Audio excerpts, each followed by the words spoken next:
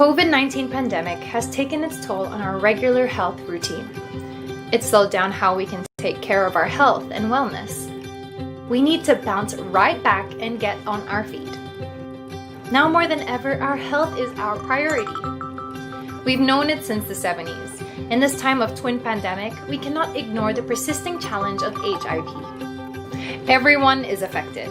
Anyone can be infected. Hence, everyone should have access to knowing their status. Wait no more. Love Yourself now gives you self-care. Self-Care is the pioneering HIV self-screening program in the country that supports your sexual health needs.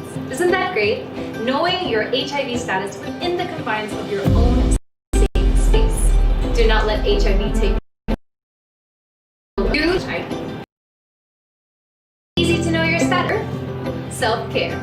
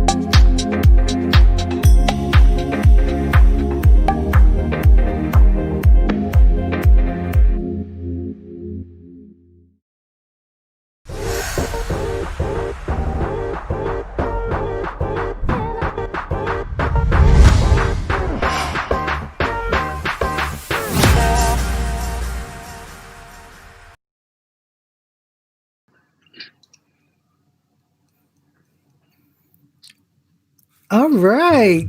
Blissful Saturday, everyone. My name is Eddie Posadas, and we are here live streaming for the first ever Bliss Assembly. So this year, our focus is blooming Pinoy BL culture. We have here today with us is Lizzie from psychomilk.com. We have Jordan, Berlin, Alvin of JBA Reaction TV, and of course, Gio Monreal. How are you two doing today? We're good. Thanks for We're having good. us, Bliss. Eddie, Thank you, good Bliss, morning, for having us. everyone. Good morning. Good morning, Philippines, and hello, world. Hello, world. Well, welcome to Bliss Assembly. So we're going to kick it off with just two questions, okay? So our first question here is, what's your criteria of a beautiful BL series? Sino mauuna? You know that. Let's start with Lizzie. Is it right now? Gio, can you go first? Okay. Grabe. For when you say What's going beautiful, on? it's very subjective. perspective. So, for me, unang-una, production. Siguro, like usually when they market the BL or when they market a series, that's the first thing that you would notice, the stuff sa production. So, the the the the videography, the locations, the sets, the lighting, the color grading, mga ganon. So yeah, that one has to appeal to your market if ever. Kung sino yung tino-target mo na market. Um, the next one would be your story and your characters. Siguro actually yan yung pinaka-important. The story and the That's character. Yes. So, Agree. ayun. For me, your story has to be the writing has to be relevant to, because if you're making a BL, it has to be relevant to the community that you're representing. So, hindi pwede na ano lang you know, May kwento lang. May ka lang, palabas gano'n. lang. Oo, may I palabas like lang. that. May ganun ka, yeah. Ganun, Hindi pwede yung magpapakain ka lang sa mata, ganon. Exactly. Ayun, and then the characters. So, that's also related to siguro, your development sa writing and all. Disclaimer, I don't work in I don't work in a production or what. This is just my opinion. Baka kung ano. And then, yung pacing. So, usually, sometimes, meron mga series na it starts off really, really well.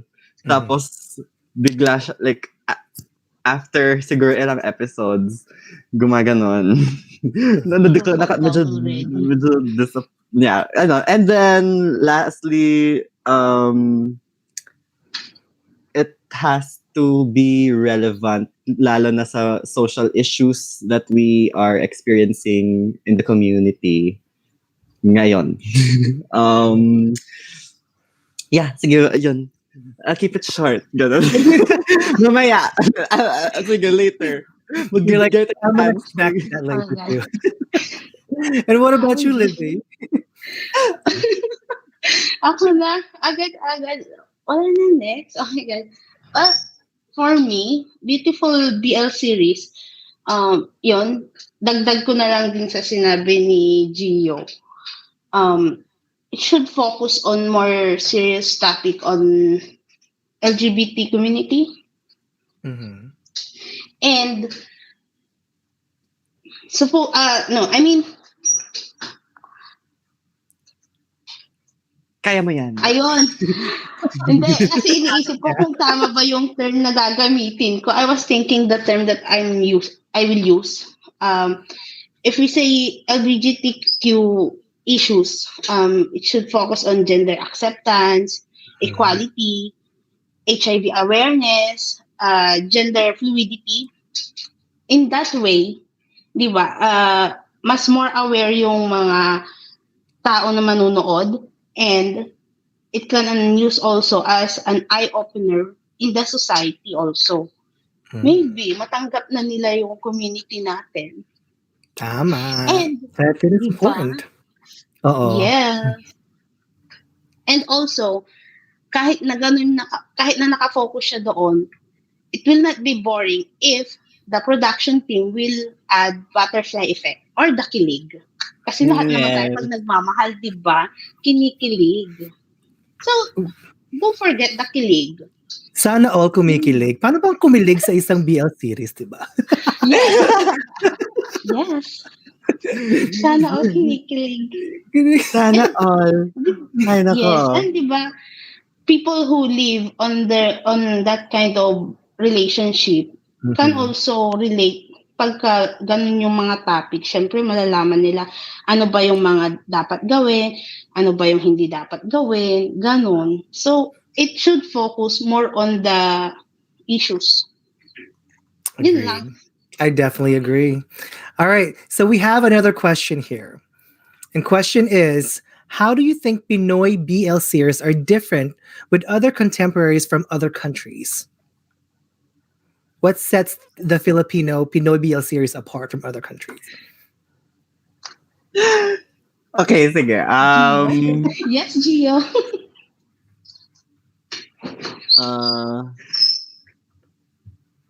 Alam mo, nahirapan talaga ako mag-isip ng answer for this. Actually, I think we have Alvin of JBA waiting in line. I think That's the three there of they them. are. Yeah! Hi, welcome. Good Nakamute kayo. morning. We can't hear you. I think you guys are on mute. Nakamute ata kayo, JBA. Hello! Sawadee ka. Yes, we are very sorry because we're late because of due to the connection. The connection is not consistent. Like that. Sorry for That's okay. What's important, you guys made it here. Yes. All right. Should we go back to the first question for them then, so we can get their perception of that? Sure. Okay. So is it Jordan, Berlin, and Alvin, right? Nice to see you guys. My name is Eddie. Yeah. And I guess we have one question for you so far. And hi. And that question is, what's your criteria of a beautiful BL series? Okay. Candidate number 1. My criteria for a beautiful BL series is unang-una is yung story itself, the actors, and of course yung acting. Kapag yun is talagang makikita ko dun sa series na yun, kumbaga talagang yun. Wait, kinakabahan ako. For me naman, aside from the visuals, of course, tinitingnan, di ba, yung visuals ng actors and everything. Aside from it, gusto ko, nakikita ko sa isang BL series na tinatakil nila yung social relevant issues like the LGBTQ, the acceptance, the coming out story and everything. Because doon nag-start when we tackle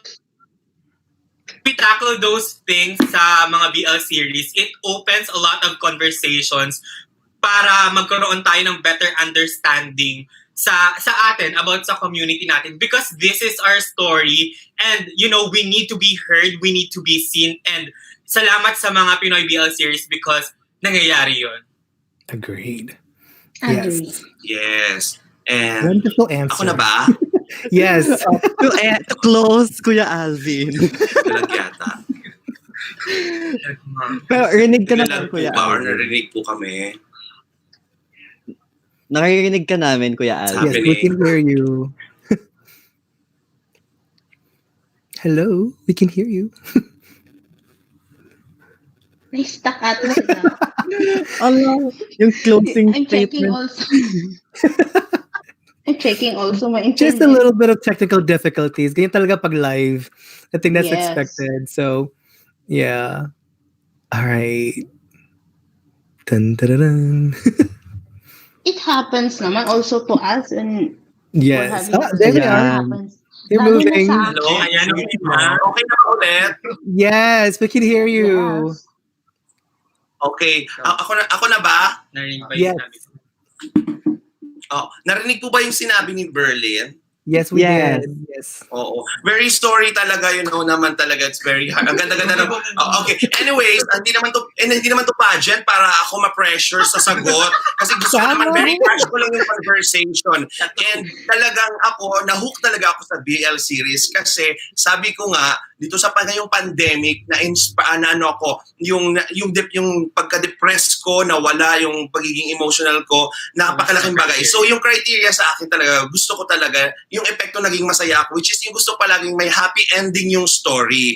Doon ako palagi na talagang gusto ko every time. Iba pa yung iba't iba namang story na intindihan ko. Pero for me, gusto ko talaga yung criteria ng BL series na pinapanood ko, yung may happy ending. Kasi yun talaga may impact sa akin. I love that. Yeah. It has to have impact Agree. talaga, di ba? Agree. I Yeah. totally agree with that. Well, thank you, you three, for that wonderful question and Thank answer. you very much. Thank you very much. And we are Wonderful very, yeah, we're very sorry again. All right, so we're going to go to question number 2 now. Second question for all of you today. So the question is, how do you think Pinoy BL series are different with other contemporaries from other countries? What sets the Pinoy BL series apart from other countries? I'll go GBA, go. No, Gio, ikaw na muna dito. Tinitignan ko yung expression niya. Sabi ko, sino kayang pipiliin natin una dito? Let's go for the GBA. Mag-jack and point lang tayo. Go na, Gio. Unahan mo na. Go, Gio. Hindi, kasi ayun nga, sabi ko kanina, nung nabasa ko yung question, lagi ito yung question na nahihirapan ako sagutin. Kasi, we know naman, meron na mga nauna na gumawa ng BL sa Pinoy. So, usually, ginagamit nilang inspiration yung foreign BLs. Pero, yung masasabi ko, what sets Pinoy BLs apart from the other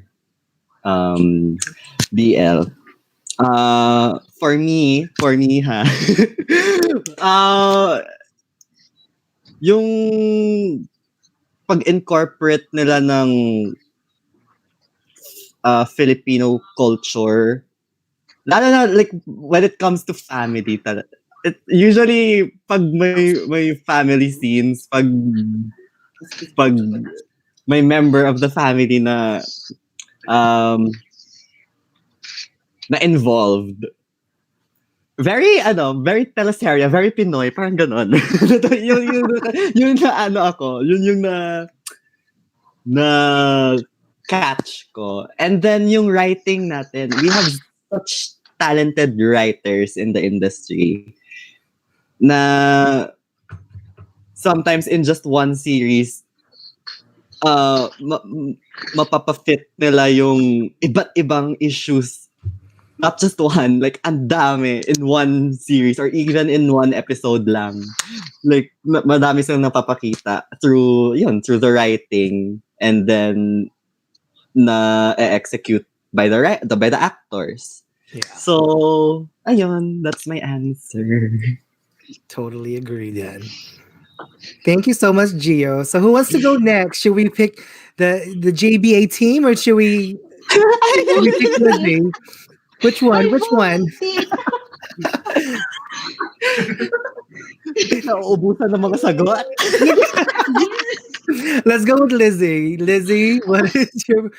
I will volunteer already para iwas kaba pa. Mas kakabahan ako pag ako yung huli. Oh. Yes. Siyempre baka mamaya nasabi na nila lahat yung sagot. Tama, Tapos wala akong maisagot. My God, there are 3 and I am only 1. How?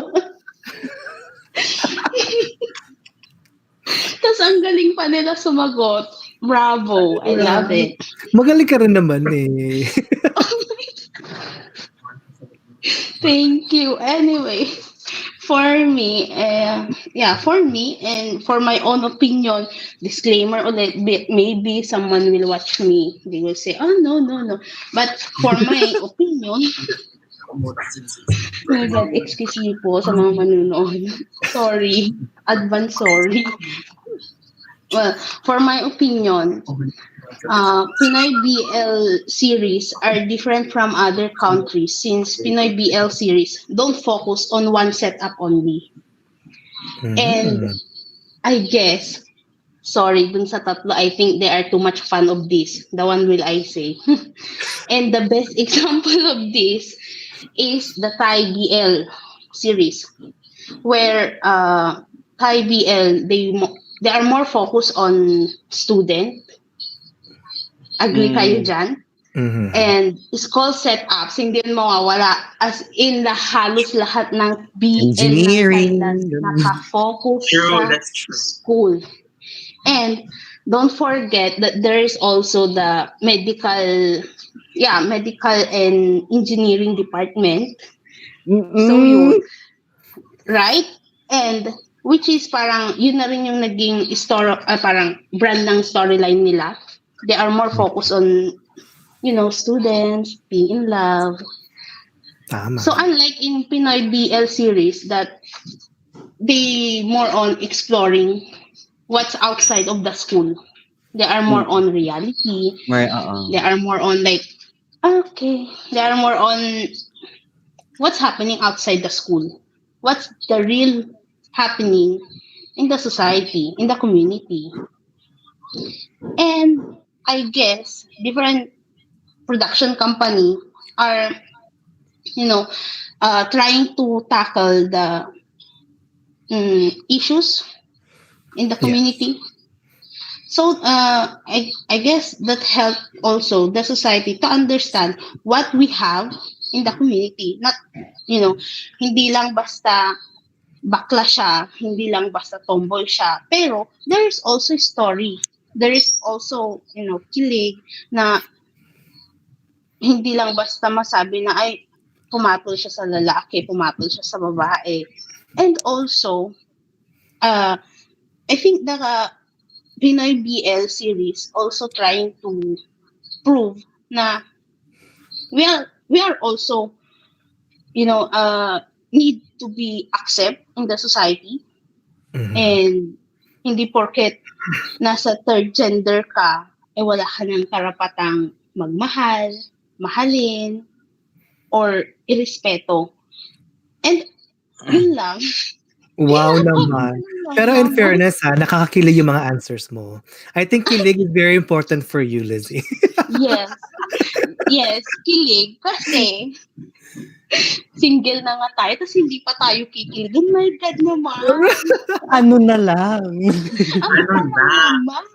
Diba? We need that. The kilig factor, diba? Yes. The butterfly effect. Diba? Yes. All right.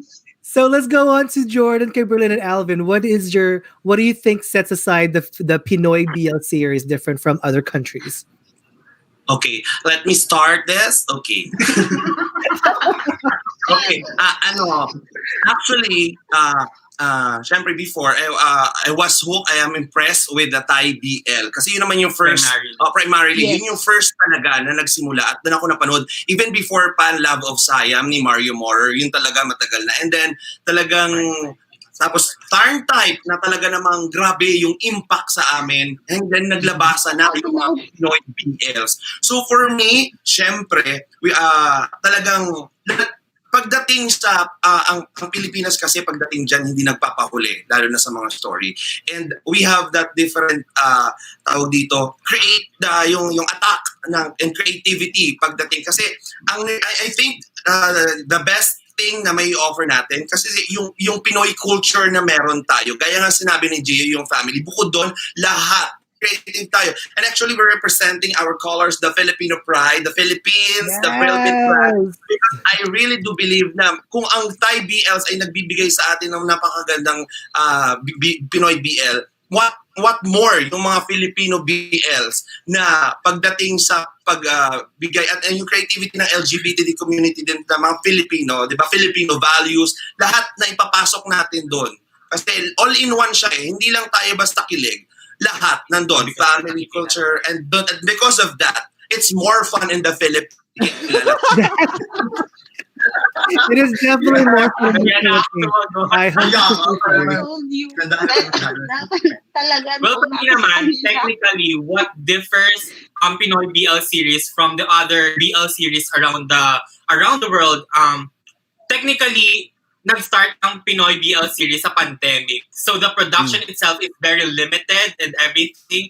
So parang to be able to pursue this kind of genre, I guess, the Pinoy BL series, to push it, it's very courageous for us, lalo na kasi yung mga production houses dito sa Pilipinas is, alam mo yun, aside from gusto nilang makilala or mag-boom yung kanilang mga production houses and everything, they have goals and everything for us to bring us to one step closer to full acceptance dito sa Philippines.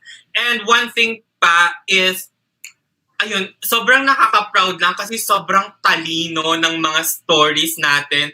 Ang dami nating ino-offer na bago, as in, wala ng, konti lang yung makikita natin ng mga toxic tropes and everything kasi binabago natin because Pinoy BL series is our game changer. Thank you. Check!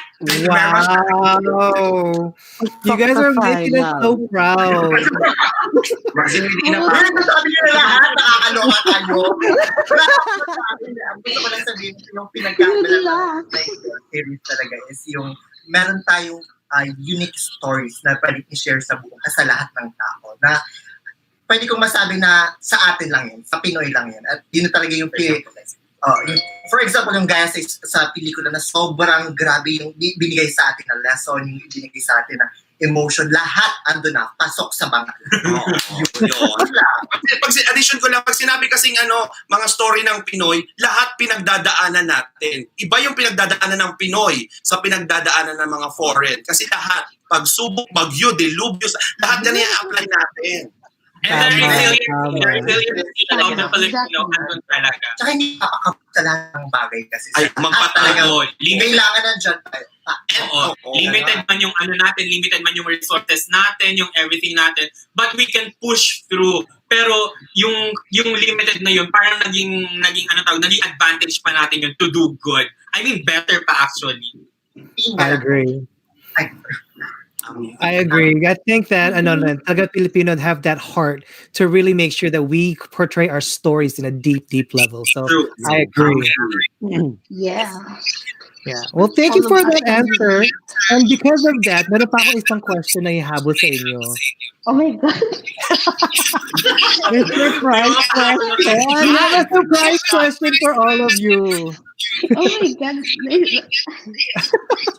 Here it is. So, in terms of actors, do you think to be true? Well, hold on. In terms of actors, do you think to be true Pinoy, the actor should look really moreno or regardless? Regardless. Regardless. Okay, Explain, clarify. Kailangan pa mag-explain. Sorry. Yes. When we talk about the complexion and everything, parang it's more like tayo sa colorism. So it's regardless. I like that, yes. Kasi As long as Pinoy na maputi. the portrayal, as long as the portrayal of the acting and everything. Yeah, as long as they portray their talent, diba? That's the most important thing, I think, yeah. As long as they can relate also to the story.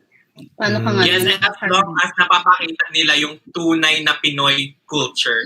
Diba? Yes. It doesn't matter. Tama naman. And again, another question that I have. Sorry, impromptu questions lahat to. Go. So, what's the distinct Go. Filipino theme that they want to see in Pinoy BLs? Again? What's that distinct Filipino theme that they want to see in Pinoy BLs? What is it that you want to see in Pinoy BLs that's very distinct about the Filipino theme?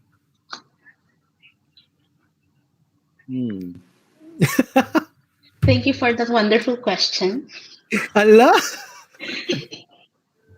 Na mental block ako. No mental block. Ganun na lang. Di ba ganun sa pageant? Sabihin mo na, thank you for that wonderful question. And then let's Please listen. repeat the question.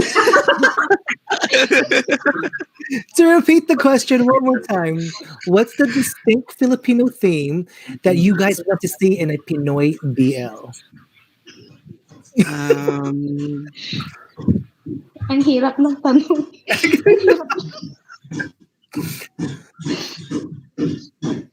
Nag-iisip ako ng common theme eh. Parang, meron Yeah, me too. Ano ba ang common theme nila? Wow! Kasi when I watch BL series, I see like flavor. Yung flavor ng Filipino theme talaga. You can definitely tell that the Filipino culture like accentuates out there, diba? So, yung I'm just wondering like what you guys think about that.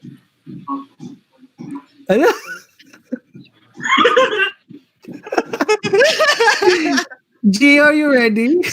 Sweet. When you said flavor, I'm thinking of something already. Ano ba? Okay. Okay, ewan ko, pero iba pakiligin yung Pinoy. Yes. Yeah. iba magpakilig yung Pinoy. Parang, yung pacing nila sa story, meron mga mababagal, pero kahit yung chemistry ng characters, yung chemistry ng actors, kahit na mabagal, yung isang ganun lang or whatever, isang ganon. Isang ganon. Kami naisip na ako. Ala, Hindi na ako lalayo. ayaw Hindi na ako na. lalayo pa. Go For ahead, me, Lizzie. the most common na yun. Common na sa kanilang lahat yun eh. The common na theme para sa lahat ng Pinoy BL is they show love. O, di ba? Hindi na tayo lalayo. Love In kasi, different spectrums. yes. Oh, Yeah, I like in that. different, iba-iba lang kung paano nila i-portray, pero iisa pa din yun na love. So, doon tayo nalay sa love, papahirapan pa natin yung sarili Diba? natin. Totoo. They promote the same Diba? thing in different ways.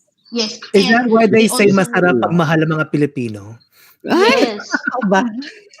Love on the family, ganyan. Love on their Diba? partners. And respect.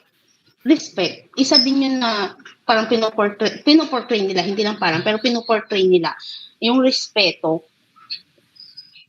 na kahit na minsan di na down sila, they still don't go on the fight na parang maging war, gano'n.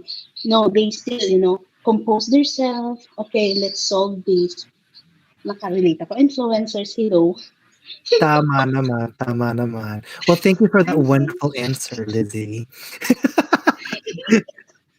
What about si Jordan, Berlin, and Alvin? Do you guys have any opinions on that?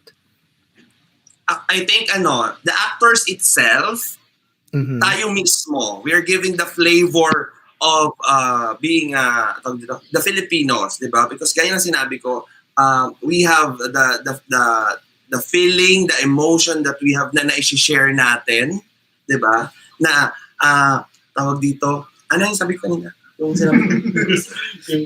Basta yung ma-offer. Oh, yung may offer. And of course, syempre, I think then may certain tayo sa cinematography. What makes us Pinoy, di ba?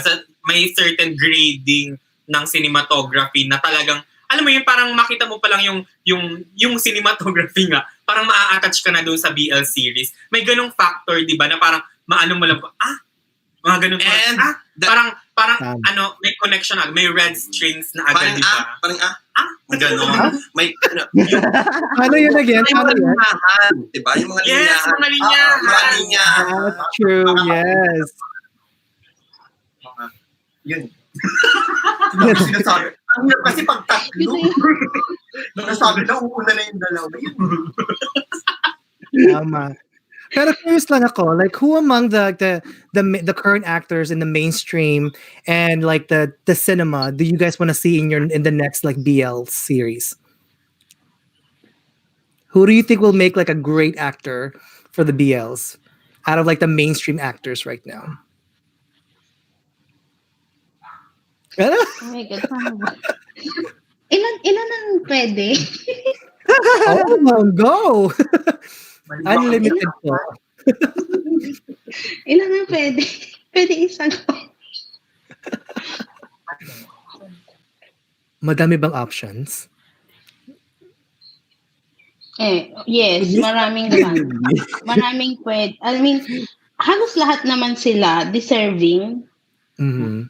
Kasi tinake nga nila yung risk na mag-act sa ganitong klaseng genre eh. So, Yeah. they deserve all to be, recognized in another field naman. Kaya yun, wait lang, I will think kung sino talaga, pero sorry ha. I will say advance sorry. Wala kang... Ala.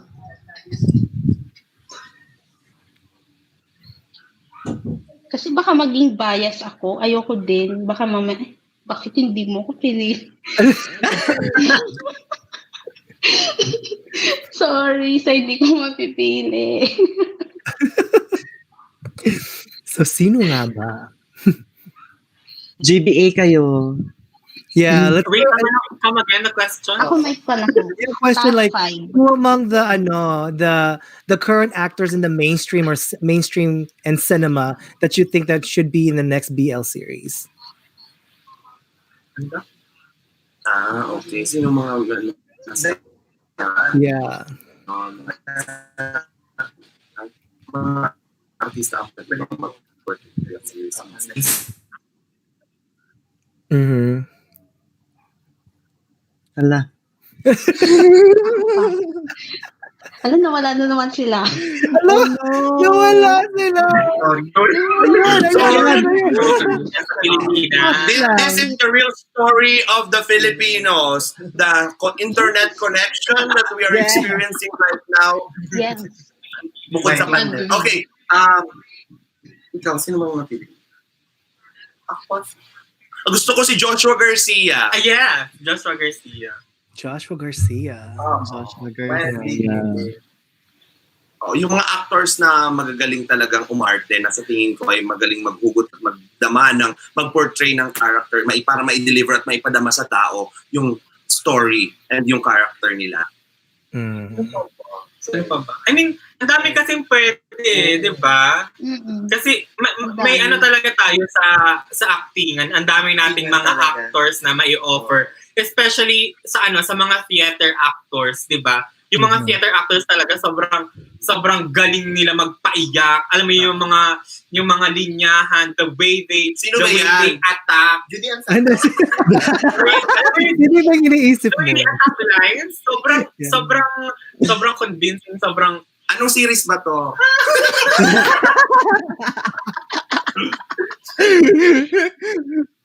Basta yun, sobrang naano ko ngayon yung mga theater actors kasi ang dami Pinoy BL actors ang theater actors. Basta ako masaya na kay JC and Tony na sila ang masaya na ako sa kanila. Yan lang. Thank you so much. Let's go to Gio. Wala ako maisip. Ano ba yan?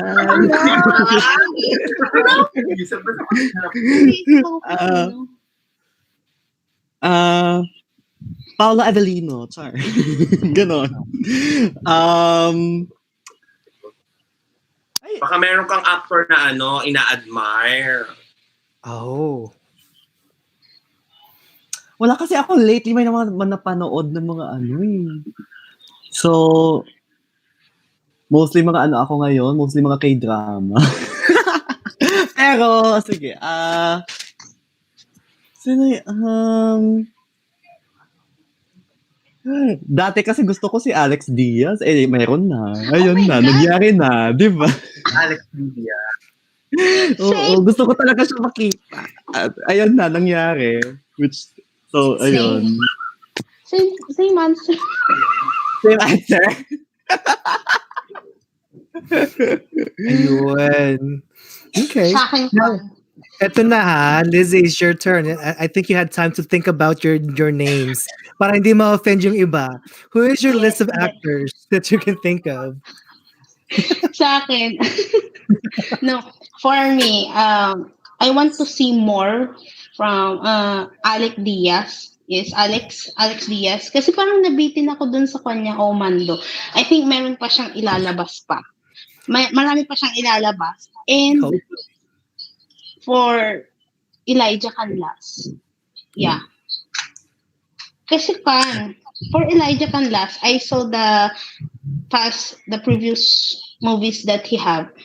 Ang galing. So, parang baka naman pwede na parang gawing BL, yung mga ganong klaseng usapin.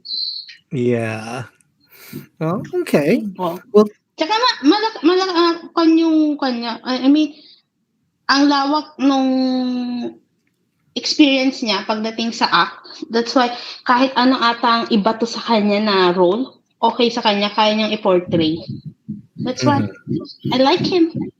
Nice. Shout out Elijah Canlas. Well, thank you so much for those great insights. But before we leave, we just do want to thank all the great people watching right now sa Kumu, sa Facebook, and sa YouTube. So, any of you, do you guys have any last messages that you guys want to tell the people out there that are watching right now? Okay. Unahin natin si, let's see, Inimini. Si Lizzie muna. Sige. Ako talaga yung...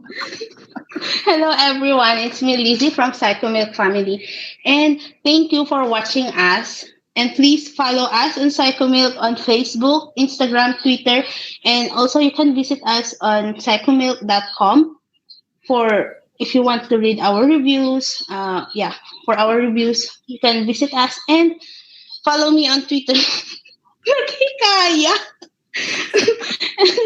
And follow me on Twitter, LizzyPH09. And thank you. Ay, pwedeng mag-thank you. Of course. I think they're watching. They're watching the message. Ayun, thank you to Man That Wear Thailand for my dress today. Thank you. And all who is watching. Yes. And to all who's watching right now, enjoy the day. Let's have Bliss Saturday. And thank you, Bliss, for having me. And later, again, you'll have me. Thank you for the invite. And to all, sa mga kasama ko, nice meeting you po. Hello. Let's go to I Gio. want to ask GBA. Actually, I'm curious to GBA. I'm curious to their name. Why GBA? Hala, naging talk show. GBA stands for our first names. Jordy, Berlin, and Alvin. So you're Later, into mapapakilala. more, I mean, you're into more Thai BL? Kasi I saw your profile. Ay, naka-uniform talaga kaya. One guy. Yeah. Actually, we're certified Wanjais. Our channel is 50% Wanjai and 50% other fandom.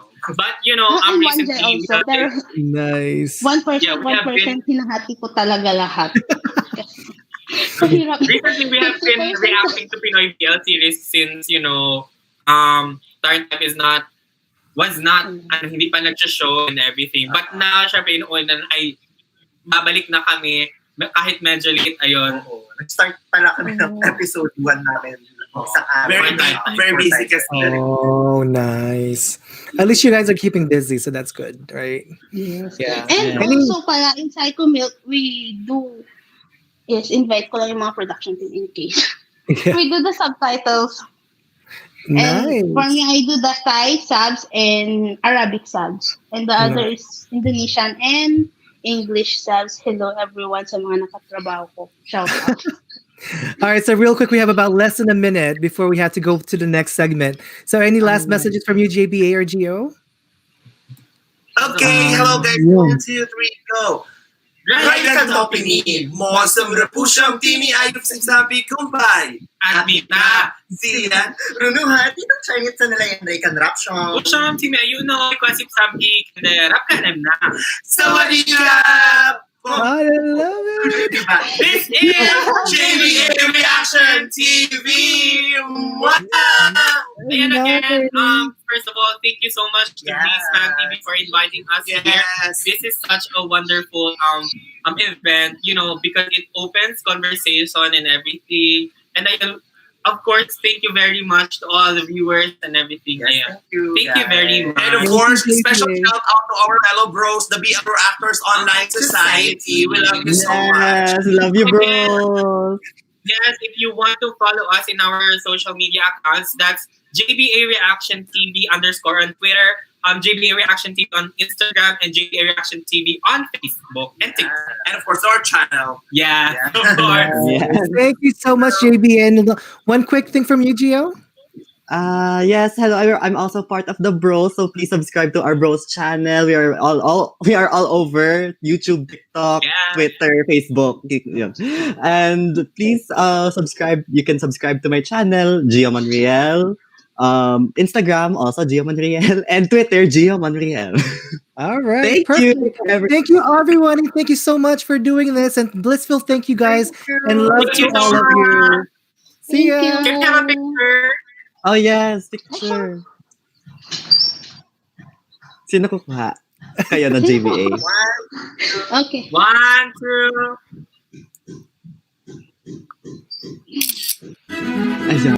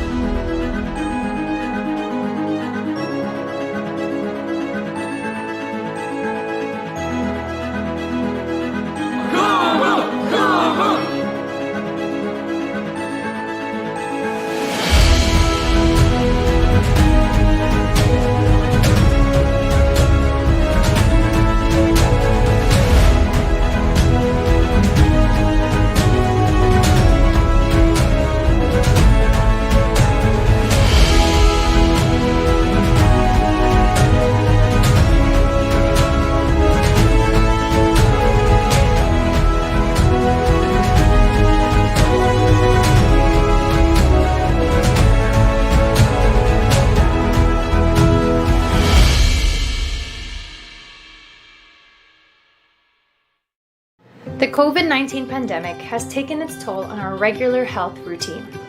It slowed down how we can take care of our health and wellness. We need to bounce right back and get on our feet. Now more than ever, our health is our priority. We've known it since the 70s. In this time of twin pandemic, we cannot ignore the persisting challenge of HIV. Everyone is affected. Anyone can be infected. Hence, everyone should have access to knowing their status. Wait no more. Love Yourself now gives you self-care. Self-Care is the pioneering HIV self-screening program in the country that supports your sexual health needs. Isn't that great? Knowing your HIV status within the confines of your own safe space. Do not let HIV take control of you. You take control of HIV. It's easy to know your status. Just remember, self-care, safe and secure.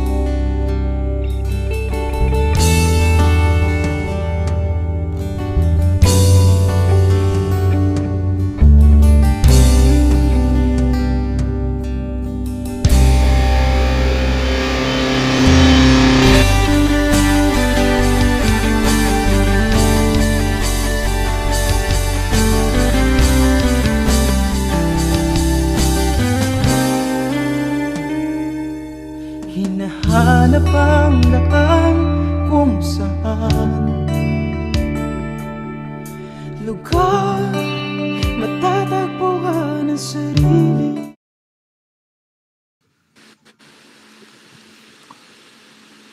All right, blissful morning. We have here the cast of Cheat the series from Hugh Management.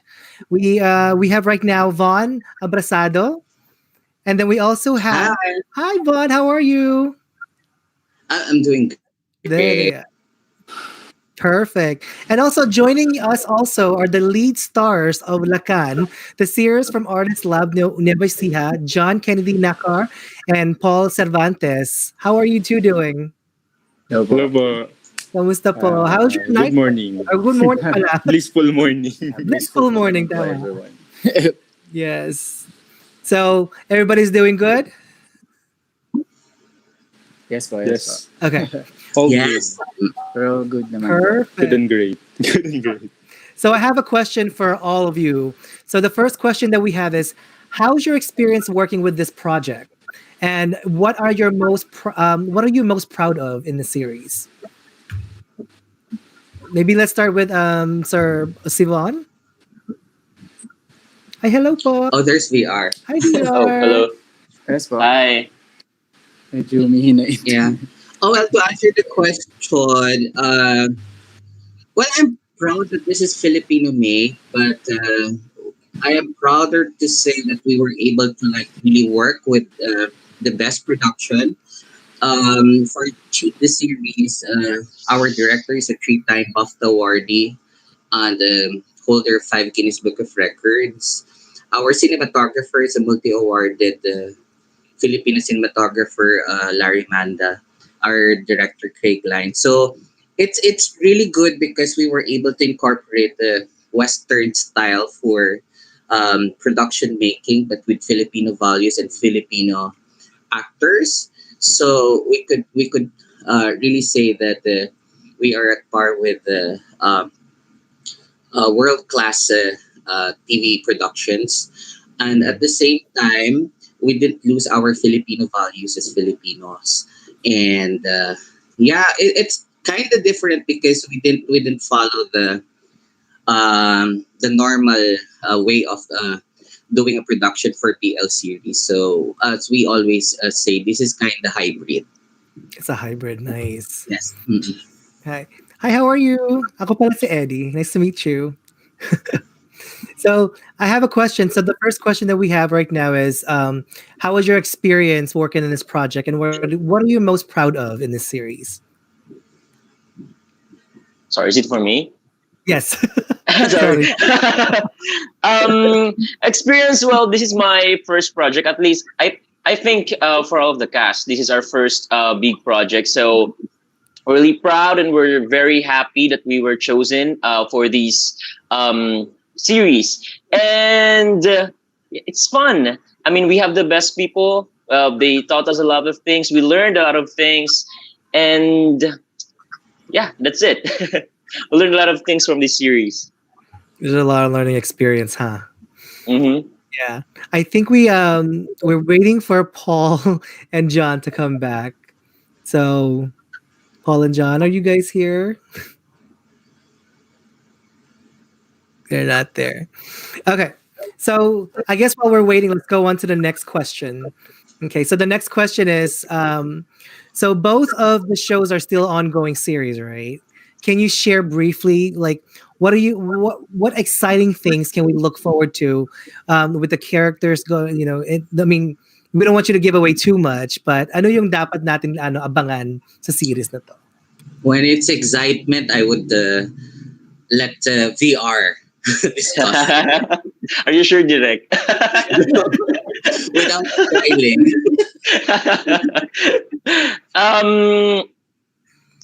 Yung Cheat the Series is about a family kasi. It's about a family full of secrets, full of hidden things. And then a boy came into their life, and this boy is so innocent that it triggers the family. So dun iikot yung storya kung paano mag-react yung pamilya dun sa isang inosenteng lalaki na papasok sa buhay nila. And ayun, yung conflict kasi, I think what makes that series unique is yung conflict is within the family lang. Walang third party, walang kung sino-sino manghihimasok. I think this is the first BL na makikita natin na yung family ang may issue. Nice. I like that so much. So I know we have someone else joining us also. We have Craig Lyons, the director. I think he's ready to join us. There he is. Hi. Kamusta po? How are you? I'm cool. How are you guys? You're doing Hi, very Jack. Hi, Direk. Hello. Yes. Hi there. introduce our director. So our director is a producer and director of DBC. He was the longest director for the longest drama series at BBC Hollyoaks. He's a film producer as well, and he is the co-founder of UTV Everywhere. So 3 times BAFTA awardee, and he's a holder, as said, of 5 Guinness Book of Records in filmmaking. Director Craig Lines. Hello there. How are you, sir? My name is Eddie, by the way. Hi, how are you? I'm doing very well. Thank you for joining us today. It's a pleasure. Walang anuman. All right. So right now, since John and Paul are back, we have some questions for both of you. So I think question: given that you are a couple in real life, how's the dynamic of working together? Mas magaan ba? Mas challenging ba? May matampuhan ba? Like, are both of you open to working with each other or with other actors as well?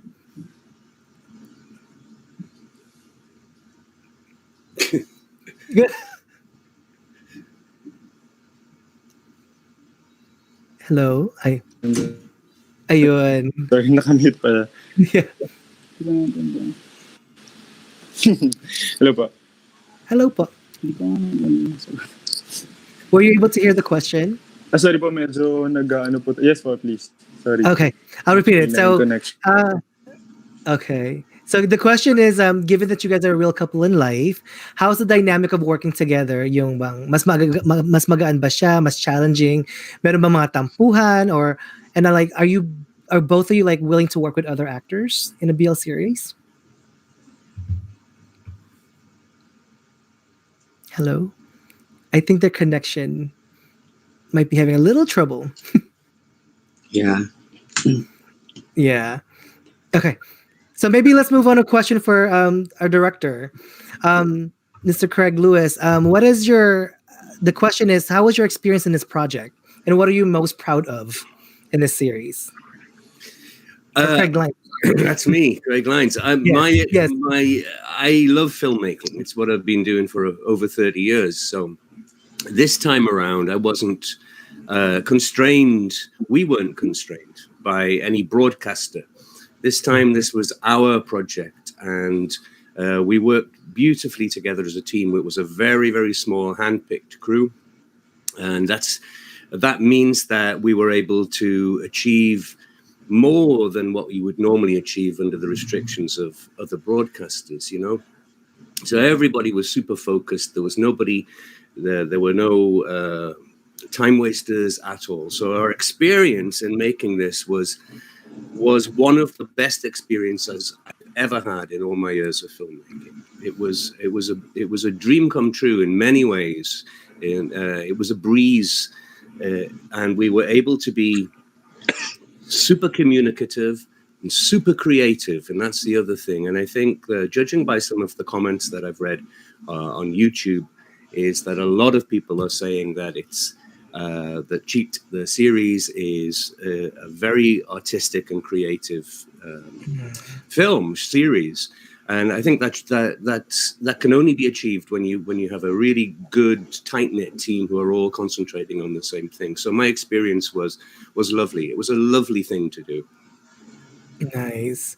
That must be very awesome, like just working with a good group of team that has your back and making sure that the production is very well produced. Yeah. So, wow. That's awesome. What about, do you guys have any, do you guys have any messages to the BL fans out there, like those hardcore and those who have just been like introduced to the BL shows? Well, the message is just enjoy it, without really castigating the productions that you are watching, or giving harsh comments. You just really have to enjoy it, because the moment that you click on any BL series is an eye opener, and it adds it's educational at the same time, because I think everyone has the same goal, which is to entertain. Primarily, entertainment is the priority, and then follows the to educate people more about the community, to be a bridge for different genres and stuff. So I think the message should just be enjoy it without the thinking of the technicalities of each production, without thinking of how good looking an actor and an actress is. You just really have to enjoy the what you're watching, because it's the most important thing. Very much agree. That was great. Yeah. And what about you? Can VR. you hear me? Sorry. Yeah. Sorry, I'm cutting off a little bit. Yes.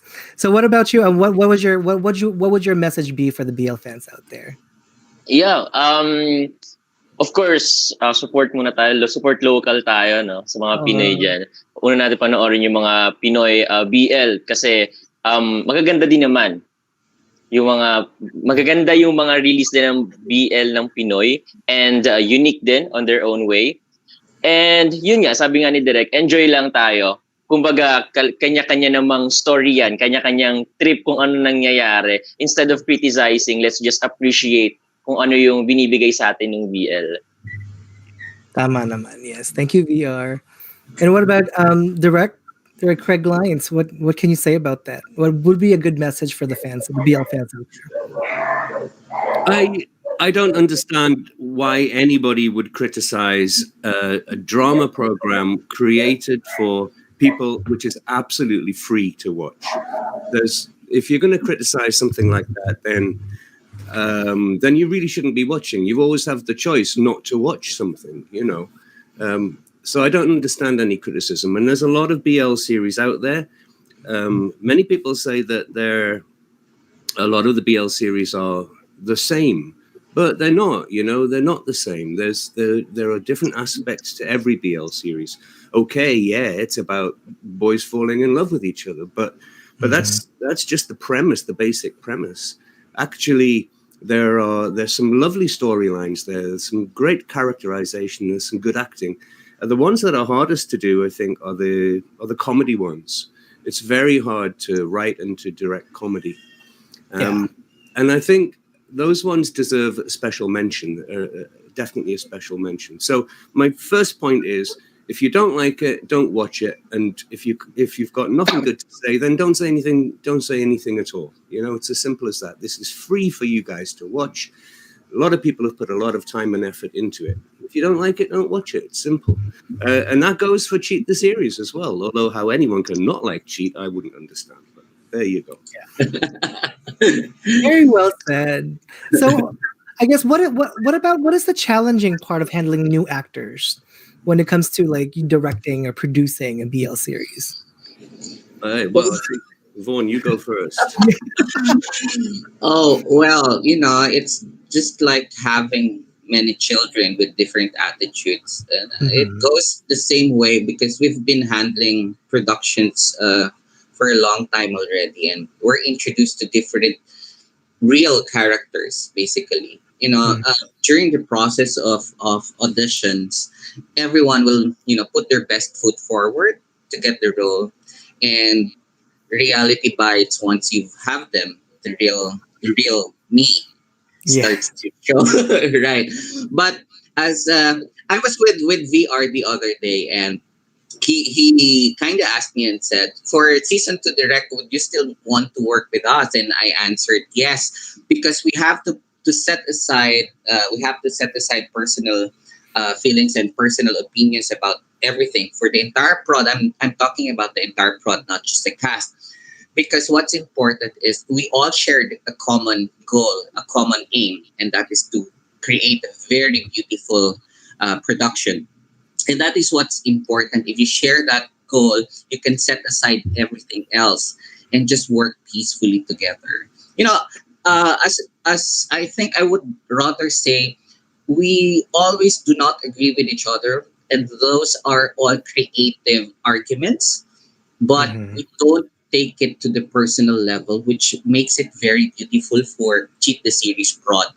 Because up to this time, even after the shoot, there are no personal differences or personal arguments that ever happened, and everyone's doing their best to help promote up to this point.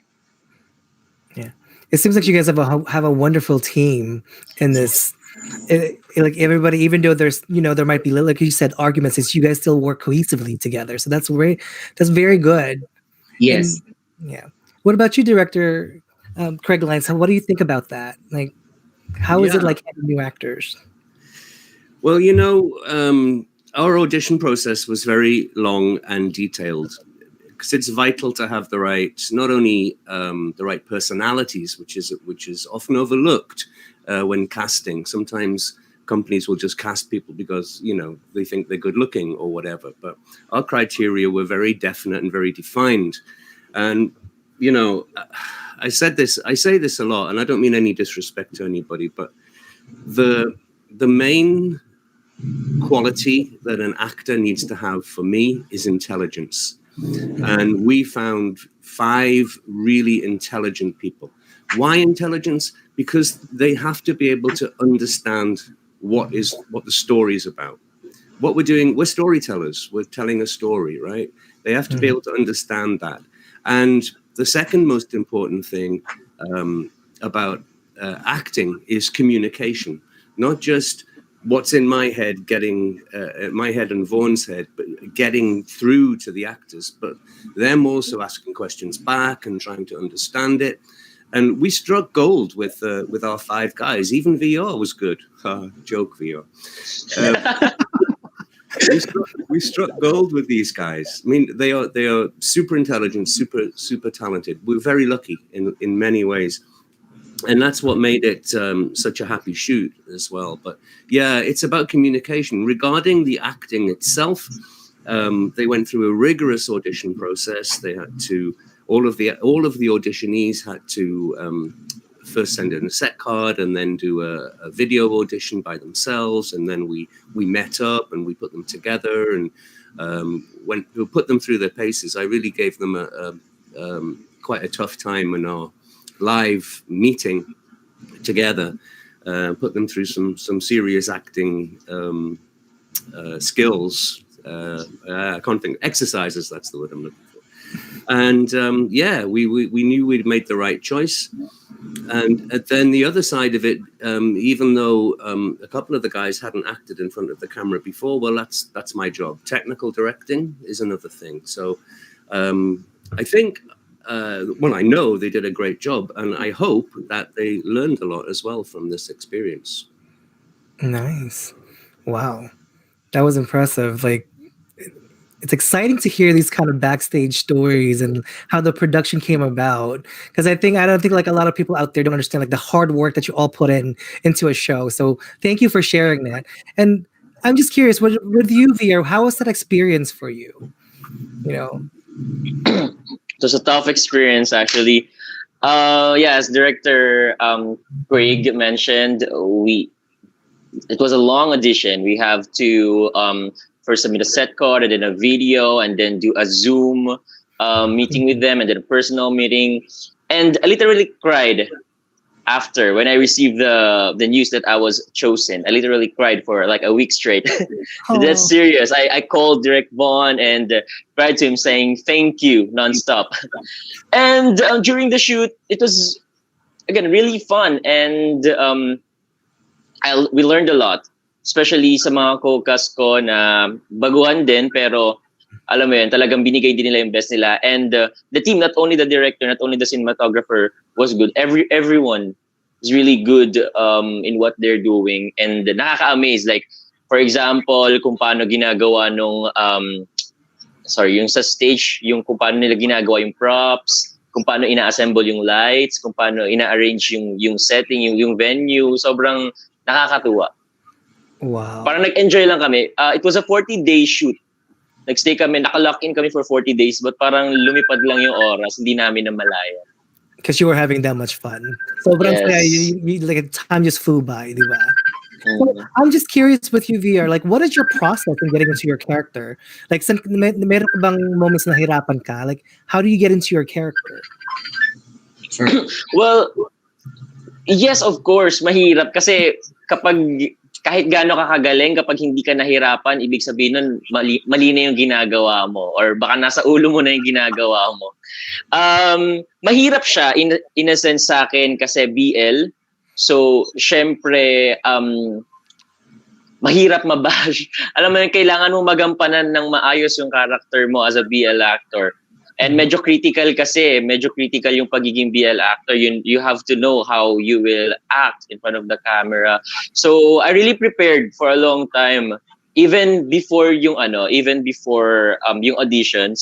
Yes. Nagpe-prepare na ako for a BL series kasi may naunang magsabi sa akin na kukunin ako for a BL series. So I think around Feb pa lang nagpe-prepare na ako for BL series. Marami na akong pinanood na BL series just to know kung paano sila umaarte, kung paano sila gumagalaw. And then, I think July lang yung audition namin. So, February, March, April, May, June. So, parang 5 months na ako nagpe-prepare for a BL series. And then, nung nakuha ko yung character, nanood pa ako ng ibang series just for reference naman about dun sa specific character na nakuha ko. So, yun po. Wow. See, there's so much process. If I may add, there because there were like 832 auditionees. Wow. Yes. And then it was down to 14. And as I mentioned in the previous interviews we had before, what was most difficult for us was to choose the 5 and to tell the others from the top 14 that they weren't bad. It's just they weren't really cut for the roles. Because there are several. This is how we got all the 5 of them. Let's say I'll start with VR because it's the one here. VR got the spot on his second audition. There were 5 auditions that we that Direct created to make it very difficult to get to the top, and VR secured his spot on the second audition, which was giving the video audition. He already secured his spot. For Daryl Rodriguez, he was a personal choice already because of how he was very meek and vulnerable. So, but he went through all the 5 auditions, but he was already a personal choice for that role because we couldn't really find someone who's perfect for that role as well. Migo was also did well during the audition, so it was very easy for him to get the spot. For Alora was the perfect choice for the lady character Jennifer, and she's awesome. If you read all the comments right now in our YouTube channel, everyone's falling in love with all the cast, and for a BL series for people to like a lady character is something very different. So people are falling in love with Alora as well. And Iyo wasn't still like convinced during that time for the BL series. So we had to like convince him because we were really after Iyo being perfect for a certain role. So that's how we really like casted all the 5. And then we had to like inform the others that, there would be several chances more when we do a different series or when we do season 2 that they're lined up already for the new characters. Wow. So there's a big process going from 800 plus all the way to your final cast. That must be hard to really like pinpoint and pick out the perfect cast for your show. Difficult and annoying at the same time. Frankly said, yes. So I guess the last question that we have before we end this segment is, what else can we look forward to in this show? Direct Craig. There. Oh. Yes, Direct Vaughn, you first. All right. Without spoiling, this is really a roller coaster ride that will push you to the edge of your seats. It's we're laughing when we're watching reaction videos, laughing in a good way because we always like tell each other like, hey, that's what they think. And that's what they assume what's gonna happen, but they really have to finish the entire 6 episodes, and for them to really know what's gonna be happening and what the show is all about. VR is better when he's sharing about the show than us. Well, I would like to know first. Have you watched the first and second episode? I've seen clips of it, and I'm waiting to binge watch this show. So that's what I'm like most excited about. So it's nice to like hear the backstage story, and then like when I watch it, I'm like, oh, I see how they got there. Oh, okay. Maybe that's why. Because if you already watched the first and second episode, you would be shouting at Direct One and Direct Craig right now. Yes, pleading them to upload episode 3 tonight. That's how the audience usually react. Yeah, because I'm excited to watch it. Yeah, I've read all the comments, all the 1,500 comments for episode 1 and 1,300 comments for episode 2, and they're all pleading the production to upload episode 3 already because it's really unique. I don't think we've mentioned yet, but it will not really focus on the BL 100%. There's supernatural thing, suspense type, thriller. Wow.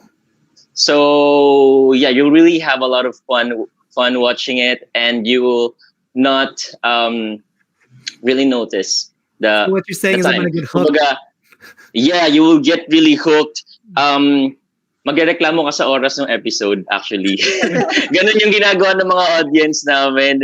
And nakakatuwa. And so far, doon sa mga binasa kong comments, I think 0.01% lang talaga yung negative. Parang all of them are amazed kung paano ginawa yung series. They're saying na sobrang kakaiba and unique.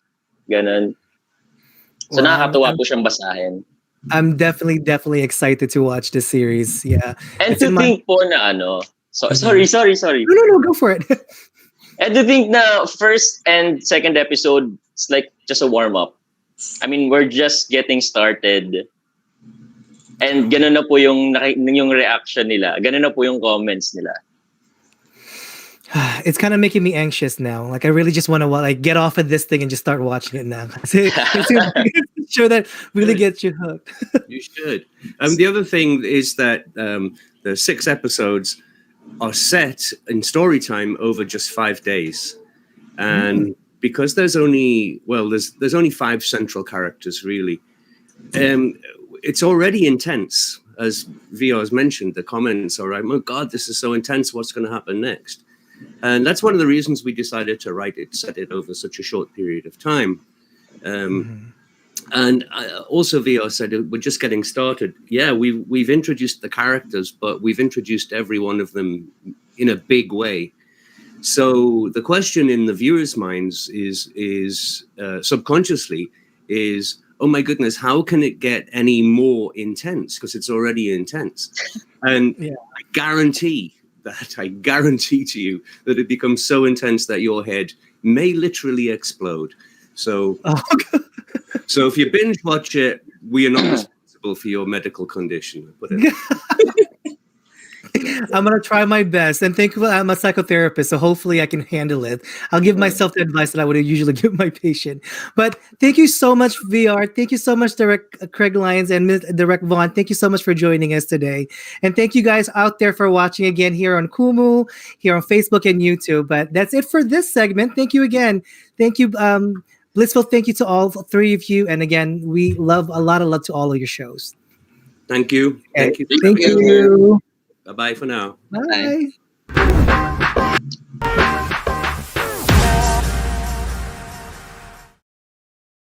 Why does the sun go on shining? Why does the sea rush to shore? Don't they know it's the end of the world if you don't love me anymore? Nakataas pa rin ang signal number 3 mga kapuso dito sa may western portion ng Pangasinan, sa buong probinsya ng Zambales, Bataan, Tarlac at Pampanga. Layo ng 85 kilometers west o kanduran po ng Iba, Zambales. Tama na! Nabibingin ako sa ingay mo! Ito bang gusto mo? Hoy! Pamamatay ka ba? Akin na tong bongis lang to. Pero nawawala po kasi yung friend nyo. Ano? Nasaan siya? Pwede niyo po ba kasama kay Mang Teban? Para hindi ka maligaw. Kailangan mong talihan yung mga punong dinadaanan mo. David, paglaro ang pagkubatan, kailangan mo magnalisto. I want to bring you home.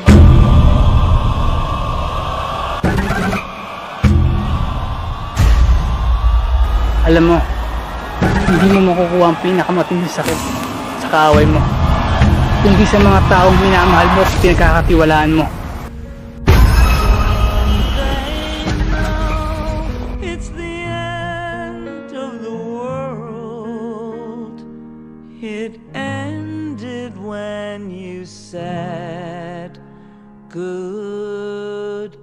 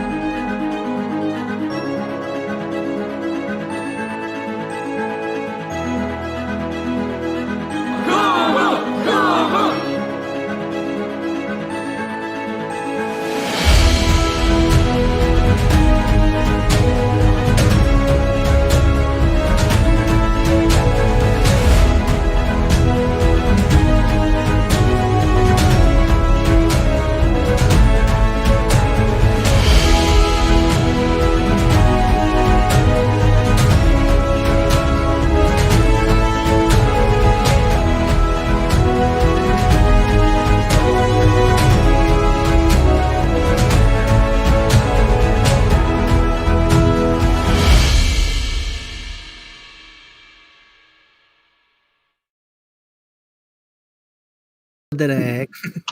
Okay lang, okay lang, okay naman. Masaya naman kahit medyo pagod.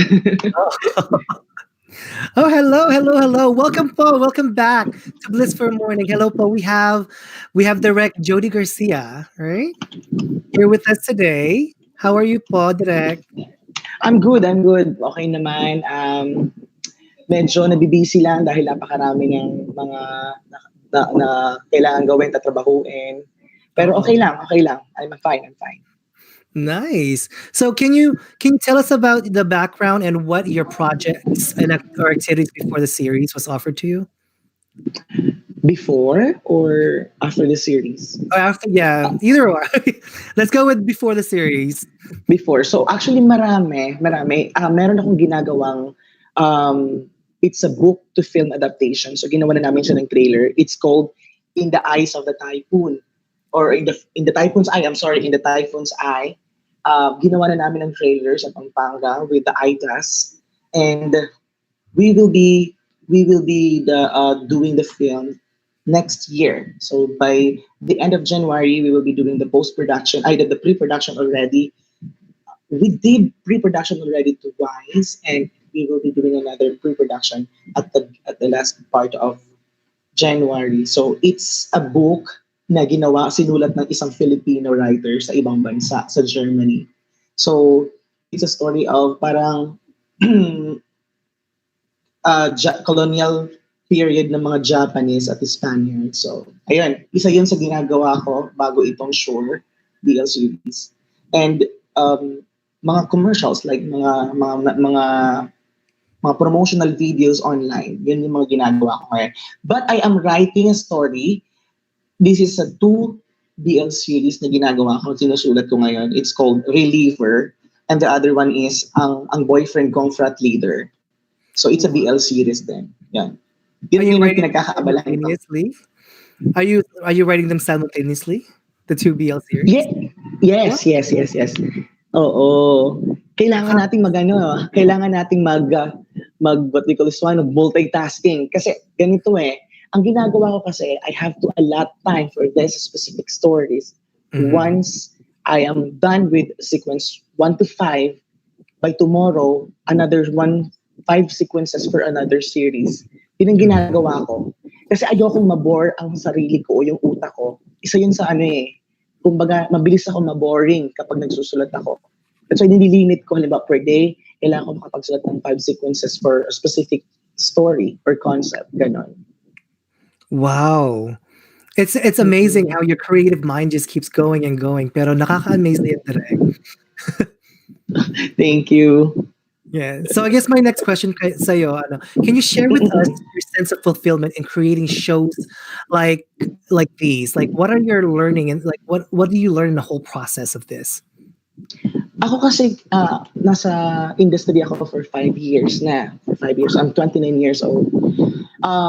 Every day kasi na ginagawa ko is a learning process. So, every day, marami akong natututunan. But one thing I've learned about doing this kind of series, or BL series specifically, is natututunan ko kung anong pwede kong makontribute sa community natin, sa LGBT community.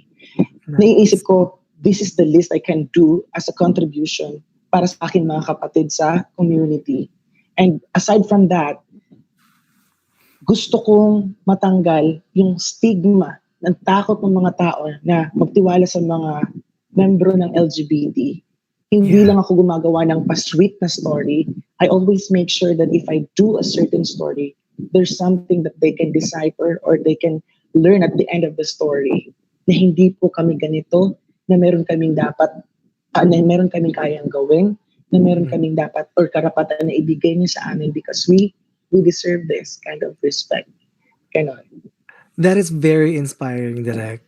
And thank you so much for, your I can see your heart when it comes to the LGBT community and really like inspiring people to like just acknowledge us and see the things that we can do. And with your story, hi. Oh, hi. John David is here. One of the lead cast. Nice. Welcome. My name is Eddie. Nice to see you, John David. I think he's actually, David is doing online class at the moment. Oh.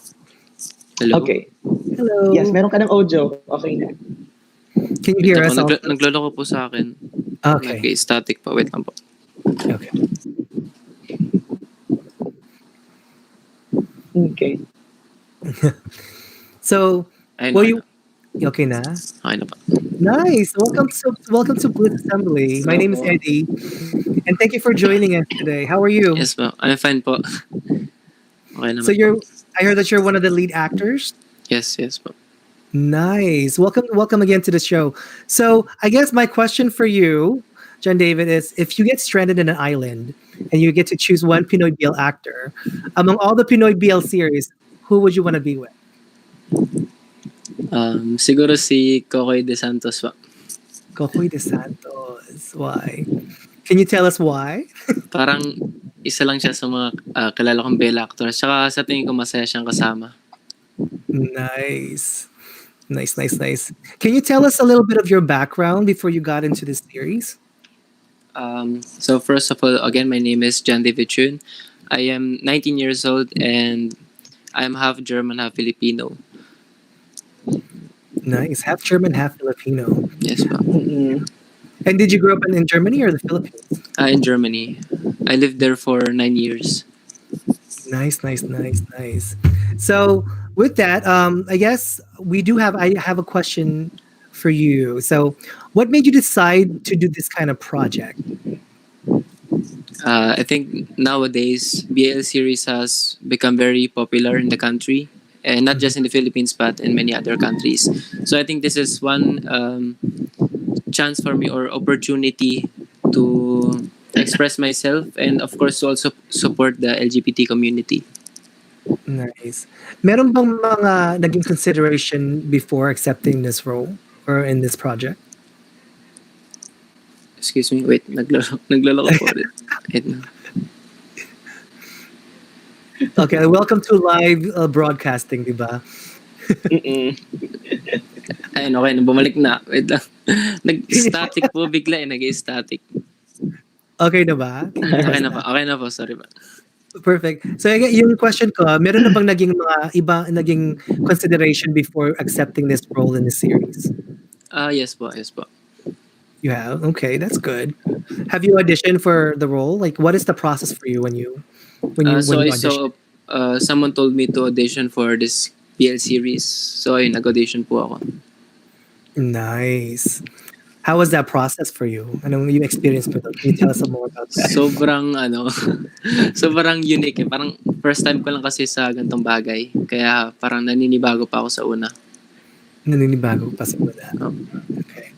I think Direct EJ is trying to join, but there might be a little bit of tag dito, connection problems din diyan. So, okay. Are you enjoying your experience so far? Yes, of course. Kasi naging close ko rin. Kasi dati ko pa talaga friends sila Miguel Ching tsaka si Kyle Verges. Kaya naging comfortable naman po kami agad. Si Andre kasi, si Miguel Ching, I've known him for 2 years na po. Nice. So there's some camaraderie already happening. Yes. And Andre and Kyle were 4 years na. 4 years na silang friends. Nice. Is it EJ that just entered? Hello, can you hear us? I think nakapause siya. Okay. EJ from Safe Haven is joining us, but I think he's having connection Static na naman. Wait lang. Hello?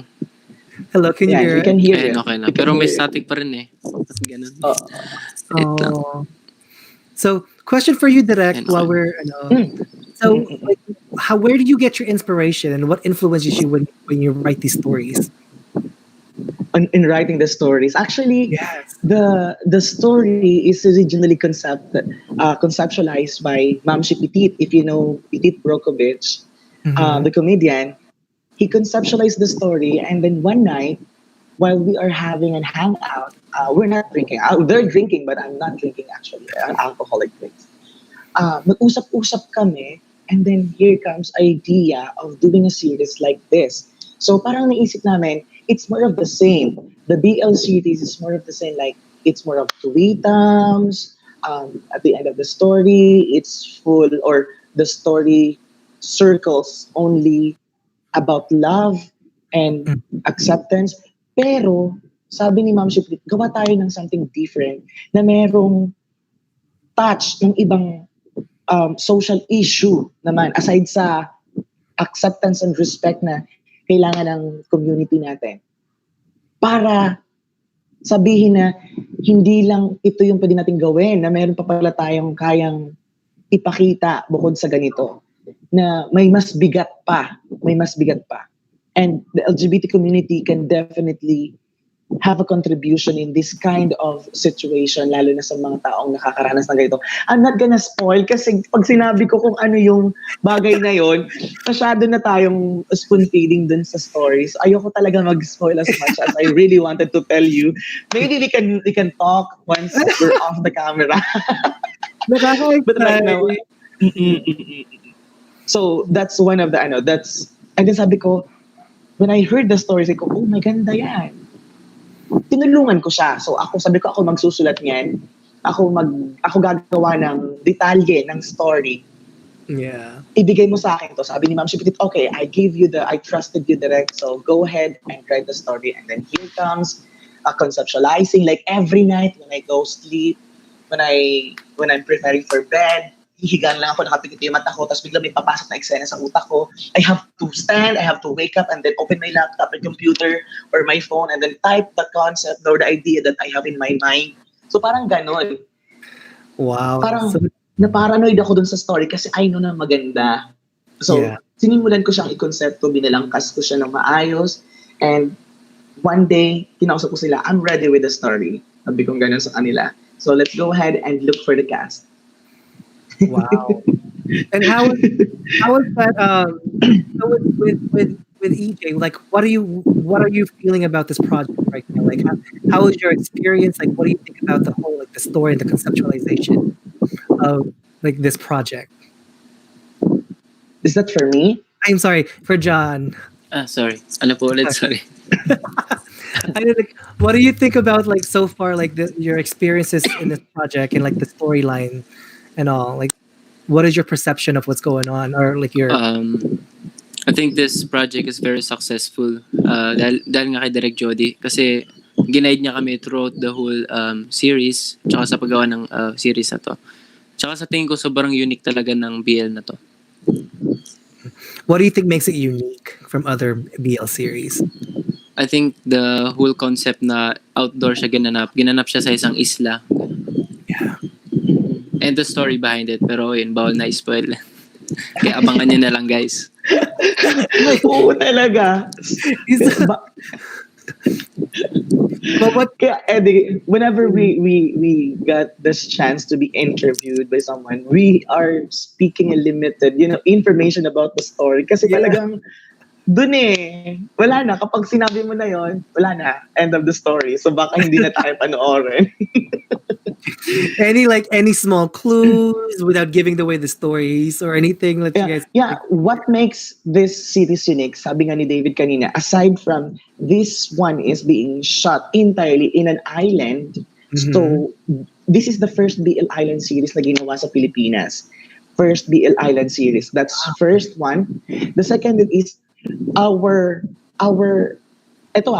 personally, I find it unique dahil ang aking mga artista, ang aking mga cast are best friends. They're very close friends, like they're brothers already, and they're all straight, knowing that they're all straight.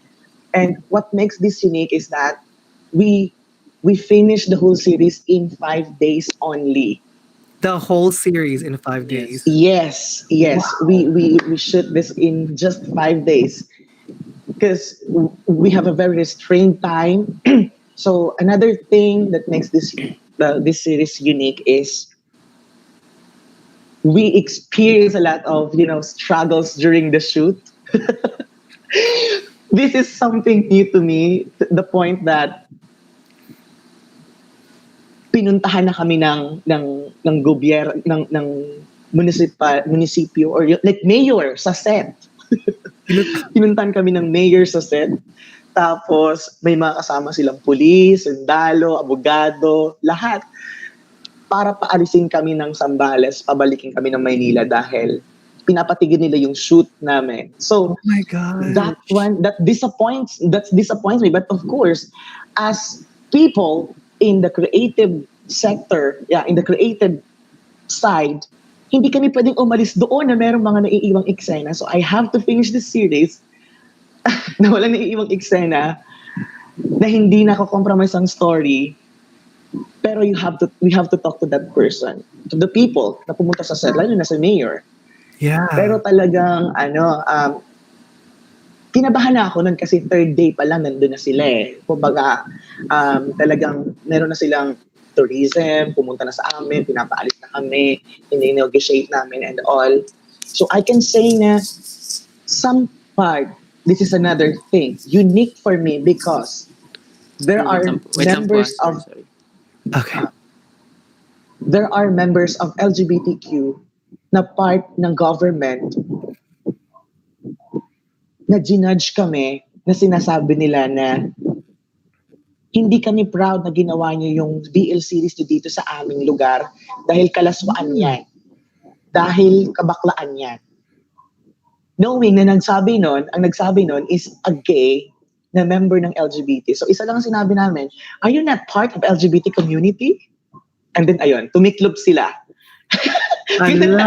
So we don't need to do or to say a lot of things. Ganun lang. We have to say words that they need to hear na ma-realize nila na, part ako ng LGBT and this project is a contribution to our community and why are you saying that?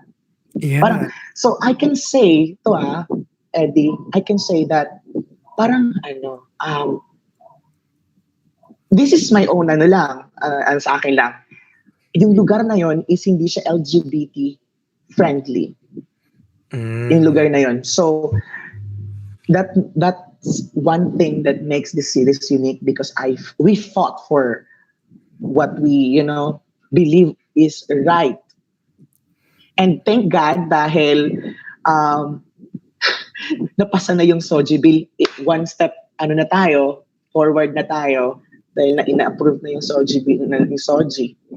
Yeah. Pero talagang andun pa rin talaga yun at hindi unique siya sa akin kasi kakaiba yun na isang part or miyembro ng LGBT ang magdi-discriminate sa gawa natin, sa ginagawa namin. So, nalungkot lang ako dun sa part na yun, but it's unique for me. So what I'm hearing you say, Derek, is that you really fought hard for this project to continue. Pero like even that struggle, like how was that? I mean, that must have been like an experience for you. Like, hi. Hello po. Oh, that's Miguel Cheng, one of the Hello, lead cast hello. of the shore. Good morning, guys. Good morning. Welcome to Assembly or Bliss Assembly. Ako pala si Eddie. Nice to meet you. Nice to meet you too po. Yes, you said Ako, you mukhang bagong gising yata si Miguel. bagong gising ba? So Miguel, what can you say about this project that you're in right now? You being one of the lead actors, like what can you say about the project? It's so very challenging and the story is very unique. And we're all comfortable to each other. And the stuff's very accommodating niya. Kung anong gusto mo, ibibigay nila. Hindi ka nila papabayaan, lalo na si Direk Jody. Talagang alagaan ka niya talaga habang nasa set ka. Kung anong gusto mong hingin na tulong, ibigay niya talaga. Yun po. Wow. And we were just talking about that you guys filmed in 5 days. This whole project. How was that experience? I know you experienced mo doon. I mean, as an actor, you had to really like put your best foot forward there to shoot everything in 5 days. Kamusta naman yung experience na yun sa'yo? Hanggang ngayon po, sunog pa rin. Oo, naawa ako sa mga balat ng mga artista ko talaga. Pero bumabalik na lang po yung tunay na kulay ulit. Yun po. Iba po kasi yung setup namin sa outdoor kami. So, talagang lalabang ka talaga sa arawan. Would you say would you say that was the most challenging part of the project, yung the sun? Yung laban sa araw? Tsaka po yung yung mga scene namin na hindi pa namin nagagawa talaga sa totoong buhay na nagawa namin dito. Wow. So you really had to like really put out your like ano yung proseso mo to get into your character while you were shooting? Kailangan talaga yung i-motivate mo yung sarili mo. Tawag dun. Kailangan focus ka po sa ginagawa mo para mas magawa mo siya maayos. Nice. Aside from focus kasi, one of the thing na lagi kong tinuturo sa mga artista ko is, kailangan mong alisin kung sino ka sa totoong buhay. Yes. Wala muna si Miguel Cheng. Nandito ngayon ay si Simon. Tanggalin mo yung character mo sa bahay mo kapag nandun ka na sa set. Yun ang lagi ko tinuturo sa kanila. Aside from focus, because focus is very important. So, and internalization or proper internalizing the character is one of the process of doing your focus. Yun ang lagi ko sinasabi sa kanila. Nice.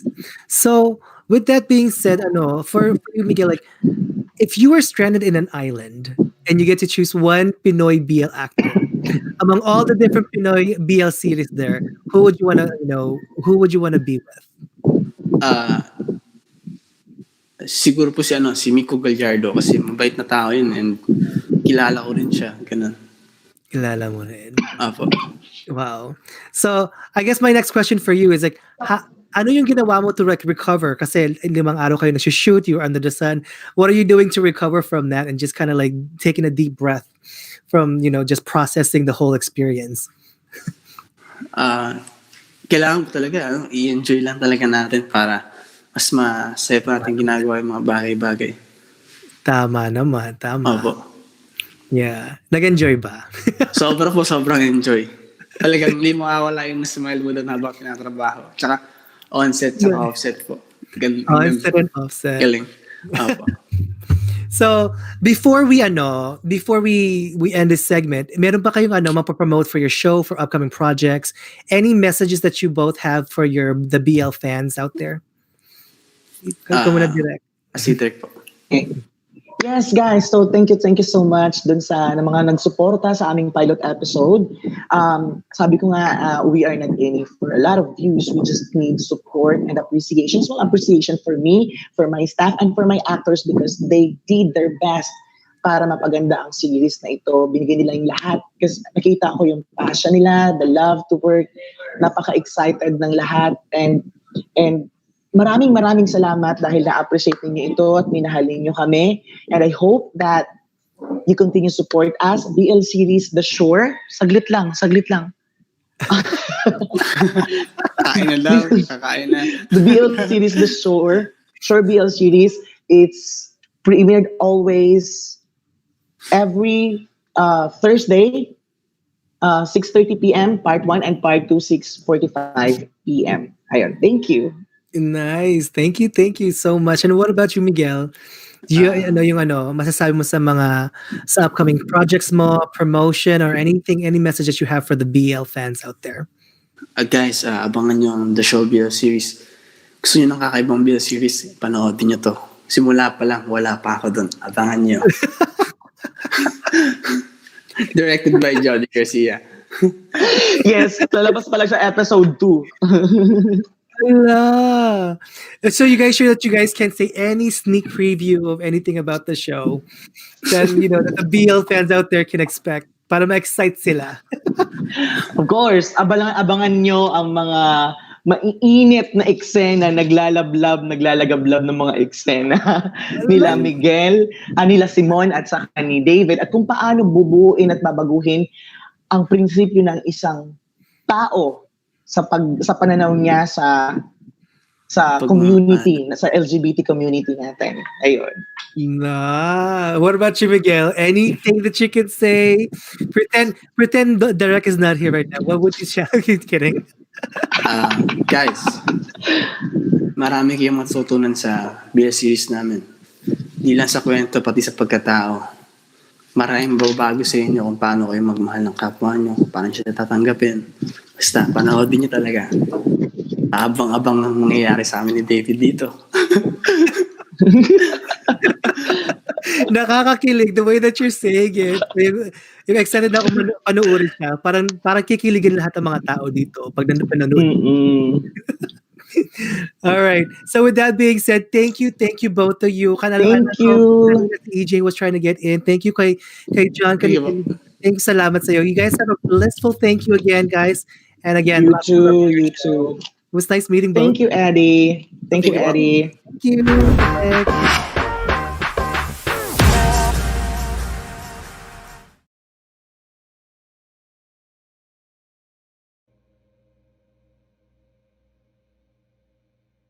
Hi, love! Alam mo, na-miss kita. Sobra.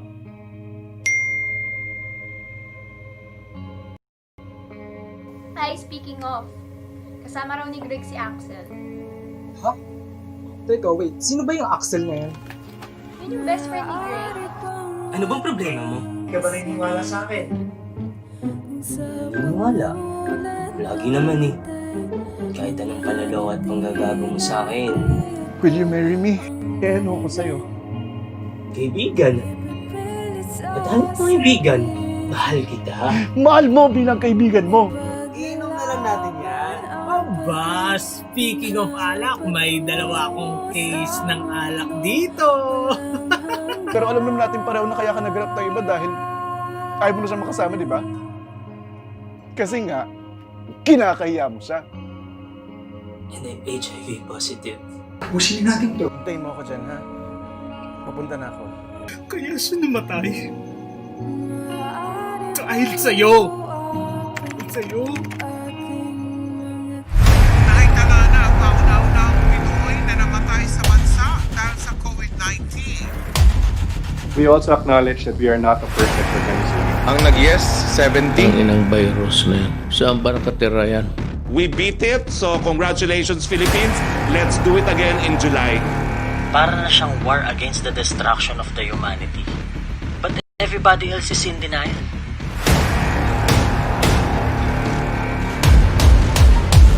Nakita kita kanina sa mall. May kasamang iba. I am in pain right now. Inabutan na tayo ng lockdown at bawal pang magkita. Paano na tayo?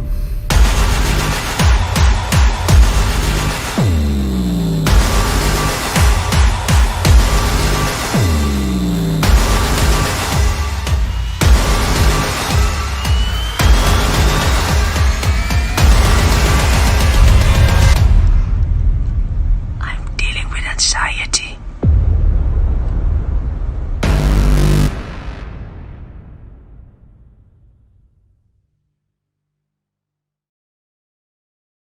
Okay. All right. Welcome back to Bliss Assembly. With us now, we are joined with the cast of from 90 Days from JTL TV. We have RJ and Carla. And also here with us from the cast of Oh My Sexual, we have Hi. Hi, Derek. Let me see. Is it Derek Joey Thing? Is it Edwin and Antonio? Right? Here po. Hello, Paul. Welcome, welcome, welcome. So, with that being said, hello, welcome to Bliss Assembly again. My name is Eddie. I'm just going to be asking some questions to get to know you guys and learn more about the BL series. So, we have our first question here for Direct Joey. Direct, why did you choose the pandemic with the zombie outbreak as your concept for a BL show in the middle of the real economic and health crisis?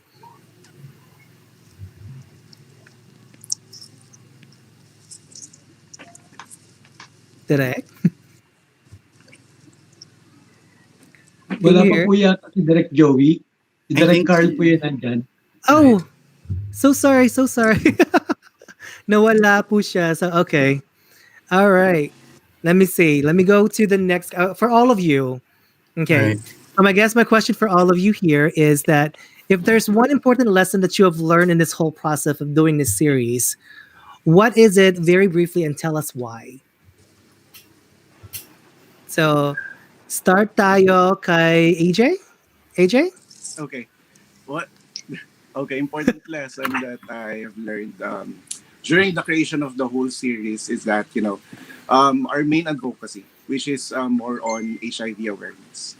So inside that story, because it's not just, it's not just, we're not just sharing the harsh part reality of the relationship of Greg and Axel, but we're Yeah. also, spreading awareness when it comes to HIV. Because if I'm not mistaken, across all countries sa Asia is we are already number one, and it's really a good platform.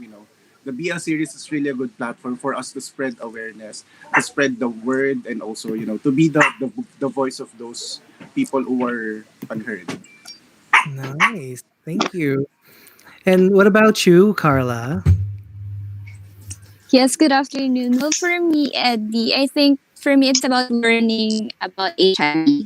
I have LGBT friends. I've heard stories about HIV. I've seen it in the news, but I never truly got to embrace what HIV is about. And 90 Days, the series, is an eye opener for me.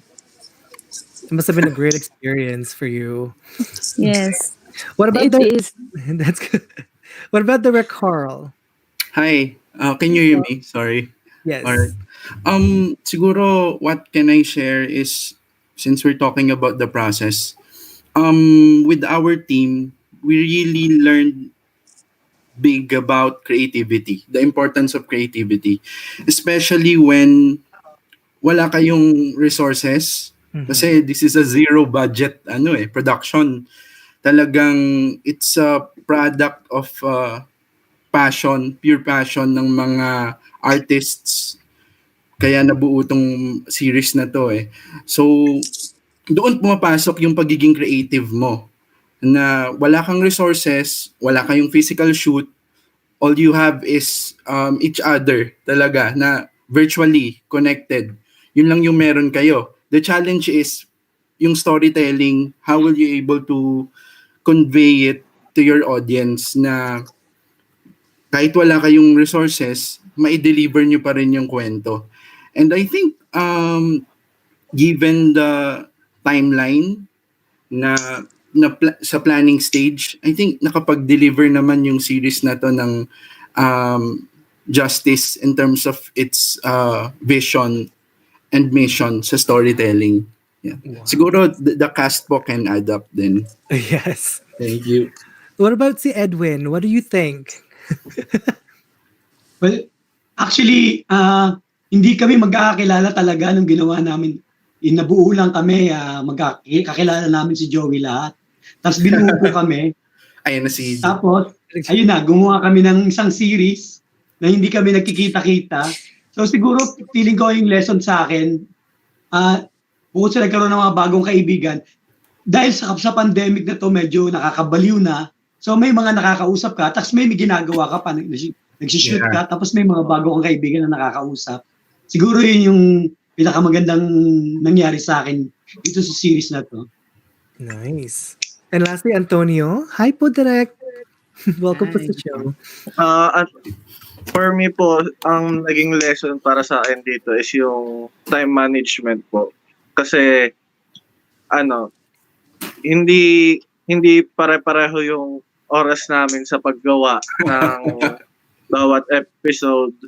Tapos, in my part pa, sa kalagitnaan ng pag-shoot namin, kailangan ko mag-work para sa family ko. Ayun, kaya kailangan talaga ng time management para yun yung naging lesson sa akin, time management. Time management. Okay. Well, that's awesome to hear that you guys have different perspectives, but collectively, it looks like you guys enjoyed the project and the series. Hi po, kay Direk, Joey. Hi, good morning po. Good morning po. Actually, meron po yung first question po kanina para sa iyo. And the question po Direk is, why did you choose the pandemic with zombie outbreak as your concept for a BL show in the middle of the real economic and health crisis? Actually, it's just a wild imagination. No? Whenever we use mga genre-driven stories, we try to exercise our imagination, and of course, in relation with the reality, no. So, masarap siyang masarap mag-imagine what will happen if, 'di ba, we have let's say zombies in the midst of our pandemic condition. So, parang na-exercise tuloy yung parameters mo on imagination, of course, with illusion. And so, parang ginamit ko lang siya in a way to somehow investigate the reactions from the audiences, and from, of course, because I come from the academe, no? So, meron akong research component. Hindi lang ako nag-create, ini-investigate ko rin yung the audience's reception and their critical reception on the series. And so, para makapag-create pa tayo ng more siguro more appealing and vital to the state of today's condition. So kaya ayan, so we're trying to have the pre-production already for the second digital series. Wow. So soon na po yun. With, of course, Direct Carly. Kasi kailangan ko ng bagets. Ayan. Si Direct Carly bagets pa. And very techy siya. Kailangan ko ng ka-counterpart na technical know-how. And of course, with the katulad ni Edwin Serrano, who's also part of the television industry and behind the camera, because he's also a writer. And nakikita niya siguro yung mga mainstream consciousness, no? And of course, the independent feels and the conscious of it. Pag kinumbine mo yung dalawa, baka mag-appeal siya, not just only the Philippine context, baka yung international din. And kaya pinalat kami na ma-invite sa FDCP na i-present yung aming project.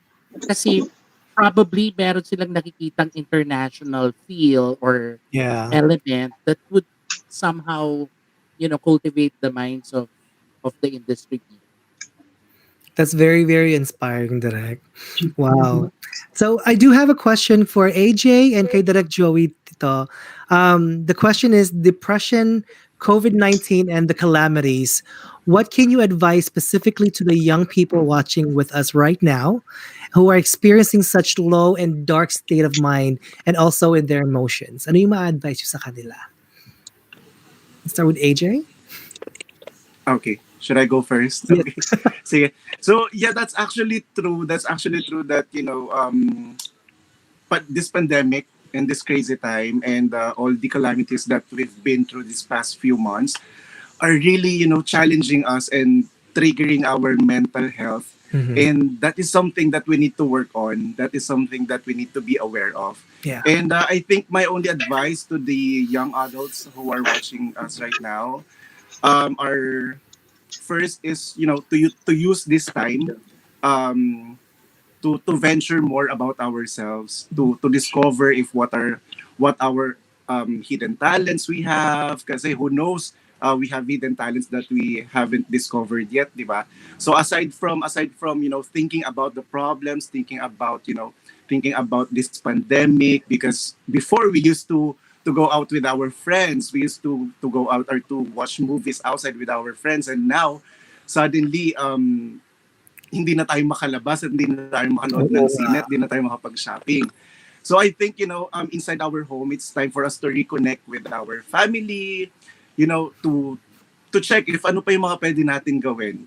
So para at least, we can avoid feeling of depression and feeling of being anxious. Yes. Wow. Yeah, mental health is really big right now, especially in this pandemic. So thank you for that. And what about you, Direct Joey? Um, siguro this is a great opportunity for us to be bonded together, and even in times of, because we're now in the globalization era, and much as we would like to unify, alam natin may diversity and differences, but at the end of the day, we're in the industry of the same disposition. Pare-pareho tayo naapektuhan, and that the best way is really to help each other cultivate, no, and learn, and somehow try to inspire each other instead of bashing one another. We try the immature way. I think what we need now is a solidarity among artists na despite of all this chaos and the darkness, because it's part of the beauty, the darkness, no, and this chaos, uh makakakita tayo ng liwanag, no, makakakita tayo ng just a beam of light, and that light could actually be the light for all of us. And I think what we're itong congregation na to, itong very nice and very um, napapanahon na event like the Bliss congregation, I think is one way in reaching out, no? That we're all vulnerable. Lahat tayo pwedeng mawalan ng trabaho, pwedeng hindi makapag-create because of the pandemic. Pero we try to push and enforce ourselves to do things for the betterment of our society. And I think this is one way to do it. Kaya si Anton is a student from Trinity University of Asia. And he confronts yung academic requirements kasi ongoing yung semester, 'di ba po, yung sa school, madugo siya. Kasi kahit kaming mga faculty members, teachers of media and communication, naduduguan na nga kami sa proseso kasi hindi namin kaharap yung mga tao. That's actually a very dark age type. 'Di ba parang amidst the 21st century technology, hindi kami pwede magkita. Eh, ang cute-cute pa naman itong si Anton, no? Joke. Ayan, no, napaka-intellectually looking niya, ganyan. And then, of course, si Edwin. Parang ang sarap namin magkita, pero dahil restricted kami, dahil wala naman kaming big budget na pwede kami magpa testing and all, hindi namin magawa. So sabi ko, ala, paano yun? Hindi tayo makakapag-create, Direct Carl. We have to create something para naman meron tayong sabihin sa mundo. Correct. Whether it's good or bad, at least, or whether it has a bad or good impact, at least we tried something. No? We tried to offer something. So I think doon kami nag-manifest. No? And I'm sure yung 90 days, sina Carla, I'm sure ganun din yung na-experience nila despite na having face-to-face naman sila kung may face-to-face sila. So ibang modality. Wala din silang Wala face-to-face. din po. Virtual lang din po lahat. So, Nakagawa, nakabuo si na Direct AJ ba? Direct AJ na, so ang bata-bata pa ni Direct AJ, oh. Parang anak ko lang ito, oh. siya po yung lead namin, si AJ. Si Lida, si AJ, oo, friendship pala yan sa Facebook, correct. So, sino Si Direct yung Direct? Trent Joshua Ascension po. Okay. I wanna see him. Nasaan siya? Pero Pupunta bata na pa daw nga po sila. Ako nga po ata yung oldest sa amin. I'm 28 and karamihan po sa mga production namin, mga student din po talaga. Nice. Nice. But I have to say though, like for me as a psychotherapist, I am so amazed you are able to really shift the mindset of the people out there with with this creativity that all of you have to creating shows like this. Nakakataba ng puso, and I'm so happy to talk to you guys and learn your process with these shows. So salamat talaga, and thank you for that answer, Direk.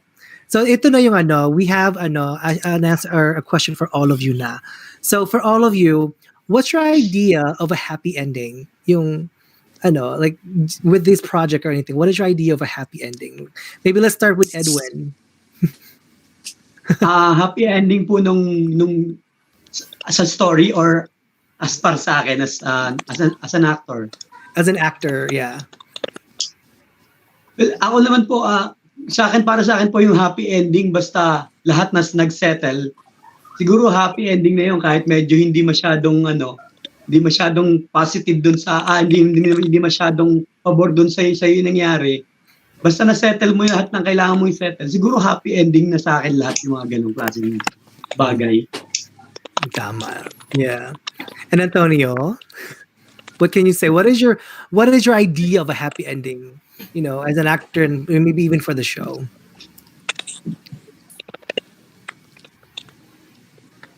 Hello? Ay, nawala. Nawala siya. What about you, Direk Carl? Okay. Sa akin kasi, as a storyteller, parang I can define happy ending as kapag yung audience mo merong naramdaman doon sa napanood niya, naapektuhan mo yung kanyang perspective of things, yung kanyang values. Yun, para sa akin, napakasayang pakiramdam nun as a storyteller na nakapag-contribute ka or na-influensyahan mo or na-inspire mo yung mga audience. Oo naman. Very true. What about Carla? Let's hear from Carla. I think it's about getting to deliver what you've been building up from the start. Happy endings are not always diamonds and prince. I'm guessing you watched Joker, the movie, diba po? Opo. In the end, Arthur got to express himself and his illness, no matter how people in Gotham City humiliated and neglected himself. It's not happy, pero you get something out of it. In life, for example po, we have small wins and may mga failures tayo. Pero yung mga failures natin, may small wins din kasi we get to learn something from it. So happy ending for me are the ones that leaves huge impact in our life. No matter how awful or how joyful it is, if it doesn't improve you, it's not a great one. Wow. So something that's very impactful for us that could give us impact in our lives. Oh, I like that so much. What about you, AJ? What is your idea of a happy ending with you as an actor and me, as in the show?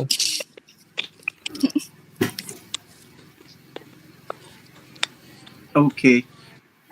Well, actually, one of my favorite story is the story of Shakespeare, which is Romeo and Juliet. It it actually doesn't have, being literally like they kiss at the ending. Just like so Yeah. hindi nag-end up si Ay, nawala. Nawawala lang po yung internet. Oh yes, correct, Joey. Ikaw na Ah, muna. no, I think this will be a happy ending, no? And for as long as because artists now happy ending because artists educate, so they're educating the minds of the public, of the social media users, in the digital media age. And artists are unstoppable, no? Because even if typhoon comes, no, even if delubyo comes, or even kung ano man ang dumating sa buhay natin, tuloy ang buhay ng sining. And I think creating is one thing that is a strength of a human being at present. So yun ang aking. Wow. Ang ganda ng mga answers niyo. Nakakataba ng puso. But, hi, welcome back, RJ. Welcome back, Antonio. So, Antonio, yung question kanina, Yeah, sorry, Antonio, I think is, I have a ano, problem with my net. yeah. Welcome back. Okay, so let's go back to AJ muna. Like, did you want to finish your answer kanina? Your idea of a happy ending. Yeah, sure. Yeah, just like what I'm sharing with you. Axel and Greg did not just like with the other BL series. So Axel died at the end of the series, and for me, the main happy ending there was the acceptance, love, and respect na nagawa ni Axel before he died. Mm. Acceptance. Yes. Wow. Let's see. Thank you so much, RJ. Antonio, are you able to hear us? Yes po. Nice. So your question kanina is, what is your idea of a happy ending? I think you got For me po, as long as na-resolve yung problem, hindi man naging maganda or naging maganda yung outcome, as long as na-resolve yung problem, happy ending na siya para sa akin. Nice. Yun. So, ano tag dito? Before we end this part of this, we just want to thank all the people out there watching on Kumu, Facebook, and also on YouTube. But before we end this, I guess, can you guys tell us where can we see you guys next? Any upcoming project? And do you guys want to thank your supporters out there? Yeah. Let's start with Edwin. Actually, wala pa po. Hindi ko po alam kung makakasama ako sa bagong gagawing series ni Direct Joey. So, waiting pa rin po Promote ako. mo na rin yung Eds. Promote mo yung television engagement. Yes. May isa lang yung sinusunod ko ngayon sa TV5 siya, yung Fill in the Bank sa TV5 every Monday. Every day na kami uli actually. Jose and Bokwang po yung host niyan. The writer po ako doon. Yun pa lang po ngayon siguro. Nice. Thank you po. And what about Direct Carl? As Direct Joey has mentioned, we'll be having this new series upcoming. So you guys can follow our Facebook page, EG Creatives, and subscribe on our YouTube channel to know more about the details of the upcoming series. So right now we are in the planning stage. We're trying to develop the story and the manning of the production. So abangan nyo guys. Hala. So exciting. Antonio, do you have anything? Where can we see you next? Any projects coming up? And what do you want to tell your supporters? Wala pa sa ngayon. Pero sa mga supporters po namin ng Oh My Sexual, maraming salamat po sa pagsuporta and patuloy pa rin po ang pagsuporta. Yun lang.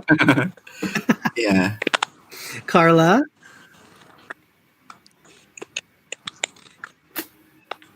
Hello?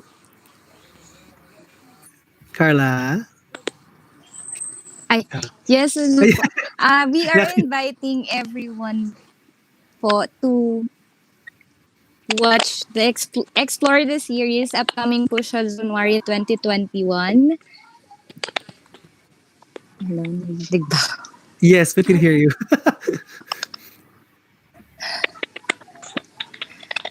Ayun. Can you hear us, Carla? Oh. Okay, let's move on to to direct. Oh, ayun. All right, Carla. We'll get back to Sorry you. po, medyo Okay, mahina lang. internet.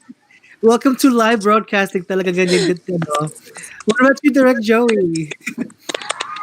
Yes, yan, gaya ng sinabi ni Direk Carl, we're inviting, the digital media audiences to tune in and subscribe at TG Creative. So it's a collaboration between Korean Pictures and Greenlight Studios. And then, of course, we're on the planning stage of the Bedroom Forest. That's actually the upcoming digital series. Pero i-introduce na namin siya into another form.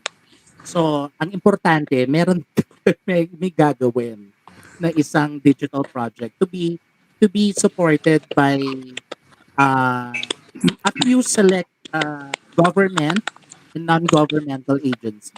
So, through Oh My Sexual, medyo naka-acquire na siya ng ng support, no, ng funding support. So that's a great feeling for all of the artists, no, who would like to venture into creative. And syempre, isasama namin dyan si Edwin at saka si Anton. And because they have been originals in the Oh My Sexual. And there might be a possibility that there will be like a second season of the Oh My Sexual. So for all we know, hindi natin alam, no? Because nothing is impossible at the moment, right? So ganon. Exactly. So hope Endless you can subscribe sa TG Creatives. Nice. Yes. And what about you, AJ? AJ, Yeah. can you hear us? I would just like to continue what Carla was saying. No? Yeah. Oh, okay. Go ahead. Hello. I think there's just the internet. But Yeah, anyway, I was just there's a little bit delay. what Carla was saying. So explore the series this coming January 2021. Dean and Martin. And we're also cooking something, another BL series. And we don't have any plotted date yet when will be the release, but it's already in the plan. And yeah, I'm really hoping that the 90 Days series we can also support Explore and the other series. Wow. Thank you, AJ. Ikaw, Carla, you got cut off earlier. Yes, sorry po yung internet hindi masyadong okay kasi nasa isla po ako ngayon. Yes, we're inviting everyone po to watch yung show yung Explore the series on January 2021. Tapos yung upcoming show po namin ni AJ, kaduktong po siya actually ng Explore the series, Showbiz the series, pero hindi po lumalabas yung date kung kailan siya mag-out. And of course, please follow us on our social media account. Sa Instagram po, jtltv.bl. Of course, YouTube channel, JTLTV, and our Facebook page, JTLTV. Nice. Salamat. Thank you everyone, each and every one of you for joining me today, and thank you for joining Bliss Assembly today. You guys, thank you again, and have a blissful thank you to all of you, and love to all of you in the show.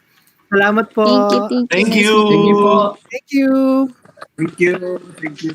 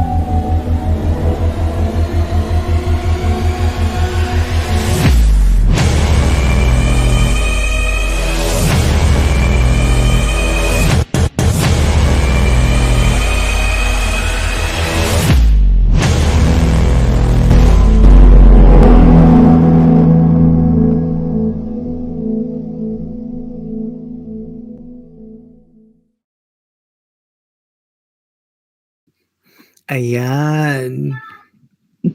Hello, Angelo. Live, hello po. Live na po ba? Yes, Sorry. we are now live. Welcome, Sorry, welcome sorry. back. Hello po sa mga viewers po. Yes, welcome Hindi ako back aware. I'm po. sorry. So we have Jello joining us, and again, we're back with Direct Jody today. Hello, So, guys. hi. We're tag dito. With that being said, let's continue with the show. So, Jello, can you tell us a little bit about your project and what who you are, a little bit about your background? So, ayun po. Before po kasi ako mapunta sa Star Image talaga, before, may boy band po ako. Bali, ayun po, sa boy group po talaga ako. Yun po, ang role ko po talaga dun is singer. Ayun, ako po yung main lead nila.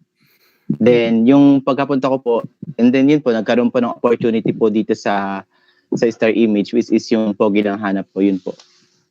Na grinab ko na po siya. And how was that Ayan, experience for you? Yung sa Pogi lang ang hanap. Well, I'm happy working with Elsa Droga, tsaka yung sa iba pang mga cast. Siyempre, yun din, ang saya nila kasama eh. Parang very natural lang. Kung ano yung nakikita nila sa acting namin, parang yun lang din kami. Very natural lang din. Nice. And what about you, Direct Jody? Can you tell us a little bit about the process when it comes to like casting and all that? Yeah, oo. So una, nag-cast kami since na mas kalagitnaan talaga kami ng pandemic that moment na nagpa-casting kami. We do it online. Nagpa-online muna kami. So may mga nag-chat, may mga nag-comment. Pinasahan namin sila ng mga requirements if palagay nila pasado ba sila doon sa mga requirements na yun. And then, magsisend sila ng video sa amin. Tapos, pag nakita namin na medyo yun ang hinahanap naming character in terms of physical, pinapasahan namin ng script, audition script. Pinapamemorize namin, binigyan namin sila ng 2 araw na i-memorize ang script. Tapos isend sa amin ang video nila with the acting using that script. So based on that acting, i-assess namin kung okay ba yung acting nila. At kapag i-shortlist namin sila, sasabihin namin na shortlisted sila, at i-invite na namin sila for a Zoom audition. Yun, Zoom audition na. So, dun sa Zoom audition, dun may mga additional kaming inputs kung anong gusto namin ipagawa sa kanila, like, para mga what's your height, kung ano yung height mo, ano yung, the body build, ayun. Tapos, after that process, pinili namin ang top 15 na feel namin very suits din sa character na hinahanap namin sa role. Tapos pinasahan namin sila ng lyrics ng kanta, pinasahan namin sila ng music ng sayaw, pinasayaw namin tinakanta. Ang haba ng proseso. And after that, yung 15 na yon, we do a live interview online, live sa Facebook page ng Star Image. This is naman a personality, what do you call this one? Personality, kumbaga, interview, parang ganun. Personality lang nila, kung paano sila sumagot sa mga bagay-bagay. Tapos, after that, dun na namin sila in-invite ng personal, like, actual audition, final audition. Dun mismo namin kinuha sa final audition, actual audition, ang 5 main lead actor ng Amore. So, dun na namin sila kinuha. Wow. Mahaba ang proseso, sobrang haba. Siguro 6 na proseso. Like how long does that process take though? Like, I'm pretty sure you guys have a lot of people auditioning. How long does that process get to your main cast? Yeah, after ng Zoom audition namin, we accommodate 859 people in an exact number. 859 people auditioned to the role, then down to 5. Yun ang that's why sinala ko talaga sila ng acting. Kasi nung napili ko na yung 5, yung lead role, inano ko pa in-acting workshop ko pa sila. Ako mismo ang nag-acting workshop sa kanila kasi gusto ko na hindi ilaw yung acting ng first BL series na gagawin ko. Na hindi mako-compromise yung story na maganda. It's because of the acting. Doon ako particular. I don't care if you are not that super good looking, if you're not that well enough or known enough by the public. I don't care. What I love to work about my cast is they know how to act, they know how to portray the role, they understand the story, and they embrace their characters. Yun ang importante para sa Importante. akin. Wow. It's so amazing like hearing like the process talaga. Hi kay Coach Lava. Hello po. Hi Zeldes. Oh, Celsius Hello is po. here. From Pogi lang ang hanap. Hello po. Hi, my name is Eddie. Welcome to Bliss Assembly. Kamusta na po kayo? Okay lang po. Ay, andito na si Celsius, oh. Yes. So let's start with Coach Lava. Can you tell us a little bit about your background and like, the things that you're working on? Ayan. So, sa Star Image pala, isa akong acting coach. Kasama ko lagi yan si Direk. Bali, parang assistant niya ako sa mga gagawin niya mga series. So, sa mga baguhan din, pag nag-acting workshop siya, minsan ako din nag-handle sa iba. Tapos, pagdating naman sa, during shoot naman, bali ako yung assistant cameraman niya, assistant director niya. Lahat ng gagawin niya, kailangan nandun ako kasi nga, kailangan niya ng katulong kasi mahirap naman pag siya lang mag-isa. So, ayun. Isa na rin akong road manager ng Star Image. So, marketing influencer din. Ayun. Nice. And si Zelzes, can you tell us a little bit about you? Hello po. Good afternoon po sa inyo lahat. Ako po si Zelda Sumero po, taga Lipa, Batangas. So, nag-aaral pa po ako. So, third year na po akong college sa Lasal, Lipa. Taking up a Bachelor of Science in Hospitality Management. And isa po akong cast po ng Pogi Lang Hanap, the series. So, ako po dito si Danny, yung sir boss po ni Ate El sa Droga. So, nice. And kamusta naman yung experience mo sa Pogi Lang ng Hanap? So far, naging family ko na din po sila eh. So parang hindi na po sila bago sa akin or parang hindi na po sila other sa akin. So parang sa set, masaya po kami. Sobrang light lang po ng atmosphere kasi nga po we get the chance to know each other bago po kami magsimula sa taping po namin. So masaya po overall. So, I heard a background from Derek Jody and kay Coach Lava, like yung proseso talaga ng pagcasting ng show and even the audition piece. Ano naman yung how was that experience for both you and Jello, Zelses? Siguro po overwhelming po para sa akin kasi alam ko po na marami po kami pinagpilian and alam ko din po yung pressure na si Ate Elsa po yung tambal po namin. So parang it's a mixed emotions po and unexpected din po kumbaga kasi I just received a phone call from Coach Lava and doon pa lang na feel ko na meron din po pala akong role sa showbiz industry. Nakala ko wala na po talaga and in God's grace po talaga sobrang unexpected po lahat and alam ko marami pong gustong marami pong gustong makamit po yung posisyon na nandito po ako sa cast po ng Pogi Lang Hanap this year. So I'm blessed po. Nice. And about you, Jello? Ayun, so sa akin din, parang very thankful din ako kasi nakuha ko. Tsaka nagulat talaga ako kasi syempre isa ako sa nakapasa. Kasi ang hinahanap talaga nila na character is magkakaiba talaga eh. Yung isa dapat kailangan charming, dominant, ganun. So, nagulat ako yung nakuha nila na character na charming. Then, ayun nga, hindi na rin sa akin, parang alam mo yun, makipag-work kay Ate Elsa is parang hindi siya nakakailang kasi unang kita ko pa lang kay Ate Elsa, talagang dadaldaling ka na niya.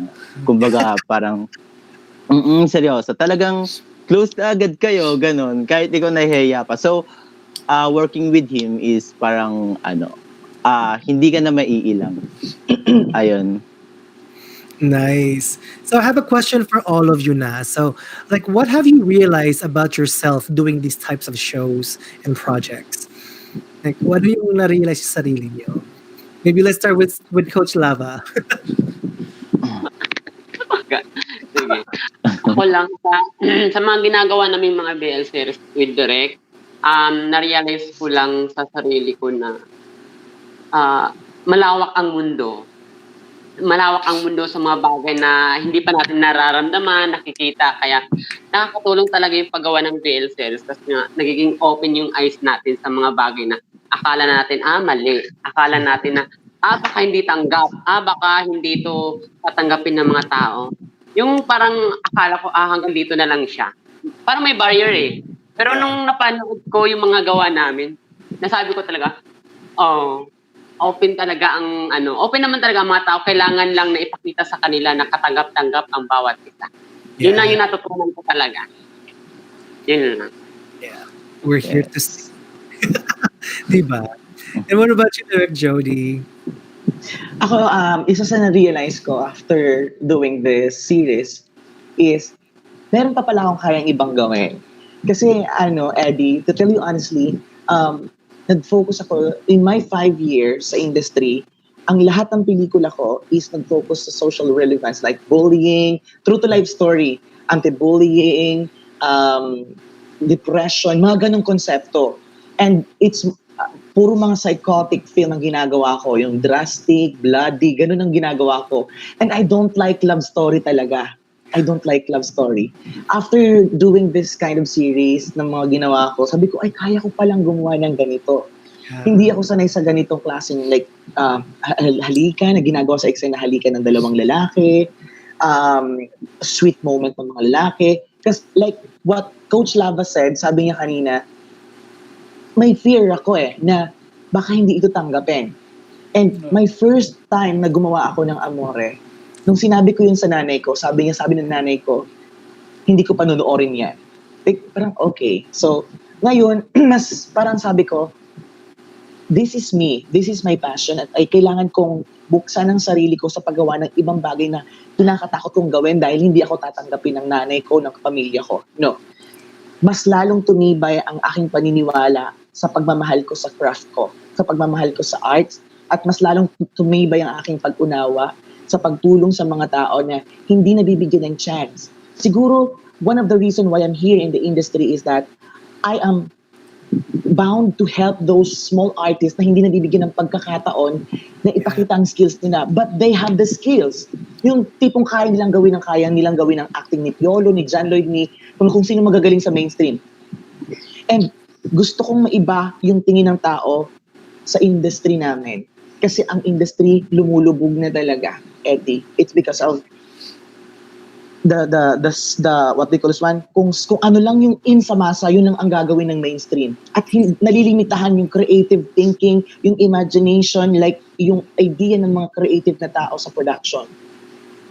For example, magbibigay ka ng idea, sasabihin ng producer or ng production mismo, wag yan kasi hindi tatanggapin ng masa yan. Ang tatanggapin kasi ng masa yung kabet, yung nawala ang anak, yung nagkita ang anak. It's more of the same. Walang pagbabago. Nabuhay tayo sa Mara Clara na ganun lagi. May sambunutan, may patayan, may kabet, may iniwan ng asawa. Yung ibang way, the reason why hindi tayo umaangat-angat, yung ibang movie industry sa ibang bansa, Thailand, India, and a lot more, umaakyat sila doon sa tinatawag na Hollywood, like Korea. Korea ngayon, nakikilala na sa ibang bansa, sa mga festival bodies, na malalaki like Globe, kung ano pang mga festival na tayo wala, kasi wala, yun ang kulang sa atin. Binitawan natin yung ganong klaseng konsepto na iniwan sa atin ng mga legendary filmmakers natin. Lino Broca, nawala yun. It's because of this very limited thinking ng mga production na kailangan natin kumita. Nandun na tayo sa pagiging kumita. Pero gusto kong baguhin yun. Mas lalong tumibay ang aking paniniwala na kaya kong baguhin yung ganong klaseng pag-iisip ng mga production people. Magsisimula ako sa maliit na production with the actors na hindi kilala. Gusto ko silang tulungan. I have 2 actors already na nanalo ng award outside the country and here in the Philippines, Best Actor. Kasi doon ako naniniwala sa skills ng mga artist ko. These people that I have, I love working with young people kasi they have young and fresh ideas. They accept fresh ideas, hindi yung kung ano lang ang tinatanggap ng masa.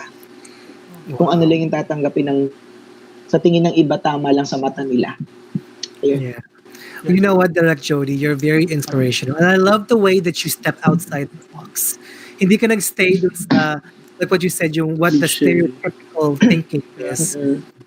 And the thing that I love the most about what you said is, yung tinitake mo yung mga underdogs ng industriya and you want to uplift them, and that's very Yes. inspirational in itself. So, salamat, you're very, I'm hanga ako sa'yo, Direct Jody. So, Thank you. let's go to Jello. What about you? Ano yung tag nito? What did you realize about yourself doing this project?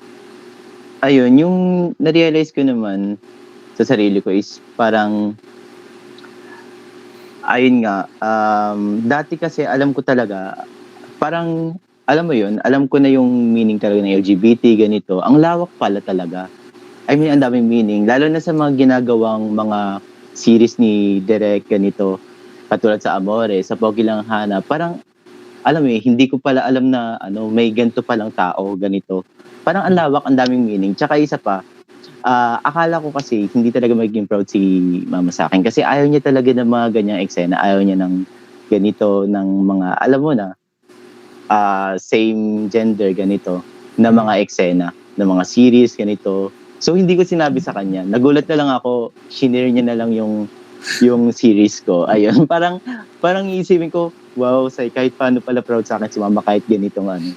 Oh. So ayun, parang dun ko na-realize na Tsaka ito pa, ang gusto ko sa sa management ng Star Image is talagang, yun nga, katulad ng sinabi ni Direct Jody, kinukuha niya yung opinion ng bawat isa sa amin. Ayun lang. Ang galing. And lastly, Jessica, ano masasabi mo doon? Like, what have you realized about yourself? Siyempre po as an actor, malaman ko man lang po yung meaning po ng BLCD. Siyempre, akala ko hindi ko tatanggapin yung role na. Akala ko hindi ko tatanggapin yung role na yun kasi nga po part siya ng LGBTQ. So parang inisip mo agad yung feedback ng parents mo, ng families mo, ng classmates mo. So siyempre isipin mo din yun in the long run. Pero nung inopen ko yung sarili ko sa mundo ng BL series, mas marami pa po nakita na bakit hindi to nanonormalize ng ibang tao, ng mga ibang industry, bakit hindi to nanonormalize ng mga taong hindi nakakilala sa LGBTQ. So parang sa akin, isa na din tong platform para isiwalit sa buong mundo or lalo na dito sa Philippines na hindi naman majority lahat ina-accept nila yung LGBTQ.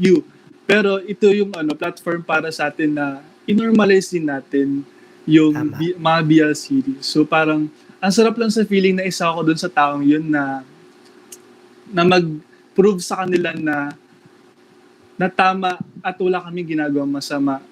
Tama, yeah. Lahat ng tao dito sa mundo is pantay-pantay at wala akong nakikita na hindi normal. Wala akong nakikita na hindi siya kaaya-aya tingnan sa publiko. Kasi lahat tayo may karapatan. Alam naman po natin yan. Alam din po ni Direk na bawat opinion namin is makakatulong po dun sa series. And tama din po si Direk na parang wag tayo dun sa mga cliche o parang mga nandun lang tayo sa isang box. So syempre 2020 na. So parang ang sarap lang sa feeling na makareceive tayo ng feedback galing sa mga magulang natin na ang sarap mo mapanood din. Hindi dahil parehas kayong lalaki, hindi dahil doon. Masarap kayo panoodin kasi may rapport. Or meron parang may something na hindi ko nakita yung Celsius. Nakikita ko is si Danny. Parang ganun yung feeling. So, tama. You guys are making a great impact talaga in this, in the LGBT world. And another person that's making an impact is Dre Amore. Welcome. I mean, si Dre Arayes, right? An actor from Amores, all right? Can you hear us, Dre? Hi, how are you? Sa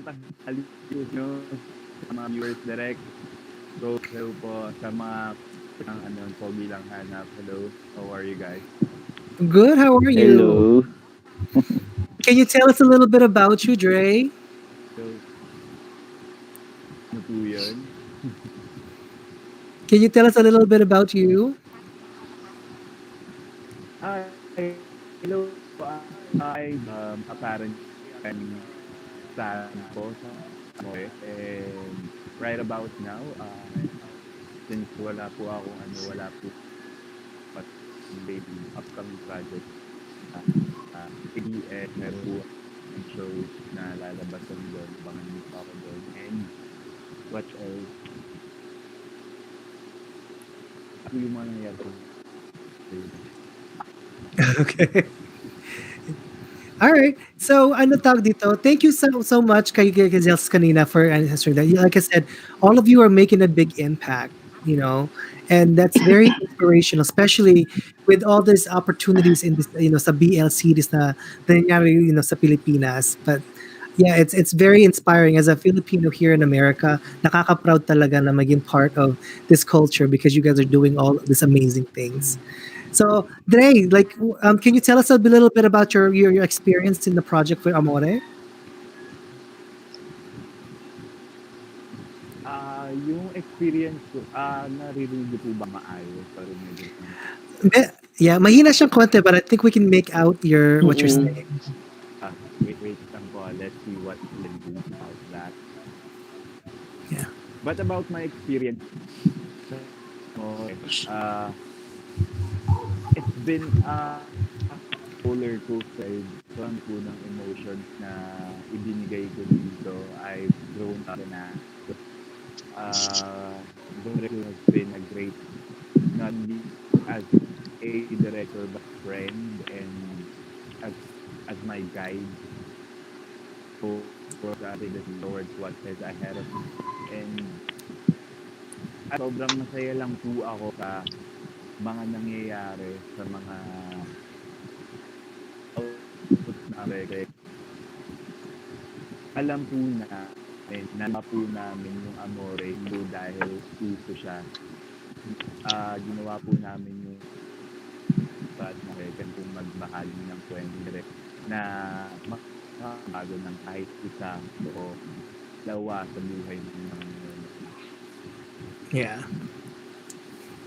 All right. Thank you so much, Dre. So we're about in that time where we're getting to the close of this segment. But before we head, we want to thank everybody on Kumu, on YouTube and Facebook that are staying tuned ngayon. So with that, meron po do you guys have anything to promote? Any future shows, any projects?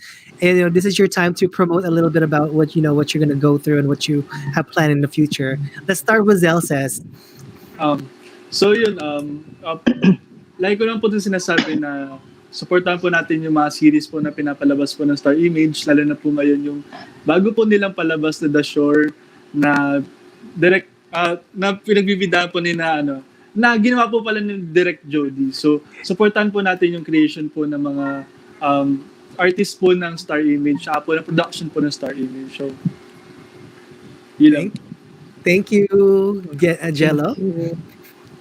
Ayun, sa mga viewers po natin, patuloy niyo pong subaybayan yung mga series po ng Star Image. And then sa mga updates pa po, i-like niyo lang po yung page ng Star Image Management. And then i-subscribe niyo lang po sa YouTube. And i-follow niyo na rin po ako sa Facebook, Angelo Calusin. Sa TikTok, JeloJelo04. And then, ayun, makakita po kayo ng updates about sa akin.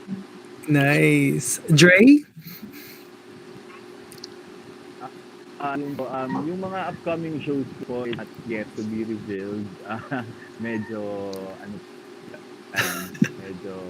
discreet po muna tayo. Pero I'm sure na marami pong budget abangan, lalo na po na Star Image.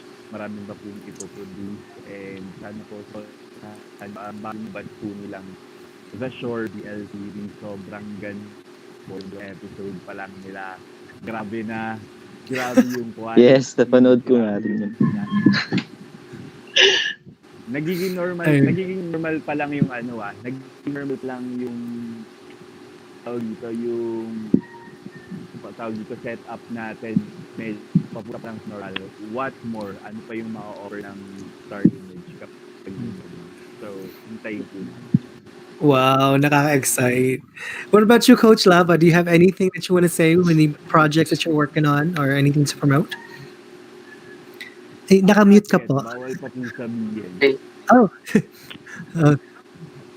So ayan po, lahat po ng gagawin ng Star Image, hopefully na susuportahan po natin. Tsaka especially sa mga gagawin pa namin ni Direk, lalo na dun sa After ng Sure BL series, meron po kaming bagong audition. So sa mga gusto mag-audition, pwede nyo pong i-contact si Direk or ako or ang Star Image page po namin.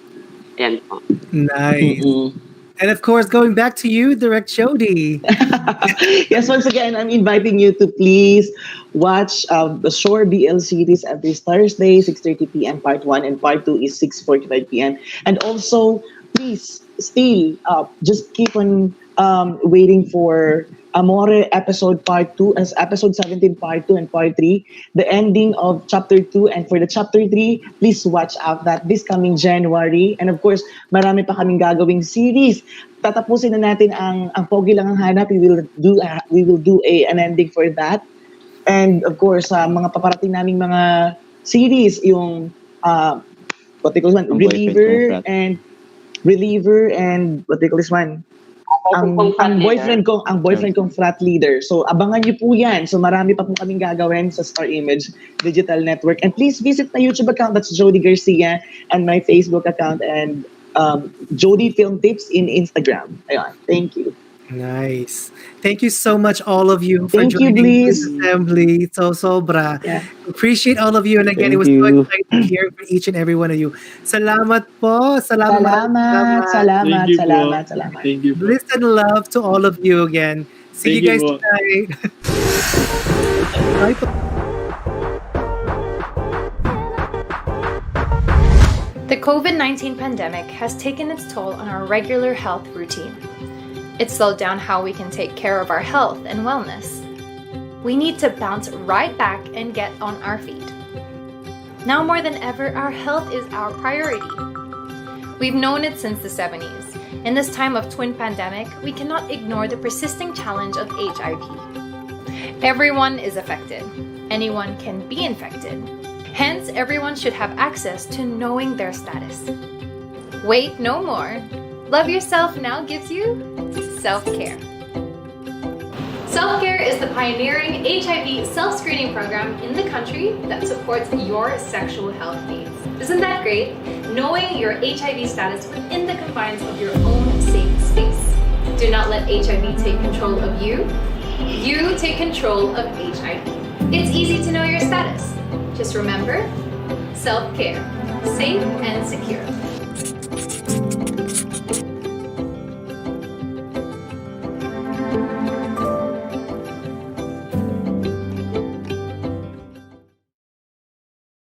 Hi, are we on? Yes, I think we are. Yes. Hello. Hi, Neil. Hi, I'm Clea Torres, and I'm with Neil Quintanar. And we're here for Flourish, for the Love Yourself segment of the Bliss Assembly for this entire day. Right. Yeah, and I'm Clea Torres, and I'm an LGBTQ advocate, Love Yourself volunteer, and Flourish Circle volunteer as well. And with me today is Neil Quintanar. He is a registered psychologist, he's an educator, and he's also the head, the Flourish head for Cebu. Hi, Neil. Hello. So, thank you, Bliss, for inviting us over and this opportunity to talk to people about mental health and how it was affected or influenced by the BL series naman that's been happening right now, in the Philippines. A boom of BL series. Tama yan. Kasi I noticed na sobrang parang patok na patok yung BL series, especially during this period of the pandemic, na ang dami-daming nanonood. And there are a lot of different productions that are creating shows for the market. And ikaw, I think maybe I'd want to start with the question of, because our whole segment is about how BL series affects mental health and wellness of an individual. Diba, Neil? Yes. So, I think the very first question that I would want you to ask in terms of clarifying, what is mental health and what is mental illness? So just, we have a basis of understanding the conversation. Perfect. Yeah. So, mental health is really your general state of well-being. That is a state of mind, no? And this is something that we should look after. Okay? Right. So to one sense, that's mental health. But the opposite side, when we don't take care of our mental health or our well-being, or when it's disrupted, the way that we feel, the way that we think, the way that we behave and communicate to others, when it's disrupted, then we call that mental illness. So mental illness is really an abnormal way of thinking, feeling, behaving, and coping with issues in life. Okay? Right. But mental illness, on the other hand, is not just the absence of well-being. On the other hand, is not the absence of mental illness, diba? It does not necessarily mean if you are if you don't have if you don't have a physical sickness right now, like right now, I don't have a cold, I don't have a flu, that I am already physically well or I'm already physically healthy, diba? So there must be some factors that are needed, no, for us to be mentally healthy. And that is number one, we must feel more positive emotions compared to negative emotions, like for example, happiness, joy, serenity, love, hopefulness. So we must be able to feel that more frequently than negative emotions. And most probably people who have mental illness have frequent negative emotions like depression, sadness, and anxiety, right? So, and then maybe number two, we're able, a mentally healthy person is able to bounce back from adversities. So, resilient po siya na tao. Right. And then number four, a mentally healthy person is able to maintain good relationships, with family, with friends, a partner, and then a contributing member to the society even. So, right. It's not just, you mentioned, not just the absence of mental illness that makes someone well. Right. Parang may mga criteria, parang may contributions to society, kaya niyo mag-cope sa stress, parang ganun, di ba? Right. So, in short, ito yung emotional well-being, the positive emotions, and then psychological well-being, that good sense of identity and who I am. And then the last one is the relational or social well-being, no? So, contributing to the society and maintain good relationships with other people. Right. So it's parang I'm noticing a bigger and bigger circles within the self. You cope with your relationships, you're able to manage them properly, and in the world, you can contribute as an individual part of society. Parang ganon. Yes. Okay. So I guess the question now that we have this background on mental illness and mental health. The question now is how does mental illness or mental health affect LGBTQ individuals specifically? Okay, so totoo yun, no, na marami talagang studies have shown abroad, even here in the Philippines through Eric Manalastas, no, said na marami talagang mga gay and bisexual men who have suicide ideation and even had suicide attempts compared to their heterosexual counterparts. Right. And then, marami ding mga gay, lesbians, bi who have anxiety and depression. So we'd always think na baka talaga yung mga gay, lesbians, bisexuals will have poor mental health, no? But that is not the case. It's not a direct case, no, that being homosexual, being bisexual, or having a diverse sexual orientation or gender identity is the one that is leading to our poor mental health. So it's not the one. What is actually leading to poor mental health is studies have shown, and it's been theorized, that it's the experiences of stigma, experiences of prejudice and discrimination that people with diverse SOGI experience. No? Right. So but we call this anti-LGBT stressors or minority stressors. Minority stressors. So note lang ha, ang pagiging LGBTQIA ay hindi ibig sabihin na cause siya ng mental illness. Right. Hindi siya mental illness. Ang nangyayari ay dahil sa extra stressors ng pagiging stigmatized minority within a society. Yan ang nagdudulot ng mga mental illness, right? Ng mga increased anxiety, stress, and depression. Tama ba? Yes, perfect. Now, ordinary people, we have normal stressors. Like, for example, traffic or going to work, or right now we even experience pandemic stress. Oh my God, yes. This is an additional stressors. But for people who have diverse SOGI SC, they have additional stressors. No? Right. So, yun yung nakaka-pull down ng kanilang well-being. Okay? So, what would be good is hopefully that there will be policies and laws or processes that can lessen or actually that can erase these anti-LGBT stress in the future. Right. And if you're talking about policies and I'm guessing laws right, that help right. to eradicate LGBTQ discrimination that causes extra stress, that will help to protect the community from that minority stress that you're talking about. Right. So, yes. So, I'm just going to put this out. So please support the SOGI or anti-discrimination bill because that will actually facilitate the well-being of people with diverse SOGI. Right. And I'm assuming because with protection, it means that people cannot freely discriminate against LGBTQIA individuals simply for being who we are. Right? Right. Yes. Right. Yes. And of course, we can also promote it by number one, we can also promote it by maybe having more policies in maybe in the company or in schools that can support the well-being of people with diverse SOGI. Like for example, same-sex benefits in companies, right? So mga ganyan na mga ano. Mga iba't ibang policies and iba't ibang ginagawa ng organizations to protect and to honor and also to parang we are accepting them within the community and recognizing. Ganon, di ba? Yes, yes. And And yes, Neil.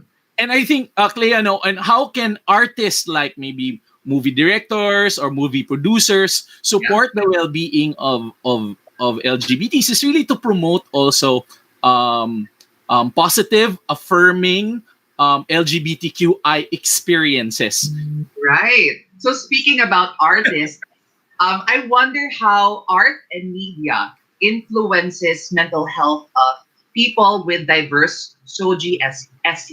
So for people who, just background lang, SOGI SC means sexual orientation, gender identity and expression, and sex characteristics, right? Yes, yes. So sometimes we use that now, no, because it's person first. Yes.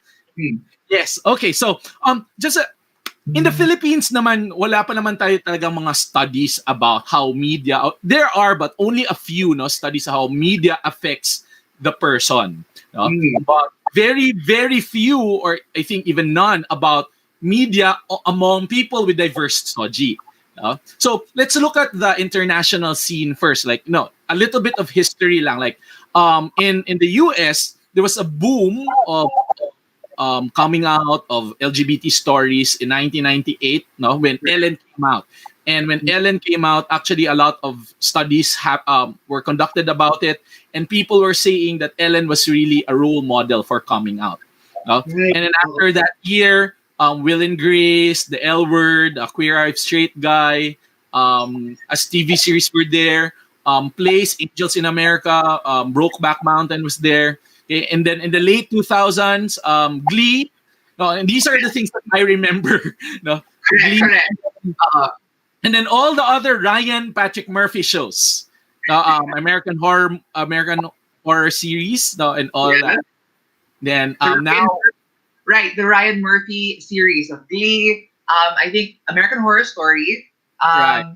They even have he even actually a movie. He did Normal Heart, I think, recently. Yes, yes. Yeah. Okay, so that's what happened, and then they've been saying that as an effect, Americans, in general, it has two effects there among Americans. They're saying that really, LG representation matters because it has an effect on, number one, on the general public, because it encourages them to think positively about LGBTs and would see LGB relationships as not the only, as more, it's in one of the normal sexual relations also. So they're more accepting already. Okay, I, but mm. I'm curious, Neil, how sige. does that work when people see media representation of LGBTQ characters and experiences? How does that create more acceptance? Parang looking at it in a normal, looking at LGBTQ experiences in a normal way. Paano yun nangyayari? Okay.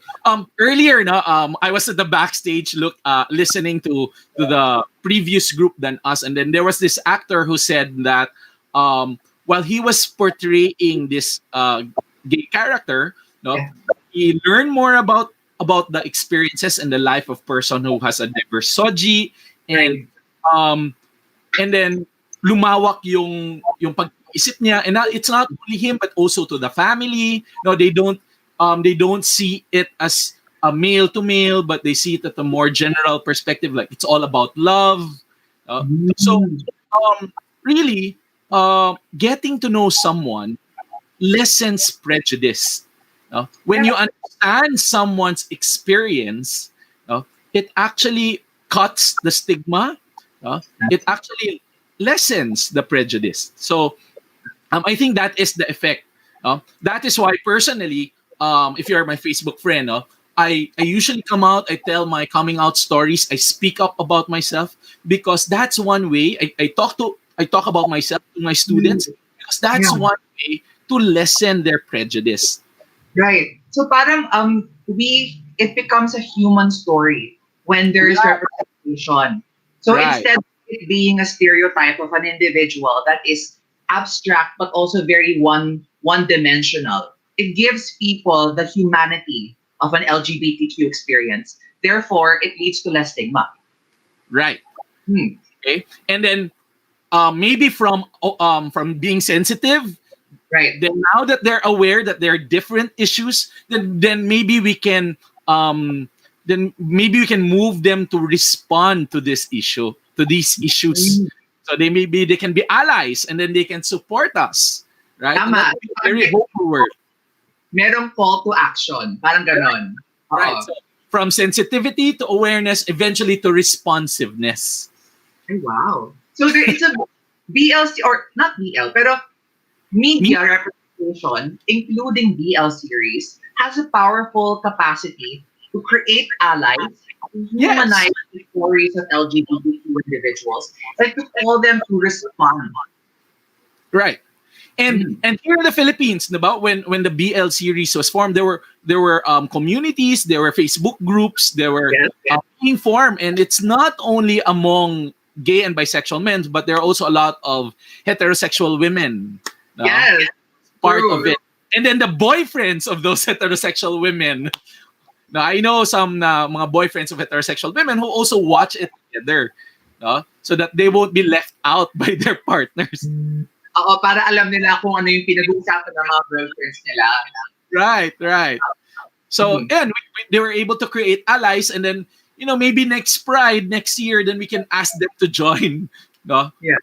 For the cause. So, so that was the general, the effect on the general public, no? Media. But the second one is the effect of visibility to among people with diverse soji. No? So studies have shown that when you were a kid, and then these kids were being read positive role models, their identity will actually be better also. No, so it's also like that among LGBT. No, they have more self realization. They have coming out. They're more aware of what is a coming out process. They're able to identify to these characters. They're more comfortable with their identity. And then characters were their source of pride. I remember growing up, Will was a source of pride. In Will and Grace, Will was Jack. No, Jack was also a source of pride for me at that time. So I don't know who was your source of pride. Who among a movie character? Among movie, I think for me, growing up, one of the characters I love, it's an old film, Tu Wong Fu, Thanks for Everything. Yes. Yeah. For me, in my household, that was a taboo movie to watch. Mm-hmm.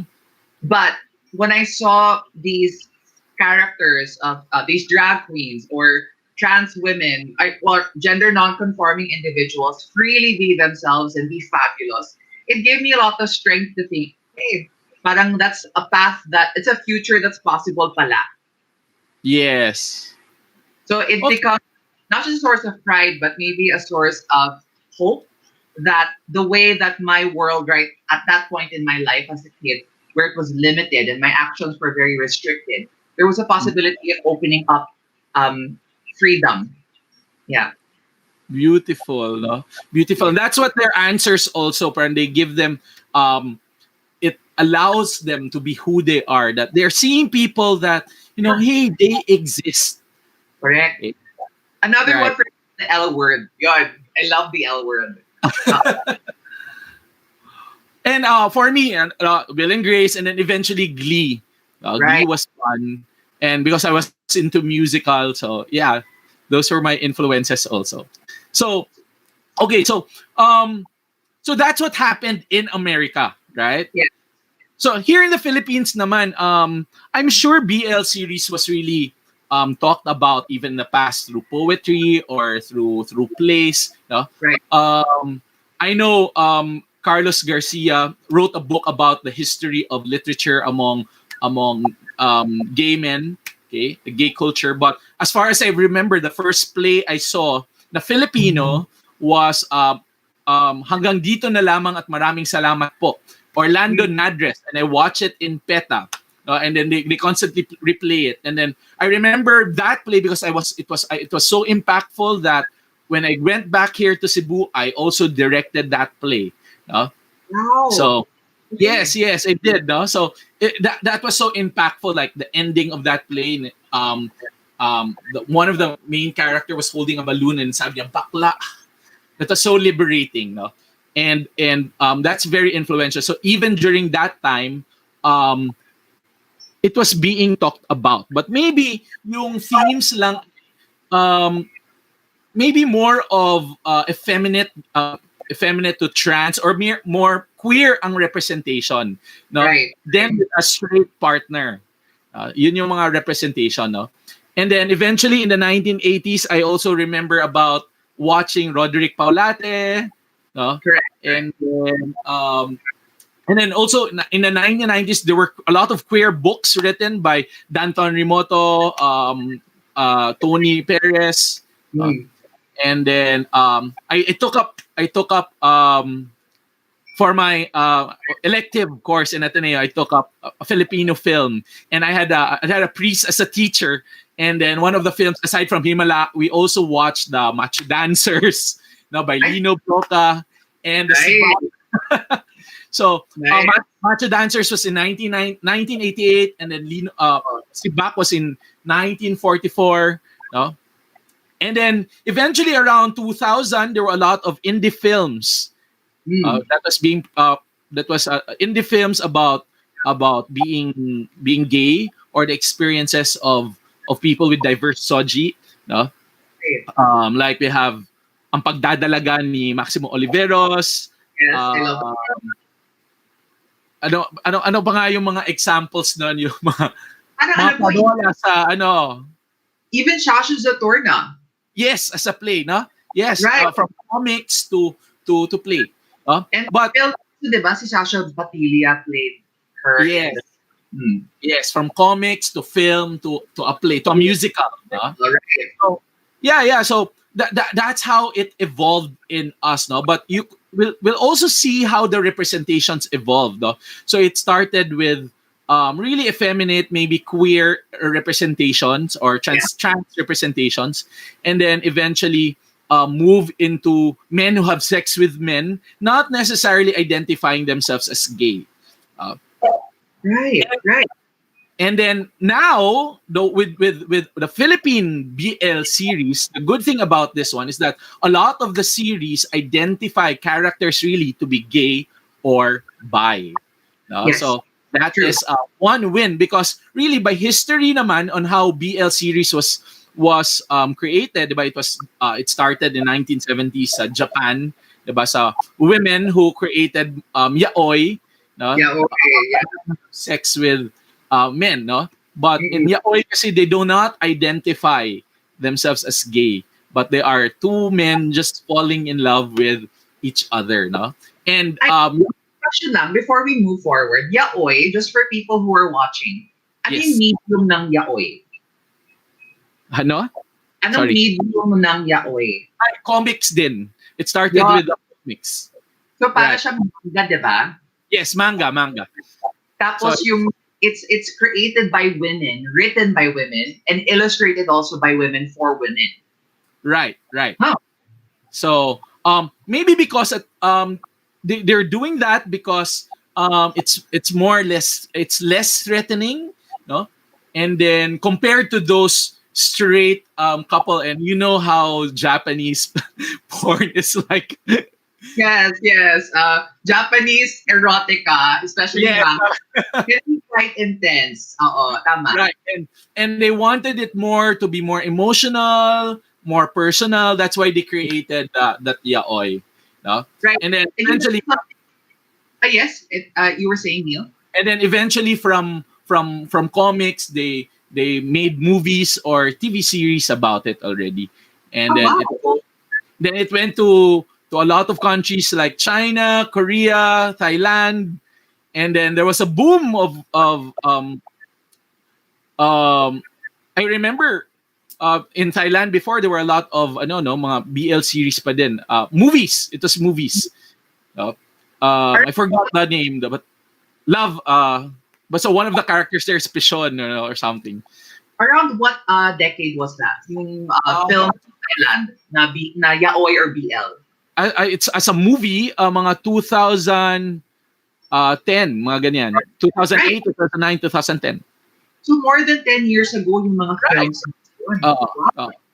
And then now they changed into medium to YouTube and all these streaming devices. And then nagkataon lang in the Philippines kasi di ba? We were on a lockdown, so people are starting to look for something to entertain them, and yun na yung we saw a lot of BL series abroad, no? So and then it was also streamed in Netflix. Right. There were BL series that were streamed in Netflix. So parang then we started to see that. And what happened was people got interested. Maybe the Pinoy producers saw it as an opportunity also. Then nag-boom na yung mga Pinoy BLs. Yes. I think before we move forward lang, I just want to say to everyone who's watching us on Kumu, YouTube, and Facebook, if you have any question that you have in mind as we're going along this conversation about mental health and the BL series and the impact of BL series, please feel free to comment Kumu, Facebook, or YouTube, and we will find a way to get back to you with our question, with your questions. So again, you were saying, Neil, that the Philippines saw the opportunity that the interest in BL series that were coming from Thailand was something that we could actually adopt and adapt to create our own series and content. Parang ganun, no? Yes. And so before that, shout out to Jeffrey Robin who said Love of Siam. Yes, you're correct. That is that's the Thai movie that I also saw first. No, so anyway, and then there's people who are actually already chatting about their questions, like Dennis, and we'll get back to you on that. No, so I think the Philippine movie industry or entertainment industry saw that opportunity, and we're very happy because of its effect. No, because representation is still representation. No, we are happy that. At least right now, there are two types of invisibility kasi. The first one is really that absolute invisibility, meaning there is no representation about the experiences of the minority. Yeah. No? And at least at that time, ang Philippines naman never naging absolute na invisible because there were, diba, in the past. So, but more really more relative invisibility, meaning there's visibility, but it might not be the correct it might not be the correct information about the experiences. It might be stereotypical. It might promote stigma and all. Right, But right. it's visibility. It's an area for us to discuss what is good and what is not good and how we can improve it. No? For example, gaya ng pelikula, I think it was one of the first series who talk about microaggressions. Wow. Galing. Yes, it talks about ally things. No? So nobody really, only psychologists talks about microaggressions, and I only learned about that 2 years ago or 2 or 3 years ago. But now it's been in mainstream media, and we talk about microaggression. So what is microaggression? What is that experience? No? So it provides it provides an area for us to talk about it. Yes. So for those, just a bit of like note lang, small description. What are microaggressions? Just for people to Sorry. Okay. So microaggressions are comments or side comments of people about us that it might not, the intention was not hurtful, no? Yes. But it can hurt our well-being actually. Like for example, ang ganda-ganda mo, sana na ang ganda-ganda mo, totoo at hindi ka namang mukhang bading kasi ang ganda-ganda mo, yung mga ganyan. So Okay. Correct. so we thought that it is a compliment, but it is not a compliment. Parang ganito, sayang ka naman, ang gwapo mo. Yes, I do also hear that. Parang to you, I'm gonna talk to you. Sayang ka naman, ang gwapo mo naman. Yes. Ganun. Ganun. Microaggression. Yes. Or mga invalidating experiences na baka lang kailangan mo lang makatikim ng babae para maging lalaki ka, 'di ba? Parang okay, Oh my God. I've never been attracted to women. So parang it's validating my experiences. Correct.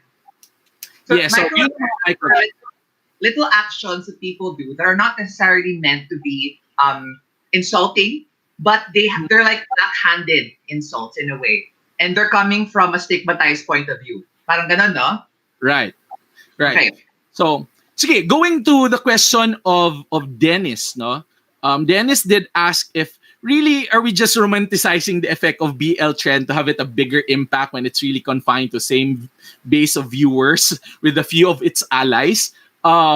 It could be, but really I think the question here is that meron ba talagang mga studies about the effect, no, of BL series to the general public or to the among LGBTs, no, or GNBs, no? So I would say directly that nobody have done it yet, or at least it's not been published. I haven't heard about it, no. But as a psychologist and having this talk, I love asking questions, and we always start by asking questions, diba? So I sent out a Mentimeter, no, that a Mentimeter questionnaire, and although there are only about 24 respondents, but still those are respondents. At least based on their experience, these are the results. So maybe I can start sharing that. Yeah, I'd like to see it. So this Mentimeter was you throw out a question, and then people respond, and 24 individuals were the ones who answered. Yes. So I'm not sure if you can see this one. Comment lang. Lemuel Fajardo said that Thai BL started earlier daw than 2010. Tama. Tama naman. I'm sure siguro. Maybe not. What I've experienced lang ba. Yeah, but And then hi Mirabel, And then also ayan, I can see it. There you go. Okay. So there were two questions that I asked, and the first question was, what are the positive effects in watching Pinoy BL series for you? So you can still add more answers, guys. Just go to menti.com and use the code 186227 and 4. Okay, so you can add more answers if you'd like. And these are their answers. Okay, so perhaps we can look at a few, Neil. Yes, no. So the first thing, looking into this one, the first thing that I've noticed is that a lot of positive emotions that have been as a result, no. Like for example, I can say it's because of the kilig and funny and comedy scenes. Ganyan. And then it kept me entertained. So it's entertaining, it's kilig, it is fun. Okay? So and thus if 'di ba one ano nga yung one effect of one thing that we know that we have good mental health is that when we feel positive emotions frequently, di ba? So it makes me happy over here. It gives me hope. So it makes me sane. So I think yun yung mga first na nakita ko talaga that ang effect niya is that it has it gives us positive emotions. And that's good for mental health. Correct. I'm also noticing, Neil, there are comments about how BL series gives it's easier to handle the challenges of the pandemic. Right. And, So so that is correct. No, the pandemic is really causing us a lot of stress. Right. And having a distraction, a positive distraction, will be helpful, no? Because it's only when we are happy and experience positive emotions that we can think more a better solution to our problems. No? So the efficacy of positivity, it's broadened the mind, it's broadened the heart, and then we can move into action. Yeah. So parang iniisip ko, may kasama siyang coping capacity kapag nanonood ka ng BL tapos kinikilig ka, nahahappy ka, may konting distraction. Parang nagkaka-break tayo from the stressor of living every day within this whole pandemic and the fears and the uncertainty of the future. Parang ganon. Correct. Perfectly. You just wrapped it up. Okay. And then, but there's a second, no? If you look at the themes, no? And the second theme, it's really all about visibility and representation. Yeah. It made people like us visible as just normal people who live, laugh, love, and hurt. It made us feel loved and beloved because we have representation, which are not the stereotypical parlorista and or macho dancer or masahista therapist. Right. So that's beautiful. But I want to say, it's okay. We love all our masahista, our parlor girls, all of you. Yes. The stereotype, you are still beloved and loved within the community, but it widens it makes the representation more diverse. Right. And then ito naman, I love how Pinoy BL makes me believe that a relationship between two men can exist without too much sexualization or pure romance. In the age of online dating apps, it's easy to forget that people are not just objects that we can swipe left or right. Oh, okay. So it brings the romance back into gay relationships, gay male relationships. And then on the right side, it spreads awareness on the realities of the LGBTQ relationship dynamics and slowly gains acceptance of what used to be a taboo and normalizing to the Filipino culture. I love that. Yeah. And then one below, realization of who is oneself. Self-love and love to others in the time of the pandemic. And then it's also giving them a safe place where I can submerge my feeling. Okay? And then cry. No? So may catharsis effect din pala. Catharsis effect. Wait, that makes sense, huh? Parang, and okay, one of the BL series I loved growing like a few years back was Addicted from China. I think the other name was Heroine. And the story, although I never experienced that kind of love story, it made me feel cathartic because it was a throwback to young love. So that's what BL series pala can give. It helps us to kind of process our emotions and kind of let them out. Right. It does. It really makes us reflect on our own life also. No? And when the reflection is good, it makes us feel inspired and transform. Powerful pala ng BL, no? Imagine. Yes. So, if you look at it, representation and visibility about gay and bi identity, development, and then coming out, and then it also has representations for same-sex or gay relationships, no? So I think that's one of the wins natin ngayon, no? Because a lot of BLs right now have good endings already, because dati naman ang relationships usually ng same-sex who are in same-sex relationship will always end in tragedy, Yes, or yes. or babalik sa original, which babae. No? Right. I noticed even in Western media, the trope of the tragic gay love Right. or tragic lesbian love is very prevalent, diba? Yes, correct, no? So that is a very good win for Philippine media, no? Yeah. For us. Okay? So of yeah. course, there were also people who said na may mga negative effects din. So I also asked them about their negative effects. So these are their answers. So the question was, what are the negative effects in watching Pinoy BL series to your mental health, if any naman? No? So marami din ako nakikita na none. No? So no impact for me, none. Okay? So if you summarize it, merong mga none. Okay? So there ain't any negative effect. So that's good. That's good. That's nakaka-happy yan. Okay? No negative But there, number 2, if you look at the themes, number 2, merong mga negative emotions, specifically the emotion of envy. Oh yeah, true. But ano to, yung parang hashtag sana all? Sana all. Oo. Actually, that was very frequent, no? So I envy them, but not totally negative, di ba? I noticed ka nung madaming parang pa-end yung Game Boys, or I think yung mga Together, may nagko-comment kapag nagpo-post sa Facebook, sana all, hashtag, oo. So, Yes. that part where we wish we had what they had in the series. Right.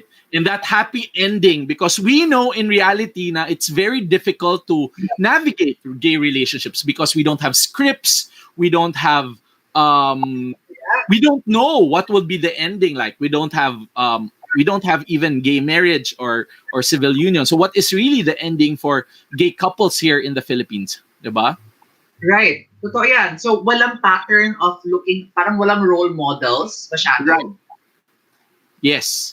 So that is at least now we have scripts, because alam na natin how we fight. Now when I watched this one BL series that I love, they were fighting really hard, and I said, "Oh my God, that's how we fight, or that's how I fight before." So nakaka-trigger din yon. So number 3 na nakita ko na theme dito, themes that triggers personal issues. Oh. Okay. Did they specify what personal issues were triggered? Like maybe, for example, for me, yung mga relationship issues, like maybe sometimes about infidelity and Right. It makes me wonder, Neil, if it like kasama rin doon yung coming out process. Yes. Oo, kasama din 'yon. Kasi sometimes some people naman the way they came out was not as good, and then there was this BL na ang ganda ng sinabi ng nanay, napaka-gay affirmative. So parang somehow they also wish that they had that reception from their parents. So it uncovers wounds that have not kind of been resolved. Right. So but maybe that was that effect. Parang maybe while watching it, indirectly hindi nila alam na na-trigger sila. Kasi wala namang trigger warning at the very beginning. Diba? But the good thing was, as I've known, there people actually create groups. No? And then in these groups, they converse, they talk about their experience, what they think about what happened. So may mga BL groups, no? And I've seen some reactors na ano talaga sila doon. They share. So that's one good effect. Remember the social component, the relational component of mental health? Yes. So these communities, they create parang safe spaces and a sense of belongingness with other people who have the same shared love for BL. Yes. For BL series. There are a few commenters. Sige, can you read? Sige. Dennis Ponce uh, said, in fairness, from what I've seen of BL episodes, the stories are a direct opposite of the in-your-face depiction of LGBTQ stories that were a staple of the soft porn indie films of the 90s and early 2000s. Tama Yes. naman. Oo. Kaya parang more romantic version, di ba? Yes, yes.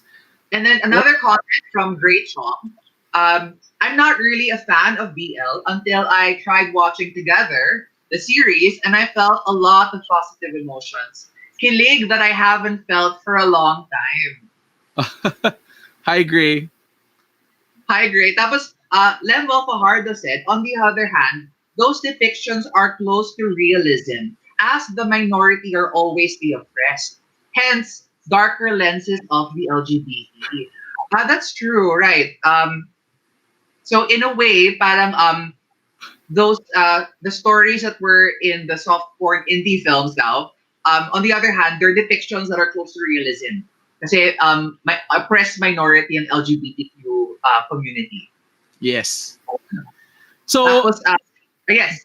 Go ahead. I was just going to read the funny comment of Jeffrey na, who said, lahat na gusto maging pangilinan. Or may maging pangilinan, no? So, yes. So, you've been saying, ito yung sinasabi nila that the current BL series right now actually gives a more positive, affirmative views of gay and bisexual men, no? But still, we know na may kulang pa din. Meron pa din tayong mga stories that promote stereotypes, stigma, and misinformation. So I can still see some of the BL series that Filipino BL series have that. So that can be also a negative effect. And we need more representations for queer couples or queer people or for transgenders. Of course. And last night you were going to share, you shared something that you hope you want to see in the future.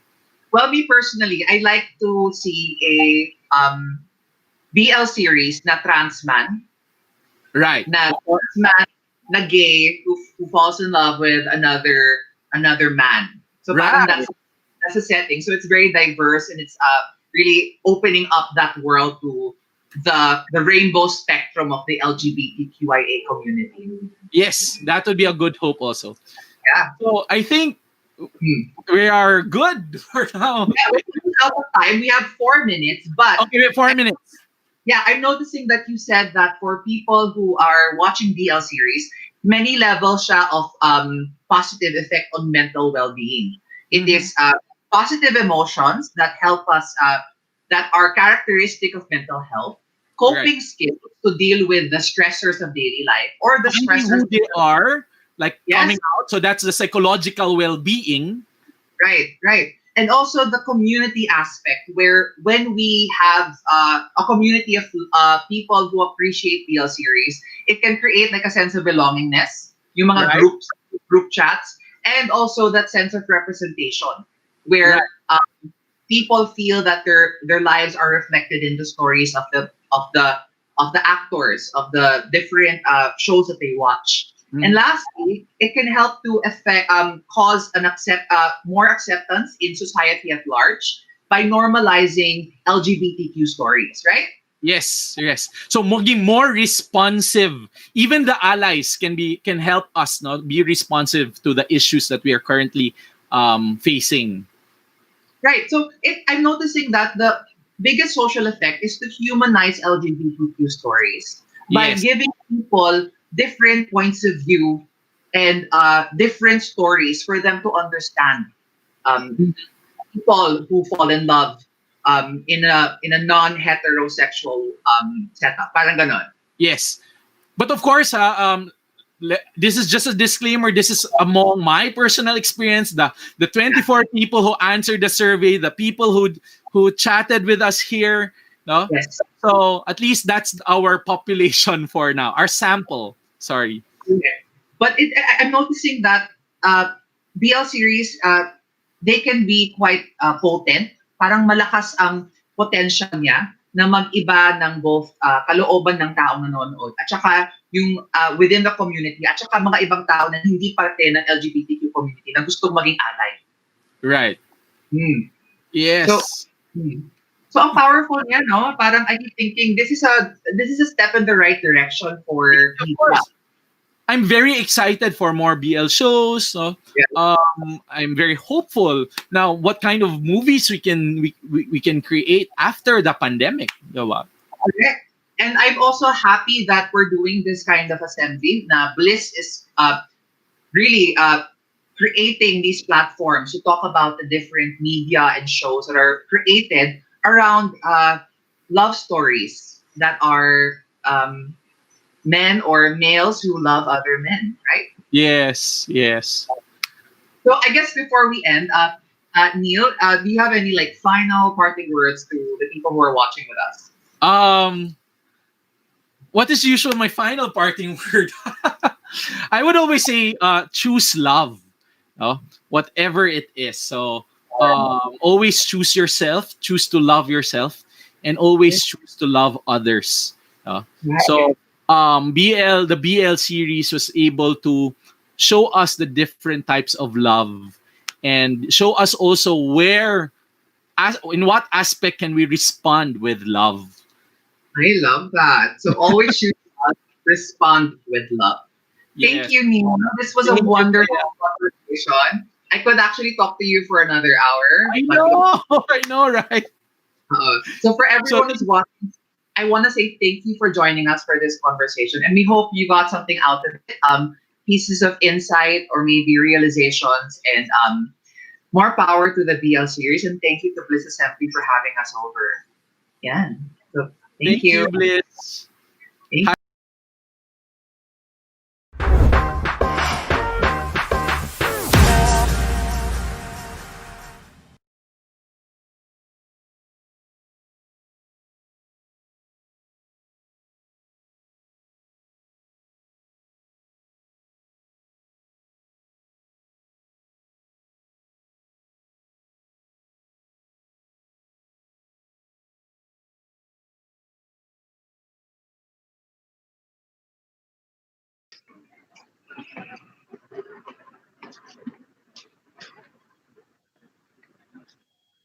Good afternoon, everyone.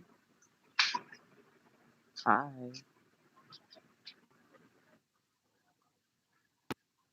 Hear me ba?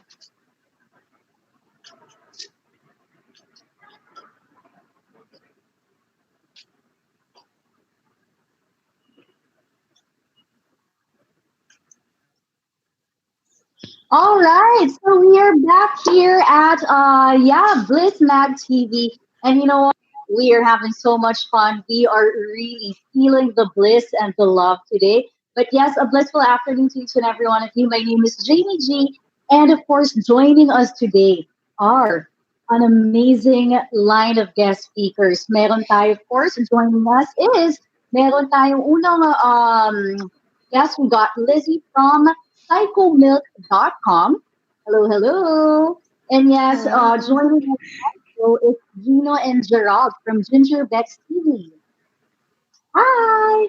And then also we have Kent and Siret and Shaki all the way from the US. Hello, hello. Sending love to all of you. And once again, thank you for joining us Hello, today. guys. Hi. Hi. Ito Hello. nga, I'm sure a lot of our online viewers are really eager to learn more about you. So we got a couple of questions for you guys. No? Let's start now with when we talked about the impact of BL shows. Ayan. Can you tell us briefly how does the BL shows affect you guys? So this is a question for all of you. Maybe we can start with Lizzie. Talaga. Oh my God. Go. Okay. Good afternoon, everyone, and good morning. Uh, for me, BL series are my stress reliever, an escape door from reality, and more on like I want to explore what's happening on the other side. From like I'm from the GL, and I want to explore what's happening on the BL also. That's why I become a fan. Nice. And Who also, wants to it's the go? extension of my fantasy. Yeah, yeah. Oh, I love it. But yeah, I'm sure a lot of people can relate to that. Oh, who wants to go next?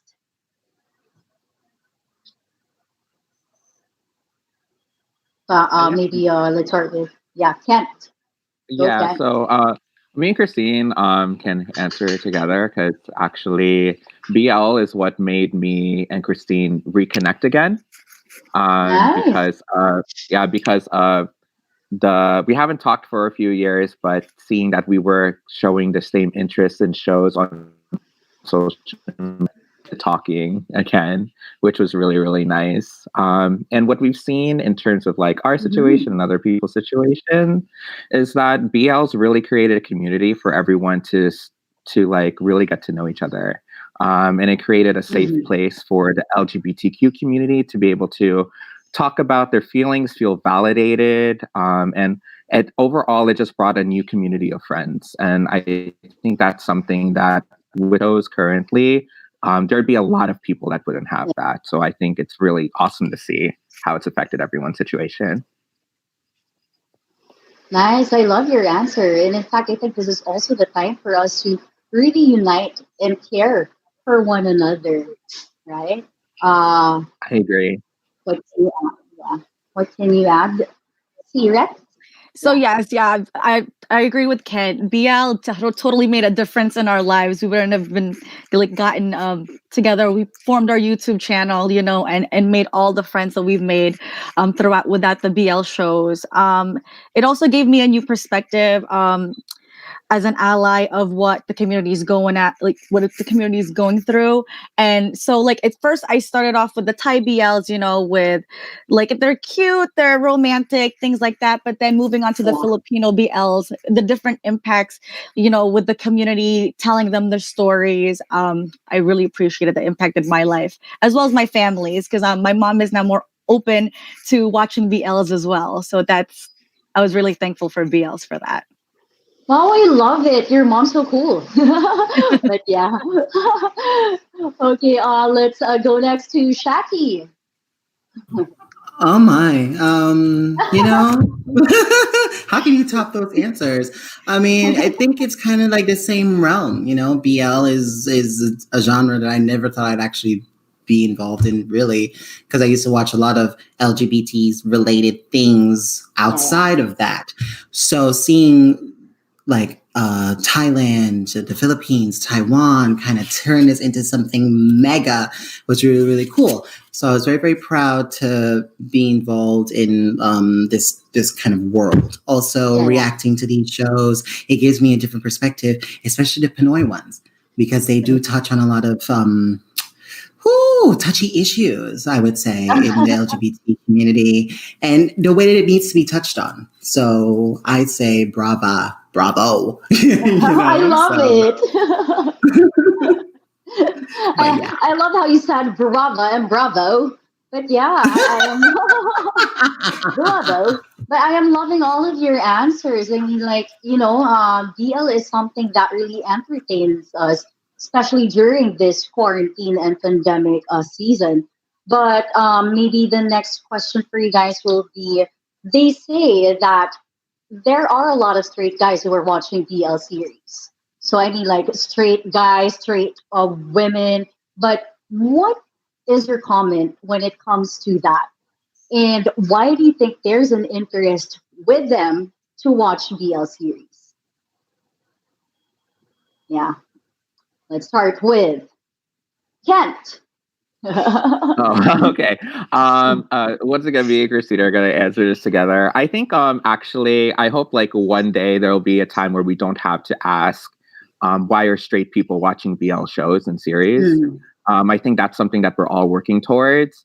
Because in terms of like straight people, straight girls, straight men, the A in LGBTQIA also stands for allies, and so they're all becoming allies for the LGBTQIA community. And I think hopefully there is going to be a time where we don't have to make it specifically targeted to a straight population. But I understand why now it's like we are seeing that they are having an interest in BLs. Now, it could be because of, maybe they like boy and boy love, or or they're just kind of interested in seeing what the whole hype is about, But I'm hoping that it slowly turns into them becoming an ally for the community as they delve into the genre and stuff. Yes, it's perfect.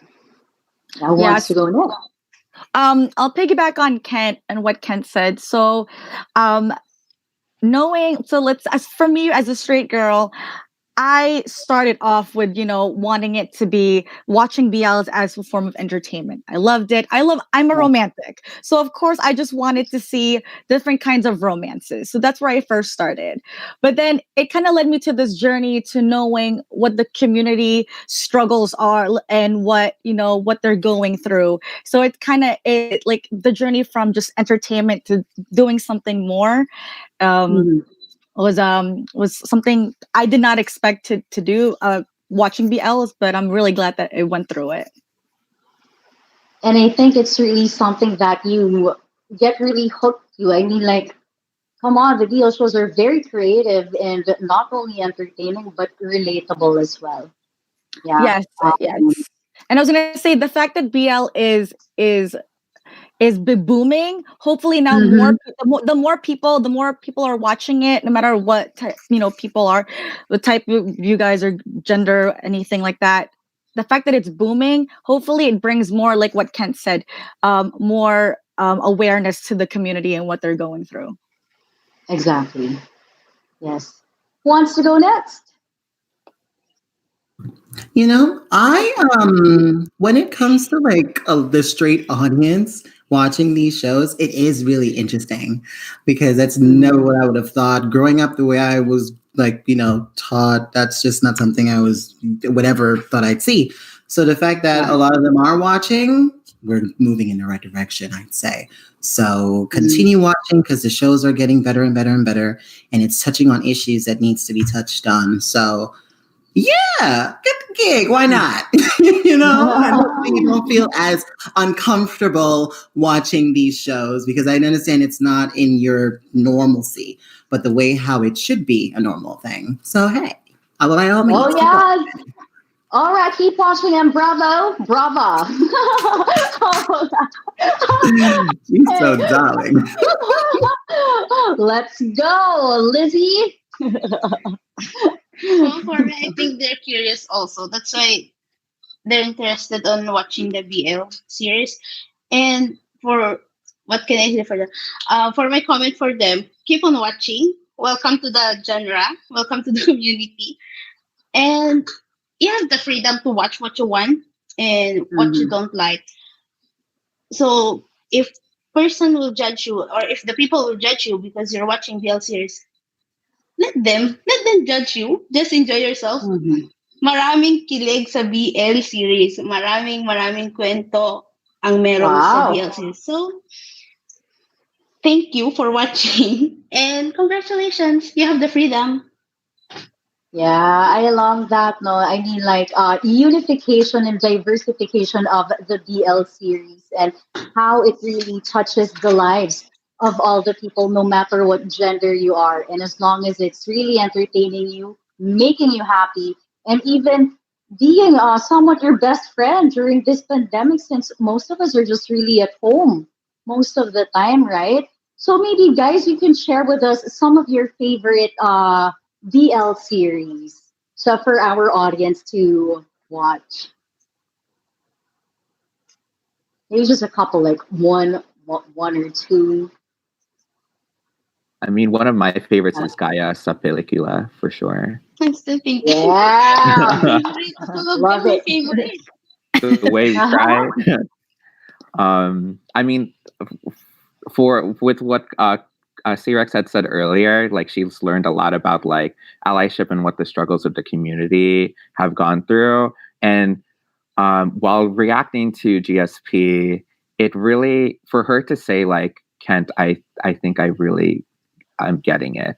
It like made me cry because it's like, it's hard to show a straight person what the struggles we go through on a daily basis. So just for her to just say those words and for a show to be able to show that to her, really, I think it's like the starting of like what these BLs can really do for people. Nice. That's interesting. Wow. What about who wants to go next? I'll go next. One of my favorites. Oh. Well, the reason why me and Kent are in a YouTube channel is together. um, that's the show that kind of started like our messages towards each other. So it's very, very special to me, as well as this. That's also my mom's first BL, and she really loved it. So that kind of was the entrance to her BL world as well. So I'm very thankful for that. That's in terms of Thai BL, but also GSP. Like I said, I feel like it brought me and Kent closer as friends, and kind of getting an understanding of what the community is going through, and getting understanding of that. I'm very nervous. Yes. Oh, my bad. I'm sorry. If I were to like recommend any of the BLs that have came out, call me biased, but I think my first recommendation would probably be Game Boys. I ain't gonna lie, because of like how it kickstarted everything for the BL scene, and it was amazing, I'd say. So that would be my first that I would suggest. But I mean, that's just me though. I mean, there's so many. Gaia Tapalikula has done like a lot. The storyline has touched on so many things. And like Benix Gym, there's a lot that I could recommend, but that would be like the one that I would do for. What about Lily? Oh, for me, I will recommend first where I started is the Love Stick of Thailand, DL Thailand. Since I started there last 2014, it's just the two students in love. That's why okay, let's stick to the being in love. And for the Filipino or the Pinoy BL, it's Game Boys. Since I started being active in Pinoy BL when Game Boys started. It's good. They have a good story, and maybe they tackle also the process of being out. Okay. That's So why. talagang they each and every show has its different tackle or like touch to this Yes. community, and I just really love it, that people can relate to that, and they feel they feel one just by watching these shows. You just have someone who's there for you, and someone who's gonna understand you. So hence, thank you so much for all the BL series that are available now. But I got another question. Uh, so for all of you, do you have some kind of ritual before watching, your favorite BL shows? I mean, do you have like preparations? Do you put a lot of potato chips, your junk food, or like, what are your rituals? So me and Kat, before we watch our favorite BLs, we drink water. Water. The reason why is because I don't like drinking water, and so Kat made it a thing that before every reaction video we drink water so that I'm hydrated. And we do reaction videos often, so he keeps me hydrated. Drink the water. That's our cute little ritual. I love it. What about you, Kent? I was going to say the same thing. Actually, there was one week where we were preparing a fundraiser to help the typhoon victims in the Philippines. So we suspended reactions for a week. And Christine said that her skin was drying up because she didn't drink water. So just really stay hydrated, guys. Drink your water, okay? Drink your water. That's how important water is. Okay. All right. Thank you for those answers. But yeah, Shaki, what's your ritual? It kind of depends because like if I'm about to react to it, I would get like some good music going, get my life in front of my camera real quick, and then I jump in. But if I'm just watching alone, like a show I decided just to keep to myself, get some food, just make sure my covers and blankets are all together, my pillows are plumped and everything, and then boom. But naturally, I just try to get my energy up because working 9 to 5 and then coming home and then trying to get into that zone, I have to kind of get myself there. So that's kind of mine, so. Oh yeah, I feel you right there. So go, Lizzie. What's your ritual? For me, I don't have rituals. No.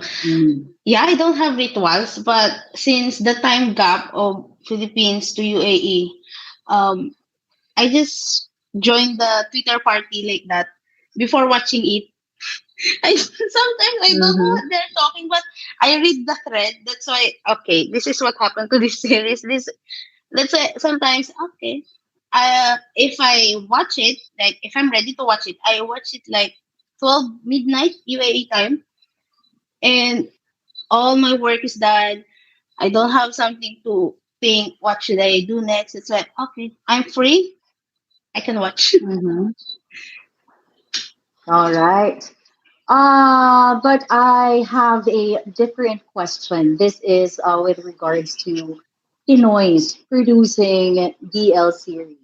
So we would like to know your thoughts on why do you think that it is only now that Filipinos are coming up with these DL series, and why not a long time ago? So yeah, okay.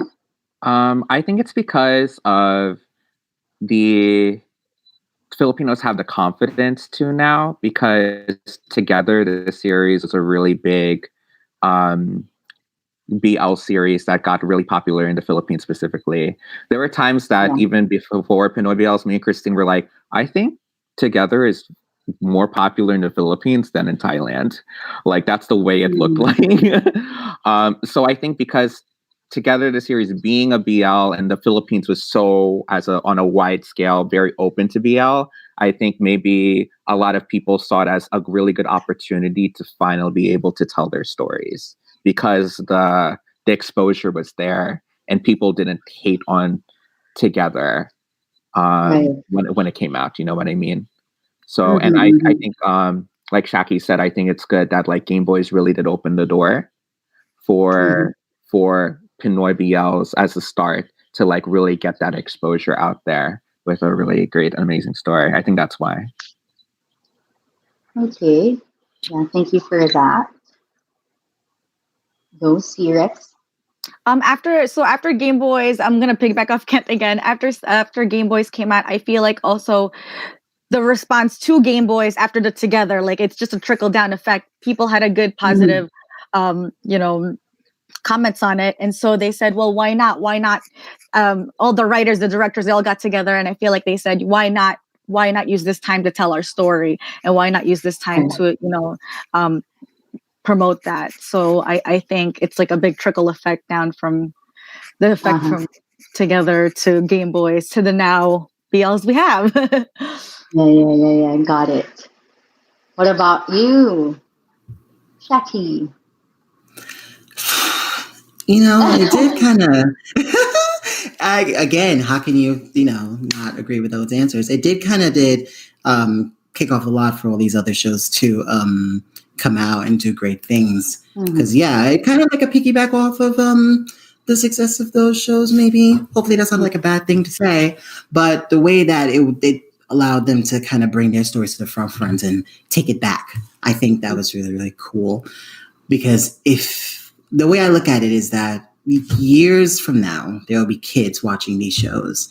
Right. And to think that where we were to get those shows to actually become a thing, they won't even have to know that. So hopefully it's not that way by the time they grow up. So they did good work, in my personal opinion. And they're stories that would last lifetimes.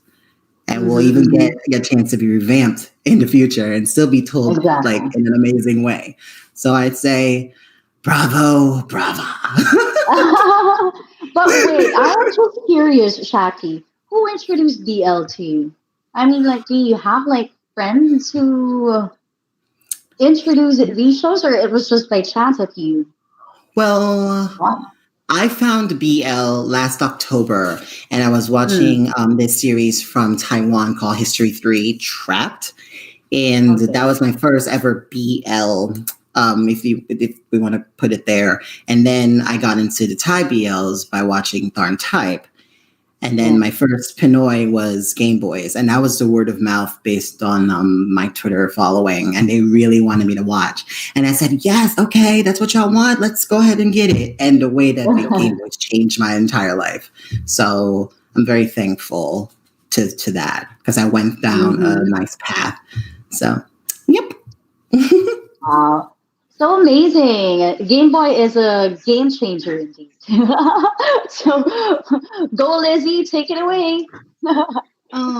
For me, what I'm thinking right now is for me, I think why just now? Minsan kasi takot ang mga Pinoy ma-judge since LGBTQ series or movie or film is really sensitive movies or topic. So, minsan kasi, we have this, meron kasi yung mga Pinoy na hindi pa sila open. They're not open to this kind of genre. And if someone produce something LGBT like that, binabash nila. Minsan binabash nila. Minsan they said na, oh, why you're doing it? It's against the society like that. So we just need one person or one production to change. I mean, to change what is yung kinatatakutan ng lahat na itackle.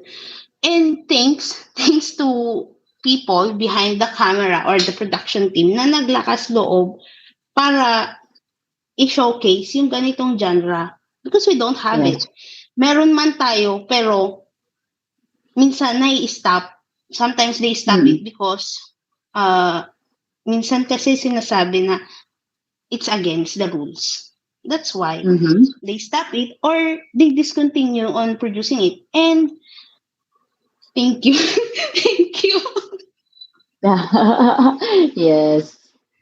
Yeah, I feel you right there, Lizzie, no? Pero kasi what you're trying to say also is that thank you to all of these BL shows, these series, because you are not alone. I mean, like, all of us are together in this. I mean, the whole community is together in this. So once again, thank you for that. But a follow-up question to all of you, know, when it comes to, let's say, the Pinoy and the Thai and other BL series, if you to compare them, what are the differences, or is there like similarities with the Pinoy, the Thai BL series? Maybe we can compare, or are they even comparable?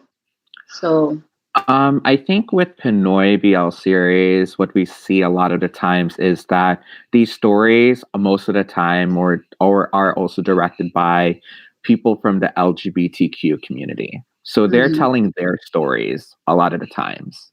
Whereas from Thailand, I'm not sure where the stories come from. It could be from I think a lot of novels. I think novels are very popular in Thailand, but a lot of them are written by straight women and not members of the LGBTQ community. So I think that's really the difference there, where with Pinoy BLs, a lot of the times we have seen and people have talked about how they are written by and for the LGBTQ community. So I think that's the difference there.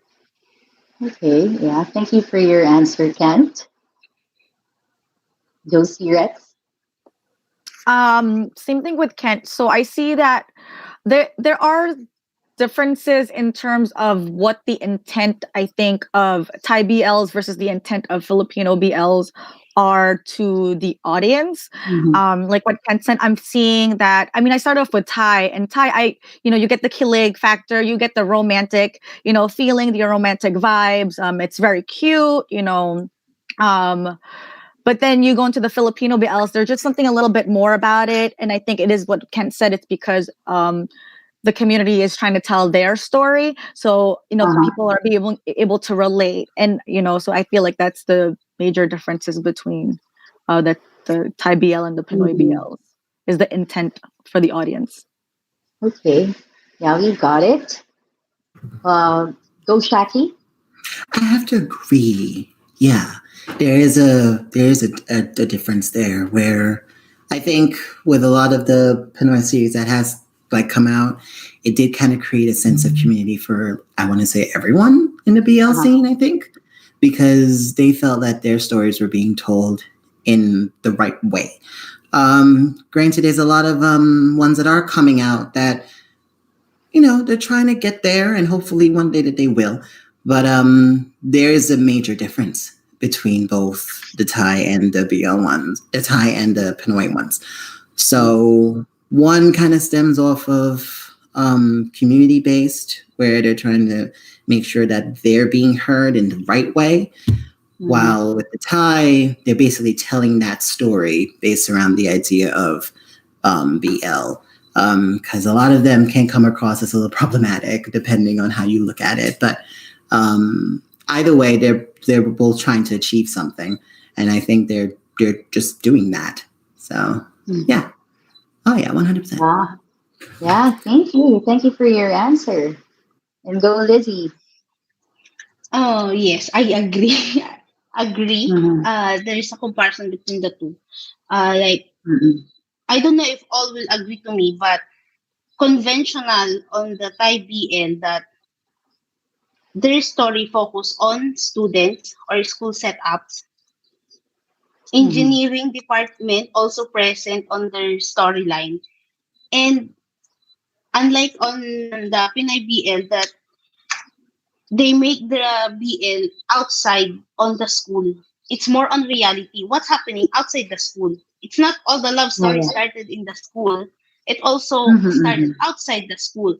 And more on it's an eye opener to the people or to the society, especially in the Philippines. Especially in the Philippines. It's an eye opener. Pwede din. Pwede din kaming tanggapin. Ganun yun. Pwede rin kaming irespeto. Hindi porket ganon yung nakasanayan nyo is doon na kayo mag-stick. Meron din kami, we exist. That is the story.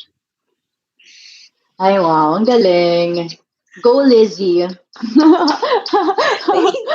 Thank you for that. And speaking of the community, and of course the mental health, maybe you guys can answer briefly. Yeah.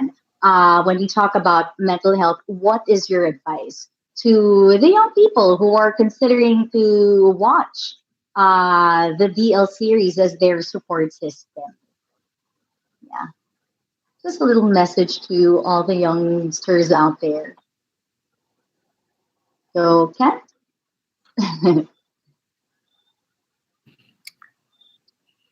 I say, I think. Oh, I didn't think about this one. Hold on. I guess like what I would say is that your feelings are valid, whatever you are feeling, whatever you're struggling, whatever you don't know about yourself. You're not the only one, and that your feelings are valid, and there is a place for you. There's a lot of things that us as a community are still working on, but at the end of the day, we are here to support you.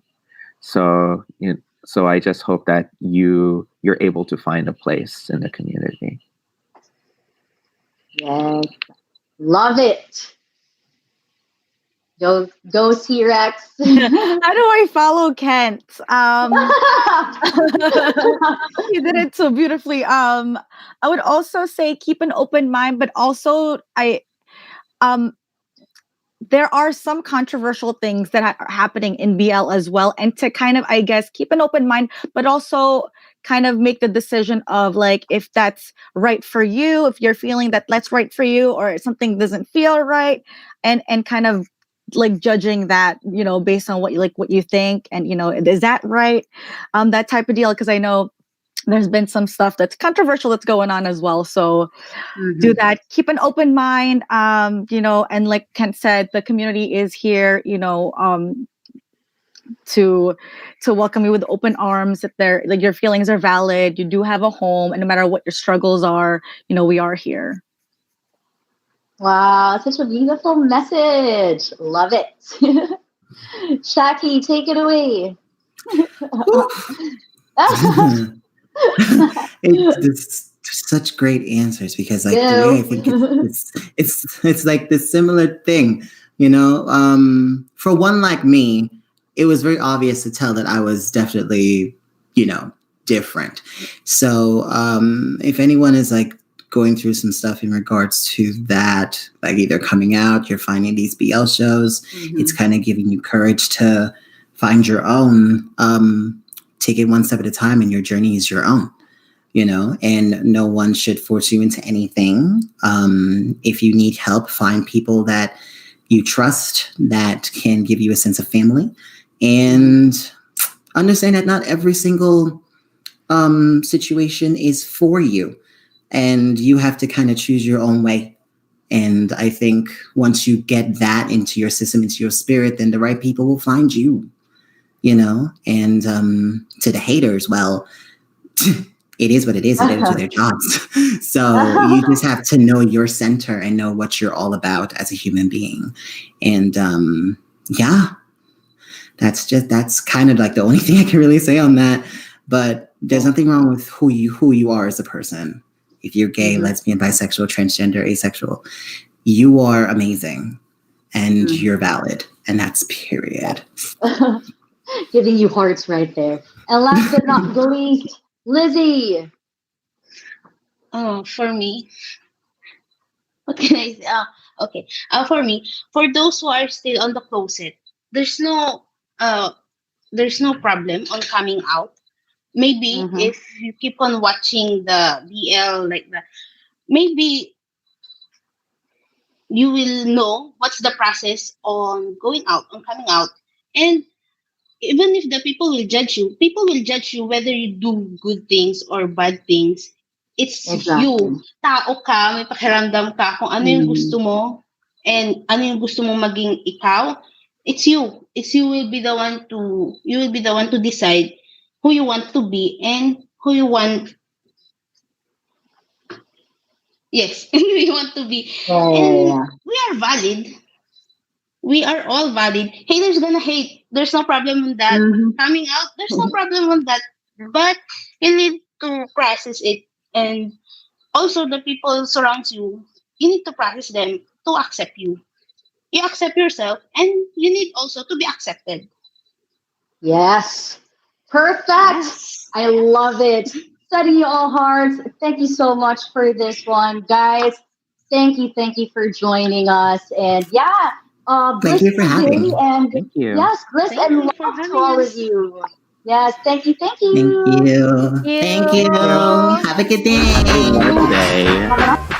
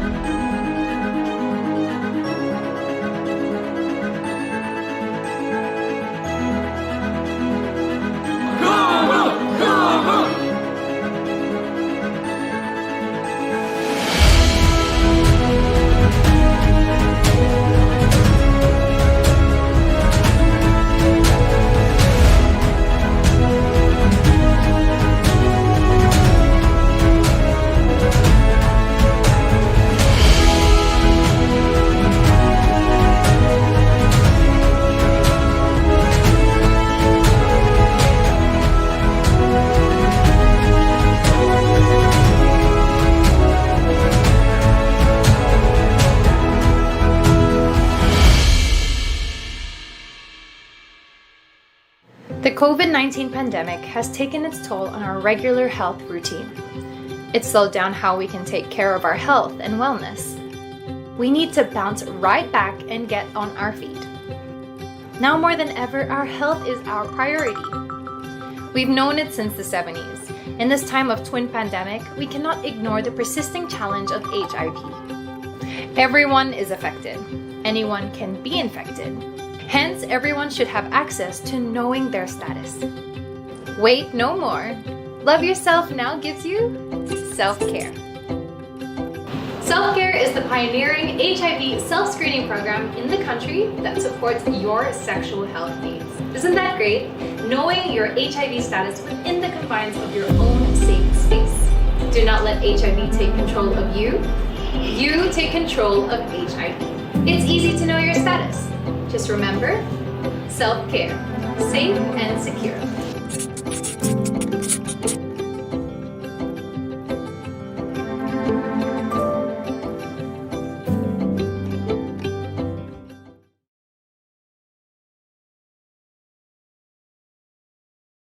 Yay, excited to learn from all of you po today.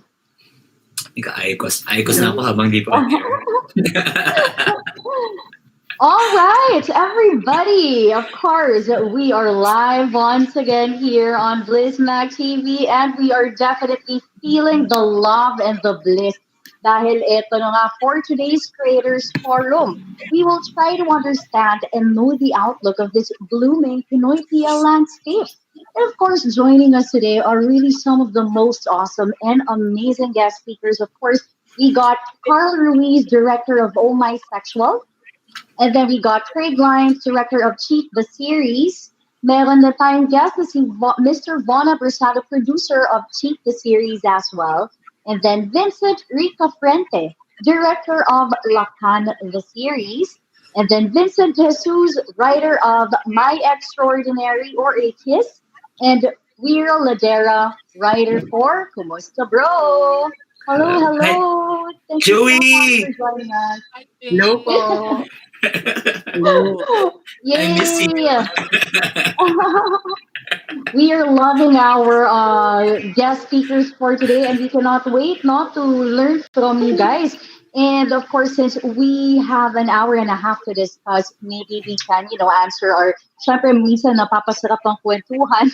So, baka pwede natin to turn it to brief and straightforward answers. But all right, without further ado, I will ask the first questions, and this is for all of you right here.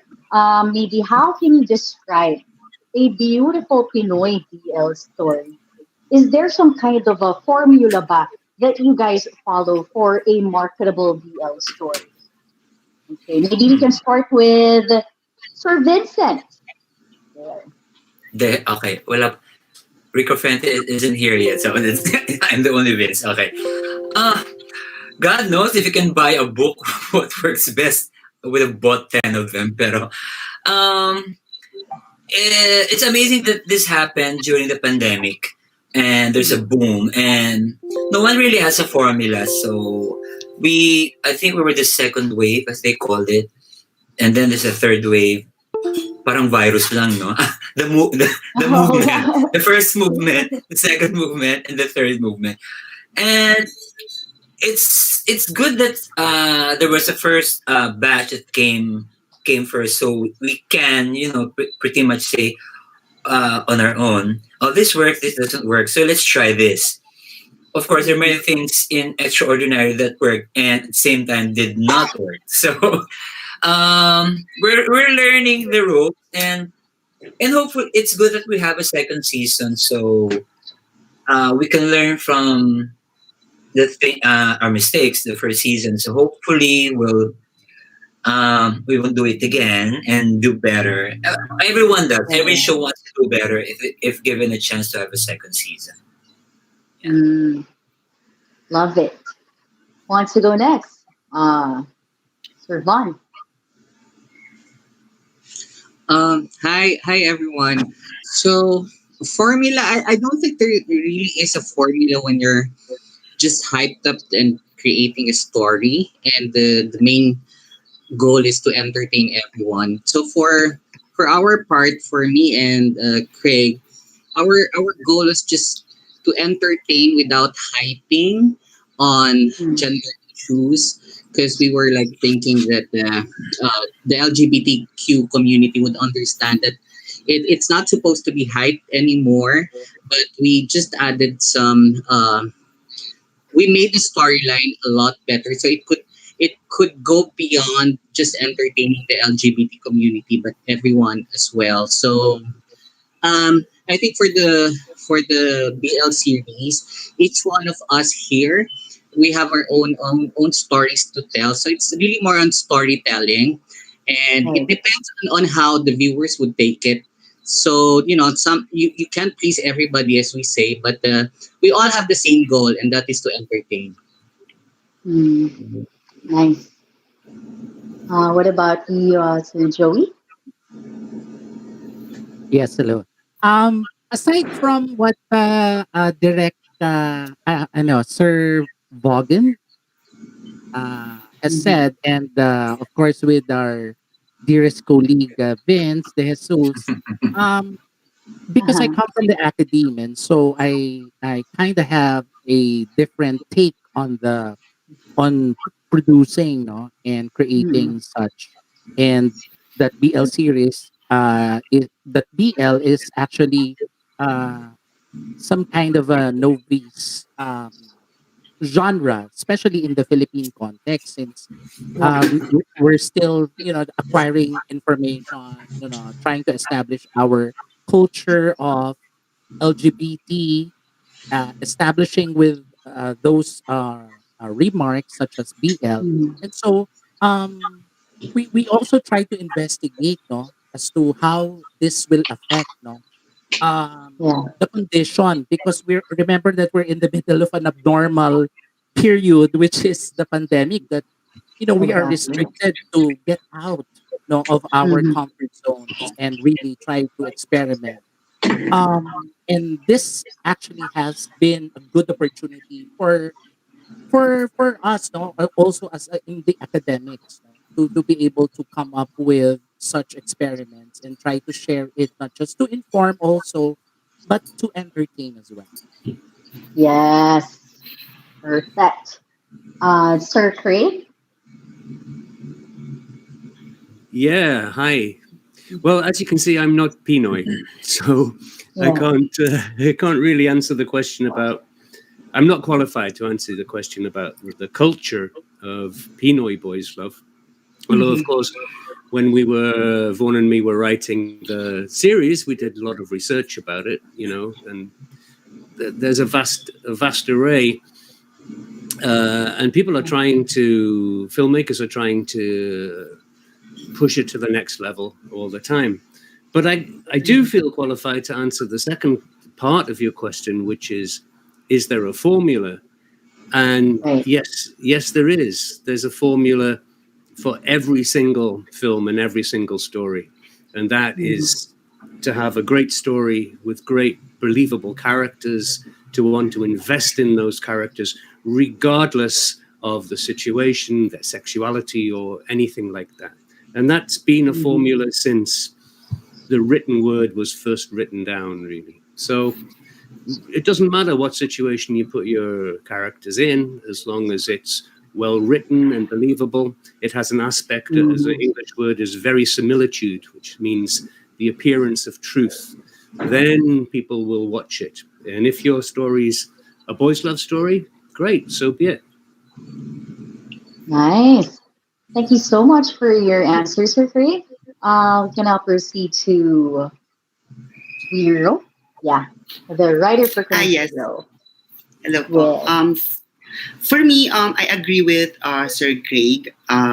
May formula talaga siya when you're writing a story. Dito, ang pagkakaiba lang at sa BL story, it's a boys love story. So since I'm a fan of boys love series, especially Thai BL series, so for me, nag-base ako doon sa mga napanood ko from Thailand. Pero in-apply ko lang siya sa culture ng Pinoy, which is kailangan yung story may tawag nito. Nakaka-relate pa rin yung mga Pinoy sa pinapanood nila. So for me, a good story is very relatable. And for me, a BL love story is just a story It's just a love story na ang pagkakaiba lang is this time it's a boy's love story. Yan lang. Yeah. And I also love what all of you said now when it comes to creating BL series. It's all about, people can relate to, Yes. the stories that you make. But earlier, see, Sir Vincent, he touched on the pandemic and like this is the booming BL series. But when we look at the brighter side, amidst this pandemic, do you think this crisis have brought a new sense of creativity and innovation to all the content creators? And also, as a relation to that, can you say that the booming business of Pinoy BL Productions is a byproduct of this pandemic? And so let's start with Sir Vincent. Yeah, in my case, during the pandemic, we lost our jobs because the Congress closed ABS-CBN. So we were we weren't doing anything. I mean, for Yeah. an artist, and we couldn't. I do film, theater, advertising. All those industries came to a complete halt during the pandemic. The theaters were closed, the cinemas were closed, advertising was went down, our network got shut down. So as an artist, you are aching and itching to work, and this is a good venue, another outlet because it's not mainstream. Yeah, so you can pretty much do what you want. It's online. So, of course, you have to police yourself. You have to, what you put out there stays forever. So, you really have to, and be very responsible for the product you bring out there. And, like Craig said, yes, there are formulas. When I said there weren't formulas, because you can, uh, tropes get really a bad reputation. There's another trope. I mean, trope is based on real life. So, what you do with the trope and how you spin it, make your own spin of the trope, is no one knows how to. I mean, it's up to the skill of the writer, the director, the production to. Romeo and Juliet has been said so many times as a musical, West Side Story, and blah, blah, blah. But how do you treat Romeo and Juliet now? Is it Juliet and Juliet? Is it Romeo and Romeo? Is it a tragedy? Is it a comedy? So, uh, you have to take risks, and artists always take risks because when they're complacent, why bother telling a story that's been told? Well, realistically, Exactly. all stories have been told. You just have to tell it in in your own way, and in the now, especially in the genre of BL, differentiating it from Thai to Thailand, Taiwanese, China, Japan, the original, and how do you make it Filipino is the challenge. We are discovering. I mean, in our show, there were elements that we put in which is very Filipino, like the street food, very superficial, but it adds color to. It makes it Filipino. Because in Thailand, it's always milkshake, the pink tea, pink shake. So, how can you make it Filipino? Not just by adding stuff here and there, but inherently and culturally based on truth, Filipinos' truth, the Catholic society, the double standards, and believe it or not, it's 2020, 2021. Some people still find it hard to come out. And sadly, and congratulations, the Senate approved the first reading, so geez, so we have two more. So getting there, getting there, getting there, Congratulations. getting All there. right. And of course, like Joey said, if you can entertain, might as well educate. You're there. Use the platform wisely. So grab that opportunity to, other than spreading love and information, I mean to educate and entertain too. Yes, yes, yes. Beautifully said. Yes, we're loving that. What about you, Vaughn?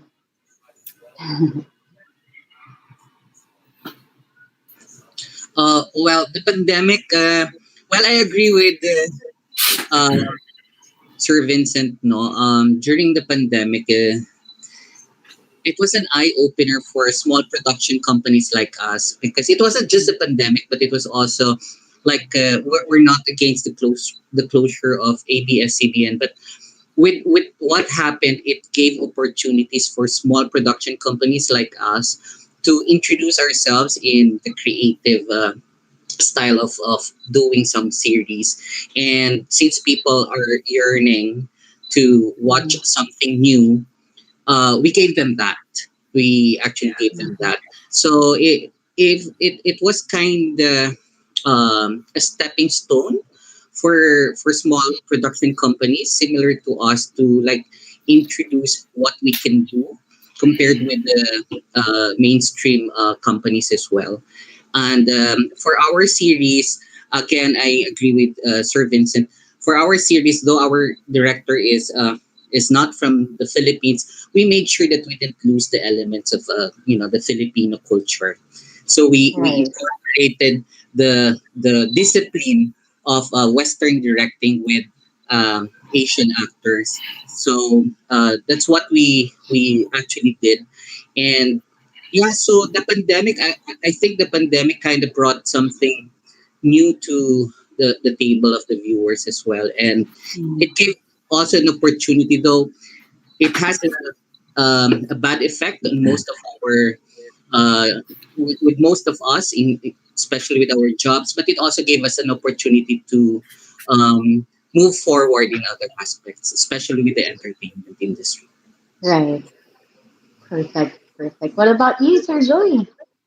Um, yeah, just to add on to the very interesting discourse on the BL, um, it also paid us to to get to unify and be solidified. No, so I think this is a Mhm. good also an opportunity for us to have a solidarity, in terms of creating forms, like the BL. And I'm for sure that in the future there would be more. And it opened gates also to the opportunity to use this kind of newly introduced digital media to us, because again, because of the the restrictions and the limited movements of Yeah. the artists, they were able to come up using digital media as a platform. I think this is quite phenomenal, no? Because there's no it and it also gave us the opportunity to equalize ourselves with the mainstream, especially that Mm-hmm. of course many budding artists now are coming out left and right, no? And many directors, many young directors. I'm not young anymore, but there are a lot of young directors who are so Yes, yes. inspiring, and I'm very very much supportive of their craft, no? Whether they receive criticisms, good or bad, that's okay, for as long as we get to embrace the community like what Bliss has made, no?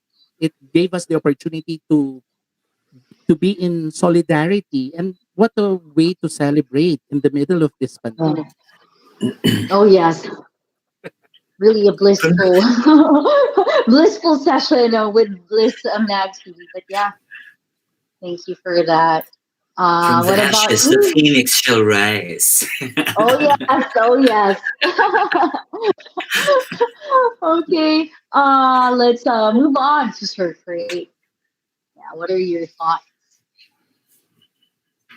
Wise words indeed from you guys. And yeah, Mhm. I didn't know that what Joey was saying. I didn't know that it's actually inspired people to come out, which is fantastic Mm. news. In part of the premise of our boys' love story within Cheat, the series, is that we don't make a big thing of it. A lot of the other boys love series, the Thai ones, for example, it's all very much, you're gay, and then they go and see their parents, and their parents go, what do you mean you're gay? It's just a phase you're going through, and all that kind of thing. So it's great that that's kind of inspired, I think, a lot of people in the industry to come out. And the other thing is that Joey mentioned there the fact that we're on a digital platform now. This couldn't have been done 10 years ago. This wouldn't have happened. No. Yeah. Nobody had that access. And so, yeah, the pandemic has has basically funneled everybody, all filmmakers and creators, losing jobs, and the pandemic has funneled them towards the internet. And it's like, we're creative people, you know, we want to create, we get off on creating, we can't survive without being creative, and we want resolution. Yeah. So yeah, the answer is yes to the question. Has the pandemic made the whole thing more creative? Yes, it has. And it's great. So at least there's, you know, one positive thing we can get from that.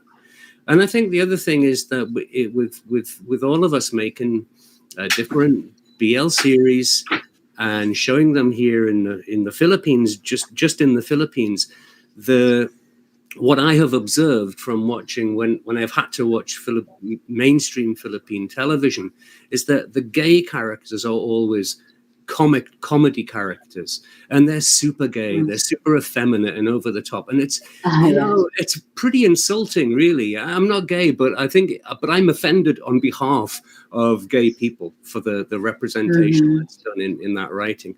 Whereas here now we're not under those constraints of, you know, the norm in Philippine television production, so we're able to just write real stories about real gay people, and that's really helped creatively push the boundaries as far as the culture and you know, the whole understanding of the LGBTQ community. So I think it's good. It's fantastic.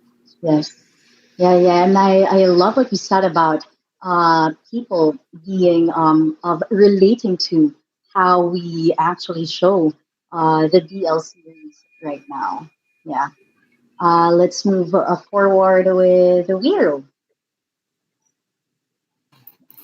Okay, I guess everyone said probably everything na. So I'm going to tell na lang my personal experience. So it was a challenge for me when I accepted Kumusta Bro. Binigay lang po siya sa akin. It was handed to me. Nagsimula kasi ako being a teleserye writer. So meron kaming templates na sinusundan. So when my producer offered me this project, sobrang ano talaga siya. It was a challenge kasi we did Kumusta Bro as a live stream. So this is like a Pinoy BL pero in a live stream format. So from teleserye to a live stream format, it was a big ano talaga adjustment for me.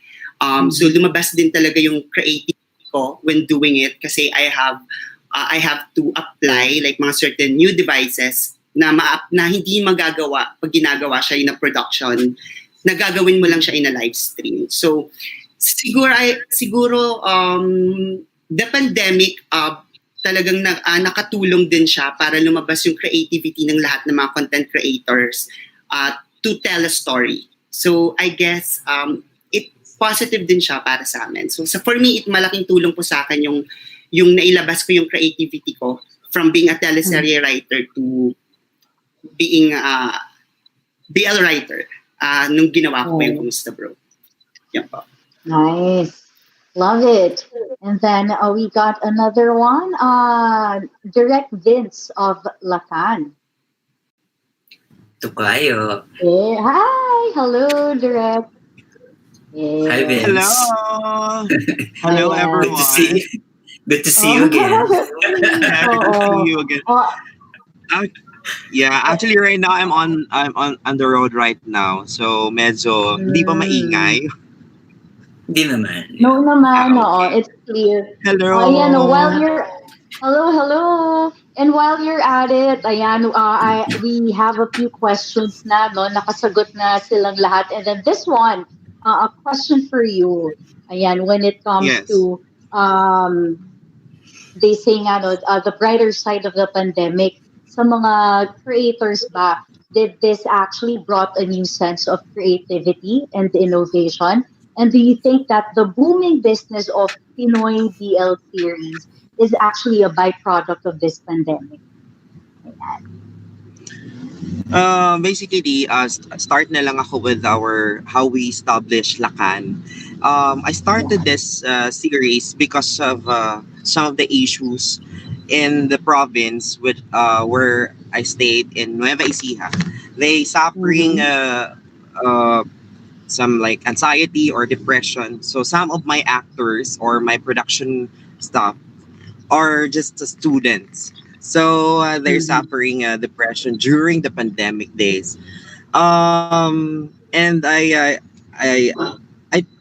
actually I'm just new for this BL series, and I tried this series because this is the only platform that I can use for the pandemic season or days.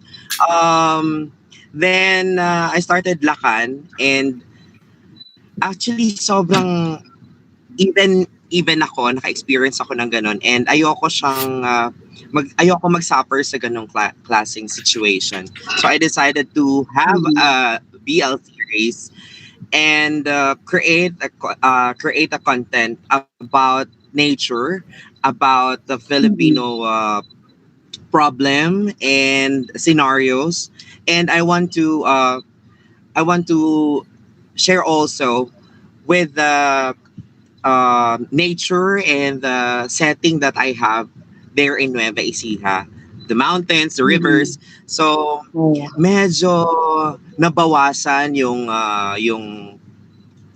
nararanasan ng karamihan sa prod ko tsaka sa actors. So in creating this series, for me it really helps a lot because hindi lang just for the sake na may ma-create kaming content or a series. It's for us to help din yung sarili namin, and also to share our story na meron ang province, na meron ding BL series sa province. Like that. Nice. So yun yung Wow. Yeah, love it. Ayan. Since you mentioned na rin, no, when it comes to your production or like in selecting Yes. your actors, so maybe we would Yes. want to know how do all of you know select your actors for your BL series? And what are the advantages naman of getting new actors as opposed to having actors who are already experienced? So maybe Okay. we can start with Okay. Ever since I have this workshop provincial tour, so I did in Mindanao, in Jensan, in Isabela, and right now I stuck in the middle of the like pandemic sa Nueva Ecija. So nasa gitna ako ng workshop session ko that time. And actually hindi intended na gagawa ako ng series because we're doing a festival film, and I'm representing original film projects that time. So basically Lakan series is for a film festival na ilalaban sana namin, but suddenly nagsarado lahat ng film festivals during that time, and then yun na lang yung parang medium ko or way ko yung online. So tinuloy pa rin namin siya, pero binago ko lahat because iba ang format for film festivals tsaka doon sa series. So medyo bumalik ako sa scratch. And regarding do sa tanong kung paano ako nag-handle nung nagkaroon ba ako ng actors, ng audition or something, galing sila sa mga workshops ko. And yung dalawang leads ko, si Paul Cervantes at si Kenny Dinacar, ay kasama kong na-lockdown sa Nueva Ecija. Pero taga doon din sila. And we have this time na wala kami magawa. So, sabi ko sa kanila, gagawa ako ng BL series right now. Pwedeng kayo na ba ang maging artista ko? At pumayag naman sila for that project kasi wala rin talaga kaming magawa during that time. Pero sabi ko, hindi tayo gagawa ng project nang walang kwenta. So what I'm trying to say is we need to create a story or a content na makakatulong din sa iba, na alam ko marami sa mga viewers natin ang gustong-gusto ng lumabas, gusto ng mamasyal, gusto na mag-swim, gusto na mag-mountain. So sabi ko, since tayo naman yung na-lockdown dito sa sa ganitong environment na malapit sa nature, sa bundok, sa ilog, tayo na lang magdala sa viewers nung setting na yon. Kasi baka yun sa pamamagitan ng series natin, kahit pa paanong lumuwag ang pakiramdam ng mga viewers na may dala natin sila Yes. dito sa setting na ganito. So Yeah, basically, that's ganun lang right. ako Uh-uh. ganun ko sila na-cast. Yun, dala lang ng dala ng dala ng wala kami magawa. Parang ganun. Yeah. Thank you for that. Yes, Vince. Ayan, let's ask naman the other Vincent. Sir Vincent. Ayan, how do you choose your actors? And, diba, parang, is there a difference ba between the experienced ones with the new ones? In the case of Asterisk, because Asterisk Digital Entertainment is, Mm-hmm. aside from producing events and productions, they're basically a management, talent management group. So I came when I came in, they had a roster of talents. I was Right. actually hired to be an acting coach for the two leads. So Nice. they had the lead, and then I went there. Christian Kabigting is the CEO. He used to be from Star Magic, and I used to teach acting in Star Magic. So and in PETA. So he asked me to teach to have an acting session coach with the two. And then one thing led to another. I commented in the script. Long story short, they told me, "Why don't you write the script?" So so, so me and my big mouth. So unfortunately, when I met the young cast, I had to rewrite, change the whole script. Well, it was just a page or two was written. So I had, but they only would ask me that to insert an element of a ghost element. I said, okay, a ghost. Okay. So I worked around that premise, and then I spoke with all the young actors and wrote every character according to their personality. So it's not far from who they are. If there's a meek, quiet actor, she's a quiet actor. If she's a loud personality, loud. So they don't really have to, move away or veer away from who they really are, which made a lot of sense, and it made everything easier for us and for them. And everything was tailor made for them. So it was easier, and then they worked on it, they studied, they did their homework. So when they got to, we never had a rehearsal, we were just on Zoom. I guess pretty much everyone in our case, we just had, because when we started, it was the height of the lockdown. I think it Right. just opened the GCQ, when, what's lighter, MECQ, basta when it opened up, and then we shot for 4 days. We shot for 4 days, all 8 episodes. So four Wow. days. Yeah, so we really rehearsed everything on Zoom for a good 2 weeks and memorized it. So on the set, we just blocked and papapapam. We don't really have a BTS because usually we just take one. We can't afford to take two. So it was a learning experience. Take only. Yeah. But good thing the kids were ready. I mean, they did their homework, and we got the we got two veteran actors in Yayo Aguila and George Lorenzo. So it was a pleasant experience, although it was just 4 days. With given some time, we would have probably reshot some scenes. But hey, that's life. So we live with that. So, but second season, hopefully we have more time because it's not so. I hope the vaccine will be.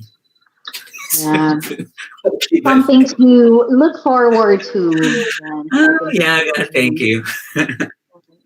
Love it. Yeah, maybe we for this question, we can ask Von. Here. All right, sorry, nakamute. Oh well. I think we were blessed for us. No, first thing was I was able to get the multi awarded the director and the cinematographer. So first for the cinematographer, we were able to convince Direct Larry Manda to be our cinematographer for the series. And when Craig told him the story after I and Craig wrote it, he was very excited because it was something different. Um, and then the next difficult part was me convincing direct Craig because since Craig is a three-time BAFTA awardee and he's a holder of 5 Guinness Book of Records in filmmaking, I was thinking, oh Wow. no, yes, he will be charging me so much to create this thing. Oh So no. yes, and another problem I was thinking was he's not gay. So it was a challenge on my part. So I went to his house, and then I had a sit down meeting with him and said, please support this project that I have in mind. Because and I said, if it's possible, I said if you could do it for free, because it's a very good project that I have in mind. I said, and so he said, listen, tell me about it. So I said, okay. Honest to goodness, I was also my eyes were opened about the BL series after watching a Thailand BL series. Actually, it is a Why Are You? And then I said, well, we could probably create something like this in the Philippines, but putting a lot of elements to make it more unique. And so I said I wanted to create something that is the supernatural and something that's really mysterious. And Craig was up to it. He said, I will do it if it's something very unique. If it has a story, he said, a story that we can tell and it's not just all about love and stuff. So Yeah, we yeah. had like a 2 day sit down writing about it. And then he finally said, okay, I'll do it. And I said, how much would you charge? And said, okay, I'll do it for free. So we were, Ooh. yes, we were really, really blessed. And it was also Craig who called Direct Larimanda, and then it was just entirely a blessing because our production designers from Regal and from Viva and from Netflix, they all actually gave all their help almost free. So we were very very happy that we were able to create something that everybody believed in. Yes, Mm-hmm. but for the actors, yes. Also, Craig said I don't want mainstream actors because I want to create new stars. So we went through a rigorous process. We had like 830 applicants. He created five stages of the auditions, and then from 800 plus, we shortlisted it to 14, and then down to 5 characters because our series only has like 8 characters, including Chusey Vargas, Claudia Enriquez, and Diana Menezes. Oh, nice. Nice cast, no? And since we already touched the topic on the actors, the follow-up question is, how do you guys protect the new actors for being taken advantage of by anyone in the production? Like, for example, in terms of fair professional fee, treatment, etc., and all that.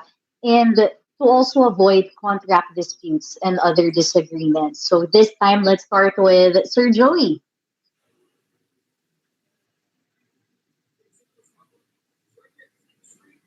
It's Nakamute muted. ka, Joey. You're on mute, There. Joey. Okay, there. We can't hear you. We can't hear you. Okay, so now you can hear me. So, but because it's in the middle of the pandemic, so everything seems to be abnormal, no? Everything seems to Hmm. be irregular, no? There were actually no opportunities for mainstream uh, the actors really because again aside from ABS-CBN being shut down there were Yeah, really yeah. not much of creations no when it comes to of course teleseries were suspended for quite some time no, before it actually just recently they just had it back no but Hmm. at some point everyone is not working at all. And so I think in many of the existing shows have cut down their budgets. No? And you know, Right. Vice being vocal about it, that their budget, that their fee has been cut down to like 30% of the 100%. So that's quite big, no, in a way, because again of the situation. I think Mm. that's why I commended Vaughan's uh, narration about having people, artistic people, working together, and doing it for the love of. I think is a virtue that can't be Mm-mm. Yeah. bought, that can't be surmounted into money, and that is actually a good uh, feedback somehow for also for the incoming artists, the young generations of today, that that sometimes you really have to start, and sometimes you have to choose to give something also, not just to just equate with money, but somehow you contribute something to the society, somehow you contribute to Exactly. others. And I think Yeah. by just showing, like, inspiring the actors to move on, like in our case in Oh My Sexual, we didn't have a face Mm-mm. to face, and we didn't Mm-mm. have any money at all, no budget. And so I was really hoping that another set of crazy people will understand my predicament, and so I talked to some artists also, and then they agreed, like what Vaughan narrated. And so I Yeah. totally agree that sometimes, of course, when everything comes back to normal, of course the fees would come back again, the normal, Mm-hmm. the contracts and all. But again, to survive also, because again it's the time of pandemic. I think you have to consider also the predicament of the actors, the artists. And so if there is opportunity for you to have grants from the government, I think the government should come in. And what I experience now is that I'm having my second digital series to be supported by a few select uh, government and private agencies. So that's Right. how how this little pet project of ours has become so big that by January of this coming year, we will shoot already face to face. So that's yay! That's Mm-mm. yay for us, and that's a That's good good hope news. that Yeah. 2021 will be a brighter future, and Uh, we should always yes, look at it. please. Yeah, yeah, yeah. Maybe Vaughn can also add to this question. Well, regarding protecting the actors, I think it just really boils down to proper communication and laying down your cards before you begin. So Mm-hmm. with us, we really had a very tight budget, but thank you to our executive producer who took care of the talent fees of our actors, plus our sponsors who actually gave them so much for in exchange for their craft. So we before day one we laid down the cards that this is just our budget. It's very minimal, but what I promised them was you'll be able to work with great people. We'll do a great production, and we'll all work for it together. So it's really a lot of team effort, and then. We made everything very easy for them. I think we were only shooting for maximum of 4 sequences per day. So for our Mm-hmm. 6 episodes, we shot it. I think 40 days. We did our shoot 40 days, so we were in a lock in for 40 days. But Direct Craig made everything very relaxed for everyone. We'd have like uh, 2 to 4 sequences per day, making sure that we get the best shot that we can have. And then our Right. sponsors took care of accommodations, food, and stuff. Plus, Gemma Lopez, our executive producer, who made sure that we never run out of funds when we need it the most. But Yeah. really, working on a very tight budget.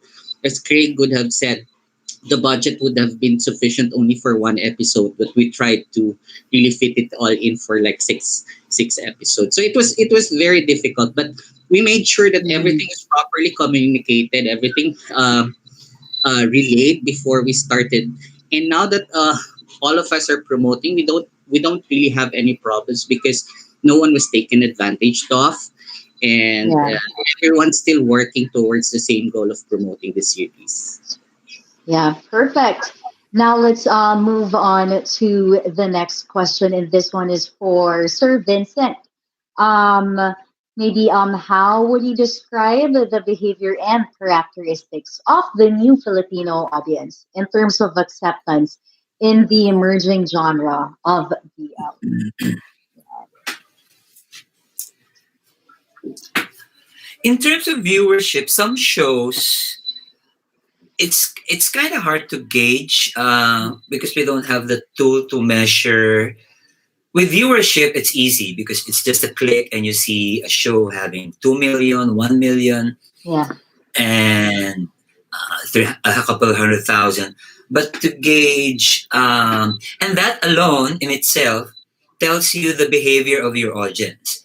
Which shows have more clicks, more views, and which Mhm. shows have less? Is it because of the theme, because of the actors, because of the story, because it's sexier, because it's wholesome, because it's supernatural, because it's comedy, because we are well, we are quite wholesome because our target age group is high school and parents. So the students were in high school, and we have a supernatural element, as we say, but we didn't really uh, play it out. We didn't make the ghost obvious. It's just there. Um, but to gauge, maybe there's a tool that we can measure how effective a show, how effective the first wave, the second wave, or the whole BL genre uh, played during the pandemic. And but it's what well, one good thing about it is now as I said earlier, now if you have a second season, now you can try the things that work and the things did not work, forget it. I mean, okay, we learned our lesson. But one thing that's good that came out of it is we have this ecology of stories that are very different from if you see the first wave, the storytelling is they have some similarities. It's wholesome, it's kilig, and the second wave was kind of more. In our case, our protagonist, our two protagonists died. I killed Yeah. them. So Oh no. because it's a cautionary tale, not for the kids, for society to. This is what happens when there's uh, uh, homophobia, transphobia. And like Vaughn said and Craig said, we all have our stories to tell. So you just choose which path you go, and hopefully it works for the better of the show. And the third wave is very different. So you have cheat, you have your home. So not the same, but it uh, productions are becoming more adventurous. I think because Yeah. you cannot just talk about Kilig. There's nothing wrong with Kilig, but if you have 8 months of Kilig, we're just repeating the same formula, that the heteronormative formula that speaks of rich and poor, the third party. So we will just follow their path. So if we can tell our story in another way, not through the filter of heterosexual, eyes, and what works for us doesn't necessarily work for everyone. It's not a one size fits all. But the love is the same. Hatred is the same. Pain is the same. It's just up to you. And eventually, God willing, the BL genre will disappear, not because it's a bad, but it just becomes a love story in itself. When you say love story, Yeah, it's yeah, just yeah. about two couples falling in love. It's not a lesbian, gay, So you just blur. Eventually, hopefully, we'll get there. Yeah, yeah, yeah. Yes, it's perfect. I love what you said about creativity and just being more creative and putting some tweaks, diba? Sa mga storylines and all that. Yeah, and So, some will succeed. I mean, really succeed, and some will work fine. But yeah, that's life. I mean, yeah, yeah, yeah. such is life. Yeah, yeah, yeah. That's perfect. Okay, with the same question, let's proceed to Wiro. Ayan, ano ang thoughts mo sa question na to? Yes. Sa amin naman, since Kumusta Bro, we did the first season as a live stream. We had a hard time talaga getting a lot of views since bago yung format na yun for BL fans. So, I guess meron talagang hinahanap na may hinahanap pa rin yung audience. So, kaya the producer, Firestarters, decided na from live stream, Kumusta Bro, we ginawa na namin siya into a series. Kaya sa next year, ipapalabas na po yung Kumusta Bro the series. So kakatapos lang namin ng lock-in taping. So next year, magiging series na talaga siya. So yun lang kasi medyo hindi pa sanay yung audience, yung mga Oops. Ganun. We are Frozen. losing Wiro. Frozen the music. Yes po, si Sky Kizon po. Ayun. Okay, ayan, since nag-freeze na si Wiro, let's proceed to Vincent. Ayan, Vincent, what can you say about yun nga, yung mga behavior characteristics of the new Filipino audience sa ating emerging BL series today? Okay. Ako po ba yung Vince na yun? Siya ba Yes, you. Of Lacan. Okay. Okay, anyway, regarding that question, ako, hindi naman ako natakot sa paglabas ko ng content ng story ko because I mean, hindi ko naman talaga intended na magkaroon ng parang format ng for BL series, love stories that we have that like Hilig, meron tayong sensual scenes, mga ganon. Pero kaya medyo hindi ako natakot. Natakot ako dun sa part na I'm tackling about a tribe because medyo sensitive yung part na part na yun because when you say hindi yung community kasi is hindi siya basta ganun dapat nilalabas. So you need more like research, you need more pag-aralan yung mga characteristics kasi bawal ka magkamali, lalo na tribes yung tinatakal namin. And doon lang ako medyo nagkaroon ng takot because baka alam mo na conservative yung mga viewers natin, some of them. Pero I see to it na bago ko siya nilabas, I have my research and meron din akong humingi ako ng tulong even sa government na suportahan kami for this project because hindi ganun kadali yung i-discuss kong story kasi I'm discussing Lakan sa mga hindi po nakakaalam kasi Lakan is all about the tribe na meron ba sa kanilang gay or they're aware of the LGBT, so that's all about Lakan. So ayon sa aking research, they have this characters there sa loob ng community but they're not aware na LGBT ang tawag doon.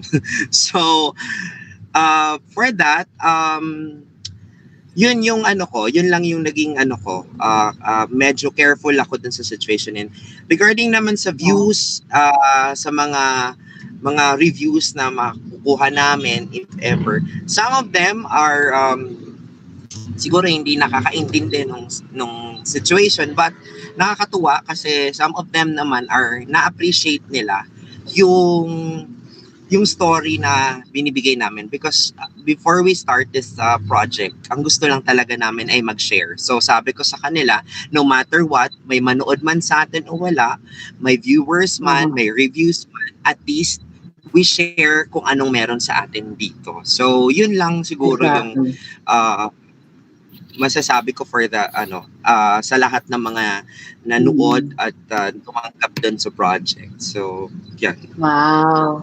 Nice. Thank you for that, Vince. At ayan na nga, let's proceed to the next question. This is about social change. The question here is for Sir Craig.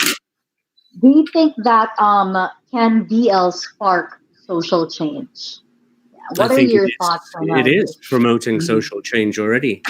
There's no doubt about it. Yeah. Um, and the last question you were talking about, Jamie, you said the how did you say it? You said the emerging Or- genre of BL. Yeah, yeah, I guess what you mean by that is a proliferation of BL stories, because you should know that the boys' love genre yeah. originated Mhm. over 50 years ago in Japan with Mhm.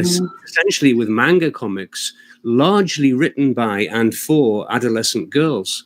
This is where it came about. And, BL stories have now been around in video terms for 20 years. So it's not so Uh-huh. much emerging.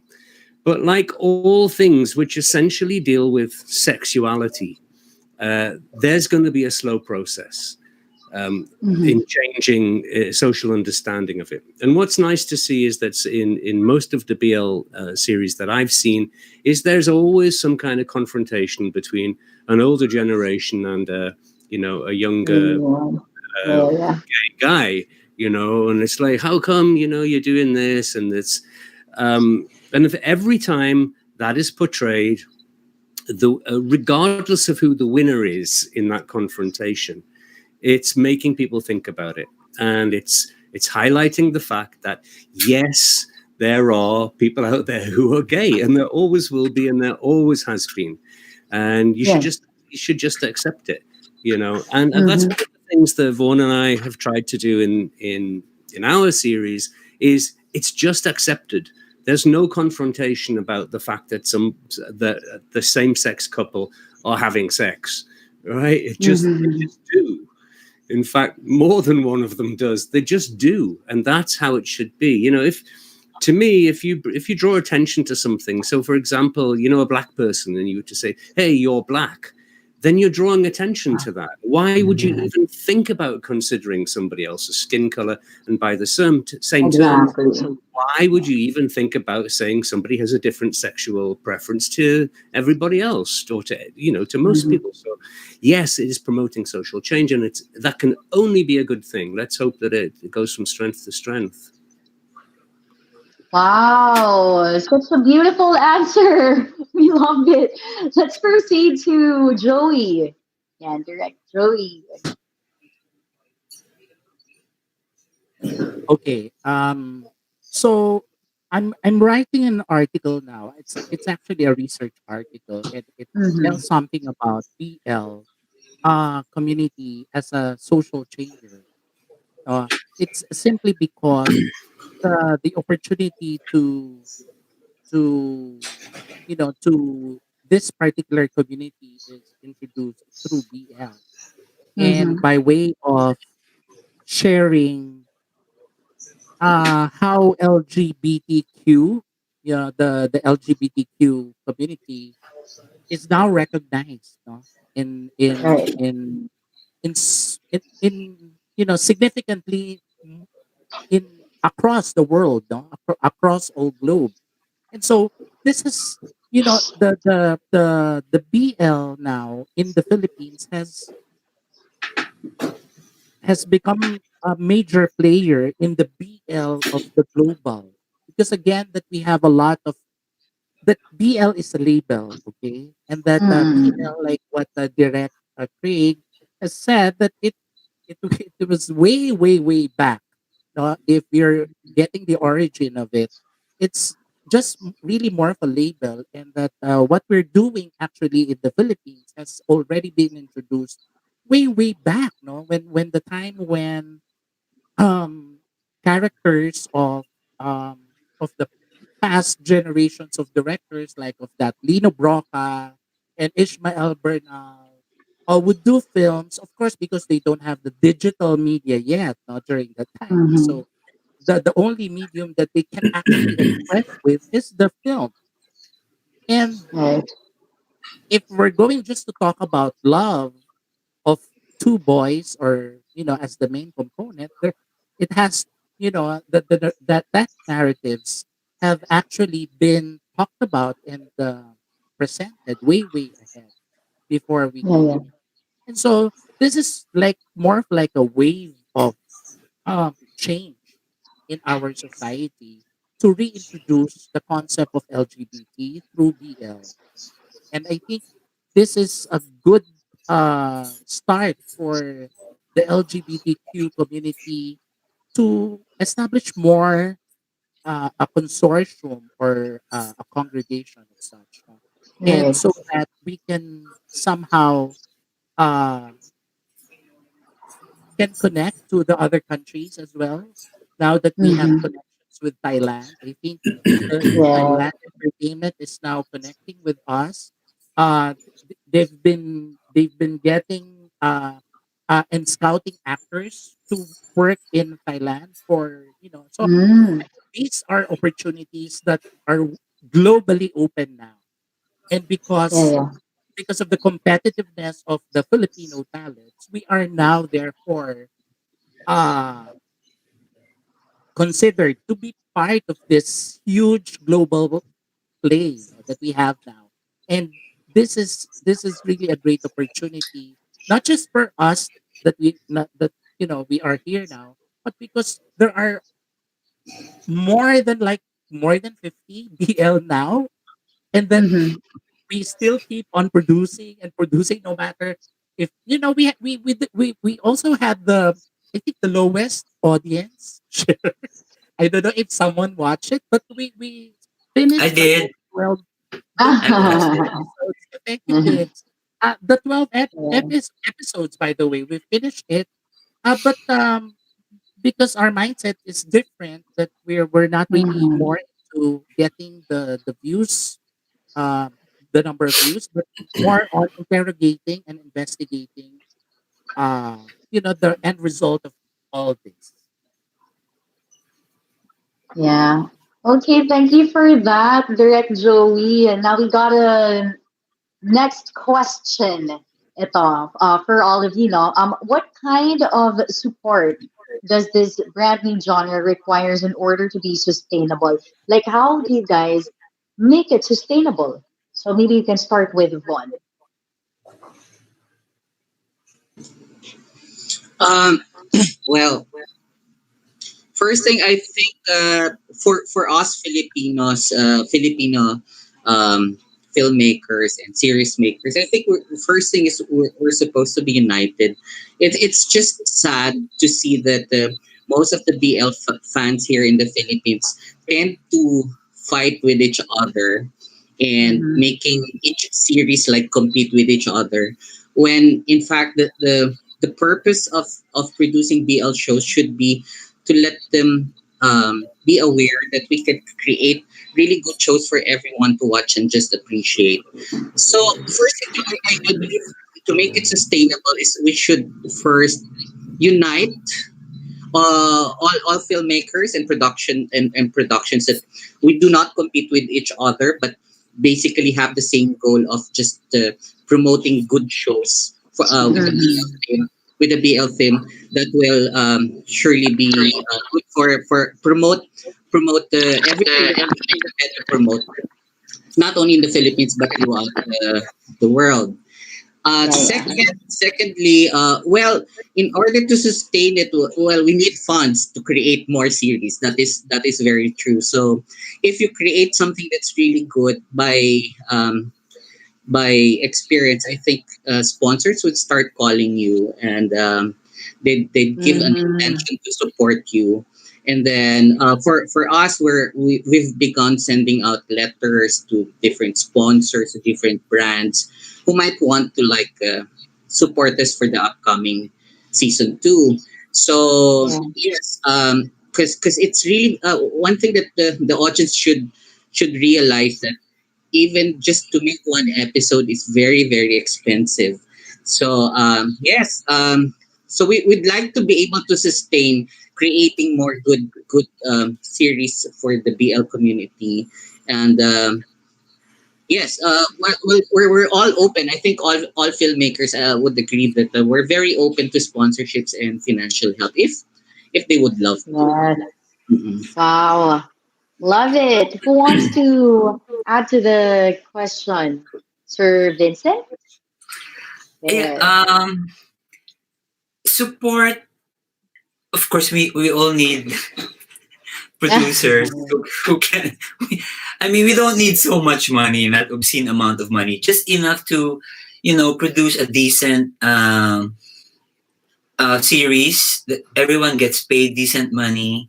And because in the theater we do that all the time, Joey and I, we will do theater plays for free. Let's do this. Let's do this.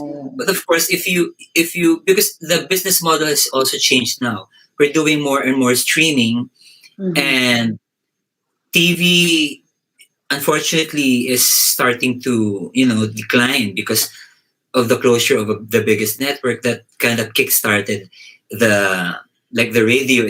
It's kickstarted the imminent, hopefully not death of television. So we need the support of one of the viewers because if you watch, there's no demand if there's no supply if there's no demand.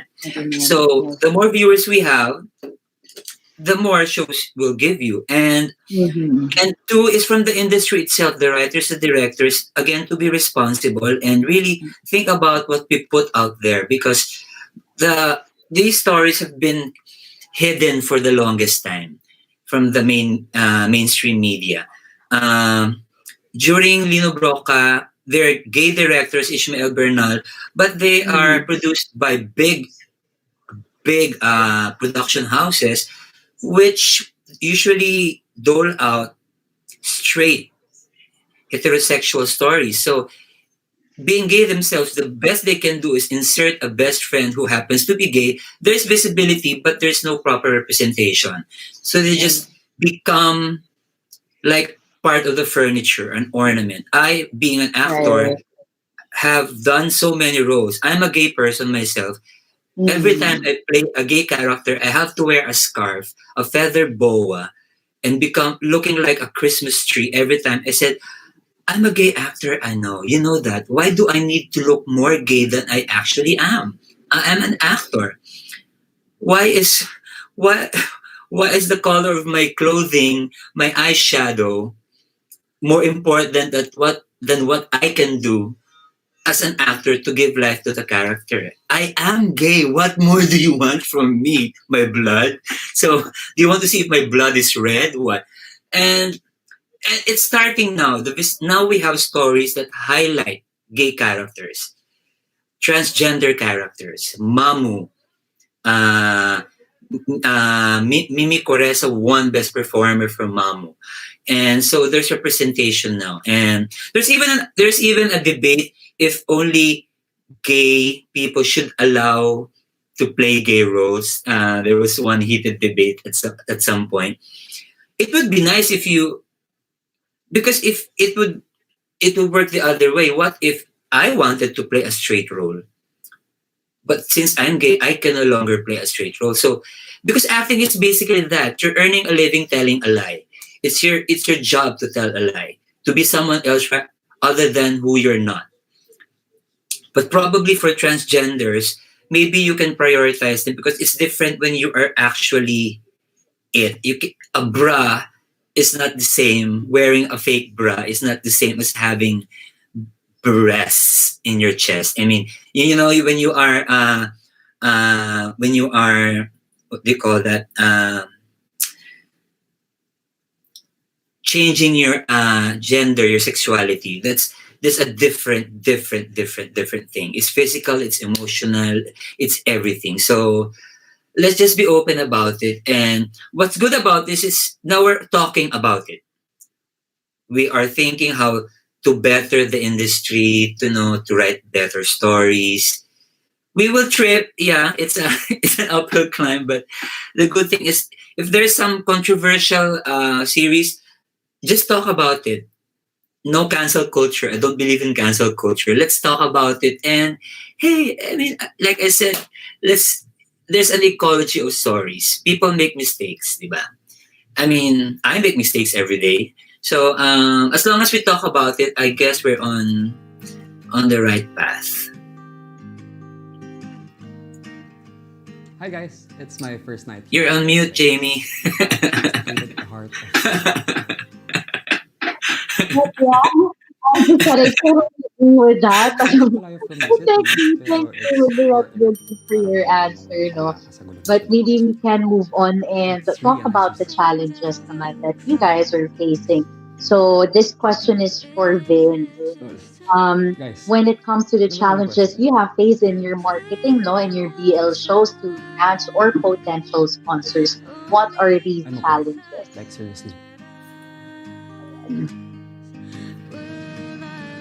Okay, so if when you say challenges and struggles, Mhm. it's defines Lakan.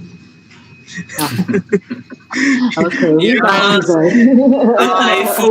the typhoon ruined your set. My God. Oh no. Sorry about that. Everyone knows that.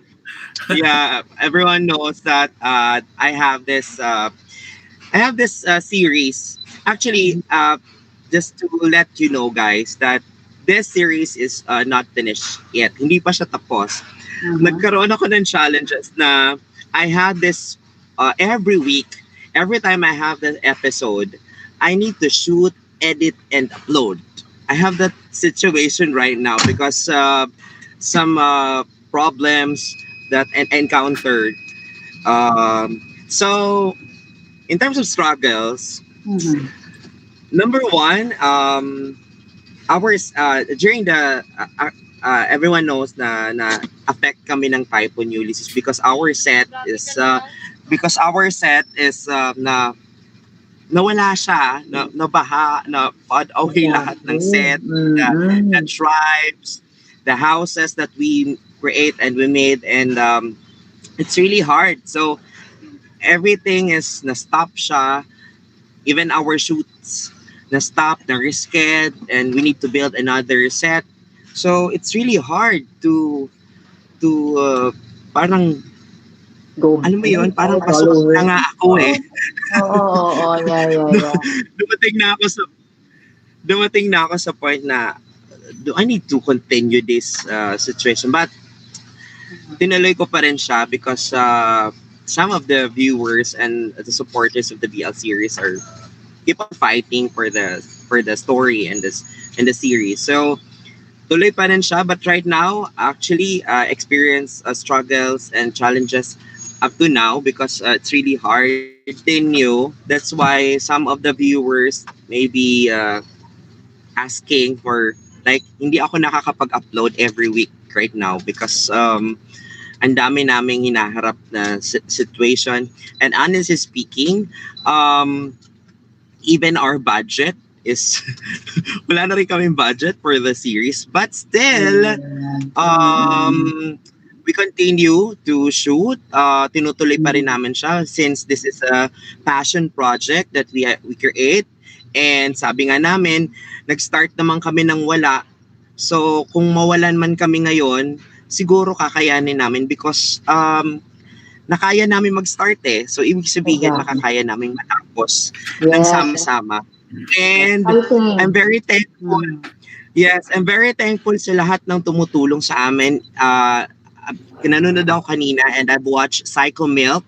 Mhm. Sila talaga yung tumulong sa amin in terms of establishing our channel sa YouTube because we don't know, hindi talaga namin alam ang online and media platform regarding YouTube. So sila talaga yung tumutulong sa amin in terms of subtitles, uploading, some of Mhm. the uh, yung pag-answer sa ibang mga comments because hindi talaga namin siya kaya kasi we don't have any magandang connection sa province.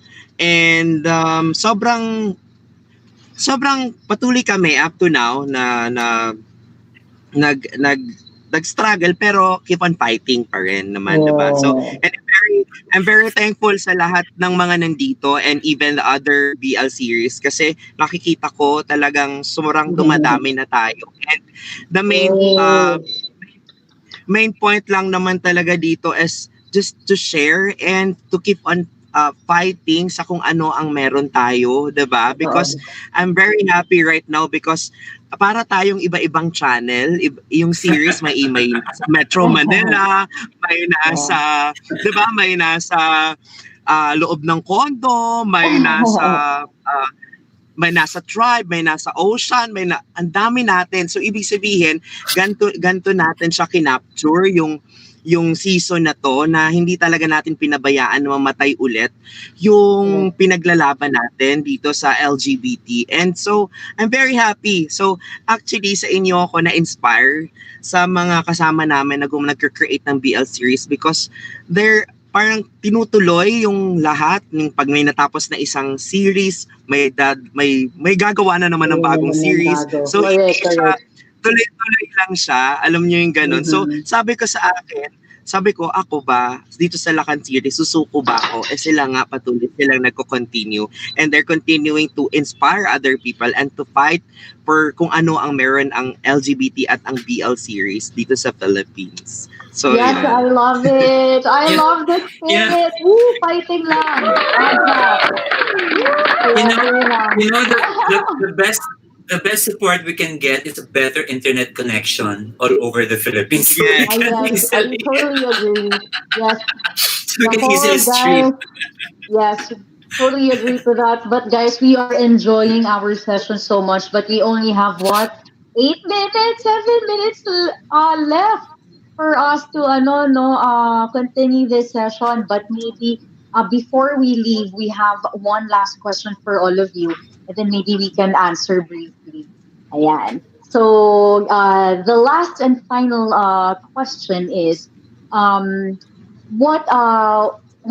it's not a question, but what's your message to the Filipino audience, and what do you think will be the outlook now of this exciting landscape of BL productions, and what can we look forward to as the audience for your BL series and shows? Ayan. Who wants to go first? I'll make it quick. 60 seconds each now. Ayan. 60 seconds each. I go. First of all, I would like to thank first the reactors who really where would we be without the reactors who patiently react to our shows? Yeah. You know, do you ask them, do you ever sleep, guys? You watch all the shows, you don't sleep, and our audience, of course, Psycho Milk, Bliss, everyone who supported all the shows, because it's important to putting it out there is one thing, but getting the viewers to watch it is a different thing. Sometimes we're too busy producing it, we don't have time, unless you have a media manager. That's a different animal to handle. But whatever it is, I'm just happy that it's finally here. We still have a long way to go, and working, like someone said, that Joey said, it's a community. I mean, it's amazing that we haven't really had a big fight yet compared to other industries. Like Vince said, we're from different channels, and yet here we are in one Zoom talking about the good and the bad, our experiences, unselfishly sharing everything, the good stories and the struggles. Hey, without struggles, I guess what makes our stories more interesting and truthful is because of the struggle. Without struggle, there's no, I guess the output of the art will not be as interesting because you're basically just comfortable. And the best stories come from pain, struggles. And we have so many stories to tell. The LGBT has so many stories to tell. Lesbian, gay, transgender, it's LGBTQIA. It's so long. So we have a treasure chest of stories to draw from, and it's about time that we tell it. We start streaming. Hopefully, it happens on television. We tried to do it on television, but it was very expensive. So for the season, we just stayed with streaming because it's a more practical thing. And if we may get not so many views now, but when you put it on YouTube, people will keep watching it, and in due time, the viewership will rise because it's there forever Yeah. unless you take it down. Yeah. And thank you guys. Thank you for being part. I'm so happy to be part of this community. Yes, and thanks also to you, Sir Vincent. It's Yes. actually a blissful session with you. But let's head on. Sir Craig, what's your message to the Filipino audience and the outlook in this exciting landscape of BLT? I think my message is quite simple: is that we are struggling in many cases to take the time to create programs and put them there on a digital platform for free. They cost nothing to watch. And that's an amazing thing, to a certain extent. There's a something for nothing generation out there. And regardless of budget and quality, you should appreciate what you're watching for what it is. And if you've got nothing good to say about it, then don't say anything bad about it, because we're providing this for you guys. And outlook wise, it's got to change. Things will change. Stories will become more interesting. They'll get better. And as Vincent just said, there's lots of other avenues to explore. So it won't just be, a couple of boys in a high school fancying each other. We'll go down different routes and different avenues, and that's what you've got to look forward to. So, and thanks, Jamie and Bliss, for holding this. It's been really inspiring. Yes, yes, it's also our pleasure. But thank you so much. It's such an honor to have you here. And yeah, let's proceed to Vaughn. Oh, yeah. First thing, thank you, Jamie, and thank you, everyone. Nice to meet all of you here.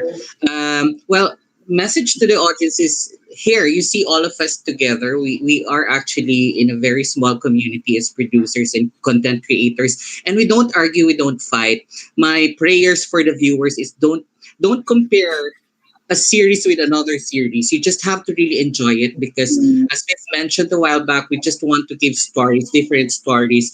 And yes, as Craig said, it's for free, so just enjoy it. Don't talk about the technicalities or the struggles that we go through because it's a pandemic and we really go through a lot. And the restrictions for the budget just to create something free for everyone.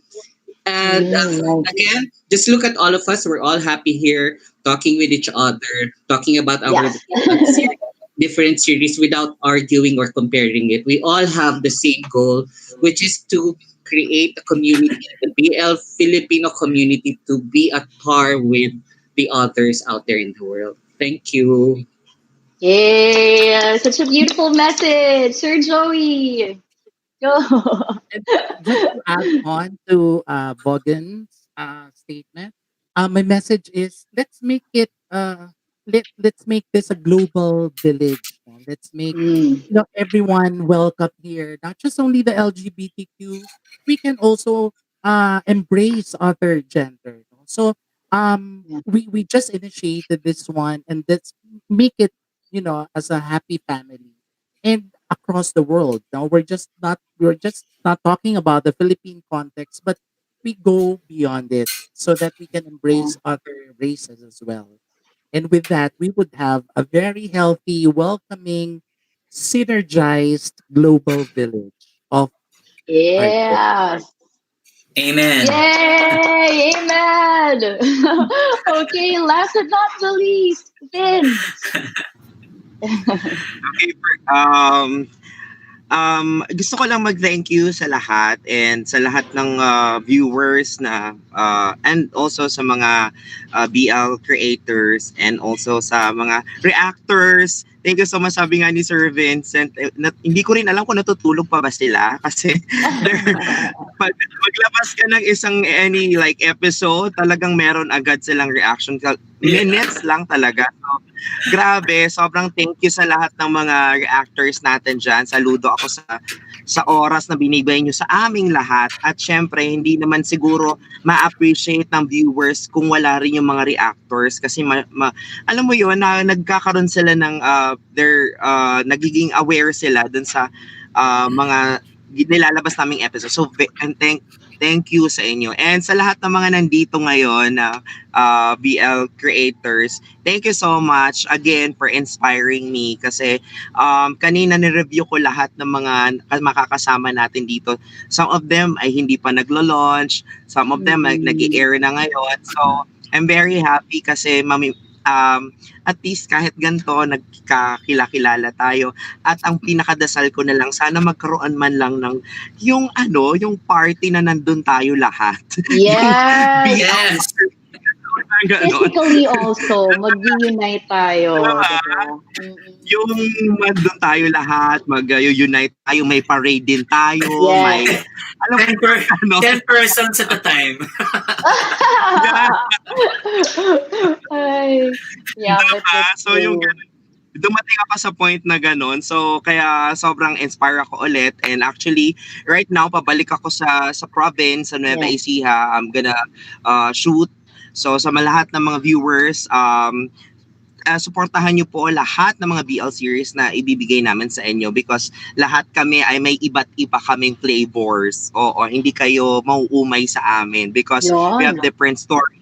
We have different contents, we have different characters, at lahat yon ay for sure pinag-aralan at totoong may pinanggagalingan. Hindi po kami naglalabas ng kahit na anong stories nang wala lang, 'di ba? So, please support us and support yung iba pa nating mga BL creators.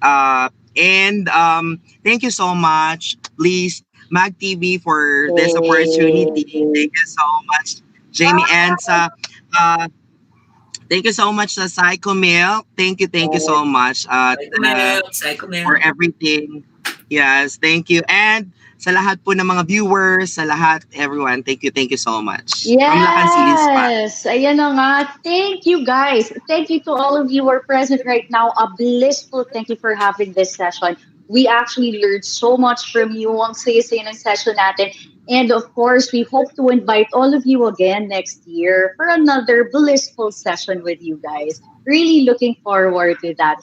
So ayan, we wish you all the best in all your endeavors and really something to look forward to sa inyong mga BL series. So once again, thank you so much, Sir Vincent, Sir Craig, Vince, Sir Joey, and Vaughn for really joining us today. Merry Christmas! Yeah, Merry Christmas and heart to all of you. All right. So there you have it, guys. We were joined by these amazing guests. But, ayan na nga, before I go, ayan na guys, before I go, it is my pleasure to present to all of you the exclusive world trailer, a premiere of a Blue Philippines production, written by Juan Miguel Severo and directed by JP Habak. So, all right, without further ado, let us watch this.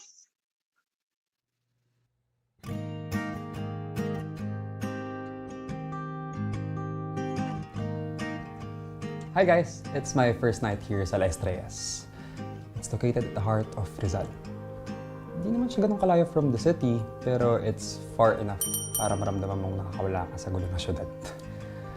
It's really a nice resort.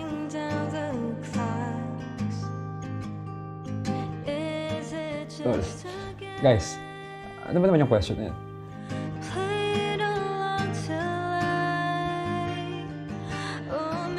I'm okay. Like, seriously.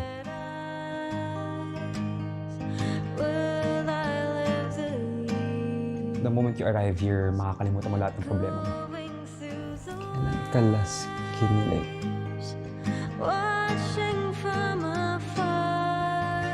Kanina. When I checked in. Hirap kang titignan, James.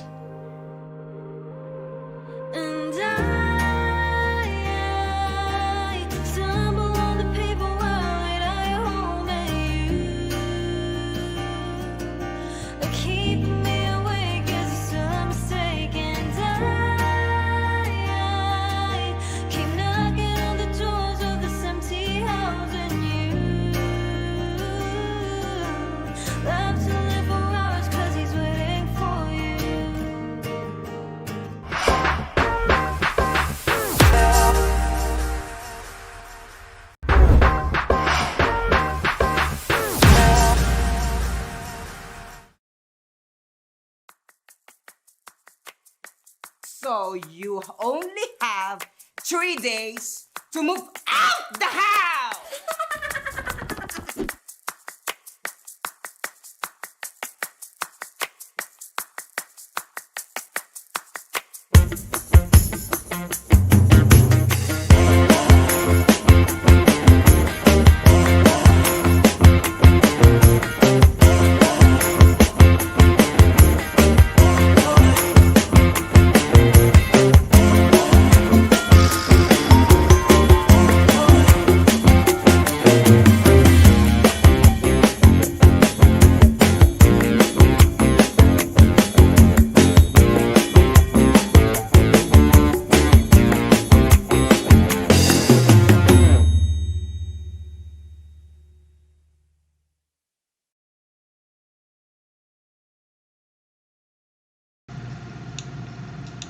Hello po. Hi. Ready?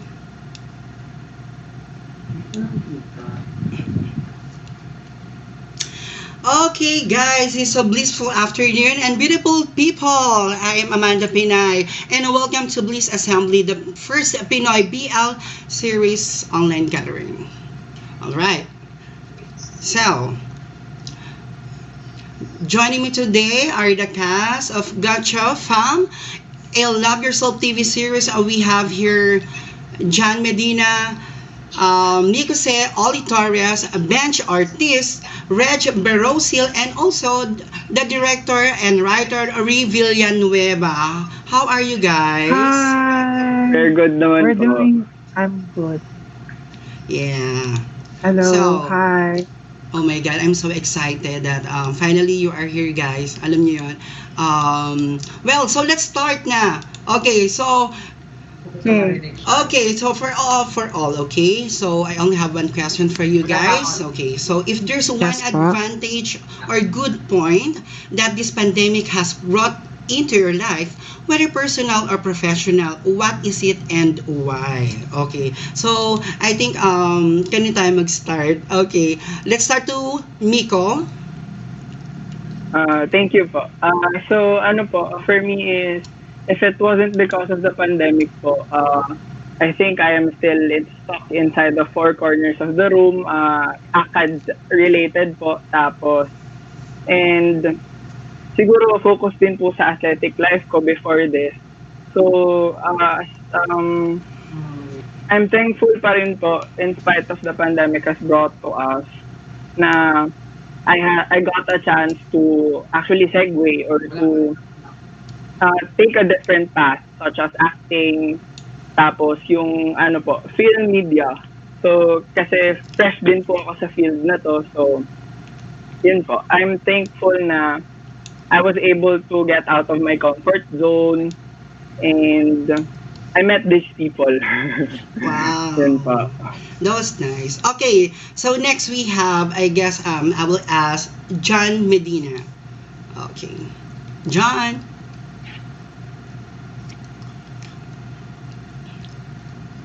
Okay, medyo. Nakamute ka, Kuy. Ayan, nakamute. Nakamute ka. You're on mute. Hello? Yeah. Hello? Good. Yeah. Okay na? Yeah. Ayan. I think one of the advantage or good point that the pandemic has brought into my life is that I had a chance to meet these talented people. Nag-cut ba ako? No, So yeah, you're good. we met kasi in a bad situation but ended up as my new family. So that we created a good and memorable project, which is the Catch Your Fam series. So this series is not just for us, but we offer this to all the people that is having a hard time during this time of pandemic po. So yun po. Wow, thank you so much. Oh, how about next we have Ollie.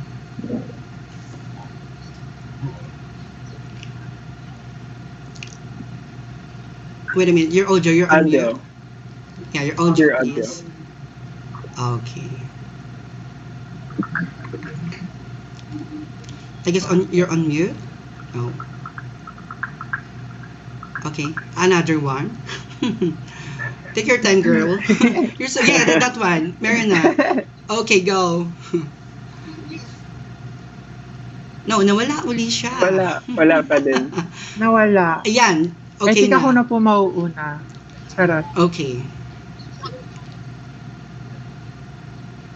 Oh, I guess there's something I wrong with know. your headset. Okay na, okay.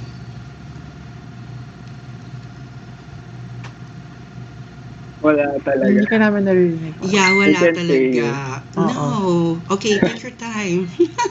Bye, Ollie. Bye. Okay, so let's ask another one. So, okay, so let's ask Bench. Bench is here? No. I guess it's not here. Okay, Reg. Si Reg. I'm sorry. Reg. Okay. Hello po. I think to be the new opportunity po na nabigay ng pandemic sa akin. Narinig po ba ako? Yes, very clear. Yeah. Without the pandemic po kasi I could see myself traveling tapos enjoying myself pero dahil sa pandemic nagkaroon ako ng sudden urge na magkwento ng isang story. And yun, parang sabi ko, okay, I'll try acting kasi acting nga is yun nga, magkikwento ka ng another personality. And ngayon nagre-represent ako ng something, nagre-represent ako ng isang character, ng isang story as Spencer nga. Then another thing po is I'm also representing something bigger than me. I am representing the queer people po, and that is a very great honor para sa akin. Especially tying up with Love Yourself, yung community na para sa lahat ng tao, either you're straight, gay, bi, or others, yun, tanggap ka nila. So, yun po. Yeah, that was wonderful. So how about Bench has just entered. So Bench will give you the question again, I guess. Okay, for the question is, if there's one advantage or good point that this pandemic has brought into your life, whether personal or professional, what is it and why? So Answer naman. yes, answer na lang for Bench. Are you here, Bench? Are you okay?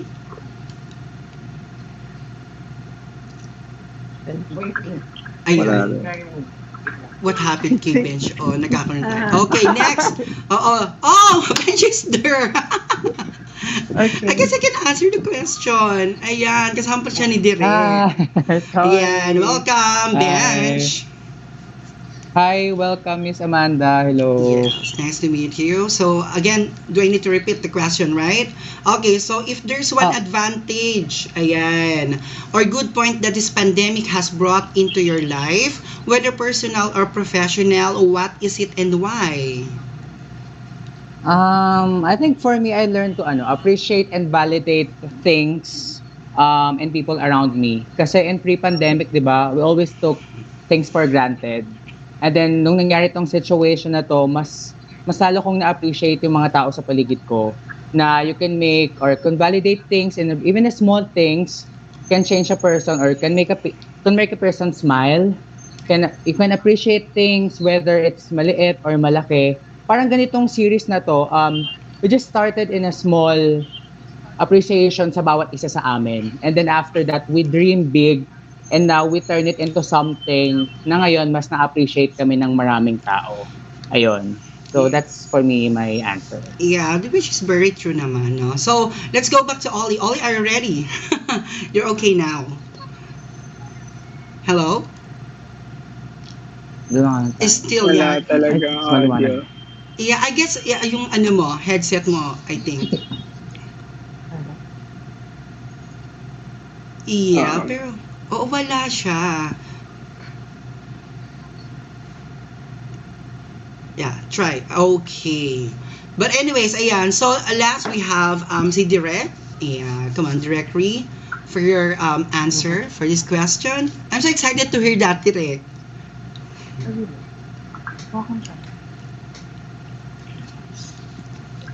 Yeah, kay Direk tayo.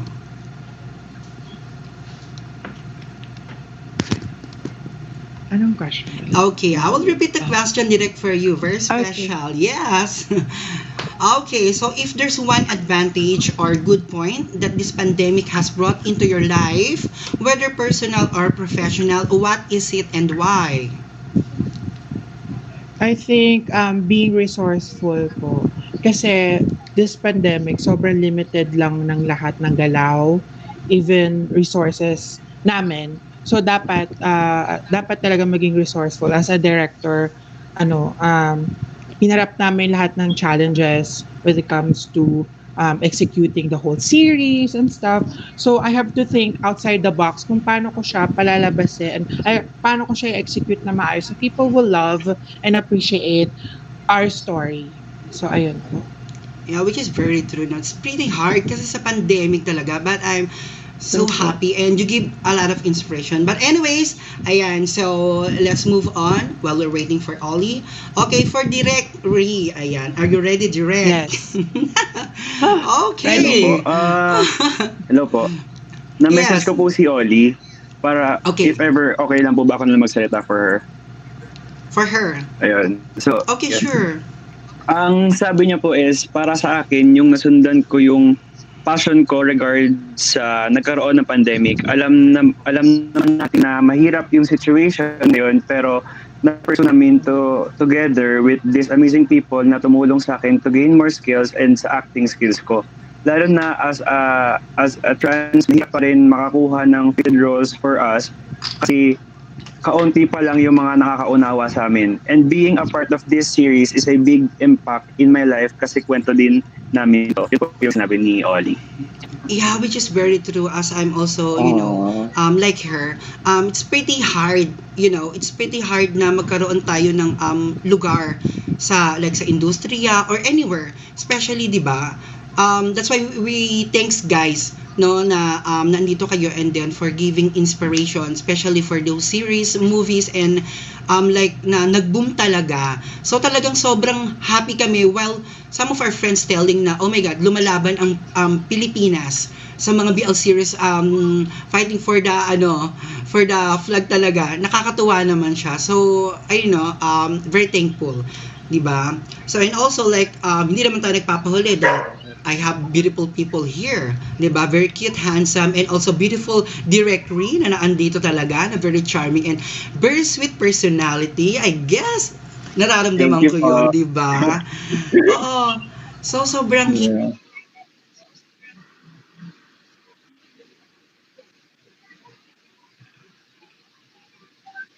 Nag-cut po. Kapit lang po. Yes po, nag-glitch ka po, Miss Amanda.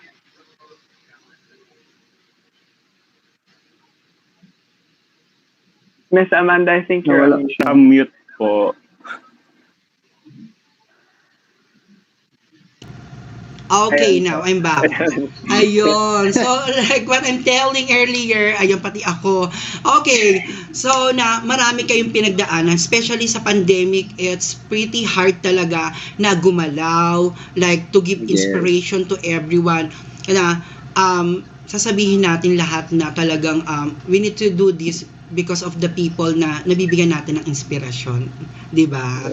So, we're so lucky to have you guys na nandito kayo, 'di ba? And also our directors, 'di ba? Our directors and producer. Tapos you are all lovely guys, 'di ba? But anyways, okay. So, let's move on for our next. Ayan. So, si Direk is where's Direk? Ayan, let's see Direk kasi magkasama naman si Bench and Direk. 'Di ba? So, how about your experience doing this project? Ayan, so kamustahin natin yung about the teams and everyone. So, let's start to Jan. Yes po. How about your experience doing the project? Experience po, naging madali siya sa amin kasi naging madali siya for me kasi hindi sila mahirap katrabaho at the same time parang naglalaro lang kami sa set. Saka ano pa ba? Yun lang, parang laro-laro lang for us. Pero nung nakita namin yung product, ganun pala siya kaganda. Hindi siya naglalaro lang sa mata ng ibang tao. So yun. So how about you naman, Reg? Ayun po, sa akin naman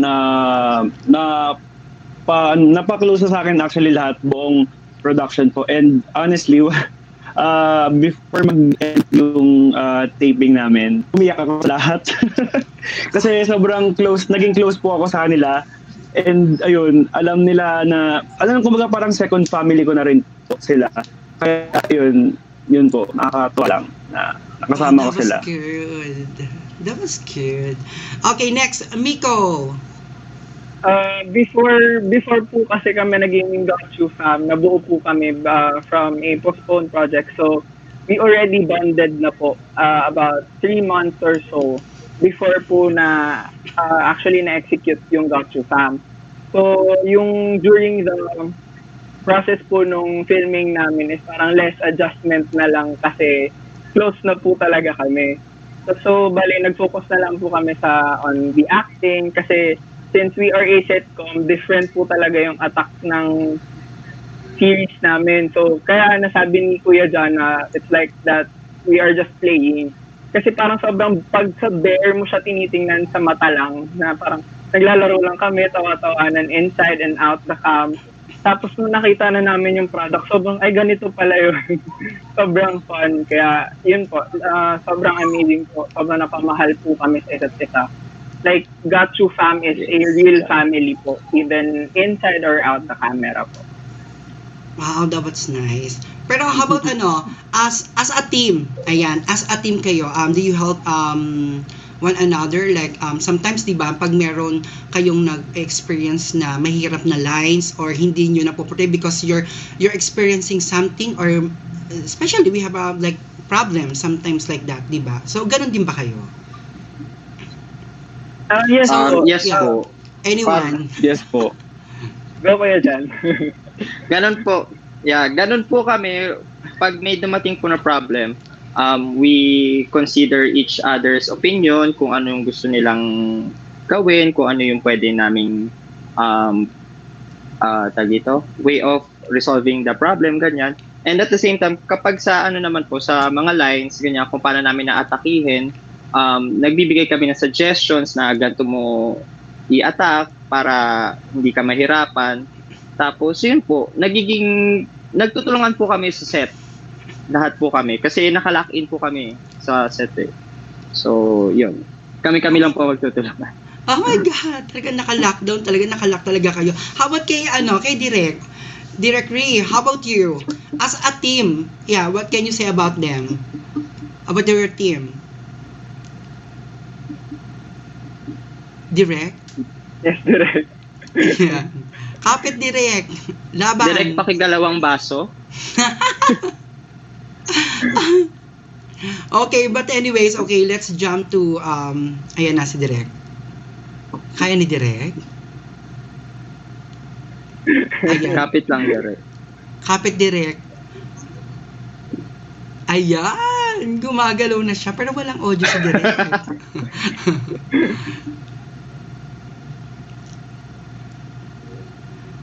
Wala talaga. No, wala. Okay.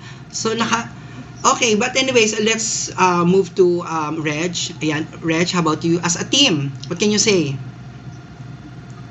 Ayun po, madali naman silang kasama lahat and magaan sila kasama as in pag medyo naghihindal na may isang mag-uplift doon sa amin na parang oy ganyan galaw-galaw ganito.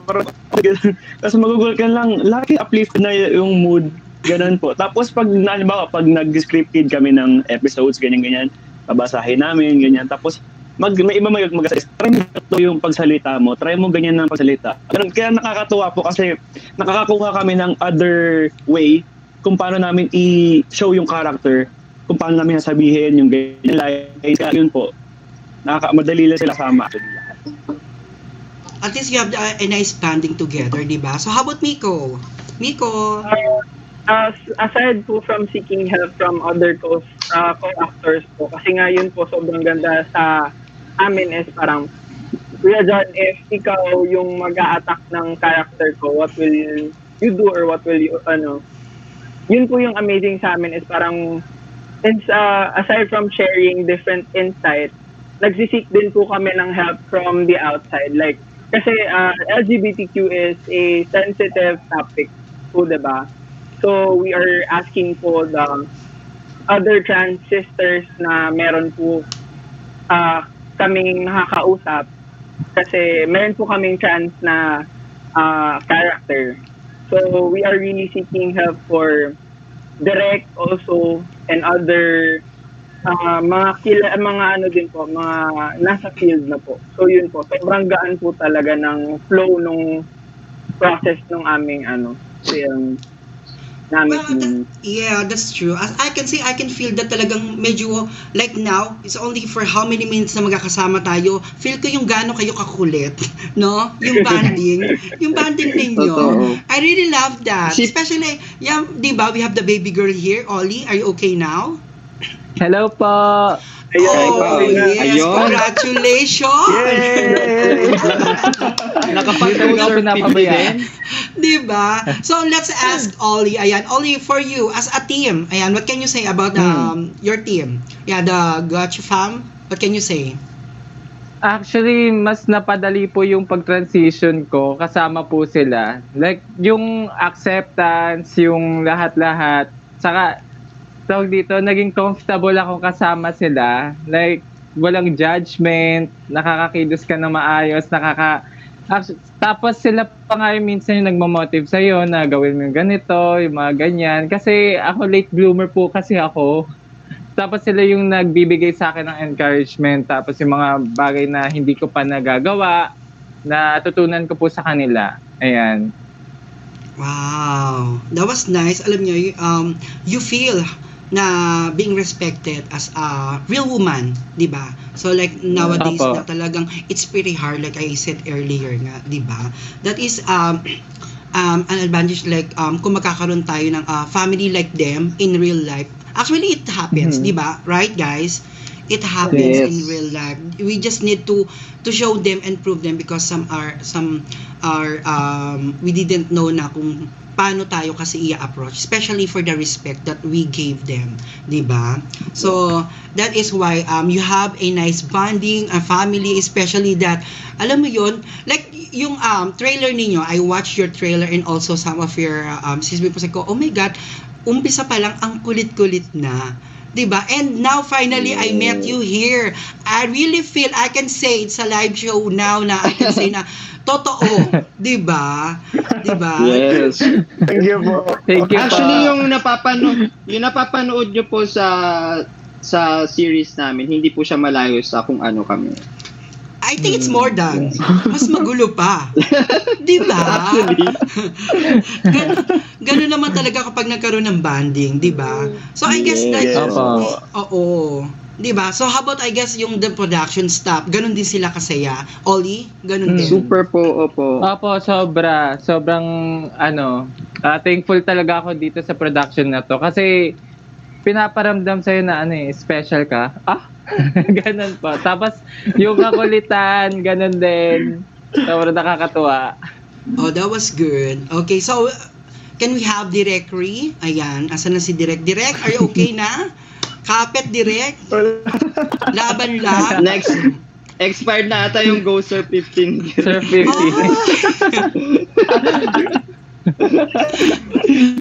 But since I'm excited to talk to Direk kasi we all know naman production is yun ang pinaka-heavy na talaga sumasalo Yes, ng exactly. trabaho, 'di ba?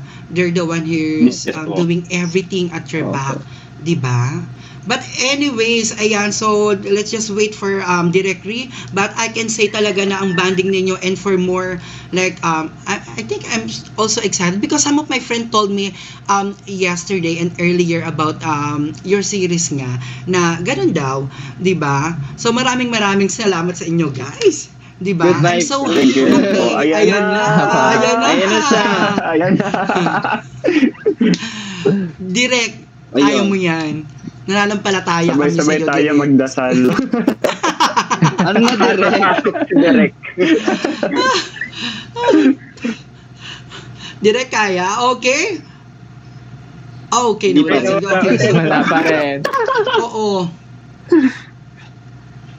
Okay, so Ayun. let's would like to thank you guys. Ayan, maraming salamat for that, 'di ba? Nakakaloka. Thank you din So, po for having us. Okay, This so is the first time po na ano po kami sa ganito kalaking conference po. platform. Oh. Yes po. Yeah. Talaga? Thank you, Bliss. But there's a lot Opo. of people talaga na ano sa inyo, na humahangat and watching, 'di ba? So anyways, this time ayan, Yeah. it's your time para mag-thanks to your all viewers, followers and all the people who love you guys. So it's your time, John. Yes. Hello po sa lahat po ng nanonood, mga Kachufam. Yes, yung tawag po kasi namin sa mga viewers namin is mga Kachufam po namin. Kachupam. So, Kachufam, guys, thank you sa patuloy na pagsuporta sa amin and also patuloy na pag-watch ng episodes. Per episodes, alam kong lagi kayong nabibitin and I'm sorry for that. Pero abangan niyo po yung mga susunod na kabanata natin. Paganda po na paganda ang kwento. Bukas po, ilalabas na ulit yung episode 3. Ilalabas naman ang episode 3 namin. Yes. 7 p.m. po yan sa Love Yourself TV. So, mag-subscribe na po kayo sa Love Yourself TV and at the same time, ano pa ba? Salamat po sa patuloy na suporta. Keep on spreading the good vibes po. Yun lang po. Okay, thank you, John. So next we have Reg. Ayun, thank you po sa lahat ng mga Kachufam namin na nag-support sa amin. And kung di po dahil sa nila, hindi namin matutuloy itong ganito. And ayun, napapalik namin actually yung mga comments nyo and nakaka-flatter po lahat. Lalo na pag, alimbawa, natuto ko yung character namin na, oy, gusto ko yung character ni ganyan, gusto ko yung ganyan. Sobrang napaflatter po kami. And napag-uusapan po namin sa group chat namin. So, yun, maraming salamat po sa pagsusupport and please continue supporting us para po sa queer people to. So, thank you po. Wow, thank you so much. Okay, next we have Miko. Since napagpasalamatan na nila yung mga mga fans and other supporters, I wanted to special thanks po sa mga nagre-react sa aming episode kasi sobrang kasi I heard po kanina na parang sobrang natutulog pa po ba sila, like sobrang inaantay nila yung per-release ng episode, so biglang magbibigay sila ng reaction video po doon. So, special thanks po talaga dun sa mga taong nag-react, mga nag-share. And, makikita niyo po kami sa Kumu every Wednesday. We have a bonding po as a fam, as other cast po. Pwede niyo po kami kausapin doon, share your insights, your comments po. So, thank you po sa lahat ng patuloy na nagsusuporta sa Got You Fam. Wow, it's our pleasure naman, you know. And also, you can add me also, same lang guys, Amanda Pinay. Ayan, I'm also a Kumu user and also a featured streamer at Kumu. Okay. So ayan. So everyone who's watching on Kumu, ayan, hi everyone and don't forget to support them. So let's move to okay, Oli. Continue, Oli. Hi, maraming salamat po sa pagsuporta po sa amin. And naway hindi po kayo magsawa at tutukan nyo po pang mabuti yung sa Gacho Fam. Kasi kung nabitin po ba kayo sa episode 1 and episode 2, sa remaining episode po namin, hindi na po kayo mabibitin. Ayan. Ayun po. Di mo sure. Di mo sure. Di mo sure. Hindi ka sure, Oli. Hindi ka sure. Hindi ka sure, Oli. Okay, so anyway, thank you so much mga Kachufam. But this time, ayan, so I wanna say thanks everyone. And also, in the future, ayan, mag-meet naman tayo sa Kumu and hopefully maka-hangout ako sa inyo together with my sister, Doc Eddie Posadas. Every year na nag-host siya kanina. She started the live streaming here hosting for this event. Ayan, so makakasama namin kayo, guys. Don't forget to download Kumu and also, syempre, let's add and support the Kachufam. Ayan, nakakalokang pangalan yan. I really love it na, guys. So guys, maraming salamat sa inyo, guys. And ayan, so congratulations. Okay? And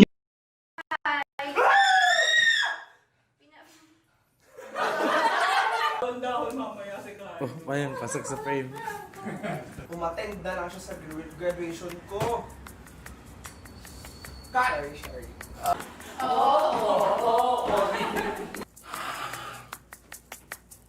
Anak. Last shot ka na ito.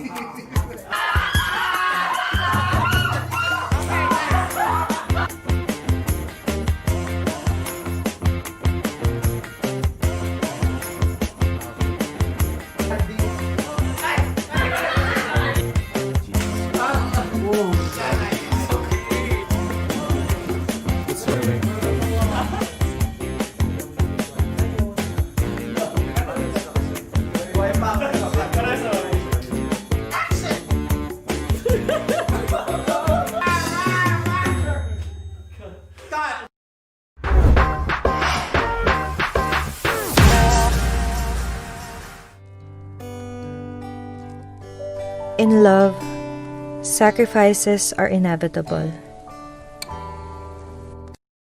Sometimes it almost kills us. But there's also love that will wake us up in our hallucinations.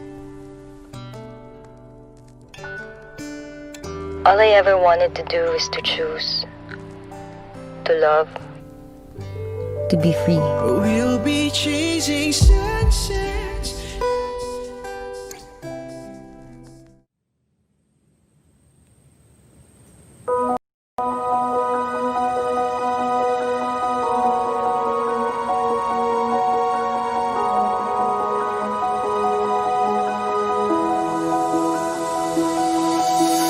I've been thinking hard of ways to get close to your heart. They are worlds apart, but you still feel so near, like an orbiting star. And as I lie Well, love, passion, I've run out of and things feelings to say. are for the day. So close your eyes and I'll say goodnight to all Well, the galaxies. One for the warmth of your smile. Close your eyes, I'll kiss you goodbye. It takes all my strength to love. Just hold you until morning light. 'Cause when the nightmares in my head disappear, my sweet. Now, we are joined by the Team Cap Avenue. Ayan. So, guys, welcome back. Okay, so we have here Aura Dominic. Ayan. Hello, Aura. Hello, everyone. And also from the influencer, we have Leon. Hello, Leon. Hello, everyone. And also, of course, Cholo. How are Hi, you, guys. Cholo? Hi. Okay, so we don't have enough time. So let's start na para sa ating first meet naman for the question. Okay, so for Aura, ayan, how important is Chasing Sunset to you and what kind of impact the series has on you up to now? All right, so actually, Chasing Sunsets is one of the biggest plot twists of my 2020. We all know na 2020 isn't a great year for all of us because of all the things that has been happening, pandemic, lahat yan. So, sobrang laki ng impact ang dinulot ng Chasing Sunsets for me. Not just because of the message of the series, but also it gave me the God universe was kind enough to give me an opportunity to act because it was a childhood dream. Share ko lang. It was a childhood dream of mine, but since hindi naman siya sobrang parang yung pagka yung how should I say this? Kumbaga parang lumaki naman ako na wala, parang hindi ganun kaano yung opportunity. So, pero okay lang naman. But then ito nga, binigyan ako ng Chasing Sunsets. And then I was able to fulfill the dream as an actress. So I'm very happy. And also, since ano ng Chasing Sunset is about mental health and then lesbian acceptance. It has a deep message. So, ang ganda, ang sarap sa feeling na nagawa mo yung gusto mo at the same time, naging boses ka ng mga taong may kanya-kanyang struggles. Kasi Chasing Sunsets, maraming issues yan na tinakal. Aside from the lesbian acceptance, gender inequality, mental health, we also have HIV awareness, single parenting, nasa series din yan, and all other issues that we encounter. Okay, thank you so much, Aura. What a surprise. And also, I really love that. Alam mo yun? Oh my God. So anyways, ayan.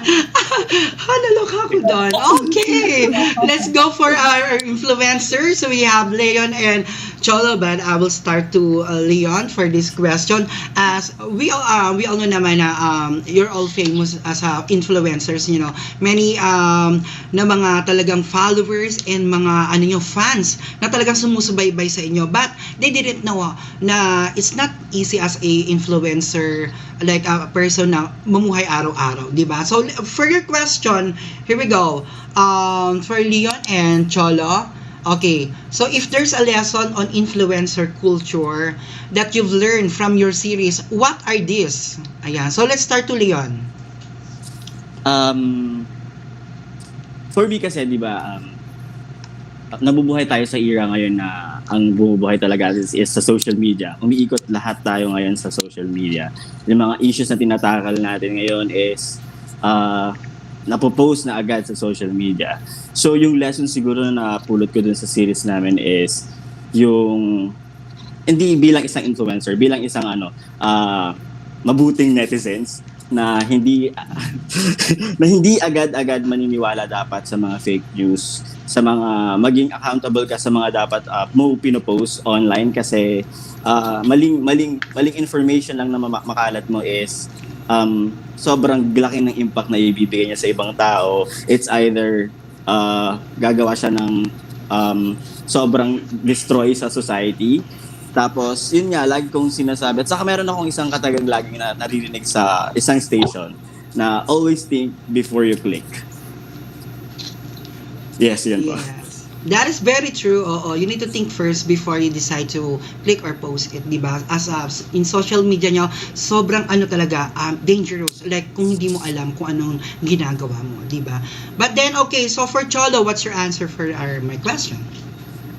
Ako naman dahil I got the opportunity to portray a character na real life influencer, tapos nakaka-experience din siya na-experience din niya yung mabash, yung ma-cancel.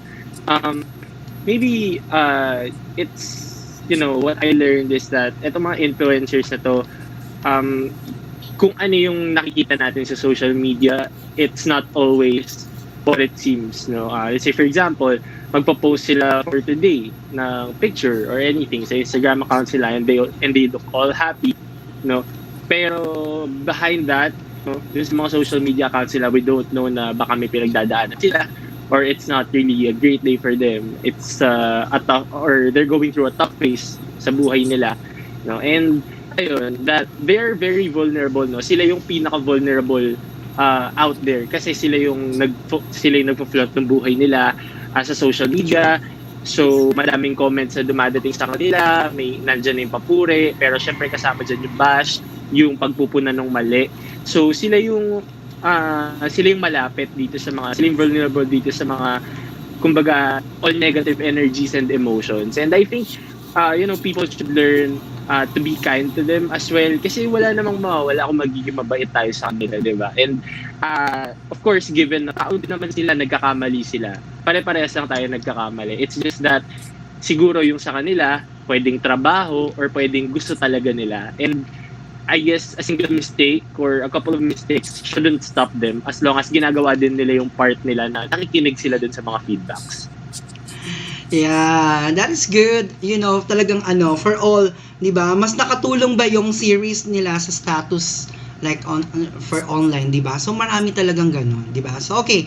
So next, okay, for Cholo and Leon again. So what can we expect more from the #influencers in the coming week? Ayan. So let's start to Cholo naman kung nag-start ako kay Leon kanina. I guess what they can expect na iba yung next 4 episodes sa last 4 episodes. The last 4 episodes were all, establishing episodes. Na-establish dito yung connection between his family Leon and yung sa ibang mga cast, kung mayroon man, kaya dapat abangan nyo. And the next 4 episodes will probably take you to a higher level of, kilig, galit, lahat na ng kailangan yung maramdaman. Kaya very crucial itong 4 episodes na to. Kaya kung meron mo kayong inaantay, ito na yung 4 episodes na yan. So, ayun. Okay, Leon. Sorry, nadidistract ako sa likod mo ate. Oh, that's fine. No. Pag ganun, Ano ganun. lang yan. Okay, Leon, So, for you? Actually, parang nasabi na ata lahat ni Cholo yun nga, yung upcoming episodes namin is, yun na yung mga crucial part. Pero kung hinahanap nyo pa rin is yung kilig. Kung kinilig na kayo last episode, itong episode 4, nako, mas abangan nyo tong susunod na episode. Baka doon pa kayo, maihi. So, ayun, Parang, thank you. parang aabangan ko talaga yan, no? Di ba? Di ba? But anyways, for you, Aura, ayan, what will we expect? Ayan. Alright, so sa mga hindi pa po nakakapanood ng Chasing Sunsets, please stream it on YouTube, Camp Avenue Studios YouTube channel. It is also available on Gaga Ulala. Ayan, we were lucky na we're able to get to Gaga Ulala kasi nagkaroon din ng nomination ng Chasing Sunsets sa Content Asia Awards. So yan po, please do continue supporting Chasing Sunsets and also influencers under the same Camp Avenue Studios YouTube channel. Wow. But then, for a follow-up question paano mas magiging exciting yon as a partnership sa series? Ayan. Kay Leon and Cholo. So, paano magiging exciting ito? Is there anyone like na may darating ba, papasok or what? Leon. For you, Leon. Okay. Exciting siya kasi may mga nababasa ako online yung mga mga sarili lang kwento, yung mga kung bakit ganito si ganyan, yung isang character bakit ganito. Doon nyo na siguro malalaman yung mga maltagal nyo nang kinukonclude sa utak ninyo. So ayun. Okay, for you, Cholo. Ayan, so paano mas magiging exciting? Give us an idea. Well, more than that.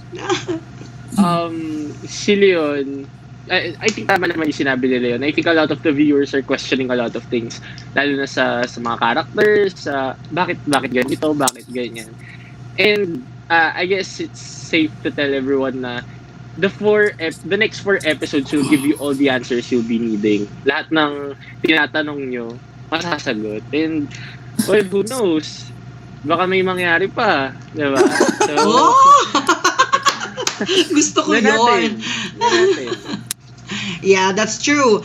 Okay, for all of them, ayan, what did you learn from yourself while doing your project? Ayan, so is there any like positive from experience yan habang nasa project kayo or doing those series? So let's start for Aura. Realization and learnings tayo ha. Okay, so go Aura, you can make it. Right, so for Chasing Sunsets, it's one thing I realized, it's really difficult to portray a character na may mental health condition because it requires a lot of emotions, ganyan. Tsaka ang lalim, kailangan malalim talaga yung hugot. Tapos na-realize ko na sobrang hirap talaga ng mga pinagdadaanan ng literally everyone. Kasi yun nga, lahat tayo may triggers, lahat tayo may pinagdadaanan. At meron talaga yung mga taong lalo na yung mga clinically diagnosed, and for those who are struggling or battling their inside demons, ayan, sobrang laki ng realization ko na ganito pala yung nangyayari in real life. Hindi lang siya basta parang sinasabi ng iba na wala lang yan, lilipas din yan. No, hindi talaga. Kaya, yun, actually nakuha ko din sa influencers na kailangan maging mabait. Parang, it doesn't take a lot. It's not expensive ba? Hindi mahal maging mabait. Libre lang maging mabait. So, bakit hindi natin i-try, hindi natin i-practice? Kasi hindi natin alam kung ano yung pinagdadaanan ng bawat isa. Yun po. Okay, that is very true, di ba? I really like that. Okay, so how about Cholo? Ako naman kasi, nung mga first part, before ako mag-audition, I was having second thoughts kasi nga sabi ko, syempre pag BL actor, 'di ba, there's this stereotype na malaki yung katawan mo, tapos sobrang pogi mo, yung visuals mo, as in talagang... Hindi ba? Alam mo yun? Define yung jawline, takas yung ilong, walang braces, stuff like those. Pero, sabi ko, siguro wala namang mawawala kung we take chances and we try, lalo na kung gusto nating gawin. And I think, kung yun nga, yung natutunan ko is, kung may gusto ka, and mabuti yung intentions mo, go for it. Always go for it. I mean, kahit na, sabi ko nga, despite the negative stuff na naka-braces ako, di ba? Sino ba namang mag-aakala na may mag-BBL actor na naka-braces? And fortunately, Camp Avenue Studios were, tinanggap ako ng Camp Avenue Studios na sabi nila, hindi, all that matters is, gusto namin yung advocacy mo, gusto namin yung kung paano umarte, parang na-separate nila yung looks lang dun sa talent, parang gano'n, na nakita nila, or dun sa potential na nakita nila. And ayun, sana din dun sa mga iba na, alam ko maraming aspiring BL actors out there, actresses, sana lang hindi kayo pigilan ng mga insecurities nyo or dun sa mga feel nyong cracks na hindi nyo gusto about yourself, because these cracks, these flaws, they make you who you are. They make you unique. Without those, you'll just be, a plain old boring perfect being, and that's really not cool. Hindi masaya yun. Ayun lang. Yeah, that was true. Okay, thank you so much. Leon? Ako naman kasi same with Jolo, yung nung first time kong, hindi, nung dapat prior audition, hesitant talaga ako na mag-audition kasi yun nga, BL, ganun. Syempre, BL genre, lalo na ako sa family ko, hindi naman masyadong well-educated when it comes to that kind of genre. So, pinilit ko yung sarili ko na intindihin para, saka in-educate ko din yung family ko na hindi dahil ganito, ganyan din kalalabasan, gano'n. Mga ganong bagay. Tapos, when it comes to yung mga natutunan ko sa community, like sa LGBTQI community, dati kasi ang label ko sa lahat ng lesbian, bisexual, transgender, gay, something like that, is all gay. So, in-educate, parang natuto ako dati, ngayon dahil sa mga Soji Talk, sa mga sinasabi ng scriptwriter namin, ng director namin, ng story mismo, ng influencers. Yun, natuto ako doon na hindi kailangan pala may mga ganun pala, may mga ganun palang label sa society. So ayun, sobrang, at saka yung when it comes to personal life na, kasi yung kwento kasi ni Wigo is para lagi siyang what they call this, lost. Ako in real life parang ganun ako . So tapos yun nga, ang natutunan ko lagi is yung laging sinasabi ni Cholo sa akin na fighter ako. So yun, naniniwala na ako na parang, fighter pala ako. Kasi I've been through a lot sa buhay ko. I made a decision na mali. So kailangan kong itama, ganon. Tapos yun yung natutunan ko sa series na, lagi ko tong sinasabi sa interviews na, paano kapag may question na, paano kapag nakaharap mo yung sarili mo, yung character mo na si Migo, anong sasabihin mo? Tapos ang lagi kong sinasabi sa kanya is, always pick up those broken pieces and rise like a phoenix. Yeah. Wow, that was nice. And yeah, I'm happy na talagang marami kayong natutunan, especially in realization, di ba? So, how did the series change your view on LGBTQ issue? Ayan. So, how did the series change like your perspective, your view in life? All of you guys ha. Okay, let's start for Cholo. How about you, Cholo? Ako naman kasi, nag-audition ako kasi nga, malaki yung utang na loob ko sa community. Ever since I started with pageants, sila yung, lahat sila, handler ko, makeup artist ko, yung Q&A coach ko, part sila ng community. Tapos, they imparted with me yung values sa buhay na napaka-importante na hanggang ngayon talagang tinetreasure ko. Malaki yung utang na loob ko sa kanila. Until now, na ngayon nasa industry ako, aminin man natin or hindi, ang daming parte ng industry na part ng community. And I think, sabi ko nga, kung meron naman ng opportunity to give back, I think eto na yun, etong pagtanggap ko sa BL. So, dun sa part na yun, wala akong hesitations. Dun lang talaga sa, sa physical appearance and all. Ayun, siguro, wala naman akong natutunan kasi ever since naman, talagang ako tinatanong ko sila about things, about stuff. Paano kapag ganyan? Paano kapag ganito? The usual questions that other people have for them.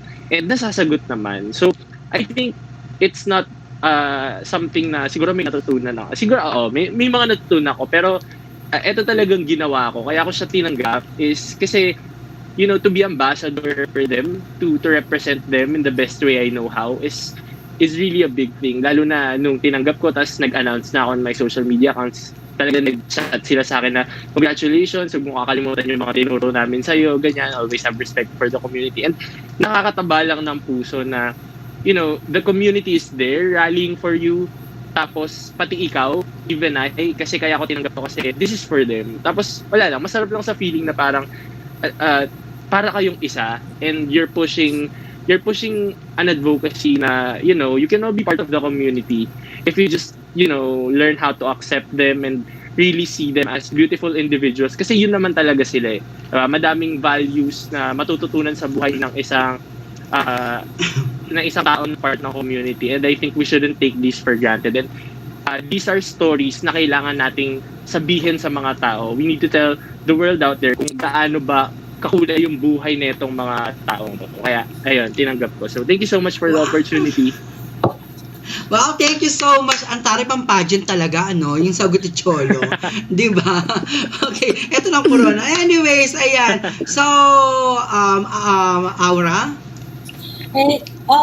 Same with Cholo po. Kasi, ever since I have huge respect for the community, I have actually, most of my friends are part of the LGBTQIA plus community. So, hindi nila alam na itong mga taong to, they're actually ako Tama. personally, dito galing yung mga pinakamatatalino, pinaka-creative, sabi ko, why do they get this discrimination? Well, in fact, they deserve to be respected. Just everyone actually, just being a decent human being na kailangan irespeto mo ang kapwa mo tao. So parang tataka ko bakit nila nakukuha lahat ng discrimination, lahat ng hate. Hindi naman dapat, 'di ba? Parang yun nga. Kaya one reason why I accepted the project as well. So that everyone should be represented. Kasi hindi pa siya ganon accepted sa community, right? So I'm happy that I was able to represent the community, at least in my own way. Ayun po. Thank you so much, Aura. Ayan, and really appreciate for that word, no? Okay, next, Leon. Personally, before kasi, hindi maganda yung experience ko sa ibang LGBTQIA community. So, mga childhood ko, tapos growing up, ganun. So, nung tinanggap ko itong opportunity na to represent them, ayoko naman na yung mga bad side lang yung mga nakikita ko. Gusto kong matingin makita kung yung ibang tao na hindi lahat ng LGBTQI community ay ganong tao. So, para mas alam mo yun, yung parang normal people like us, heterosexual, ganito, ganyan, na parang merong masamang tao at may mabuting tao din. Pero hindi lahat ng LGBTIQI community ay masasamang tao. So, ayun. Yun po yung mga natutunan ko na. Okay, thank you so much. But this time, guys, so it's your time to invite everyone. And also, thanks everyone to all your followers and supporters. So, let's start for Aura. Alright, again po, please continue supporting and watching Chasing Sunset. It's available on Gap Avenue Studios YouTube channel. It's also available on Gaga Ulala. And thank you so much for all the love and support that we got and we're still getting from the series. Thank you. Next, we have Leon. Hello guys, thank you for always supporting our series, and sana patuloy niyo pa rin abangan yung mga susunod na episode ng #Influencers the series. Mapapanood nyo lang sa official YouTube channel ng @Gap Avenue Studios. Thank you. Okay, Cholo. Ayun, thank you sa lahat ng sumuporta sa amin since day one. sa mga nanonood ng Chasing Sunsets and influencers sa series. From the bottom of our hearts, maraming salamat sa inyo. And please, continue supporting. You can always stream Chasing Sunsets sa Gaga Ulala or Camp Avenue Studios' official YouTube channel. And of course, for hashtag influencers sa series, and pwede kayong bumili ng tickets nyo for advance booking at ticketnet.com.ph or Ticket to Me. Ayan. And of course, sa aming YouTube premiere is gonna be every Fridays. Tapos nag-a-announce naman kami kung anong oras. So, ayun. Thank you so much. Thank you for having us. Thank you for having us. Thank you, Bliss. Ay, nakamute po. Ayan, thank you so much. Ayan. Maraming salamat, guys. And also, ayan, so good luck sa inyo and more project to come, okay? And also, don't forget to support them. Thank you. Ayan. Okay, it's so blissful. Thank you, guys. And I love you too. Thank you.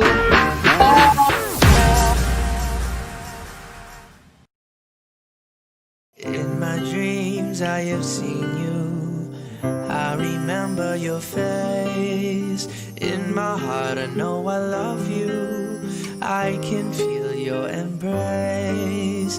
In your silence I can hear you faintly whisper in my ear. Though no words have been spoken, every word seems so clear.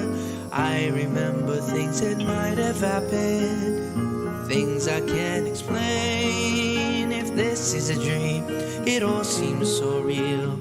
So this is how it feels like to be suspended in midair. Are you a dream or a memory, or are you really there? Or is it all in my mind? Am I dreaming in my sleep? And if I am, I don't want to wait ever again. I'm suspended in midair. Are you a dream or a memory? Or are you really there? Or is it all in my mind? Am I dreaming in my sleep?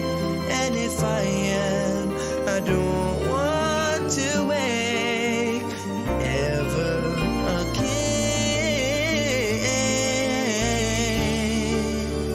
Leave me suspended in midair.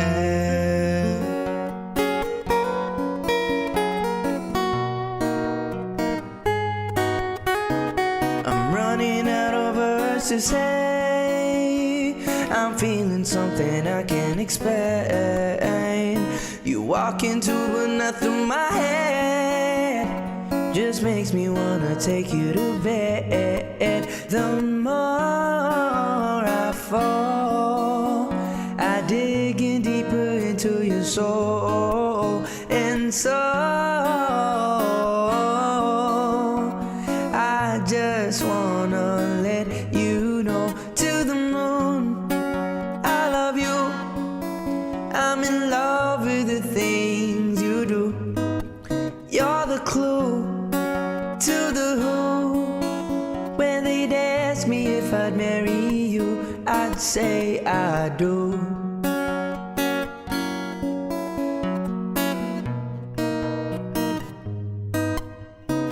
A version of love that can't be found. Oh, when you're in love, you'll figure it out.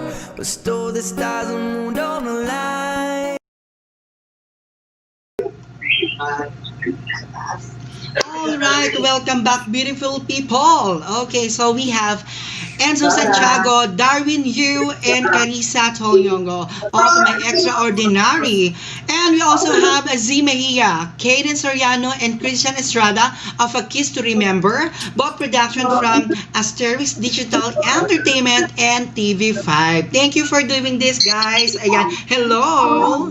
Hello po. Yes, thank you so much Hi, po. thank Good you for afternoon. inviting us. Yes. And I know that everyone... Good afternoon, guys. Yes, good afternoon. And I know everyone is feeling okay because you're all beautiful people. Diba? So let's Thank you po. start. Okay. Thank you, Yes, thank that's you. true.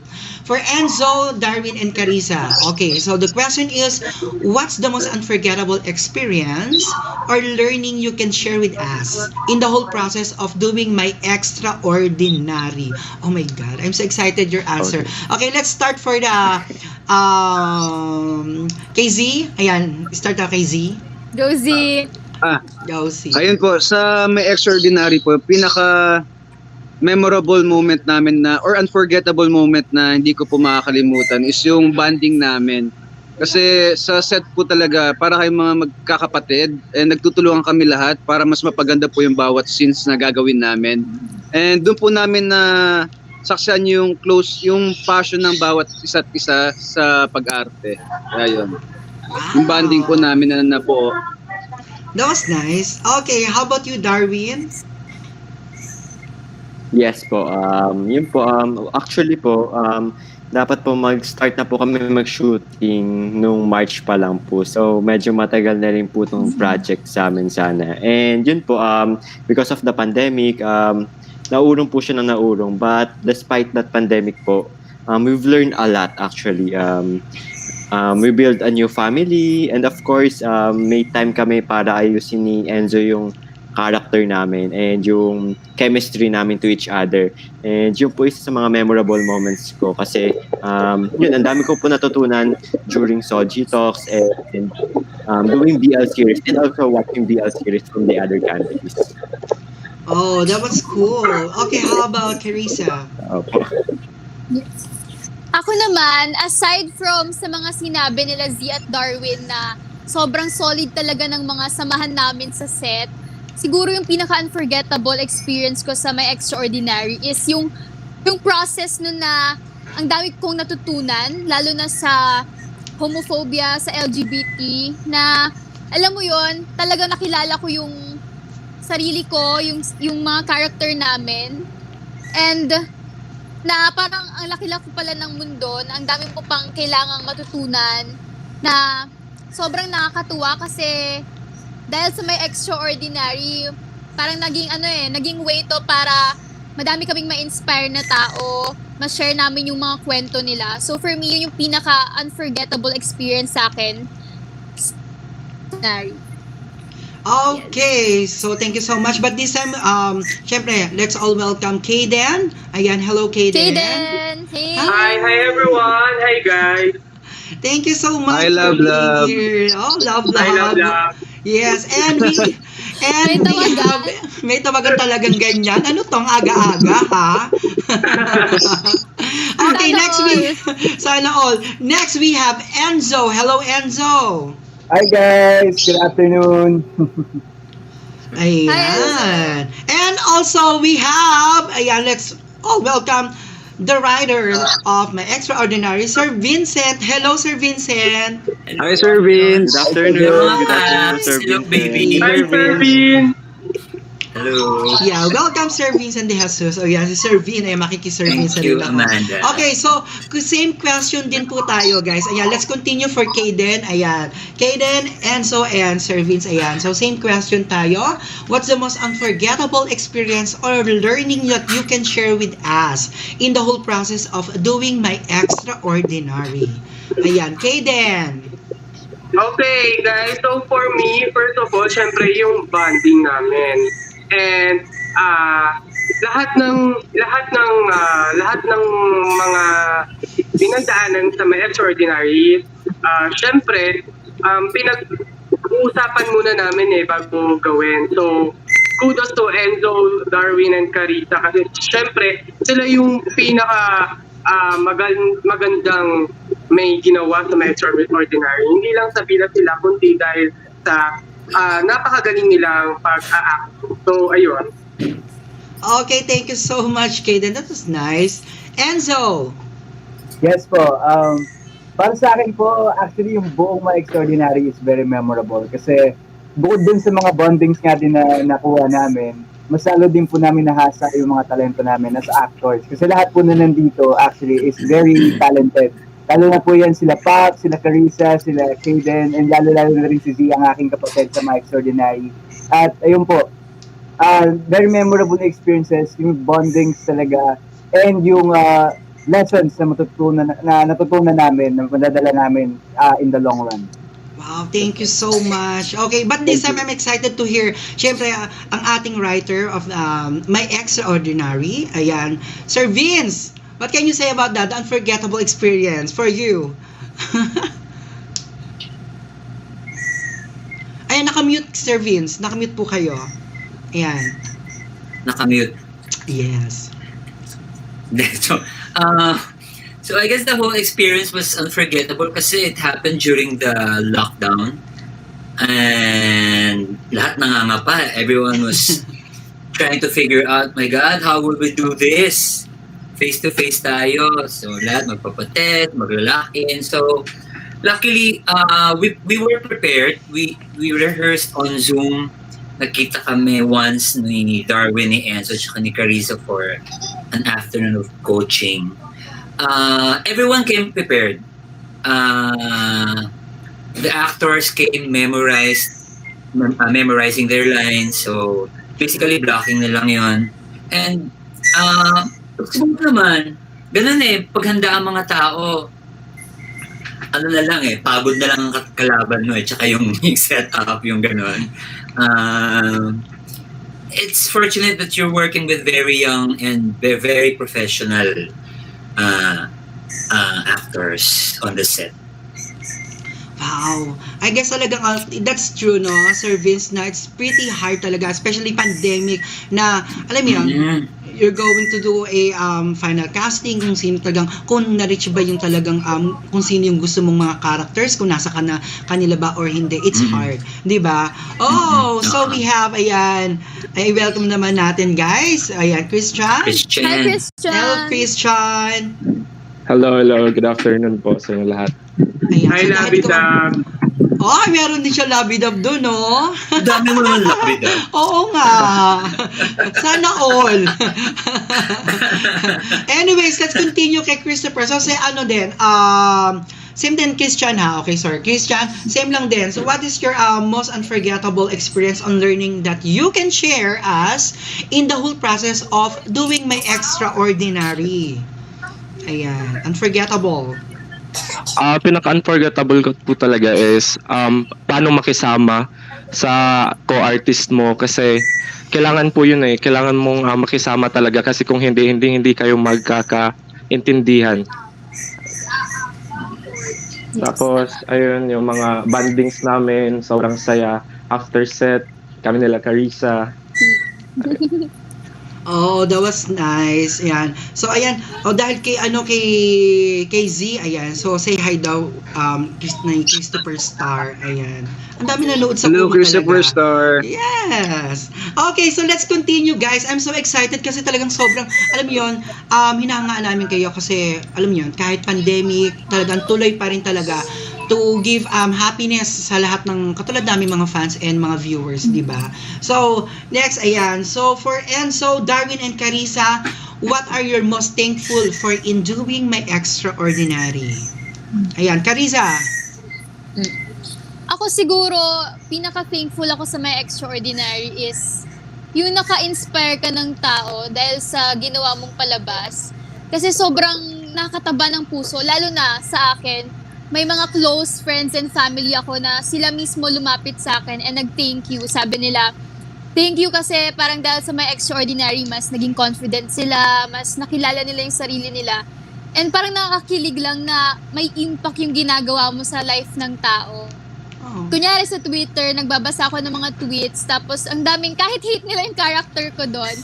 Pero nakakatuwa kasi yung palabas mismo may impact sa kanila and makikita mo na totoo talaga nangyayari yung mga nangyayari sa My Extraordinary, totoo talaga yun. Kaya kailangan siyang pag-usapan.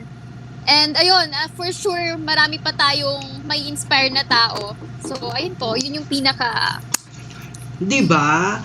even me, Carissa, I can say talaga mainis ako sa character mo because you're so fresh and beautiful. Nakakainggit ka. Thank you. Diba? Thank you. Okay. So, for Enzo. Ay, naman wala si Enzo.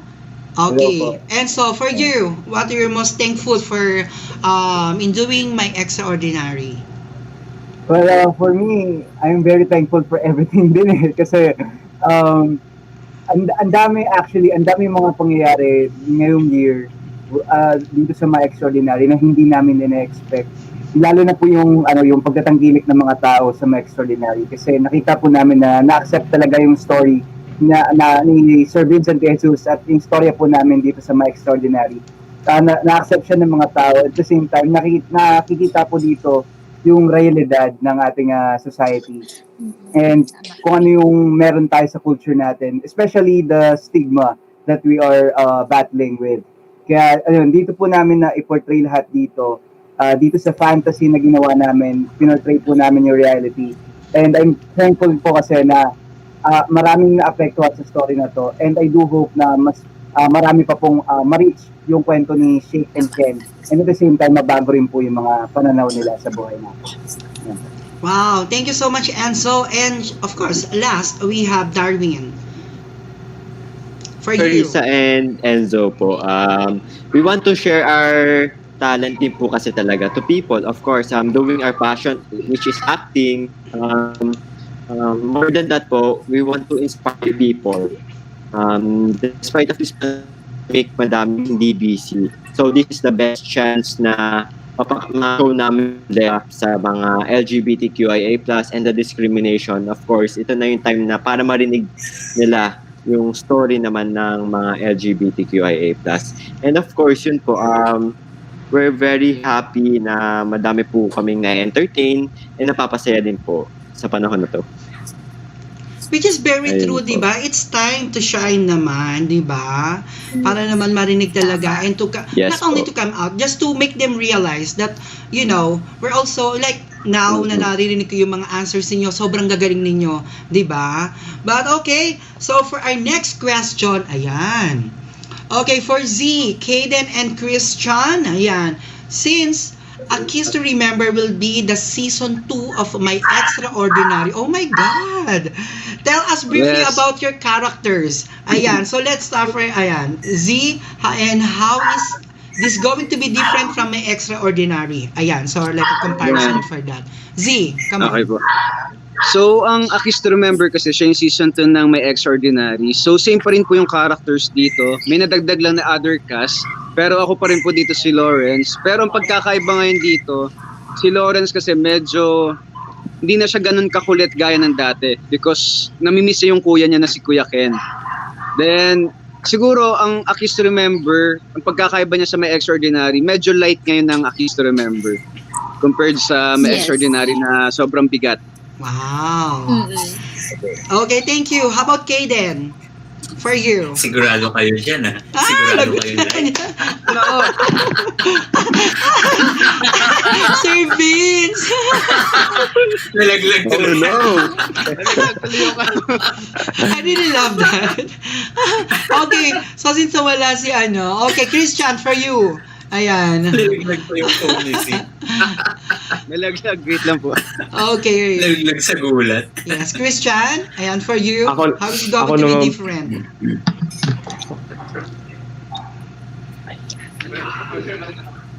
Yes, Christian. Hello. Rinig niyo po ba ako? Yes. Yes.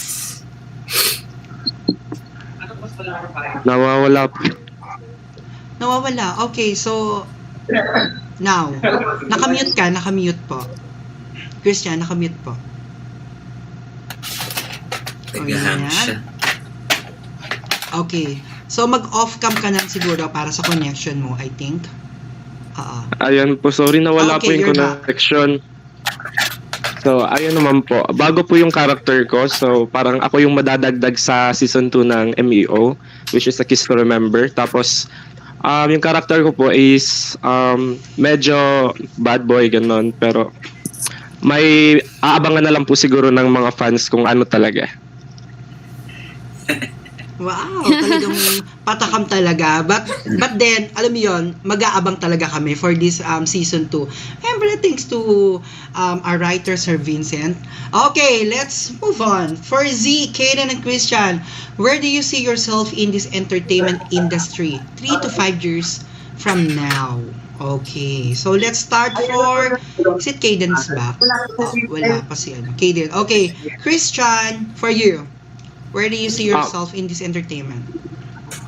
Ako po siguro still nasa industry pa din ako, tapos pero for sure po magi-improve na po ako niyan. Tsaka mas pagbubutihan ko po lalo, siguro marami-rami na akong mga upcoming sana nga pagpalain. So ayun po. Sana pagpalain. Okay, thank you so much. Okay, next we have Z. Yes po, same with Christian po. Siguro naisip na foresight ko po yung sarili ko na nandito para sa industry na to, ginagawa yung gusto ko. Kasi ito po talaga yung passion ko, and sana 3 to 5 years from now, medyo mas iba na yung Z compared ngayon. Ganun. Wow! Yes. Talagang mag-iiba na ba talaga? Improve din, di ba? Improving! Sana po, sana. And how about for Cariza? Ayan. Yes. Syempre, I see myself pa din na nandito sa industry na to. Syempre, I hope sana magkaroon ng madaming projects, ganyan. And I can't wait na mapakita pa sa tao yung kaya kong ibigay and makapag-share pa ako ng mga palabas na may impact and may purpose. So yun, pray tayo na dumating tayo sa time na yan. Pero syempre, kahit may failures, magtatry pa rin tayo na magtatry. Ayun. Yes naman. How about you, Enzo? For you? Yan, nakamute ka, Enzo. Ayan po. Pwede po pa repeat ko na question? Okay, for the question is, yes, where do you see yourself in this entertainment industry 3 to 5 years from now? Yes. 3 to 5 years from now.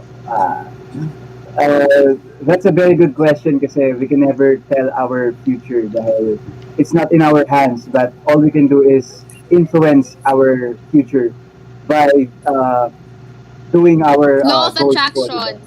Yes, tama naman. Law of attraction.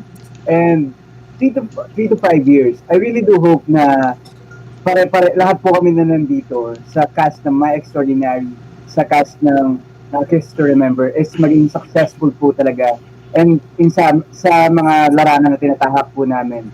Kasi hindi din po natin alam kung may mga iba po sa amin na umalis muna sa industriya para maghanap ng ibang trabaho, ganyan. Pero I really do hope na in the end, lahat po kami magkakasama kami na nandun in 3 to 5 years na pare-pareho kami nagkakantuhan na nalala niyo yung My Extraordinary. Ito yung isang bagay na talagang nag-define sa amin as actors. Kumbaga, ito yung naging stepping stone namin, isang milestone namin.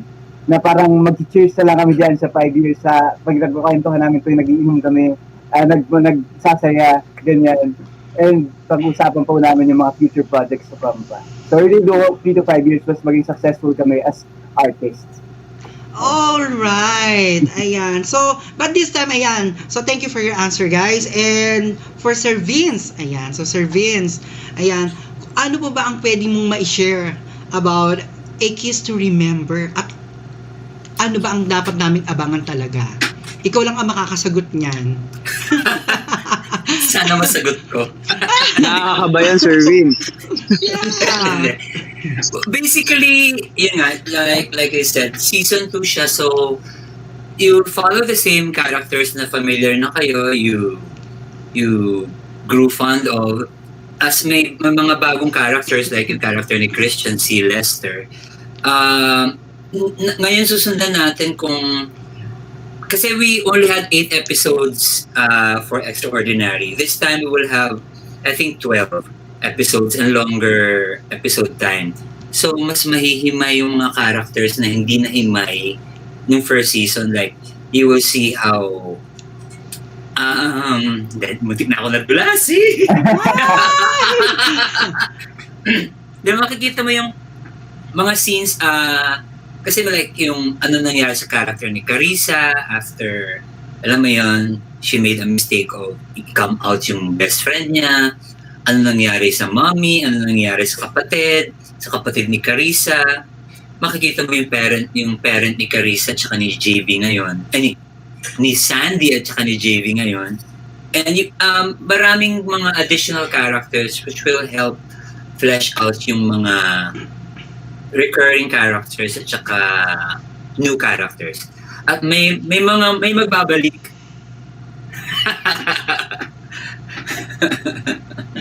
May mga magbabalik. May magbabalik talaga. Parang kabang-abang talaga. Sino ang mga magbabalik? Thanks Sir Vince for sharing those info. Okay? Maraming salamat. But then this guys, ayan. So, it's your time to thanks your all supporter and for your last word, guys. So, Enzo? Yes po. Okay, so it's your time para mag-thanks sa ating mga supporters, viewers, and everyone na nandito nanonood ngayon. Alright po.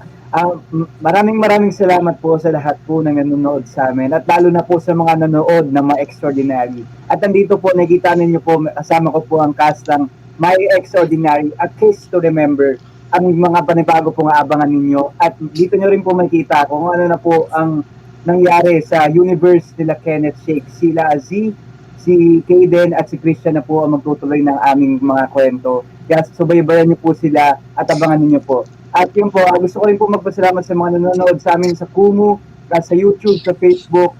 Meron din po kaming Kumu channel. Please do follow me. Ako po, ang ID ko po dun sa Kumu ay 21_Enzo. At yun po, meron po, araw-araw po ako nag-live stream kaya makikita niyo po ako lagi sa Kumu. So yun po, maraming salamat po. Yes, thank you so much, Enzo. And syempre, Z. Come on, Z, for you. Yes po. Yun, maraming salamat po sa pag-invite dito sa amin. And yun guys, malapit na pong ipalabas yung A Kiss to Remember. By next year yan, papalabas na yan. Pero bago yun, panoorin nyo po ulit ng My Extraordinary para masundan nyo po yung kwento at para mas mag-gets nyo po yung kwento ng A Kiss to Remember. And guys, follow nyo po kami sa mga social media accounts namin, sa Kumu guys and IG, Zimihia lang po. And syempre, shoutout sa mga supporters namin dyan na simula nung una hanggang ngayon, dyan pa rin na sumusuport at minamahal kami. Team Kalat, thank you. Zayanatics, and sa Asterisk Entertainment, thank you po. Yun. Thank you so much, Z. And of course, Darwin. Okay, Darwin? Yes, hello po. Hello po. Rinig niyo po ako? Yes. Yes. Yes po. Yun po. Sa mga supporters po namin, sa mga ka-BL po namin, it's your time po na i-binge watch ulit yung My Extraordinary. Kasi po, saka sa mga hindi pa po nakakapanood, it's your time na po na mapanood po to sa YouTube channel po ng Asterisk at saka sa Gaga Ulala po. And tama po sila, you can also follow us sa Kumu po namin. Ang Kumu ID ko po ay Darwin Yu. And meron po kami isa pang surprise sa inyo. Aside sa A Kiss to Remember, meron po tayong audition sa pang-third na BL series ng Asterisk, which is Meet Me in Bangkok.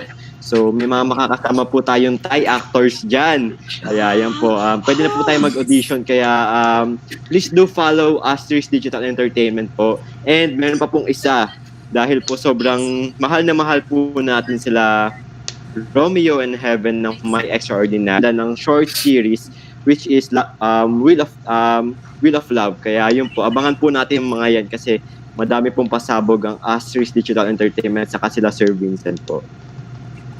Well, thank you so much, Darwin. Yay! You. And for Carissa, for you. Yun, nasabi na nila lahat, pero yun, gusto ko lang magpasalamat sa mga sumuporta sa My Extraordinary. And sana dumami pa tayo. Pwede na yan i-binge and Gaga Ulala. And ayun, abangan natin ang A Kiss to Remember. Kailangan talaga mapanood yung My Extraordinary bago yung A Kiss to Remember para maintindihan yung mga characters. And ayun, magkakaroon ng audition for Meet Me in Bangkok ang Asterisk. So get ready guys, chance niyo na to. And also A Kiss to Remember, ano pa ba? Wheel of Love, starring KG Messina and John Cortez and other artists ng Asterisk. Yun. Okay, thank you so much for a quick one. Guys, Christian. Ayan, we're running out of time. Christian, quick one. Ayun, sasabihin ko pa ba? So, ayun, wag na lang. Kasi nasabi na nila lahat. So, ayun, thank you so much sa lahat ng mga tumangkilik simula nung start pa lang at hanggang huli ng My Extraordinary. Sana hanggang sa huli ng Akis Remember, sana supportahan nyo din kaming lahat. Ayun, hindi namin ipapromise na na gagawin, ano talaga, pero gagawin lahat namin lahat ng makakaya namin. So, ayun sa lahat ng mga supporters ng Asterisk, tsaka ng Chinese Angels officials, thank you so much. God bless po. Thank you so much. Kayden, go! Kaya So ayun, maraming salamat po Kaya. sa lahat ng nanonood na So ayun, po sa lahat ng nanonood ng My Extraordinary. Abangan niyo po kung ano po ni JV Mendoza, ni Lauren Hernandez at ni Lester sa Akis to Remember. So ayun, maraming salamat po. And for our last is Sir Vincent. Ayan, Sir Vincent. Okay. Thank you for supporting MEO, especially sa mga friends namin, mga reactors na parang hindi na natutulog sa dami ng nire-react nila. Sunod-sunod. Maraming salamat for the love and support. Thank you, Psycho Milk. Thank you, Bliss Mag TV. And everyone who supported us. We wouldn't be here without your help. We wouldn't be here at all. So thank you so much. Okay, and before I say goodbye, I want to say thanks to Asterix Digital Entertainment and the TV5. And also, guys, don't forget to add me also on Kumu Amanda Pinay, same as with my name here, okay? So maybe we can meet there also. And also, it's an honor to meet you guys, Sir Vincent, as the writer of My Extraordinary. Congratulations to all of you guys, and maraming salamat. It's a blissful thank you guys, and bliss and love to all of you. Maraming salamat. Bye, guys! God bless you! God bless! Yes, guys. Yes, God bless you!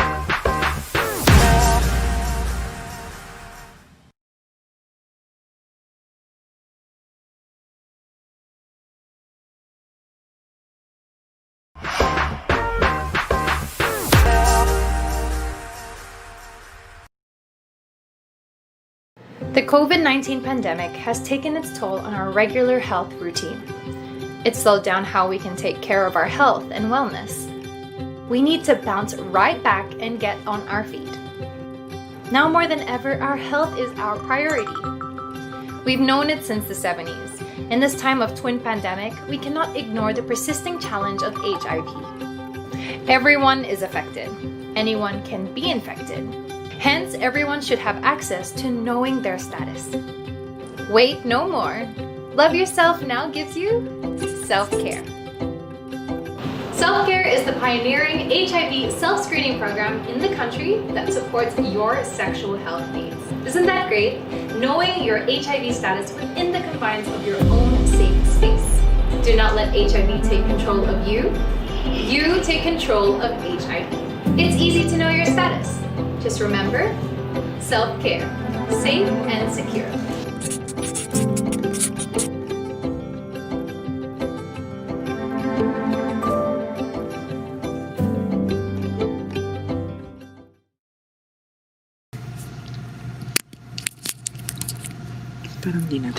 Okay guys, you're still watching the Bliss Assembly. And for this season, let's welcome Yumiko from psychomilk.com and Jerk. Also, we have Alvi Asguera and of course, Sid, Carl, and JC, the BL Brothers.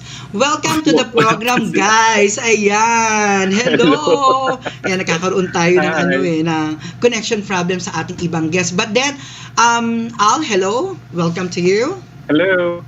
Thank you so much. Thank you for having me. And of course, we have Sid. Yes, hello. Hi. Hi. And syempre together with Yumiko. Hi, Yumiko. Hi, Yumiko. Okay, but then the other one, ayan, nagkaroon lang tayo ng problem sa connection nila.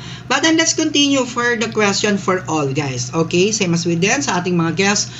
Okay, so seeing the blossoming of Pinoy BL culture. Ayan, welcome back. Ayan, guys. Frank and Jeric, hello. Hello po. Sorry, Hi. parang may problema sa audio namin. No, audio is okay. That's good. Okay naman yung audio nyo. I can hear you. On our end, hindi namin naiintindihan yung sinasabi. Oh, I guess nagkakaroon ka ng glitch. Oo, towards dun sa ano nyo, sa inyong connection siguro. Yes, connection nyo po. Pero minsan nagiging okay. Okay, so Okay. next, Okay na po siya. we have JC. Hello, JC. Hi, Amanda. Hello. Yeah, nice to meet Happy you to be guys. here. Yes, thank you so much and happy that you are here also, guys. Okay, so let's start. Again, for the question, it's for everyone. Okay, seeing the blossoming of Pinoy BL culture, do you think this could win a greater acceptance for the LGBTQ community? Why and how? Ayan. So, let's start muna tayo kay Yumiko. Ayan. Yumiko? Okay. Well, from my point of view, I think it can win acceptance. How? Well, the reason for me is that BL is showing not only BL couples, but also GL, straight ones. So it's like equality in terms of love. And probably that can make the audience be more aware of that diversity we can find in terms of love, and that there's nothing wrong in loving someone who you really love. Unless you are hurting someone, of course, and that love has no genders. But that's true that there's still a lot of work to be done, not only in the Philippines, but around the world, in my country, everywhere. Because there's still a part, I believe, of the society that don't accept that community or believe that that don't exist 100%, despite the country releasing a lot of BLs. There's a lot of actors still inside the closet, being afraid of being bullied about who they really are. But it's true that the Philippines is doing, for me, a great job in creating new BL stories and also bringing BL couples that are real in real life. That can also help the audience and all the citizens be more conscious about the existence of that community, that it's not just fan fiction, that really exists.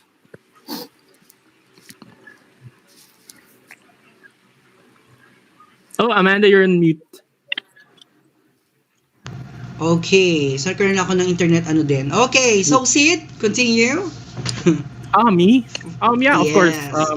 It's greater acceptance kasi these shows share our stories.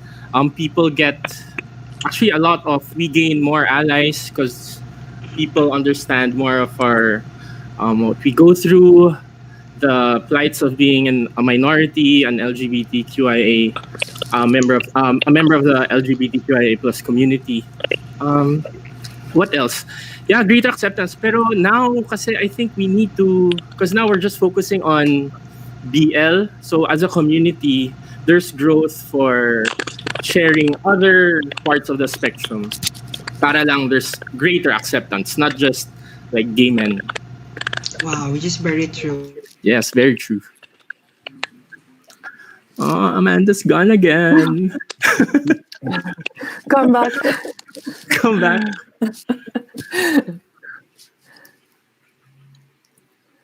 No, I think. Okay, so for Amanda, you, you're back. Al. Yeah, I'm so sorry, guys. Okay, Al, continue. Okay. For me, it helps. BL shows help a lot because it normalizes our story. It's no longer taboo. Everybody can see it. Everybody can watch it.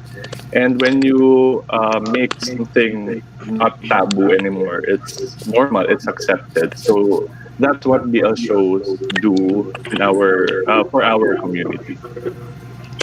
Thank you so much, Al. Ayan. So next, we have, kila Jerry tayo. Okay, Jerry? Hello. Guys. Okay. You Can hear you us? hear us clearly? Okay. Yes.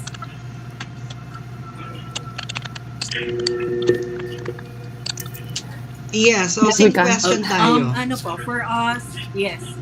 Malaking step to for greater acceptance. Can you hear us clearly?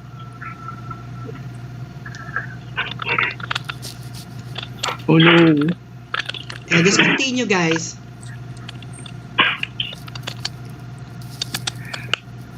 Continue, guys. Continue. Okay, balikan natin sila later. Okay, so, of course, ayan. So we have Carl. Hi, Carl. Hi, Amanda. Yes, hi po. Okay, so before I ask you a question, so let's continue for JC. Okay, I agree. I think I just would like to add to what everyone already said. I think what's nice about the BL genre is that it normalizes these kinds of relationship when it used to be taboo, or people really don't talk about it too much, or hide behind shame because they don't want to be discussing such relationships. Now it's out in the open, and it tells a story that love is really just love, and everyone is capable of loving regardless of your sexual orientation or your gender or identification. So what I like about it is that it really supports the idea of inclusivity, na the minority is now becoming slowly, hopefully, part of the majority, or everyone else. And I think that's the beauty behind the BL genre. Yeah, that's true. Thank you so much, JC. So, for Cal, I will repeat the question. Okay, so seeing the blossoming of Pinoy BL culture, do you think this could win a greater acceptance for the LGBTQ community? Why and how? Well, it's representation. Parang pang beauty contest. Carl. Diba? Yeah. We lost Amanda. We lost our host. Well, hi, Yumiko. I watched Carl, take over. Carl, take over. So do we want to discuss that? No, just kidding. For me, it's really representation. Parang we are opening love up to many permutations. Kasi para at the end of the day, love is love. Diba? Para boys love. I don't... For some reason, we're qualifying it as boys love, while in fact, it should just be love. Yeah. So parang right now, that the mere fact that we're actually showing that specific kind of love, that's the first step, but I don't think it should be the end. If it's going to mean that we will be accepted, the thing right now is, at least here in the Philippines, ang market ng boys love is actually boys who love boys. But if you want to look at acceptance in general, we should get people who are not into this to watch this. I think what it does right now, I was saying, right now kasi boys love, the people who watch boys love are boys who love boys. But if we really want acceptance, we should get boys or girls who are not into girls, or boys who are not into boys to actually watch it. And then if they get exposed to that, then you will get acceptance. But right now, what it's doing is it's getting us all together who are into this, and we're honing our voices, and we're refining how to tell our story. And I think that the ultimate goal is that it's going to be a story that's going to be for the consumption of everybody. Like, for example, even if I'm a boy who's not into a boy, I will be able to at least appreciate a story that's about a boy who loves a boy. So maybe, but this is just the first step. This shouldn't end here. Diba? Medyo malayo pa. But at least we've already taken that first step. That's what I think. Oh! Diba? Okay. Talagang pang-beauty queen talaga yung question natin. But since that, we are all ready naman kapag if we have a question, it's not pretty hard for us because, we are very talented and smart, right? So, okay, anyways, let's move on dahil nawala naman yung dalawa. Okay. Next, for all again. Okay, it's another question for you guys. Okay, so how do you want the Pinoy BL culture to evolve in terms of production, the stories, and then the audience? What do you hope to see and experience as we move forward to 2021 with regard to the BL shows? Ayan, oh my God. Kakaloka. Ikaw, Amanda. Wait, ikaw muna. teka, hindi pa ako kasali. I'm still waiting nga. Baka makasama din ako. One of these days. In terms of viewership. Well, actually, naman ako, I think, nung nalaman ko talaga, since napanood ko yung mga ibang BL series and some of my friends too, na sinasabi nila na they are enjoying and comparing also to the especially the other country na meron BL series na talagang oh my god, lumalaban. Lumalaban siya. In terms of characters, stories, especially beautiful people. Hindi tayo nagpapahuli sa ganyang di ba, aspeto. Okay. So, Freak and Jeric, hello. Are you okay now, guys? Ayan. Are you okay? Nakamute sila. Okay. Hello? Freak and Jerk. Ayan, what a nice name. I love it. Hi, Freak and Jerk. Hello, are you okay? Okay, let's move on, guys. Okay, so again, for that question, let's start to si Carl naman dahil siya yung late na pumasok. Carl, for you. Sorry. JC, hi. Kita tayo later. I'm in your area. Oh, saan yan? Di ba? The question is how I wanted to improve. Like I was saying kanina, right now it's called EL, Voice Love, diba?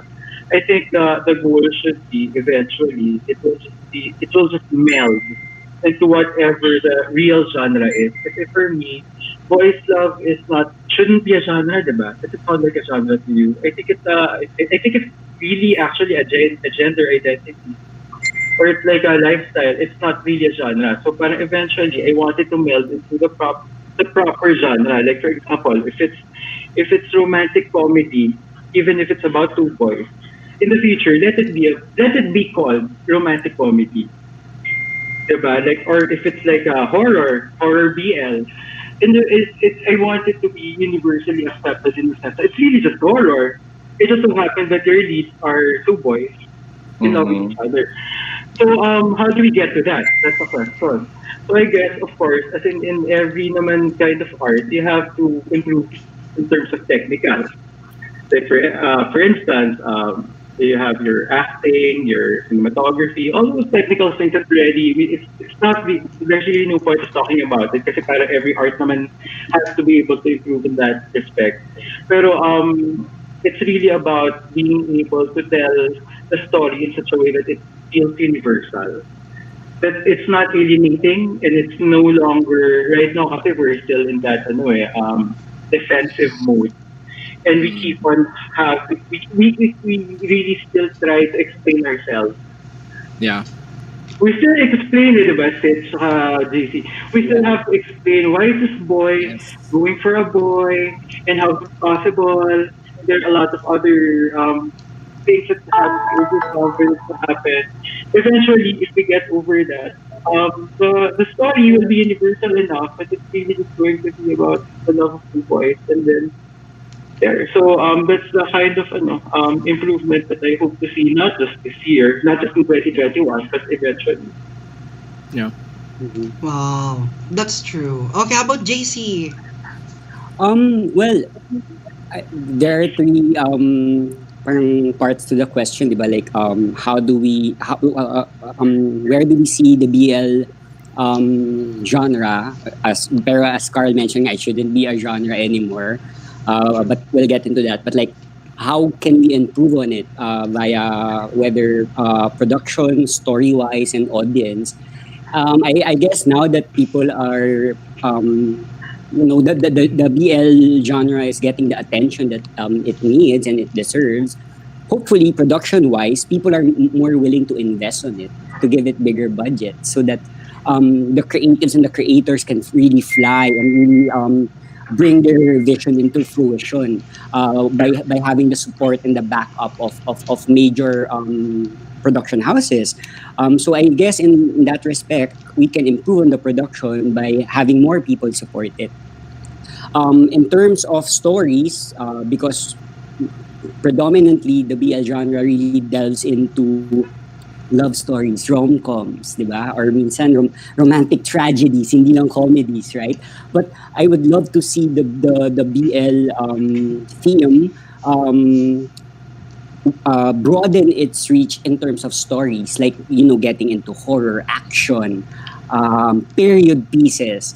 There are so many stories to explore. So I guess by slowly creeping into the mainstream genre, hopefully it also becomes mainstream eventually, and it doesn't no longer doesn't need a label like a BL genre. Naman, it's really just part of a love genre, horror genre, action genre. And then the third, the audience, I really hope that we reach a wider audience, and also what they call this, increase also the viewership, meaning it's no longer just exclusive to members of the LGBTQIA plus community, but straight straight people, curved, whatever, everyone gets to appreciate it and see the value in stories like this. So I think we have a long way to go, as Carl mentioned, and I'm sure that 2021 is not going to be the end of it. I mean, if you're in this for the long haul, we have to be more forward thinking and see how it will really evolve down the line. True. Okay, so how about Al?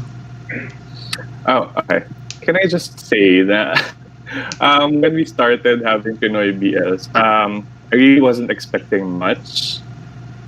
Like, my standards were really, really low. Pero I'm pleasantly surprised with the kind of BLs that we have produced so far. So I think we're really doing good. Considering that we only started this year, like a few months ago, not even a year. So I think we have put out quality BLs. Probably what we can improve on, maybe the production, the attention to detail, and probably social relevance and a little bit more representation, like for our trans sisters or brothers. I would love to watch a show that has a proper trans representation. Yes. So I think that's an avenue that we can go to grow this genre that we call BL. So there. Wow, thank you so much. Really appreciated that, Yeah, for kasi like trans people, like siguro I think there is only certain countries na lang na hindi nakaka-accept fully 100% accept, like in Thailand or other country na talagang we are in the same ground and level, 'di ba? So thank you and appreciate for that. Okay, Sid, for you? For me, well, ano bang kaya ko sabihin na hindi na nasabi? I think, besides like production, in terms of stories, kasi dun talaga, we need fresher stories eh. And I think the creators, or kasi ang nangyayari, sometimes I feel, since this is such a trend now na it's such a boom, I hope people who make BL or whatever LGBT content make it with good intentions, not just to ride the boom. Dapat tama yung intentions mo coming in. That will help it evolve. Because if we get good human stories, human truths, I think that will help make it stronger, which will help make. Kasi now, feeling ko we're building a foundation this year. We started with BL, and then I hope we build into. Now we have GL, and then I hope we delve into other parts of the spectrum. So I hope it doesn't stop with BL talaga. Yeah. And I hope, so yun, for the creators. And for the audience, I hope we learn to be a smart, discerning audience. Na hindi toxic, we don't have to be toxic, but we can be smart and discerning without being toxic. Kasi we need to support the shows, the quality shows that represent us and are trying to do something different. Because that's how this will evolve, if we support those shows. Yeah, that's very true also. Yes. Okay, we have Yumiko. For you, Yumiko? Okay, talking again about the stories, I want them to be more realistic, like to be human stories, like based on what we are challenging nowadays, not only the pandemic, but also other issues. Of course, we all want fairy tales, we all want happy endings. I want to see two guys kissing, but there's something more behind. There's a message. We want to raise the voices of the LGBT community. And for example, Game Boy is that, well, if I'm wrong, correct me, but it was like the first Pinoy BL series based on the pandemic. And it showed not only the pandemic issues, but also other ones. And that could make people relate to that and feel attached. And not just seeing two guys falling in love, but also there was more that they had to face. So if the stories are more real, based on what the society is dealing with, it can even help, and that can be a therapy for many of us. And in terms of audience, well, as you said before, guys, like to have a wider audience, not only focus on BL, LGBT community, but also just straight people and every kind of people around the world.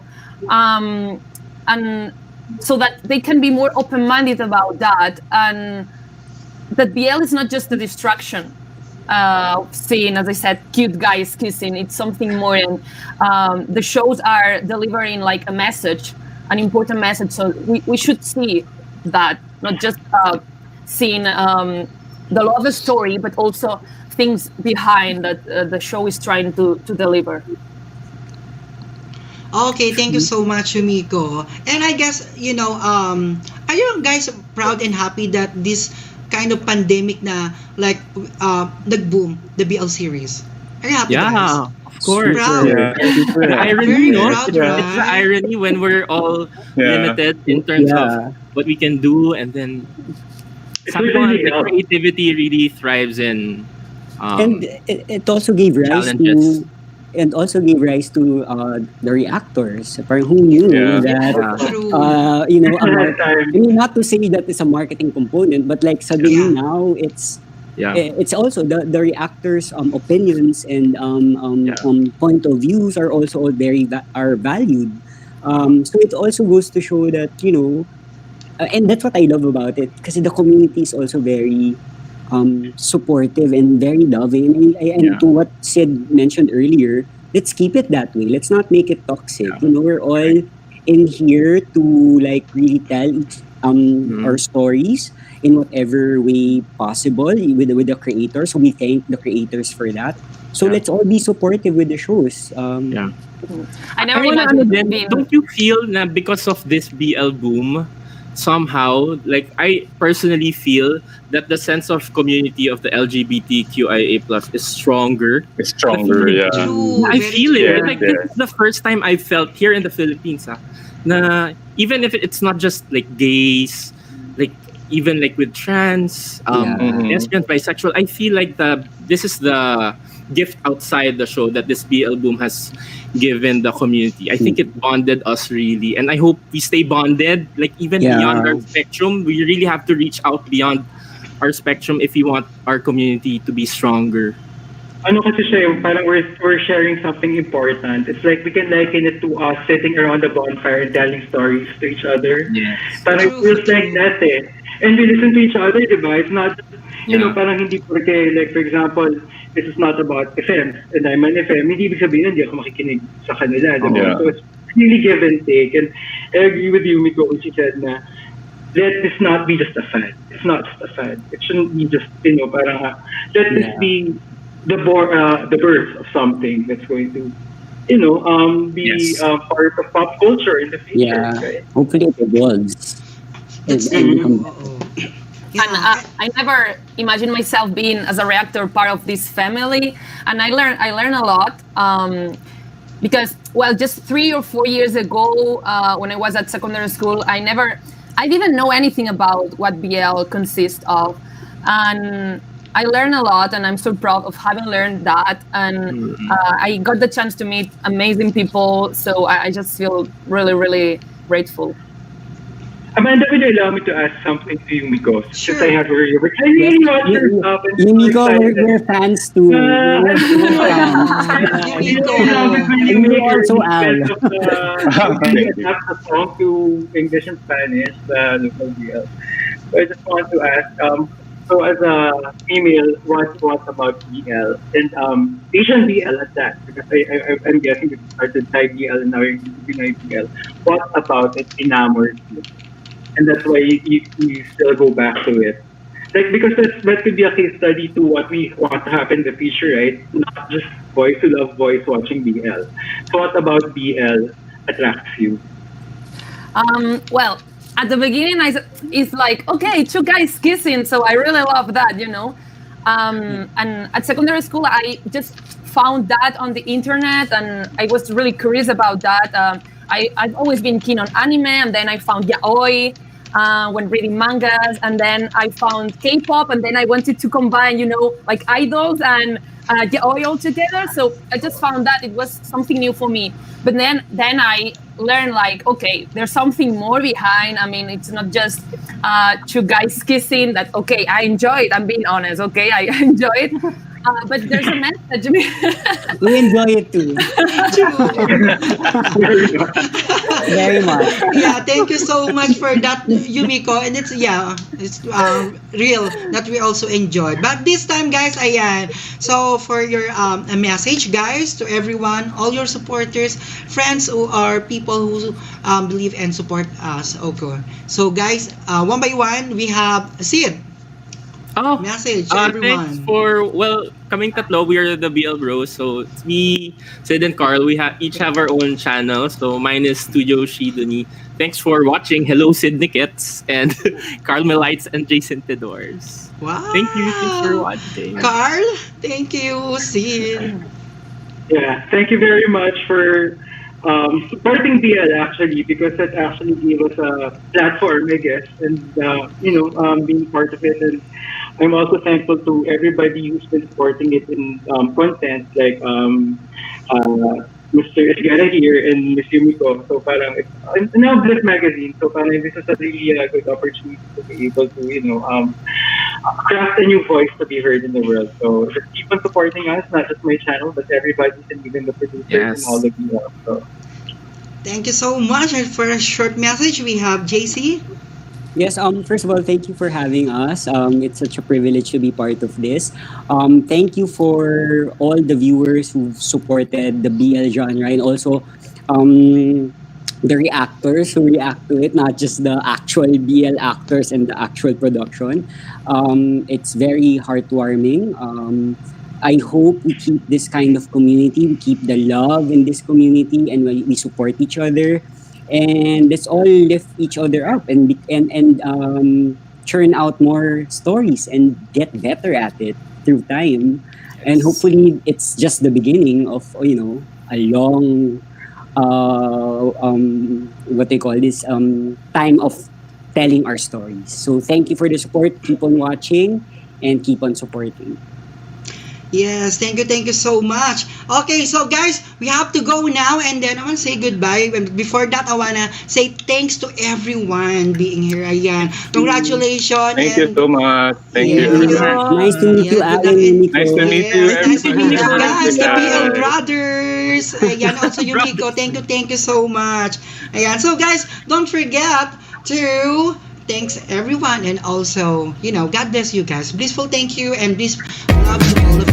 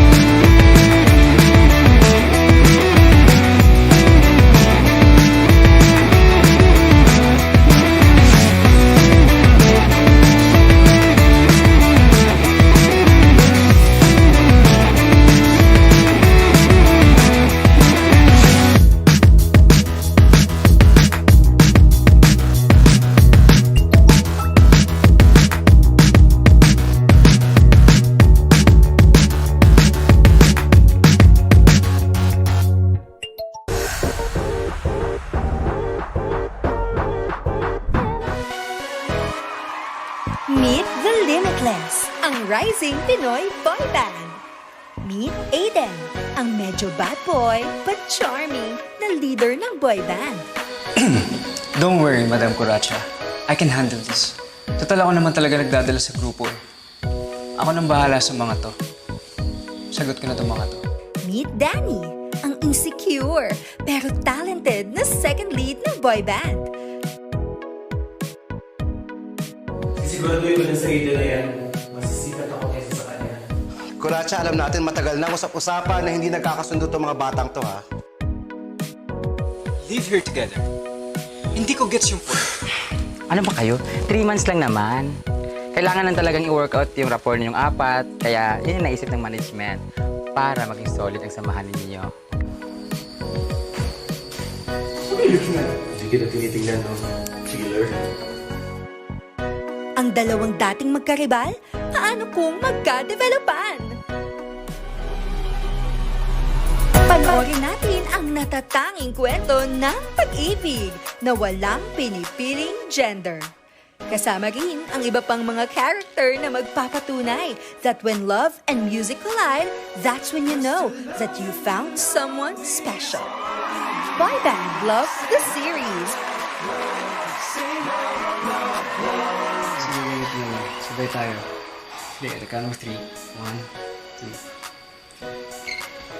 Connect. Ngayong September 19 na.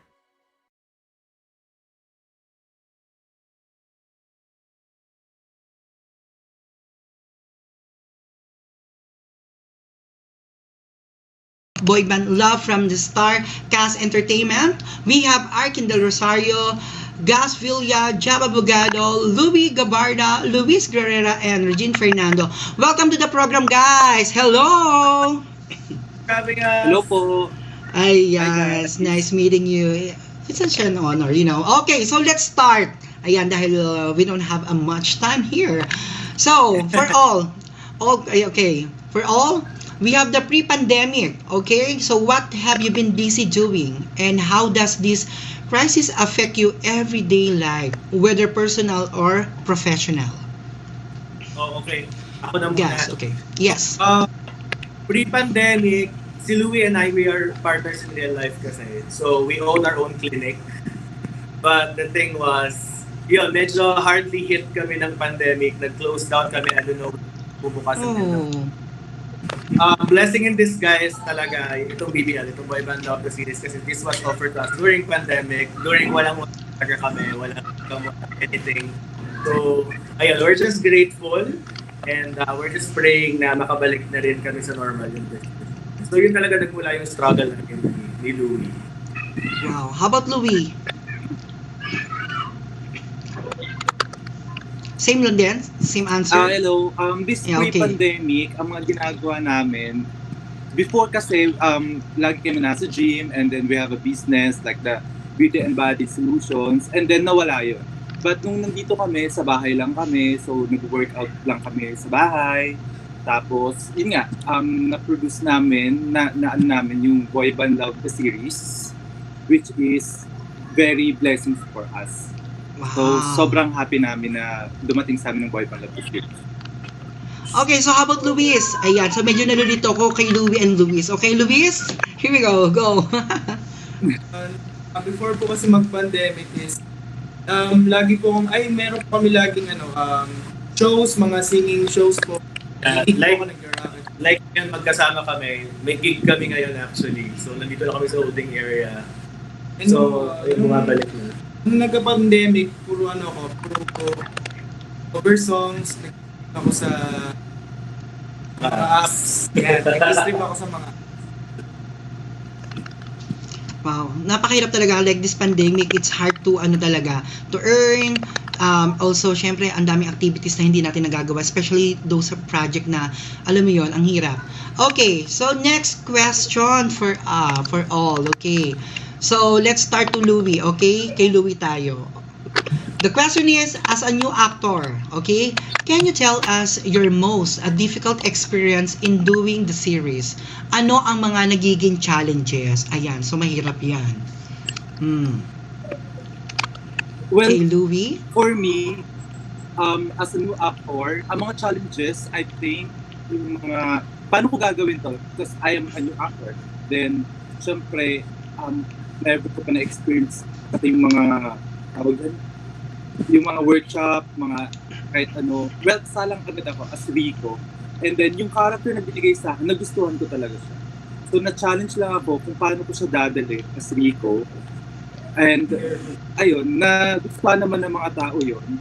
And aside from that, syempre, yung partner is, iba yung partner niya. Well, okay lang naman sa akin. So, happy ako doon. Ang nakaka-challenge doon kung paano nila makikarry both yung mga rules nila as then at syempre ang partner ko is babae paano dadala si dito sa boy band of this year. Pero all in all happy kami sa naging outcome kasi nagustuhan ko ng mga. Wow, that's nice. Okay, how about Gaz? Go naman. Your turn. The question is yung challenge ko, ano? Yeah, so the most difficult challenge experience in doing the series, like ano ang mga naging challenges nyo? First and foremost, yung location kasi namin is in Laguna. So yung we were shooting this during the pandemic, during MECQ, so medyo nahirapan kami sa transportation, and of course, yung weekly swab test namin, and require kami na production team. And also, yung greatest challenge ko naman, bilang ako at si Louie kasi we are partners. Tapos, iba yung partner ko sa show. So, medyo nag-struggle ako. Actually, si Louie, hindi siya naiilang. Ako yung naiilang every time na may kissing scene, every time na may lambingan scene. It's something that I have to get used to. Kasi syempre naiilang, nanonood siya ng bed scene, nanonood siya ng kissing scene, nanonood yung totoong partner ng lambingan, yung kakalapit yung mukhang ganyan. So parang, lalo na yung iconic kissing in the rain, I had to drink bago ko gawin yun kasi medyo sobra yung kaba ko. I mean, hindi naman ako bago sa acting. I've been in the industry for almost 10 years already. But first time ko kasi mag-lead, this first time ko kasama yung partner ko sa show. So medyo doon ako nag-struggle talaga since photoshoot. But you're okay now? Yes, Louie very supportive. I mean, wow. Siyempre kailangan natin ng mga promotional videos, fan, what do you call that? Mga fan something. I can't remember the term. But service. So si Louie yung nagde-direct nun. Like, oh, you do this, para may post kayo. You do this, gano'n. So, he has been very supportive. Okay, thank you so much, guys. And how about you, Luis? For you, like the challenges. Siguro yung yung character ko, ang tawag doon, pinoportray ko, nahihirapan ako kasi first time din. First time ko na first time sa acting, tapos ganun yung pinoportray ko na character. So medyo nahirapan ako, pero alam ko may mga friends naman ako na part ng LGBT at support naman natin. At alam natin yung pinag-alaman. Pero para for me kasi may lalaki ako eh. Nahirapan siya i-internalize. Yun nahirap. That's okay. May awkwardness, lalo na sa part na kasabunin yung likod. And kapwa lalaki ko yun. So medyo True. Pero in fairness kay Luis, nag-research talaga siya na magiging. In-interview niya kung ano nangyayari behind the scene, kung pag kami na lang dalawa. So ganun siya invested sa character. So you're gonna help him naman. You're gonna help him naman para at least ma-absorb and also ma-educate siya, 'di ba? So para malaman niya lahat. Oh. Tuwing pala tuwing.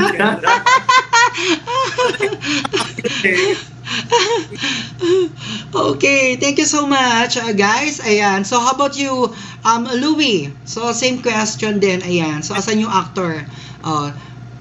Can you tell us your most difficult experience in doing the series? Ano yung mga nagiging challenges mo? Nasagot na niya po. Nasagot niya na po. Tapos, oh my God, ako yata ang Okay, thank you. Sorry. Okay, next. Let's move on for our next question. Since you're working together as a unit, how do you handle conflicts or disagreements among the team? Ayan. You understand, right, guys? Yes po. Okay, so ano tayo kay Gas and Luis? Okay. Iyakin ako So, Oh. aside from ang dami kong iyak sa camera, ang dami kong iyak sa story ng BBL, sa backstage, off-cam, pag may iyak talaga ako na iyak minsan, dito stress, na gano'n. Although hindi natin may iwasan, lalo na sa cast, minsan, usually kasi 3 days straight ang shoot namin. So medyo may mga pagod moments na, pag napapagalitan, or kahit kami, nila Louie, nagkakainitan sa scene, sa backstage.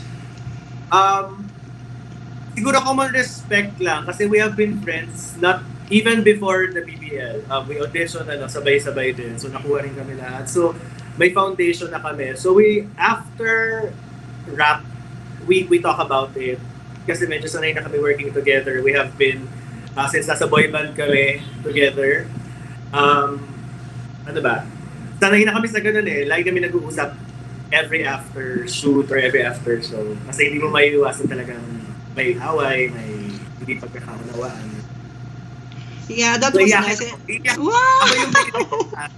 Hindi na to, ako yung baby ng cast. Tuwing iyak na ako, tatahimik na sila.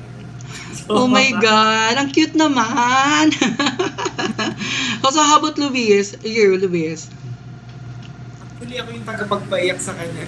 Oh, no! Okay. Pero agad namin pinag-uusapan namin agad yung problem. Ayos lang, ganun lang naman. Pag-uusapan lang talaga ng may isang moment yung last scene namin, last day ng taping namin, as in yung episode 19 ng taping. Inaway niya ako. Siguro 2 hours before the shoot. Oh my Inaway niya ako. God! Tapos maga-maga na yung mata ko. Gano'n. Although outside naman na show yung pinagawa niya namin. But umiyak lang ako. Tapos binatignan niya ako. Sweet! Okay, so how about you, Louie? Ayan, Louie? For you. Nakamute ka, nakamute. Mute. Nakamute ka, unmute ka. Yeah, Louie, unmute. Alright. You're Well, back. kapag kami mga conflict ako na Philippines, chill lang ako, pero mamaya babrasuhan kita, sasakan na lang kita, bigla. Wala. Hindi, chill lang kami. Alam ko ito, whatever you want, chill lang ako. And then, if you need my suggestions, syempre, I'm ready to you. Pero, ayun. Okay lang. Wow. Okay. So next, ayan, again for all. If you were to choose your next BL project, ayan. You can hear me naman, guys. Again, if you were to choose your next BL project, what kind of concept would you like to be part of, and who do you want to be paired up with? Ayan. So let's start kay Louie. Ayan. For you? If ever na magkaroon ng another BL, ang gusto kong concept is, yung parang Thailand naman, parang South Spy, like that. Kasi fan din kami ng ng mga BL series ng Thailand. So, maganda rin yung concept, pero gusto ko with touch of Filipino, na more on Philippines na nag-teen, mga ganon. And then, gusto ko din yung mga parang historical series, kung magkakaroon man ng ganung concept. So, I'm very interested with that. So, syempre, if ever na magkakaroon ako ng partner, lalayo pa ba ako? Syempre, si Gasly. Oh! Thank you so much, Louie. Very impressive naman. Oh, tama. Okay. So for Gas and Louis, ayan, for you guys, if ever given a chance. Same with Louie. We have been talking na sana yung next project natin. Although guys, magkakasison 2 po kami. So mukhang mauuna muna ulit kami ni Arkin.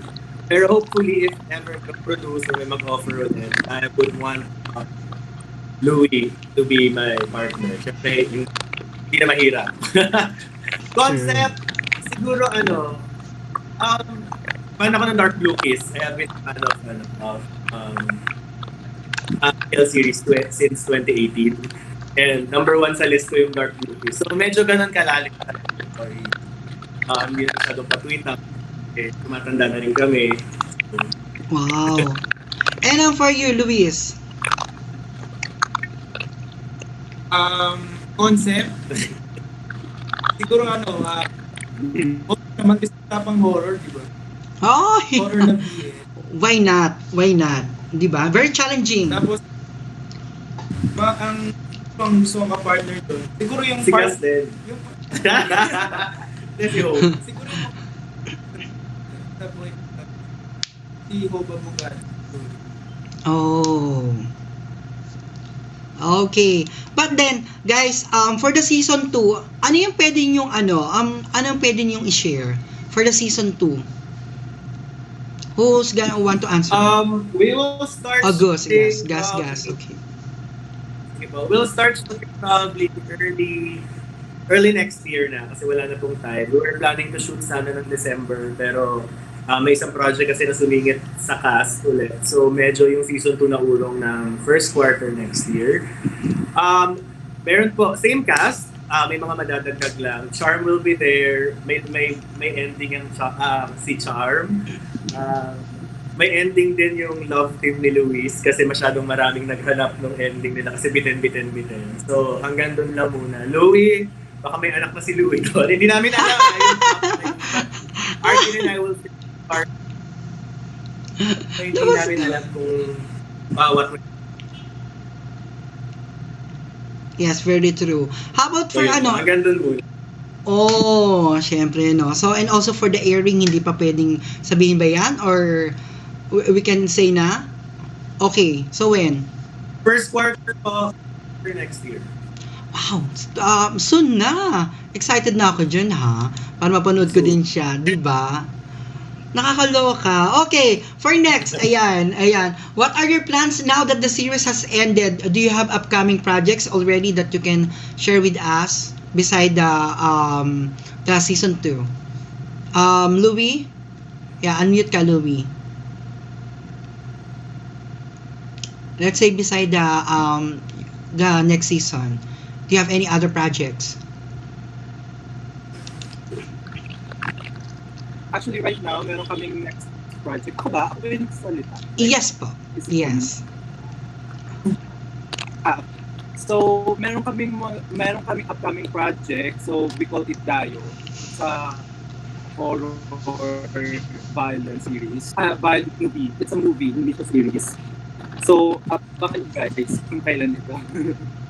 Well, Dayo is like to promote that, pero hindi pa kami na-allow na Oh, that's nice. Dayo is like it's like your visit. Intruders. Yes. Oo. True. Wow, exciting ha. Medyo action and horror, I guess, itong next project mo. 'Di ba? Oo, gusto ko yun yung parang patayan talaga. Tapos tapos di ba yung di ba ano sa'yo mo? Tapos yung sumusot. Oh my God! Tinanggal. Yung parang yung gano'n. But then anyway, so exciting yung yung next project mo. Okay, so how about Gas and Luis? You have other projects beside season 2? Yes po. We are also included sa cast ng we're chosen also to be part of this movie. So sabi nga ni Louie, first horror namin to. So medyo excited kami. Feb 14 siya lalabas, February 14. So abangan po natin. It's gonna be fun. It's gonna be scary. Sobra lahat. Mix of emotions. Also, I just signed with a network, a major network. I'm not gonna say hindi ko nila ina-announce, but I just signed with them. So I'll be part of a series on February 2. Announce lang. Antayin na lang natin yung announcement ko. And what else? Dayo season 2. Over kasi I was supposed to have a crossover sa isang BL series din. Pero I'm not sure kung matutuloy pa kasi may season 2 kami. But fingers crossed. So, Wow! But since then, we still have a couple of minutes, so I will give you a question, like same question with the other guest here. So if I'm going to ask you, like we're experiencing pandemic, right? So what is the hardest experience that you had from like doing this kind of a series or this project? Louis, for you, like did you struggle or something before? Sa pandemic. Oo, kasi pandemic napakahirap talagang magawa, like if you're an actor and you're having a project, 'di ba? So it's pretty hard. Naka-lockdown talaga kayo. Oh, Louie.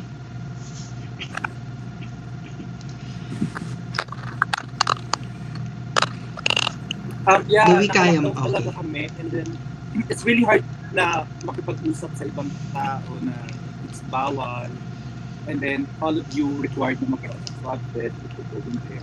And then, syempre, yung iba is, imbis na marami kaming tao, so, i-reduce namin siya because that's the policy na kailangan lahat nakaswab and then ito lang yung capacity. 50% lang ang capacity ng area na pwedeng pumunta doon because of the social distancing. Even na naka-swab test kayo. So, ang hirap-hirap ng laban. Yung iba, gusto mo pang may more effort sa production team, and also gusto namin na mas mapaganda pa yung yung production value. But then since na pandemic, ang hirap-hirap talaga sa production. Ang hirap nilang gumawa ng mga materials dahil nasa pandemic. Kasi naka-lockdown. Wow. Very true. How about you guys and Luis? Foremost, we treat boy band of the series as testing. Yes, lahat ng sinabi ni Louie are true. We struggled, like what I said kanina, from the transportation to, the swab test every week. And nakakulong kami sa pag-rooms na walang antena. Ako na may kissing scene. Doon din ako nag-struggle kasi syempre takot.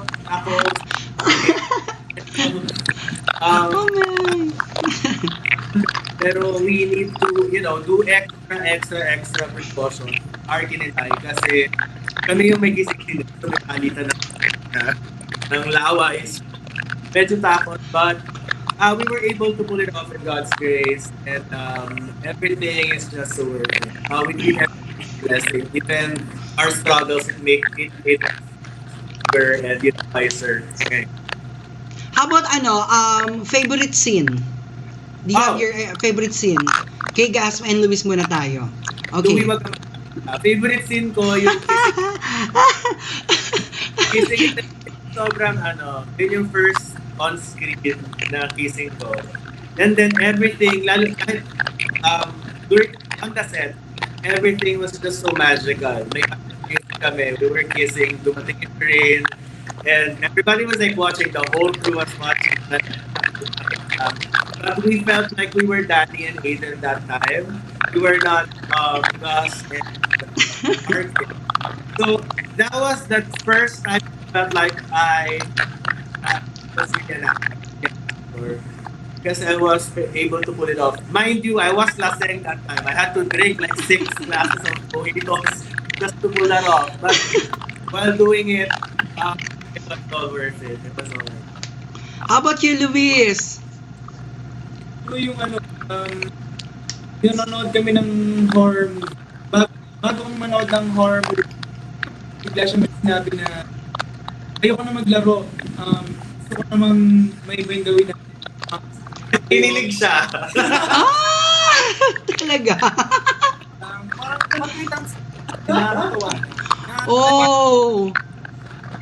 Sure. Gusto niyo ulitin? Okay, so how about you, Louie? Louie, for you. Ayan. Favorite scene? Yung favorite na eksena ko, yung sumasayaw ako, yung nag-Christina Aguilera. Yung isang pinaka-favorite scene ko yun kasi one take lang yun. Sobrang natatawa ako sa sarili ko. Parang, pahalamunin muna ako, napapanood ng mga tao. Like, kaya ko ba to na ganito ang mangyari? Shit. So ayun. Nakakaya ako. Kasi ko gumagalito. Pero si Louie pa rin ko. Okay. For follow-up question tayo, guys. So, for you, Louie, for my follow-up question, ha, among our BL actors now, sino yung gusto niyo makapartner sa dream role ninyo for your next BL movie? Okay, for example, what is your next dream role na BL? Okay, BL movies niyo. And then sino ang gusto niyo makapartner that? Ano yun ha, hindi yung partner niyo now, dapat iba. Okay? Oo, you will drop name or someone na okay?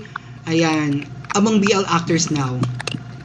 Okay, so let's start to Louie. Louie, sa'yo muna, Louie.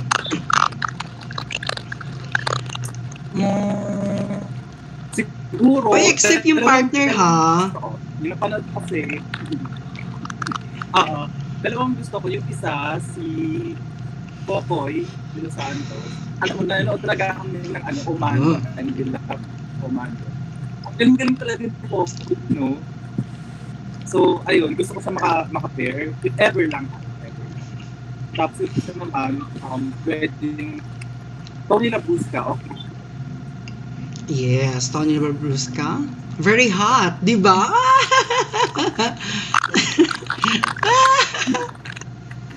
Thank you so much, Louie. Ay, naku, lagot ka. Okay, guys, talaga. Bakit si Tony, Louie? Wait a minute, bakit si Tony? Sige nga. Magaling sa umarte, in fairness. Oh my God, yung series nila ni, sino ba yan?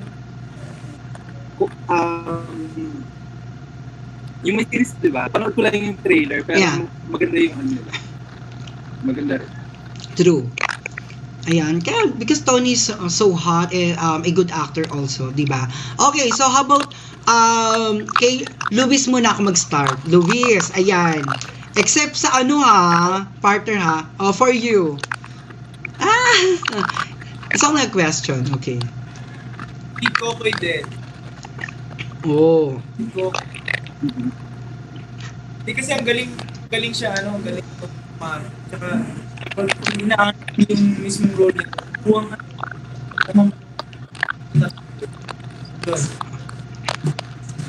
galingan ako sa that was nice. How about you? And Gas, your turn. Akong friends na BL actors. Actually, may group sa mga ibang mga BL actors. Siguro para safe na si I'm really close to TJ. Siguro. Pwedeng dalawa din. True, pero dalawa. Okay. Tsaka si Pao Pangilinan. Si Pao Pangilinan. Why? Why Paulo and yung dalawa? Why yung dalawa? Friends na rin kami for almost a decade. Kasi kami magkasama na kami shows at sa mall. And hanggang doon pa lang yung work namin, wala pa kaming acting roles together. So, I think it would be nice na find that we will be happy. Kung meron, dream na siya. So, and then, si Pao kasi halos sabi kami nag-out sa social media. Hindi siya publicity stuff, but it would be nice to work with someone na part of the community din para walang keme-keme pagdating sa roles. Man, that is true naman, di ba? So, bawal ang keme-keme talaga, especially for your role na talaga namang very exciting, di ba? And challenging talaga, di ba? So, I guess, like, guys, we're so proud. Like, nag-boom tayo for this year ang ating mga BL series, no? We're so very proud na nakilala namin kayo. Pinakita nyo yung talent ninyo, especially that a very challenging talent sa boy band love talaga na talagang, alam mo yung, we're going to fight na we can also na makasabay yung mga other countries na gumagawa din ng mga ganitong series, 'di ba? So it's pretty hard na to show them, especially our fellow kababayan, naman guys na 'di ba? Pero we are so proud, 'di ba? We are so proud na talagang you do it, and you are blessed, you are chosen na kayo yung mag-portray, and then the actors na kayo yung makikita namin, and you give a lot of inspiration for everyone, especially sa LGBTQ community na talagang sumusuporta at naniniwala sa inyo guys. But this time guys, ayan, so guys, you can say thanks to everyone naman, and also if you have someone to thank, to thanks, yan. So let's start to Louie.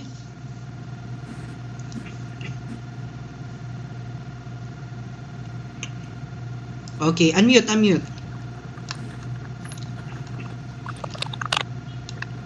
Okay, for you, Louie.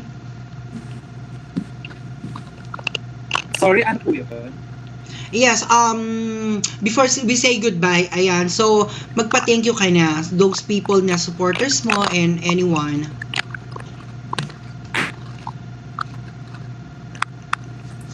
Hello everyone, sa lahat ng Pitonatics and also sa mga sumusupport ng Boy Band Love the Series. Maraming salamat po sa mga nanonood, sumuporta at sa may bahay ng Boy Band Love the Series. Sana po abangan nyo yung susunod pa namin mga series, and then yung coming movies namin, abangan po yun guys. So thank you so much talaga. Okay, thank you so much, Louie. Same then, Gas. Yes, thank you, Gas. How about Gas and Luis? Invite everyone also to still catch your series online and your messages to your all followers. So, on behalf of the whole team, on behalf of the actors, on behalf of Starcast Entertainment, maraming salamat po sa support nyo sa show namin. Mababa lang yung pangarap namin when we started this. We just wanted 10,000 views per episode and we're good. But now maabot po tayo ng kalahating million per episode, and we are 6 million and count. We have 6 million and counting views buong season, and we are just so grateful. This has been our springboard sa mga showbiz career namin, and we wouldn't have done it without everyone who supported. My Gaspers, Rico Natix, Arkin Nation, Luis Angels, maraming salamat po sa suporta niyo po sa amin. And I hope sa mga future projects namin and future endeavors po namin, whether on and off cam, you will support us. And we promise that we'll give you the best and mga better mga outputs from us compared to season 1. Maraming salamat. Okay, Luis. Ano po yun? Thank you ka na. Thank you guys. Thank you for supporting Boy Band Love. Thank you sa pag-support sa aming mga actors, mga bagong actors sa industriya na to. So thank you so much guys. And wow. So anyways guys, so maraming salamat, and especially good luck, and we will always support you guys, especially for your next season and then yung upcoming, like especially for your new roles guys, and abangan ko yan ha. Abangan ko yung mga new roles nyo, and then I can tell talaga sa ko talaga na if I will remember, grabe ang gagaling talaga nila, di ba? But then we would like to say thank you guys, love, and of course is a blissful thank you guys, blissful and bliss and love to all of you. Maraming salamat. Ayan, to all your viewers and followers, thank you so much. Okay, so God bless guys, and also more power to you. Love you. Bye bye. Thank you so much.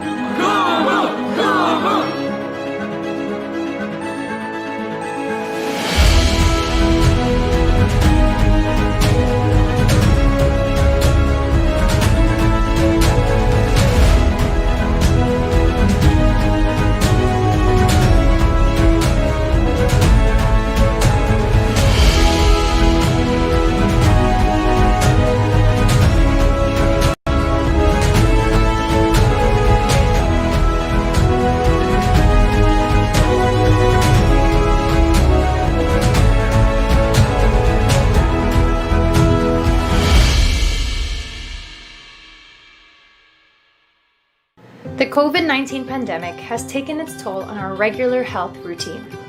It slowed down how we can take care of our health and wellness. We need to bounce right back and get on our feet.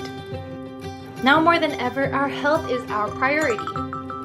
We've known it since the 70s. In this time of twin pandemic, we cannot ignore the persisting challenge of HIV. Everyone is affected. Anyone can be infected. Hence, everyone should have access to knowing their status. Wait no more. Love Yourself now gives you self-care.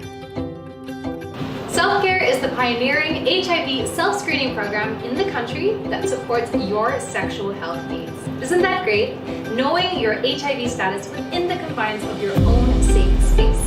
Do not let HIV take control of you. You take control of HIV. It's easy to know your status. Just remember, self-care, safe and secure.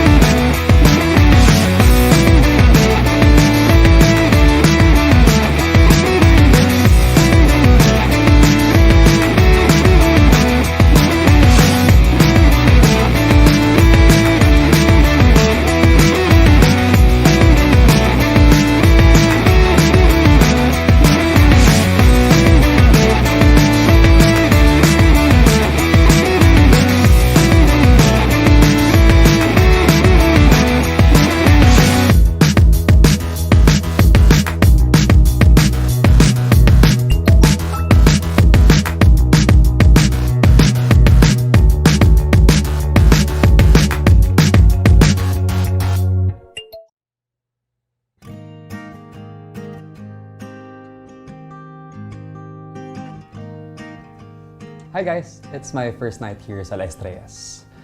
It's located at the heart of Rizal. Hindi naman siya ganun kalayo from the city, pero it's far enough para maramdaman mong nakakawala ka sa gulong na syudad. It's really a nice resort.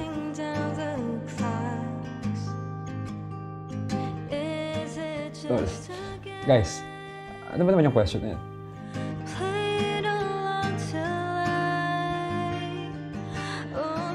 I'm okay. Like, seriously.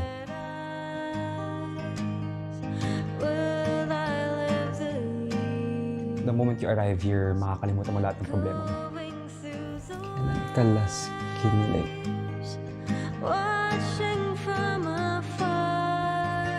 Kanina.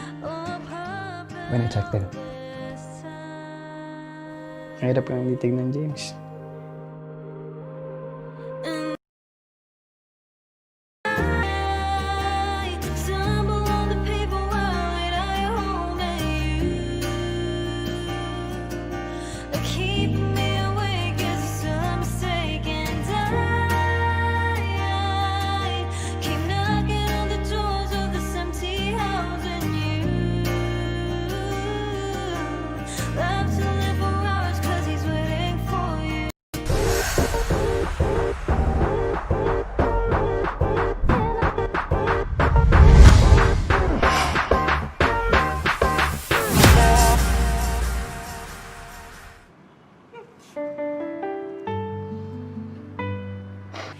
Yung pangako ko na walang mamamatay sa pamilyang ito mukhang hindi ko matutupad eh. Are you lost, baby boy?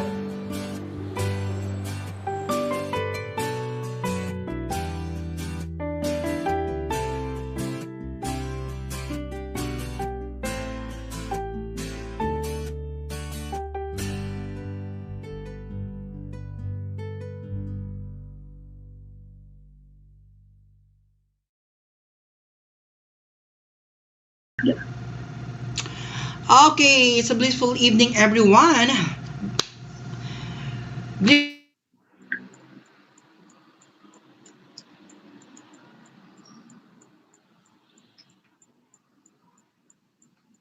The COVID-19 pandemic has taken its toll on our regular health routine. It slowed down how we can take care of our health and wellness. We need to bounce right back and get on our feet. Now more than ever, our health is our priority. We've known it since the 70s. In this time of twin pandemic, we cannot ignore the persisting challenge of HIV. Everyone is affected. Anyone can be infected. Hence, everyone should have access to knowing their status. Wait no more. Love Yourself now gives you self-care. Self-Care is the pioneering HIV self-screening program in the country that supports your sexual health needs. Isn't that great? Knowing your HIV status within the confines of your own safe space. Do not let HIV take control of you. You take control of HIV. It's easy to know your status. Just remember, self-care, safe and secure.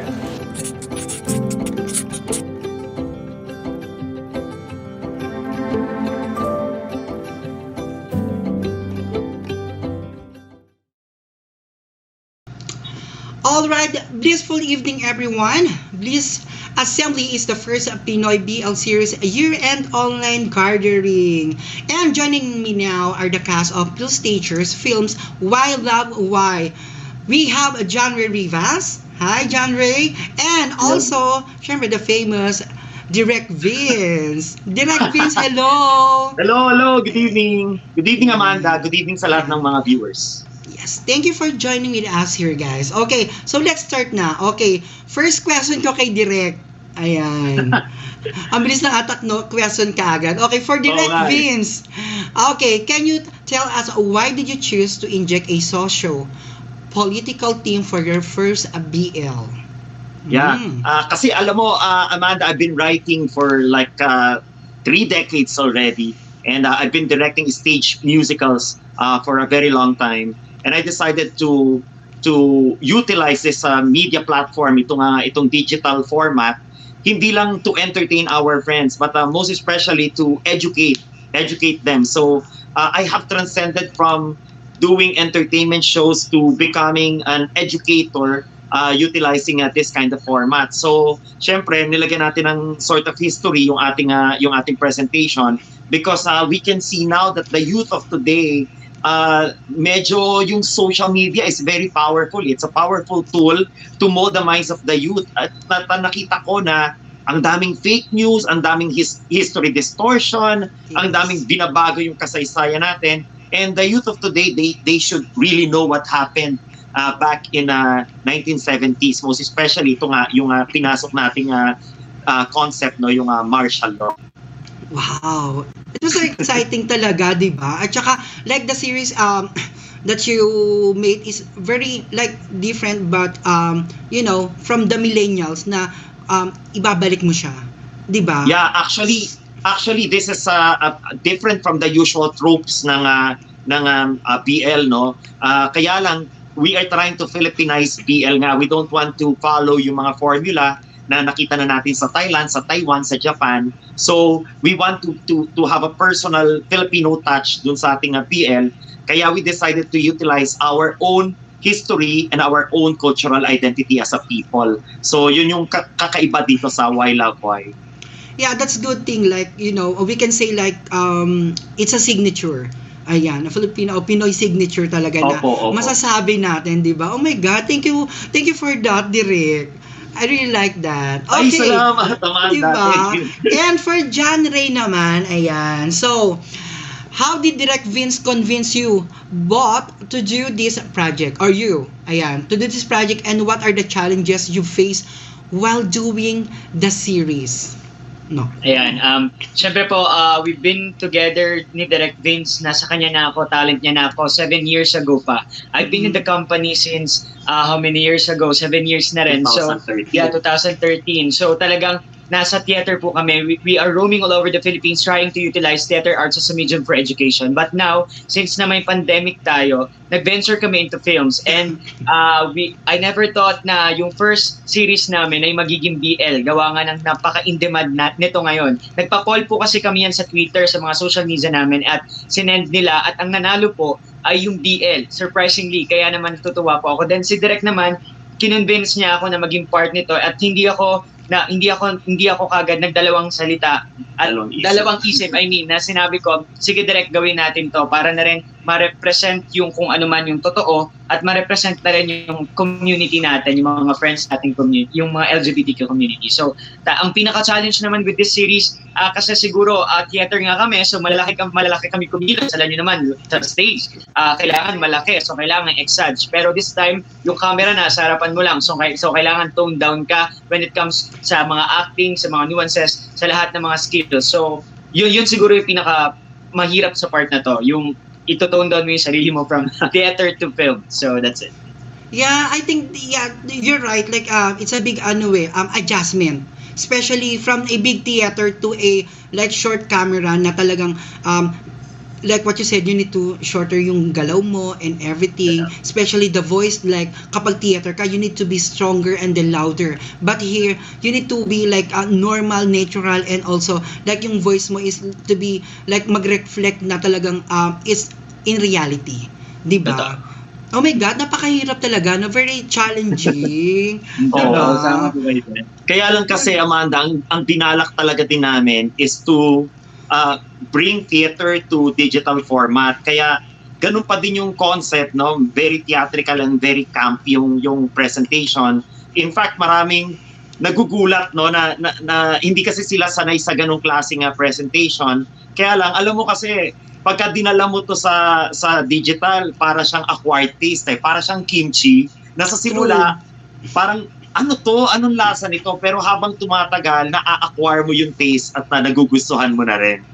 And then, which is very true, di ba? Like, if you're doing something like mixing or like a new spices para sa mga tao na manunood. Okay, so I'm in good with or this is my hobby, like I'm doing something like this, so I'm gonna mix it here, 'di ba? Yes. Parang may ibang flavor tayong matitikman or mapapanood, 'di ba? Oh my God, I really like that.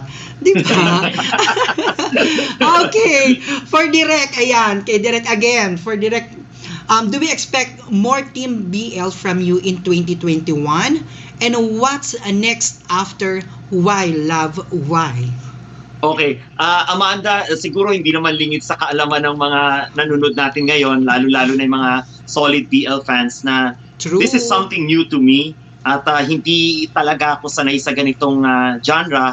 In fact, nanalo lang kasi to sa poll, no, nung nagpapili kami kung anong genre ang dapat Kaya yung bandang una, I was really disheartened kasi nga ang daming nagbabash sa atin. Alam mo naman ang social media, lalo na ang Twitter, parang konting may masabi or parang they will take it out of context. Pero nasaktan man ako sa mga nangyari. I truly believe that we are just here to serve our art. So kung ano man yung bago sa Why Love Why, ganun pa rin yung pwede nilang makita sa mga susunod naming venture. So I decided to continue with the fight at ipakita pa sa mas marami yung iba't ibang klaseng BL naman na pwede naming magawa. Oh so, my God, yun. Nice. Although wala pang plano kung ano man yun, pero yes, we have decided to continue at meron pa rin tayong ihahatid sa kanila na bago naman. At sana yung mga nagalit sa akin at kumbaga nang bash sa akin, guys, sorry at sana maunawaan niyo rin po, tao lang po tayo, we are not perfect. And sabi nga that I am homophobic, pero hindi po ako homophobic. In fact, I've been helping our friends in the community for 3 decades already. Itong film stagers, alam naman natin itong industriya ng pelikula at ng entablado. Talagang karamihan sa ating mga kasamahan dito ay taga-members of the LGBT community. Marami na po tayong napaangat na buhay dahil sa ating pagsusumikap. And I just hope that our friends will understand kung ano man po yung mga pagkukulang o kung ano man po yung mga hindi magandang na-observe nila dun sa ating BL. At sana po, give me the chance to transform myself and to educate myself para po sa mas susunod, mas maibigan nyo na po yung ihahandog namin sa inyo. Oh my God. I guess naman, most of the BL series na napapanood namin, creators, directors, writer, especially the cast and the production, I think,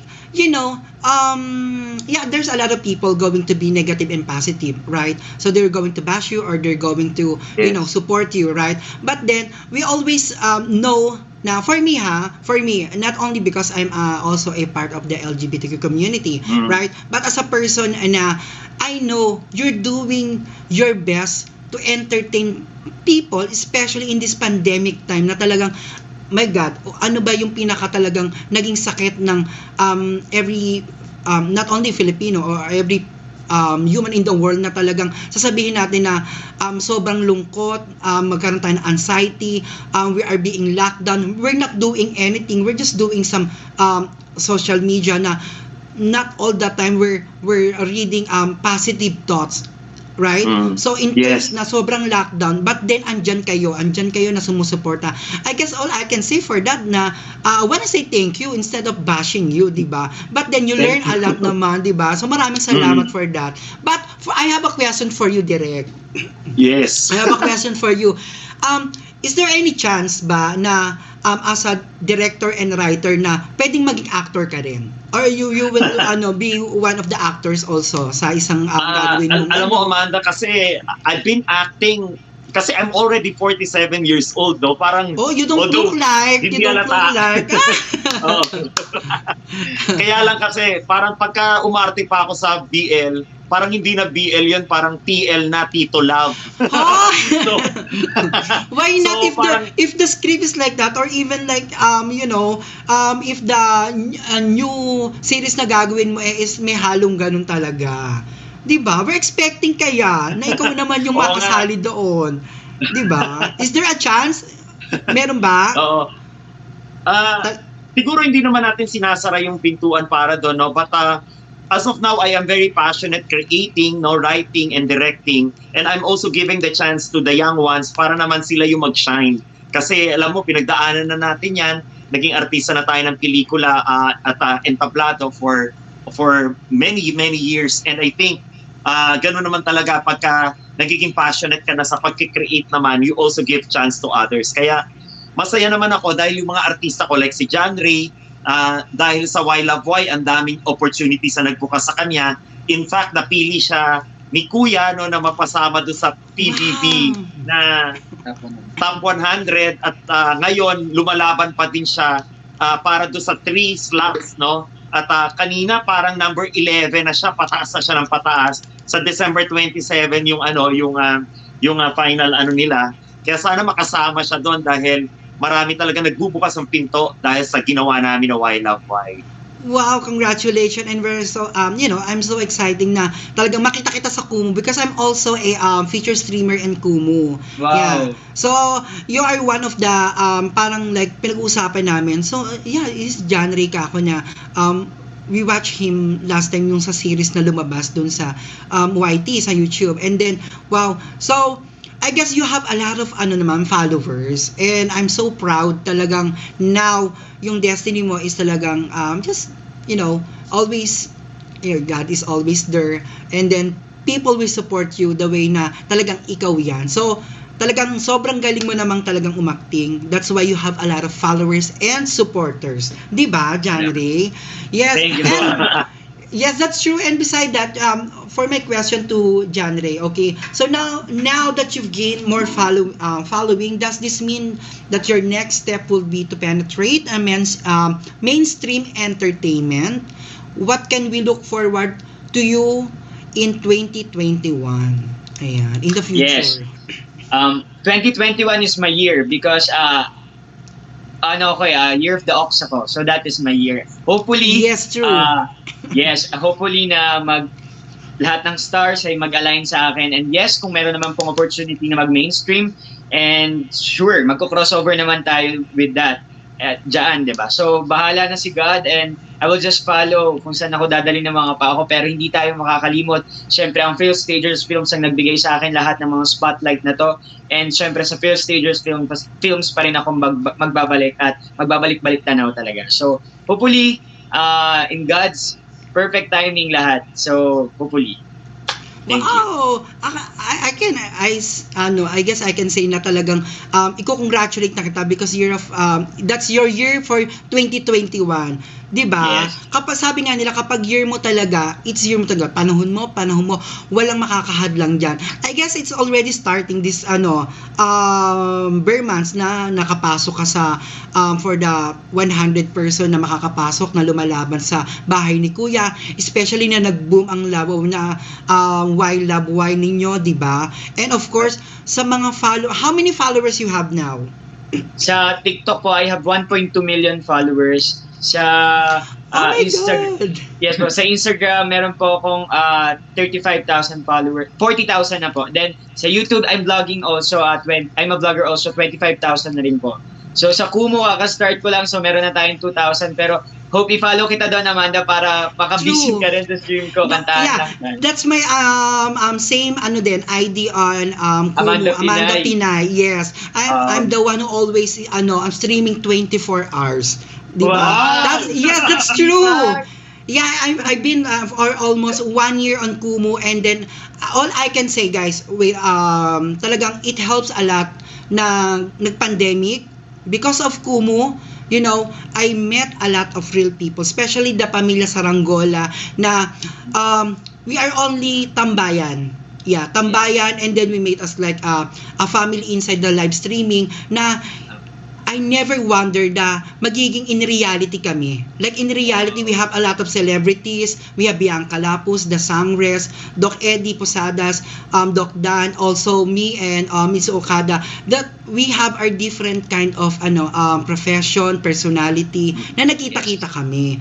Like with that, my God, with that, Miss Amanda, I am imploring your indulgence na tulungan ako kasi Team Saranggola, baka naman patulong po sa next phase.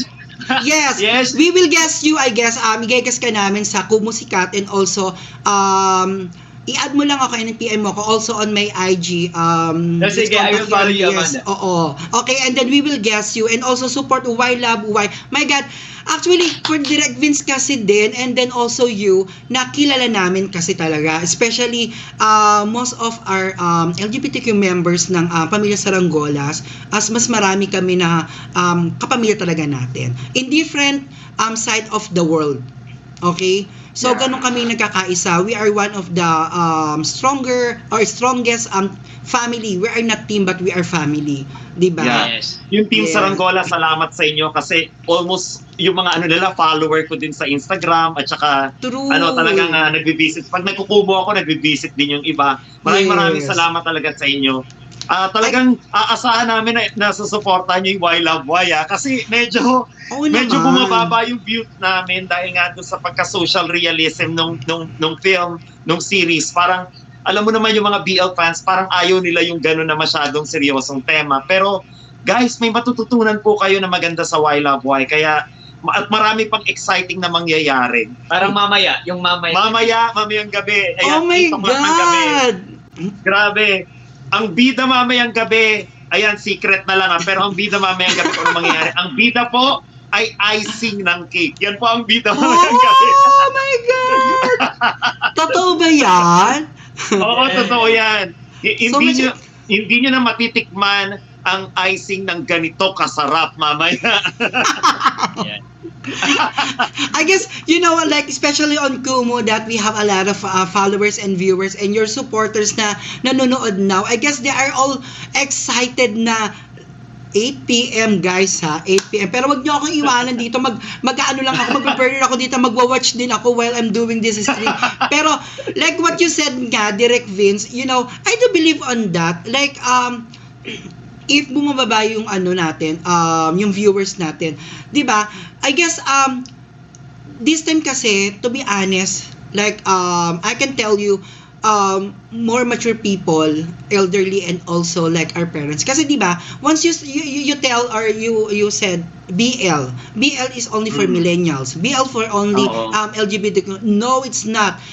Don't you know that some of our parents and also like our friends, titos and titas, na when they watch like that, they are being open-minded na hindi lang because we are accepted, like especially me, no, marami akong ka-family na ano talaga, they are in the government na nag-work talaga, military or mga ganyan, straight guys talaga, but then you know, magtatanong sila, ano ba magandang bago ngayon kasi nakakasawa na yung like let's say some TV series or something na gusto nila bago. And then I will tell, try niyo yung mga ganyan, anuhan yan sa mga LGBTQ like me, ganyan. Ano bang tong movie na to? 'Di ba? Ano bang series na ito? But then, like, gusto kasi nila yung mga titos and titas ngayon, nanunood na rin talaga sila. That's Alam why, mo, totoo yan. True. Totoo yan kasi nasa SM North EDSA kami ni OJ, yung Kelly na artista ko din, kahapon. Tapos nakilala siya kasi nga sa Why Love Why, pati ako nakilala rin ako. Tapos sinabi niya, alam niyo si Mr. and Mrs. Tom and Eve Elepanyo Andrade. Ayan, naalala ko yung pangalan nila. Oh my God. Sinabi Hi nila po. na fans daw sila, taga-DOT sila, and they are 57 years old, both of them, couple, and they are happily married, but they are fans of Why Love Why. Yan, binati ko sila. See, straight people. Yes, straight people, but they love Why Love Why. Amanda? Unti-unti na na-accept, di ba? Ayan. Ito. Okay, so yeah, that's true, di ba? And we would like to say thanks to them, that couple na talagang sumuporta sa inyo and proven na talagang, you know, it's not only the age na kabataan lang, millennials lang ang manonood, and also they're, you know, actually, your series is very different and interesting, di ba? Super interesting siya because of, like, yun kasi yung mga nagbabash, they didn't understand, or I guess there are millennials na hindi pa sabay. For that, ang sinasabayan lang nila kung ano yung mga BL series now, di ba? Yeah. But if you're open-minded, now we have a different story. Be proud because it's also a Philippine made, di ba? Yes. Ganun siya. Kaya sabi ko nga, like, the Why Love Why, it's pretty different, pero if you're going to focus on that, and then yung series na mapapanood mo kasi siya, it gives you like more on Filipinos, di ba? And then like if you're going to come back on our past, and then comparing now sa millennials, sobrang laki ng ano. Wow, Amanda, coming from you, we are really happy and humbled. Salamat talaga kasi alam ko rin marami ka ring following. Kaya sana ma-convince mo yung mga followers mo na talagang to watch and support Why Love Why. Siyempre naman, not only like that, siguro I think it's a call na para na talaga ako. I will come back for my reviews and items sa YT. Especially, yes, kasi medyo nawala yung ko before. So, naging busy ako. But then, I'm so proud and happy that I met you guys. Diba? Thank you. For that kay Direk and syempre, you guys, what's your message to those who love your series and to those who continue watching Why Love Why online? Ano ang magiging message ninyo? Jeremy, you first. Yes, hi mga be. Yan, sa mga napatuloy na nanonood ng Why Love Why the series, magsasama-sama pa rin po tayo pagkatapos ng Pasko dahil may 2 pa tayong episode na natitira at ngayong gabi po at may isa pang natitira under po ng Phil Stagers YouTube channel, kaya naman mag-subscribe na rin po kayo.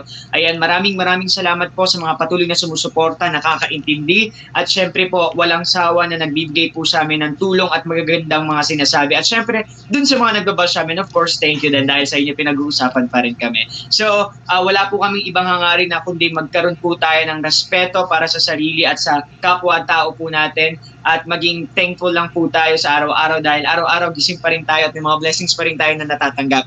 Maraming salamat po. Ingat po kayo parati and God bless. Continue to support Why Love Why. Yeah, wait lang, before direct. Actually, I remember that word, be. Kanina, na I'm going to call you like, ano na ba, be? Parang ganun, nahihiya lang ako like, I'm right to tell or say ba or call him na ng be because like sobrang alam mo yon, 'di ba, it's a Filipino way na even in other country, like right sa mga sa stream namin, like the sweetest words na coming from a Filipino, if they're going to call also a Filipino in a word like be, Be, ano, kamusta na? Be, kahit hindi magkakilala, di ba? Correct. Like in real, di ba? Oo. Sino nakaisip nun? Like, direct also? Yeah. Oo. Oh Filipino my God. baby kasi. Filipino baby. Ayan. I see. That's Kaya why. lahat ito talaga maka-Filipino itong aming series. Ayan. Amanda, kina Kay, at sa buong Bliss. Thank you very much for this opportunity.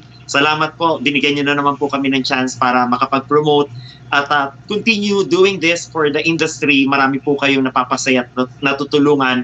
Kami naman po, we will always continue to serve you our art. At sana po, tangkilikin pa po natin yung mga remaining episodes ng Why Love Why.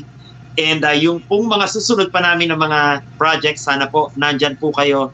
Sana po yung mga nagagalit, magbago na po kayo ng isip para sa amin, para naman po matutunan nyo rin kaming mahalin, mga be. Yes. Ayan. Merry Christmas sa inyo lahat. Have a blissful Christmas, everyone talaga. Ayan. How about, anything to promote? Ayan, any project to promote? Ayun, Soon ako na lang or for po, next guys. year? Yeah.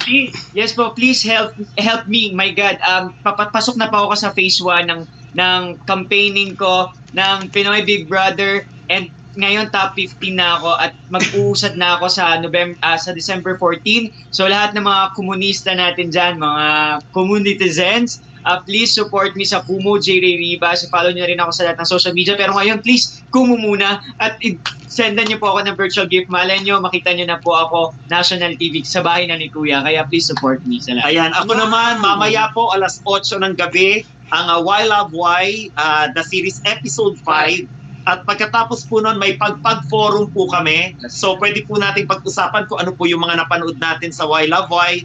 Naka-live po yun, live streaming po, right after po ng episode 5. Ayan po, yung icing, wag po nating kalimutan tikman mamaya. Oh my God. Yes. Hold on, direct. Yeah, we still have a couple of minutes. Like, still have 5 minutes. So, Yes. like for that, for how many series ba yung ano nyo? Na gagawin mong project for that? How Okay, many series? ito po Why Love Why, 7 episodes po kami. Pagkatapos po, may susunod po ako na project. Pero secret muna kasi hindi pa namin tapos isulat. Pero ang ganda rin nun, may working title na My Antique Love 1896. So, doon nyo na maano na 1896. Wow! Parang ano na naman, historical BL. Ayan, panahon ni Rizal at Bonifacio. Ayan, tapos ngayon po, itong season 2 naman ng Why Love Why ay mapapanood natin in time for Valentine's. Ayan, kaya subaybayan din po natin yan. Pagkatapos po, syempre, meron po kaming pelikula na ginagawa ngayon. Ibebenta po ito sa KTX, no? Yung Joe, a Filipino Roxical. It's about Jose Rizal. It's a biopic ni Jose Rizal. Ayan. Para sa mga students naman ito, mag-show ito ng 3rd week of January. Ayan. So, saan ito? Saan they're going to sell where? Saan po? Sorry? Yeah, saan po to Sa KTX ito ipapalabas at pwede rin kayo mag-purchase ng ticket doon sa KTX para dito. For how much ba ang ticket natin? Wala It's pa po for kasi everyone. na pag-uusapan. Pero right after Christmas po, kasi 3rd week of January po ito, ipapaalam po natin sa lahat ng mga followers tungkol sa Joe. Follow na lang po kami sa lahat ng social media accounts ng Phil Stagers Films. Yes, Follow rin po ako sa TikTok, Vince Tanada. Ako po yung attorney boom ng TikTok. Ayan, nagbibigay po tayo ng libreng legal advice doon kasi lawyer din po ako, mukha lang pong criminal ngayon. Ayan. At ano rin po, sa aking Instagram, ayan, medyo makalat po ako sa Instagram ko, kaya sorry. At sa aking Facebook, puro Vince Tanada po yan. Yeah. Wow.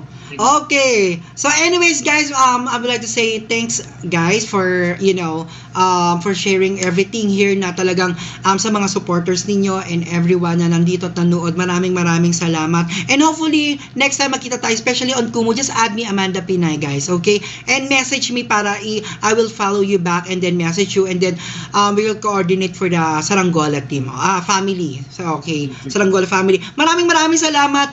God bless and it's a blissful thank you, guys. Bliss and love to all of you, guys. Maraming salamat po. Love, direct.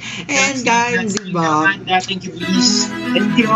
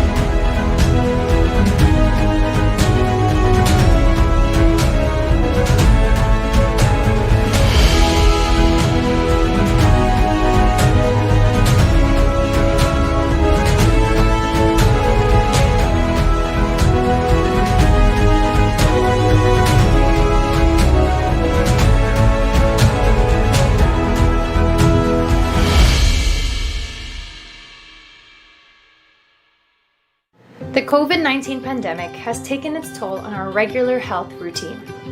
It slowed down how we can take care of our health and wellness. We need to bounce right back and get on our feet. Now more than ever, our health is our priority. We've known it since the 70s. In this time of twin pandemic, we cannot ignore the persisting challenge of HIV. Everyone is affected. Anyone can be infected. Hence, everyone should have access to knowing their status. Wait no more. Love Yourself now gives you self-care. Self-Care is the pioneering HIV self-screening program in the country that supports your sexual health needs. Isn't that great? Knowing your HIV status within the confines of your own safe space. Do not let HIV take control of you. You take control of HIV. It's easy to know your status. Just remember, self-care, safe and secure.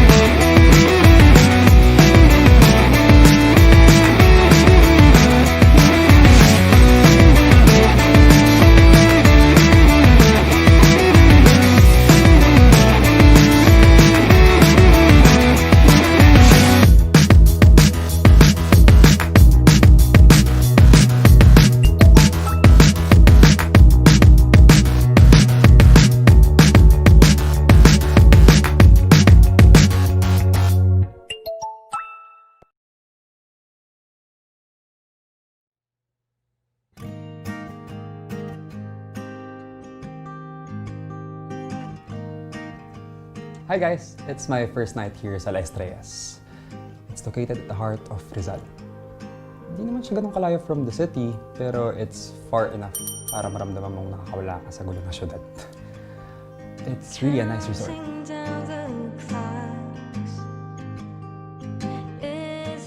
Tol, guys, ano ba naman yung question na yan?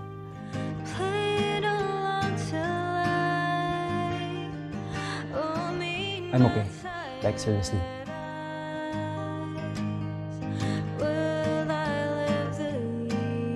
The moment you arrive here, makakalimutan mo lahat ng problema mo. Kailan ka last kinilig?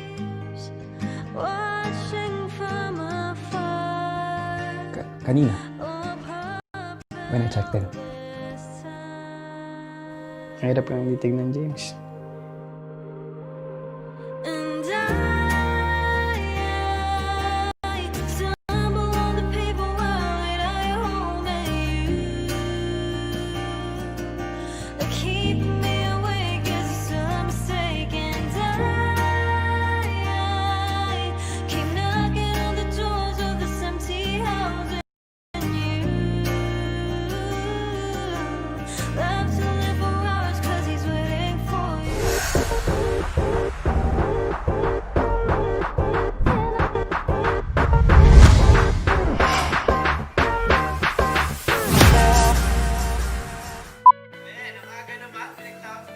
Okay, one more. Balik. Doon na tayo.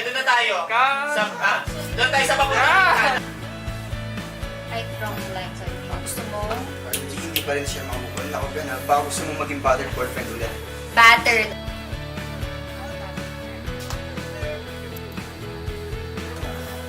Ang ilang araw. Ano ka kalapit sa akin? Okay, one more.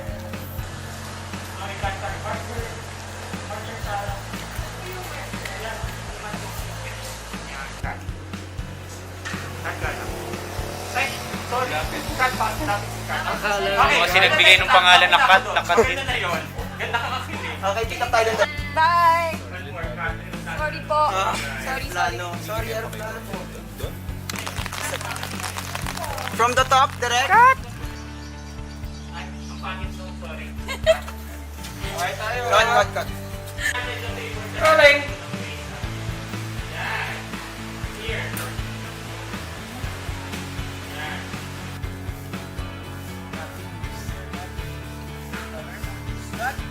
Cut!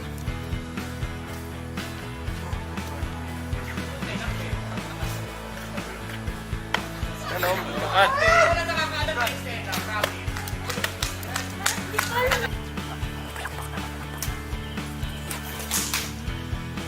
Ulit na, sorry, pangit nung Nagdalawang isip po ako eh. Yung palakpak kasi mahina. Sorry, direct. Parang taka naman si Pong sa sapat. Gumanon yung palakpak eh. Nagdalawang isip ako. Cut.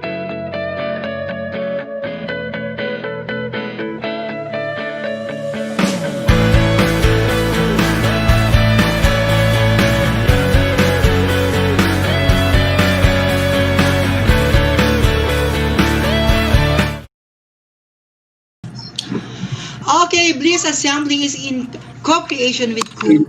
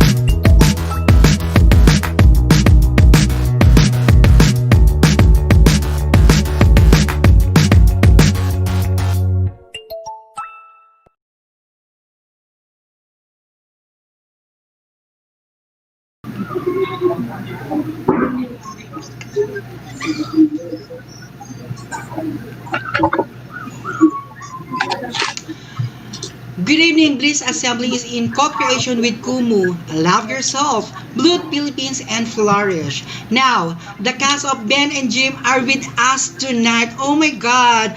We have TJ Marquez, Kat Galang, Sarah Edwards, Johannes Riesler, Ron Angeles, and of course, our beloved direct, Izzy Ferrer. Good evening, guys! Hello po! Ayan. Good evening. Yan. Hello, beautiful people. Good evening. So, let's start. Diba? Ayan. So, first question is for all, guys. So, you can answer it one by one. For my question is, what are you most grateful for and most proud of in doing Ben and Jim? Ayan. So, sinong first? Sino una? Sarah. What I'm most grateful for is having this project during these hard times, during a pandemic. Definitely that. And also, I'm most proud about just being a part of something that is moving our community into a better future. Wow, that was nice. And we have Ron. Ano ba? Yes, for me po, siguro yung pinagkatiwalaan ako ng isang magaling na director na ibigay sa akin yung role na yun. Kasi marami naman deserving, pero noong una kasi may self-doubt ako, pero ginampanan ko naman ng maayos yung bigay sa akin ni Direk. And siguro na portray ko rin kasi ng maayos yung character ko, kaya naging proud din po ako dun sa nagawa ko. Ayan. Wow, very sweet naman si Ron. Okay, thank you so much. Next, we have Kat. Hi, Miss Amanda. Hi Opo. po. Same as with Sarah po, yung very grateful dahil of course nasa pandemic situation po tayo ngayon, 'di ba? Yung ating mundo at hindi lahat ay nabibigyan ng chance na magkaroon agad ng trabaho. So, very blessed po na isa po ako sa napili na makast para sa project na ito. And upon seeing the result of the season 1, sobrang overwhelming and very happy po na maraming tao yung naka-appreciate at nakagusto ng kwento ng Ben Extreme.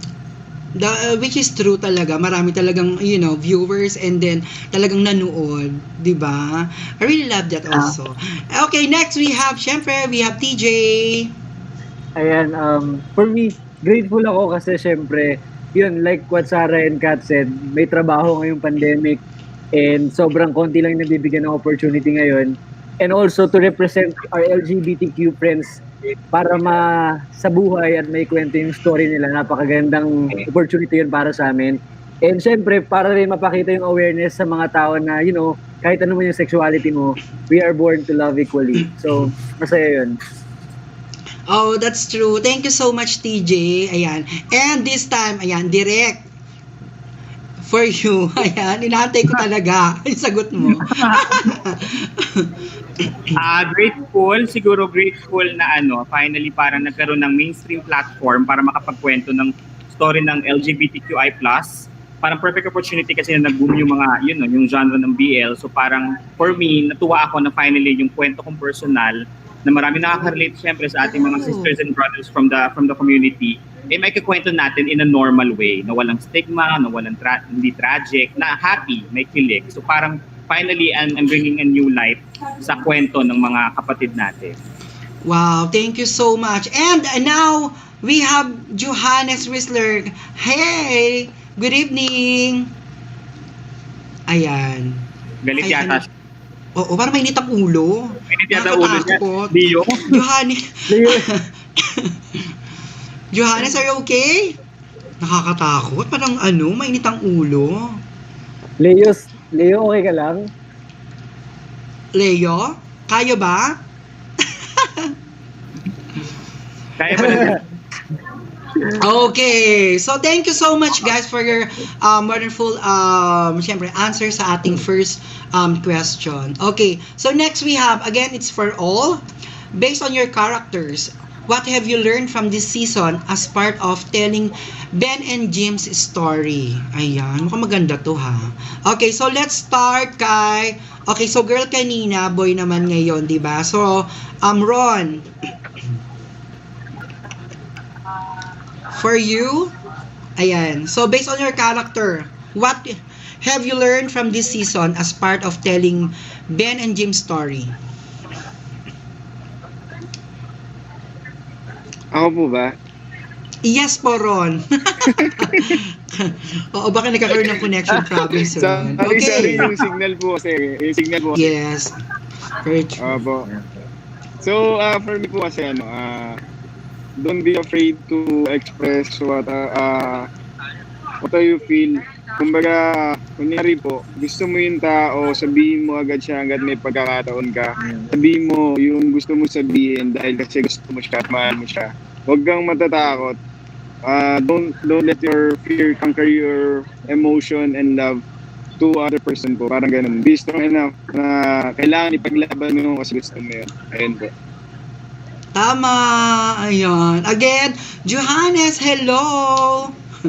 Hi po.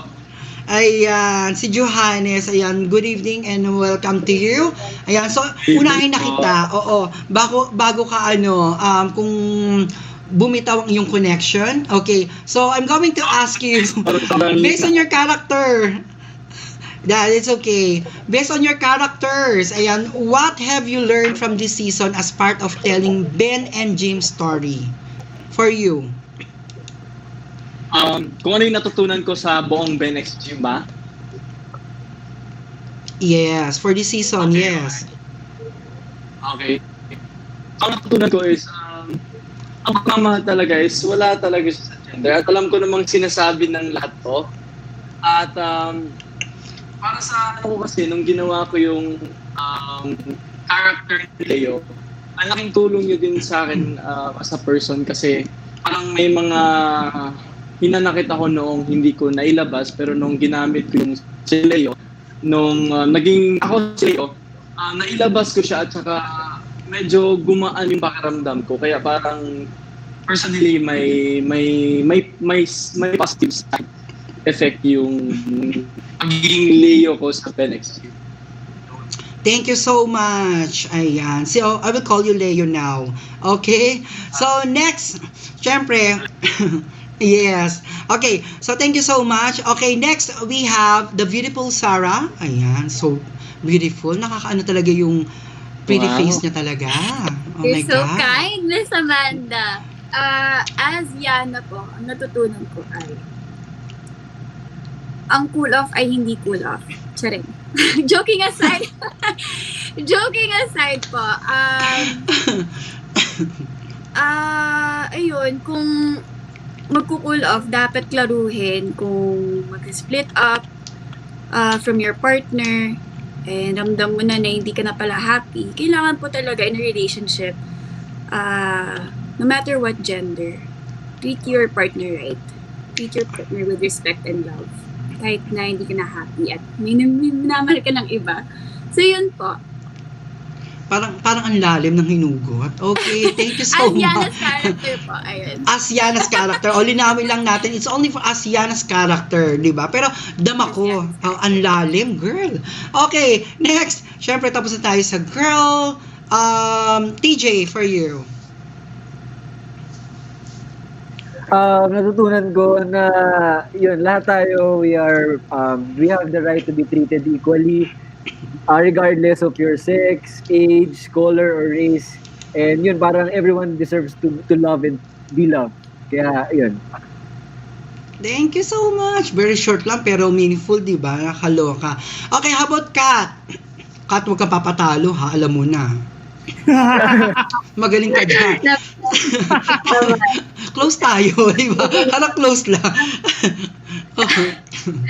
Ano po, basically upon hearing mga feedback from the people na nakapanood po ng show, yung natutunan ko rin from Flo's character as a best friend kasi parang ang dami pala talagang tao na nagdi-dream ng pagkaroon ng isang tunay na best friend.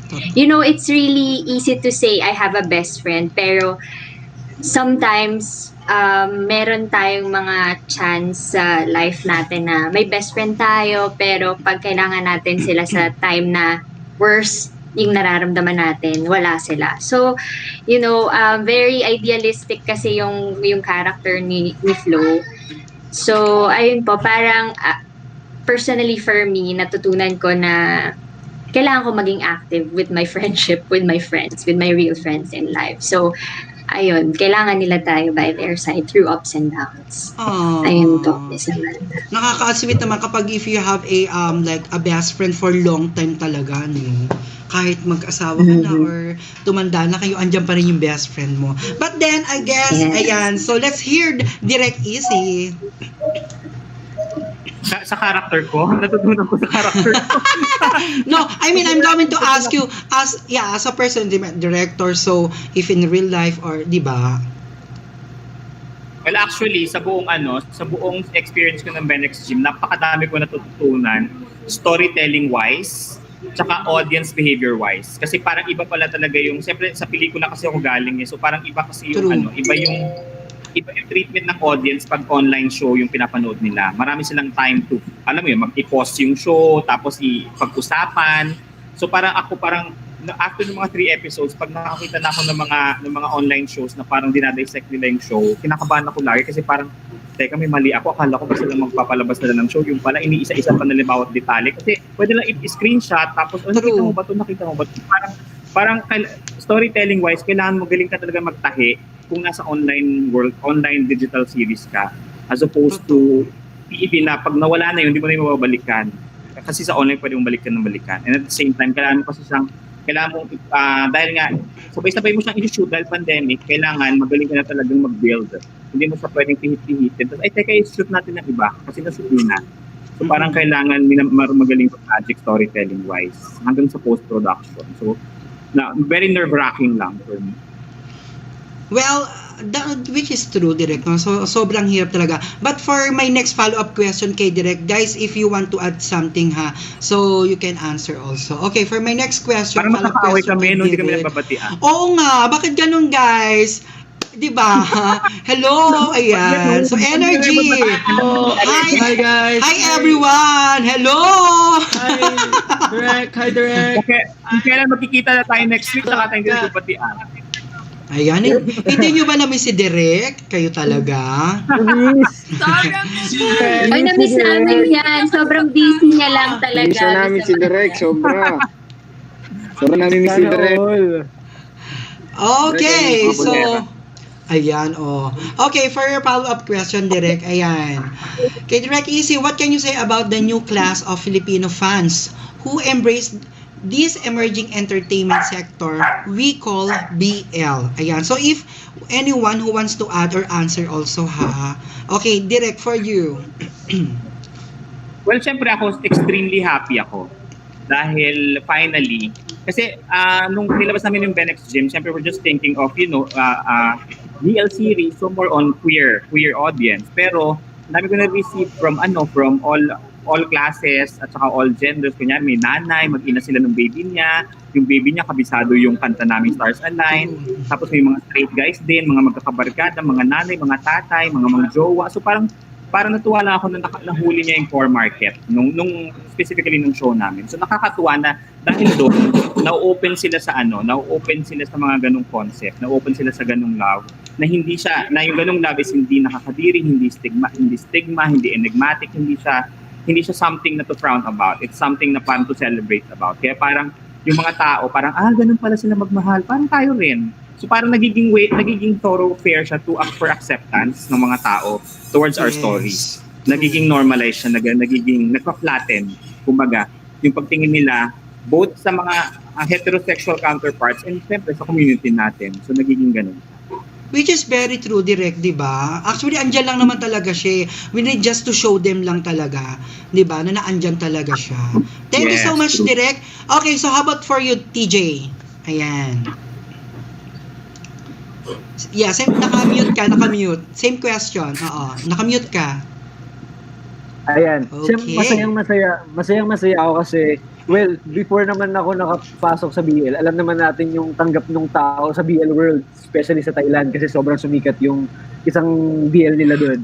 And then, after nun, parang mas na-excite ako. Sabi ko parang, mangyayari kaya to sa amin or mangyayari kaya yung experience na to kahit, alam mo yun, pangarap lang. Pero, magulat ka talaga na yung tanggap ng tao, hindi lang sa Pilipinas, hindi lang sa Asia, sa buong mundo. Kaya parang ang sarap na kahit sabihin mo na Pilipino yung salita namin, parang because love is universal, nababahagi namin yung story ng Ben and Jim kahit kanino. Kaya nakakatuwa. Yes, that's very true. Kasi alam mo, isa sa yung Ben and Jim talaga na pumapantay. Gabi. Talagang if you're going to compare talaga sa BL series, talagang pumapantay talaga, bongga. And then, talagang up talaga.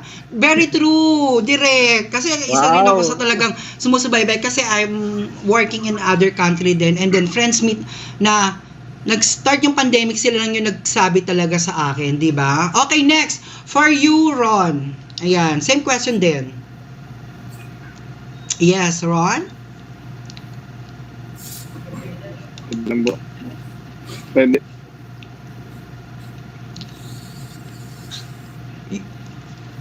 Ulit po yung question. Okay na. Okay lang po. Okay, Medyo so the question... Okay. Sure. Okay. Sorry, Miss Amanda, kasi may hina yung signal namin. Magsama kami may hina yung signal. No problem po, it happens talaga. Earlier, ganun din po talaga. Kahit ako, nawawala akong bigla eh. Okay, so what can you say about the new class of Filipino fans who embrace this emerging... Ayun, nawala na talaga siya. Diba? Okay. Okay, kaya ano na lang tayo? Sarah, we have Sarah for you. Ayan.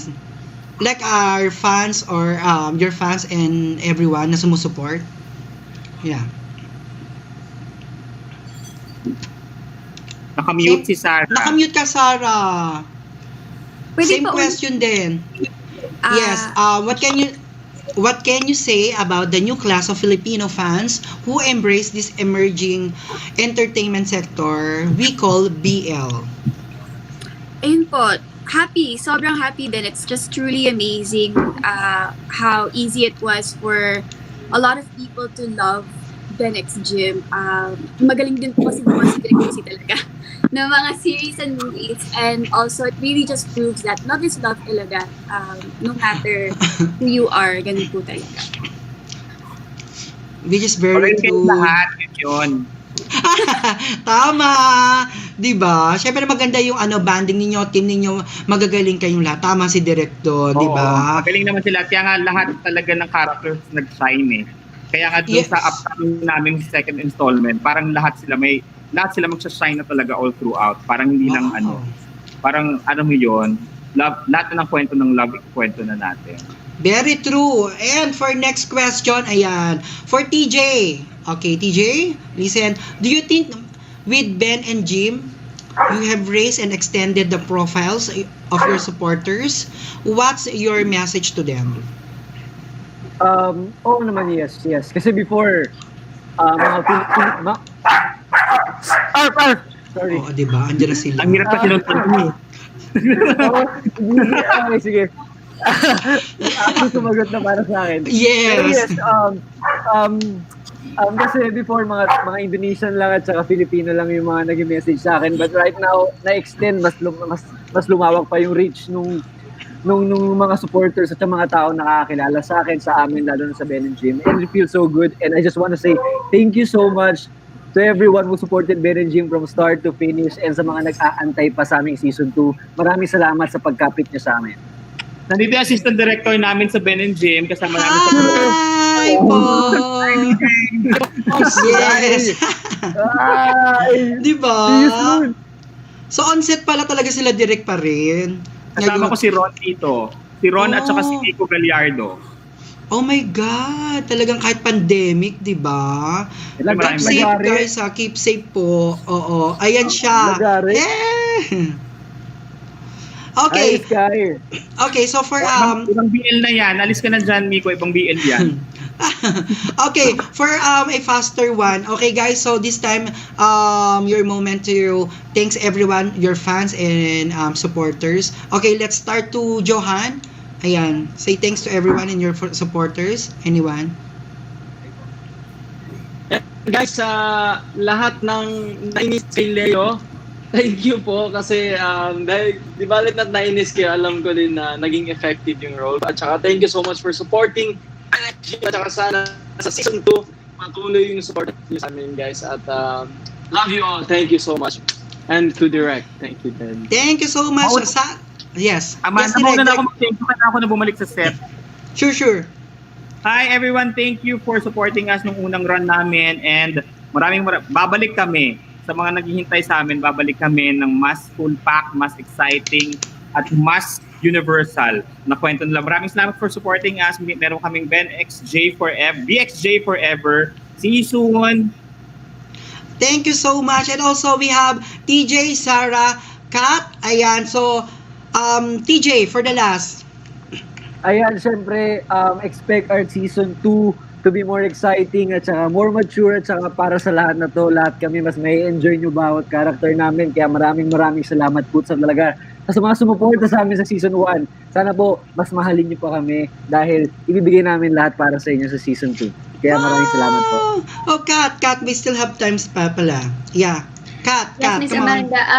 Of course, thank you so much po sa lahat ng nagsuporta sa aming season 1 of The Next Gym. At abangan po ninyo ngayong season 2 namin, kahit kaming mga cast nung nag-script ng nag-story conference kami, nagulat din kami sa mga magiging kwento ng bawat character. So this time sa season 2, mas makikilala ninyo yung lalim ng bawat characters talaga. Kung ano yung pinanggagalingan, bakit sila ganun, bakit sila ganyan. So ayun, abangan ninyo, mas mamahalin ninyo, mas kaiinisan ninyo, mas kikiligin kayo. Thank you so much, guys. And Sarah? Go, habol Sarah. Nakamute. Yes. One more. Go. Ayun, everyone else, thank you so much for supporting and loving the next Gym Season 1. Abangan niyo po ang Season 2. Totoo po yung sinabi nila. Like TJ said, it's going to be more mature and you'll definitely get to know more about the characters katulad ng sinabi ni Miss Kat. And ayun po, abangan niyo na lang po Season 2. Oh my God. Actually, I'm so excited talaga for the season 2 and also, guys, I can tell the, keep safe lang, especially sa mga, shootings ninyo and also upcoming, like, kung lalabas kayo, the pandemic is not yet over.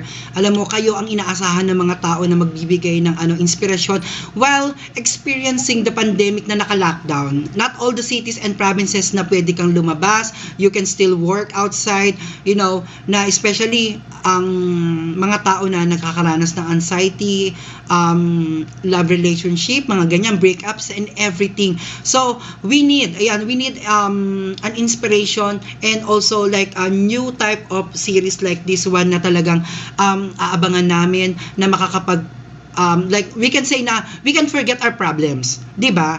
Like family problems, love, relationship or whatever. Kasi it's very important na merong bago na like magiging proud ka din na like Filipinos, 'di ba? Na pinapanood natin, oh my God, sumasabay sila sa talaga at hindi lang sila. So, meron din tayo, 'di ba? We are so proud, we are so happy, guys, na talagang andyan kayo, you're doing your best even na pandemic na talagang health ninyo ang nakasalalay, 'di ba? So you're going out for shooting and doing to, na hindi naman ito last just like a play or fun na gagawin ninyo kasi like pandemic andyan pa, pero sobrang dami ng tao talagang umaasa, nag-aantay, especially for the season 2 na I think it's very exciting, 'di ba? Like Kat said na talagang kaiinisan, talagang maraming makukulit na marami.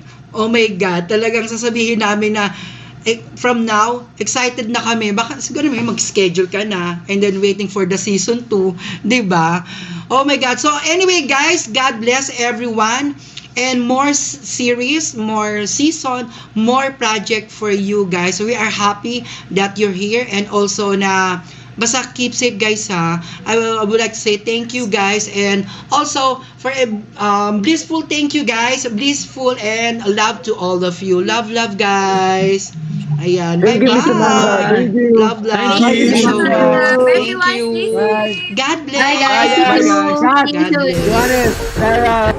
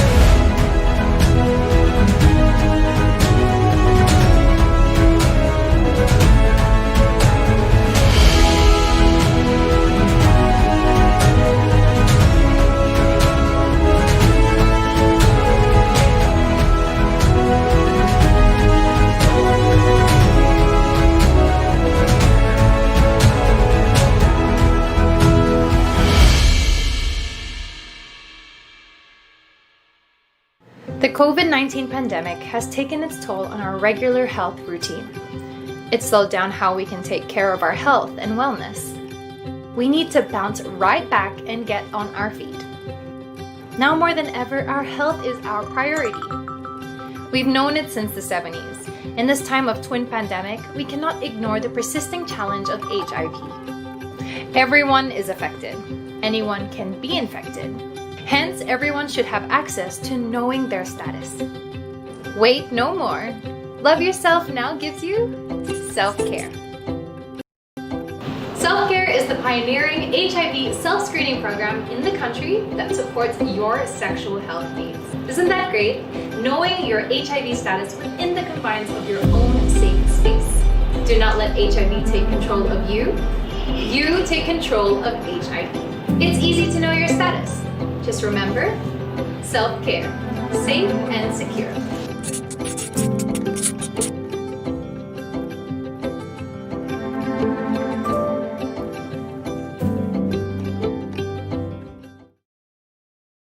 Why does the sun go on shining?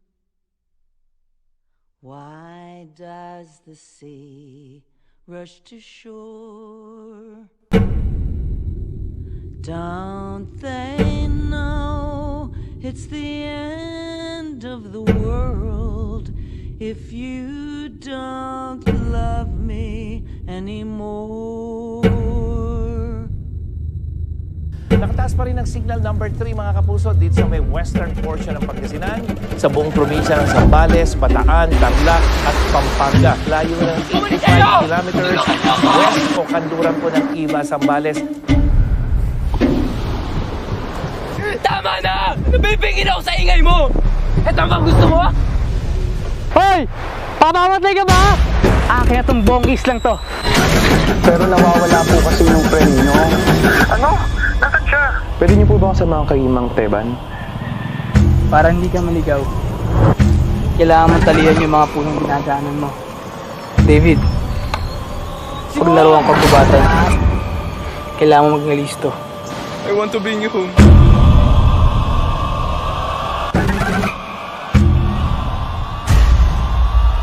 Alam mo, hindi mo makukuha ang pinakamatinding sakit sa kaaway mo, kundi sa mga taong minamahal mo at pinagkakatiwalaan mo.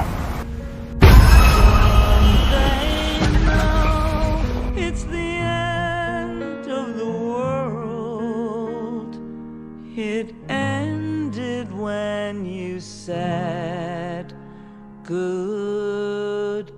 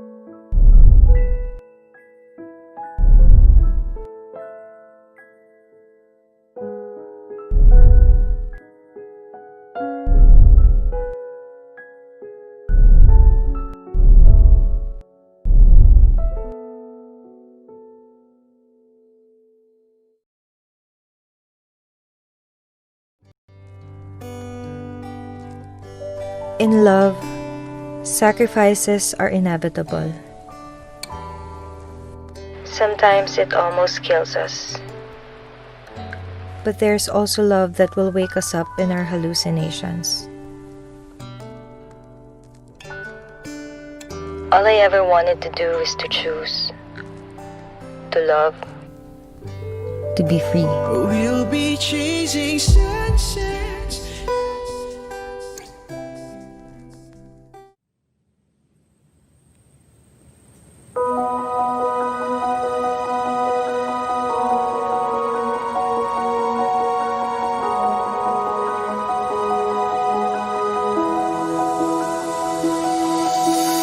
I've been thinking hard of ways to get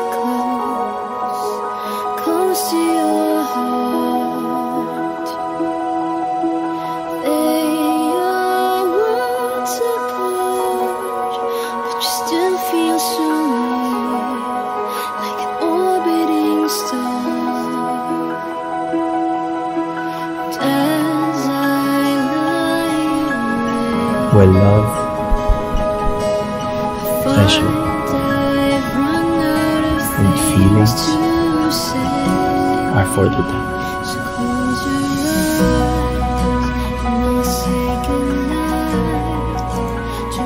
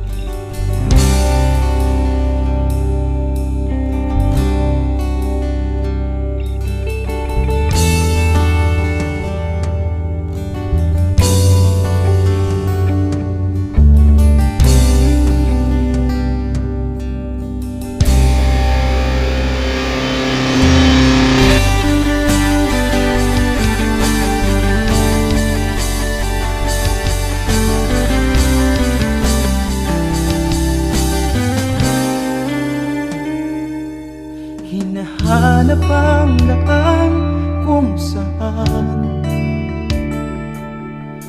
lugar matatagpuan ang sarili.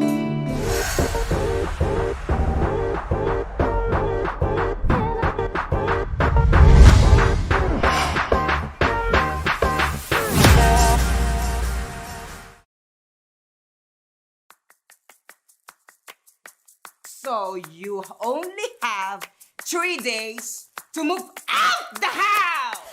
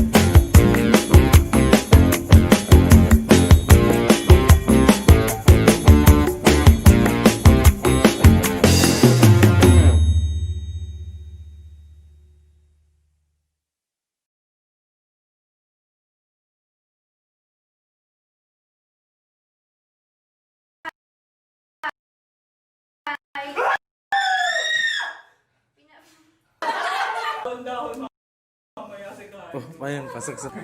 Umattend na lang siya sa graduation ko. Cut! Sorry. Ina ka na. Check na rin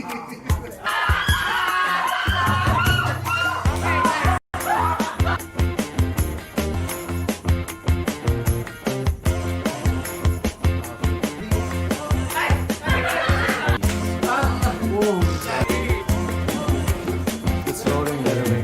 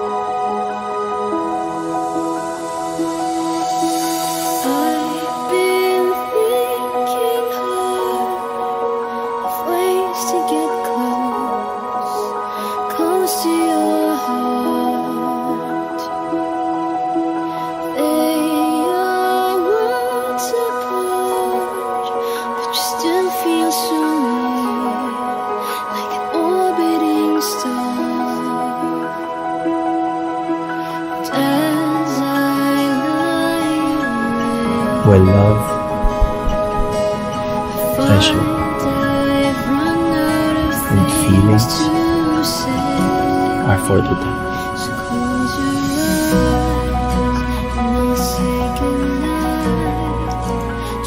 Well,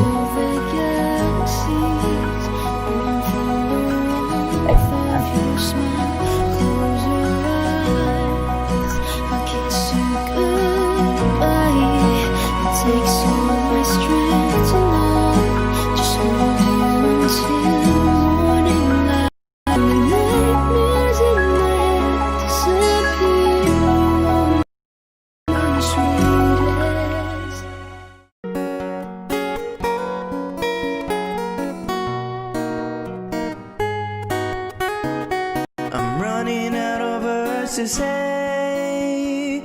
I'm feeling something I can't explain. You walk into a nothing my head just makes me wanna take you to bed. The more I fall, I dig in deeper into your soul, and so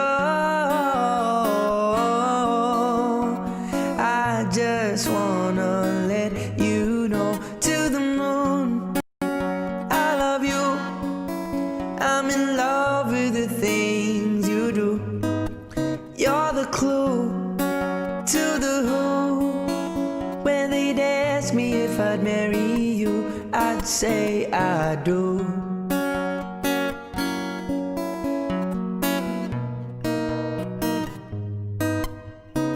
A version of love that can't be found.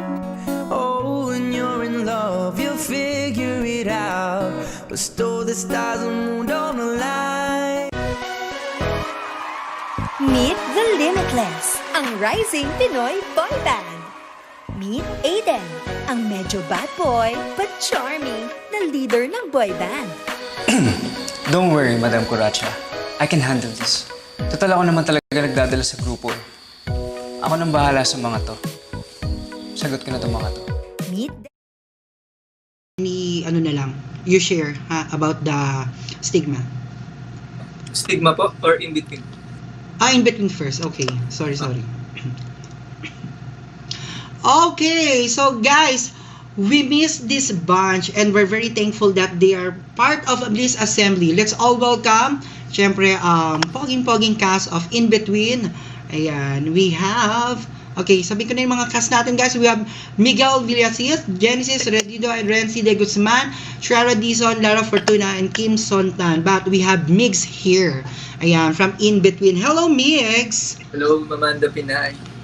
Yeah, it's nice seeing you, especially na you're now here and then most of your fans are waiting to see you and watch you. Okay, so can you tell us about the In-Between?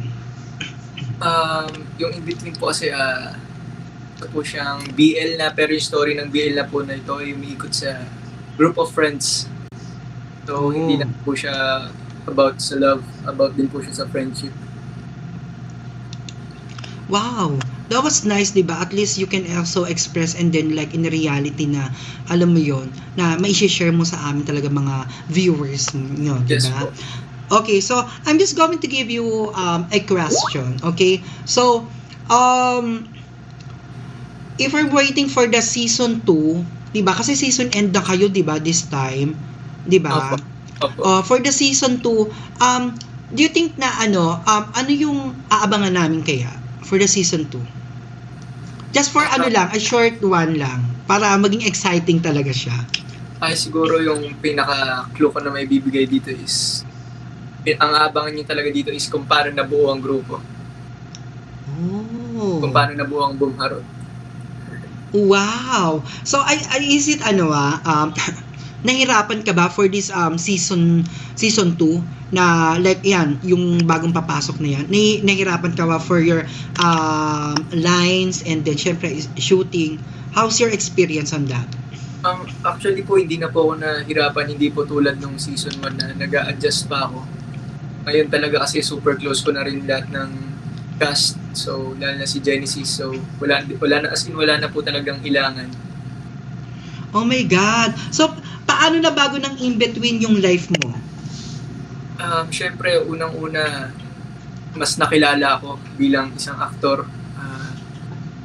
Maraming pumapasok na opportunities. Sobrang thankful talaga ako sa In-Between kasi binigyan ako ng grabe yung boost na confidence na binigay nito sa akin. Sobrang thankful talaga ako dito. Oh my God. Siyempre, di ba, like, for the pandemic na nakaka-experience talaga, di ba? So, very thankful naman tayo. And you are blessed also, Mix. Opo, Alam mo tsaka yun. siyempre po yung nagkaroon po ako ng sobrang solid na supporters na Wow, that's yung nice. Mix Nation binabati ko. So, sobrang solid niyan. Sila, Boss Kelvin, Edge, Jack, Pao, Angelique. But if I'm going to ask you, ano yung any message mo for the Mix Nation? Siyempre, sobrang thankful ako sa inyo kasi grabe yung support na binibigay niyo sa akin. Ramdam na ramdam ko, guys. Talagang kahit anong gawin ko, kahit asan ako, lagi kayong andyan, lagi kayong nakasuporta. Kaya, grabe. Sobrang thankful ako sa inyo. Family ko na kayo. Yes. At least maraming, alam mo yun, we appreciate, like as a viewer, fan mo, or, supporters mo, we appreciate everything all about you. And then now, at least you appreciate them also, di ba? Yes. Sobrang pagmamahal yung binibigay nila sa'yo, and also, like, sasabihin mo na yung worth it, yung character or pag-acting na ginagampanan mo. Yes, di ba? As for your character, wait a minute, if I'm going to ask lang na because the friendship that you have shown in the series is too powerful, on how you will support your LGBT friends, and what advice can you give to those young people who, after coming out, feel that their friends are not that supportive or accepting? Ayan, so ano masasabi mo doon? Like, ano yung view mo doon? Guys, huwag kayong matatakot na hindi kayo ma-accept. Kasi unang-una, yung mga nagsasabi na hindi kayo tanggap, iilan lang yan eh. Pero marami kaming kakampi nyo. Lalo-lalo na ako. Lalo na ang grupo ng In-Between, ng mga bumarot kakampi nyo kami. Huwag kayong matatakot, guys. Nandito lang kami para sa inyo. Sama-sama tayo. Wow, that was nice. Alam mo yon, true lang din. In reality, talagang, alam mo yon, some people they can accept, they are not, some are people na educate now, na natatanggap na nila talaga, di ba? But then, we have Kim Son. Hello, Kim Son. Good evening. Hello po. Ayan. So, super fresh naman yung ating mga guests tonight. Okay, so for Kim Son, ayan, so, direct question na to, ha, Kim Son. So, can you hear me? Clear? Opo. Okay. Ako ba clear? Yes, you're clear. Okay. So, the question is, because the friendship that you have shown in the series is too powerful, on how you will support your LGBT friends, and what advice that you can give to those young people who are after coming out, feel that friends are not very supportive or accepting. Wait lang po. Nagko-connect po yung screen ko. Okay. Hello, ayun po. Okay, so what can you say about that? Doon sa mga taong hindi pa masyadong nakakatanggap, sa mga LGBT na katulad na. Yung message ko sa mga tao di pa nakakatanggap, or sa mga taong parang yung message ko dun sa taong hindi pa nag-out, ganun. Ano ba yung san yung doon yung tanong mo? Medyo magulo kasi. Okay. O kasi medyo nag-aano ka. Naputol yung tanong. Okay. So, yun na lang tayo. My question is, wait. What advice that you can give to those young people who are coming out and feel that they are not being accepted? Okay. Siguro lang, huwag kayong mahiya sa sarili nyo kung ano kayo, ilabas nyo. Kasi we all deserve to be loved. Lagi ko naman sinasabi yan sa lahat ng interview or whatsoever na pinapasukan namin ng buong In-Between. Lagi ko sinasabi na huwag kayong mahiya. Kasi kung ano kayo, yun yung dapat ilagay nyo sa utak nyo. Huwag nyong ibase yung sarili nyong kaligayahan sa perception ng ibang tao. Huwag nyong ibase yung pagiging totoo nyo sa level of understanding ng ibang tao. Kasi importante is yung sarili mo. As long as wala kang inapakan ng ibang tao, importante yung sarili mong growth, sarili mong happiness. So, yun, lagi ko naman sasabi, we all deserve to be loved. And kung ano sila, kailangan silang mahalin. And kung, like, tawag dito, kung ano man yung naghihinder sa kanila para out, dapat nila ma-accept sarili nila. Kasi dapat una nila matanggap sarili na tatanggapin sila ng ibang tao bago sila tatanggapin ng ibang tao. Yun. Yeah, that is very true talaga, di ba? So, what can we expect sa character ninyo in season 2? Ayan, so Kimson muna. Season 2, sobrang dapat abangan to.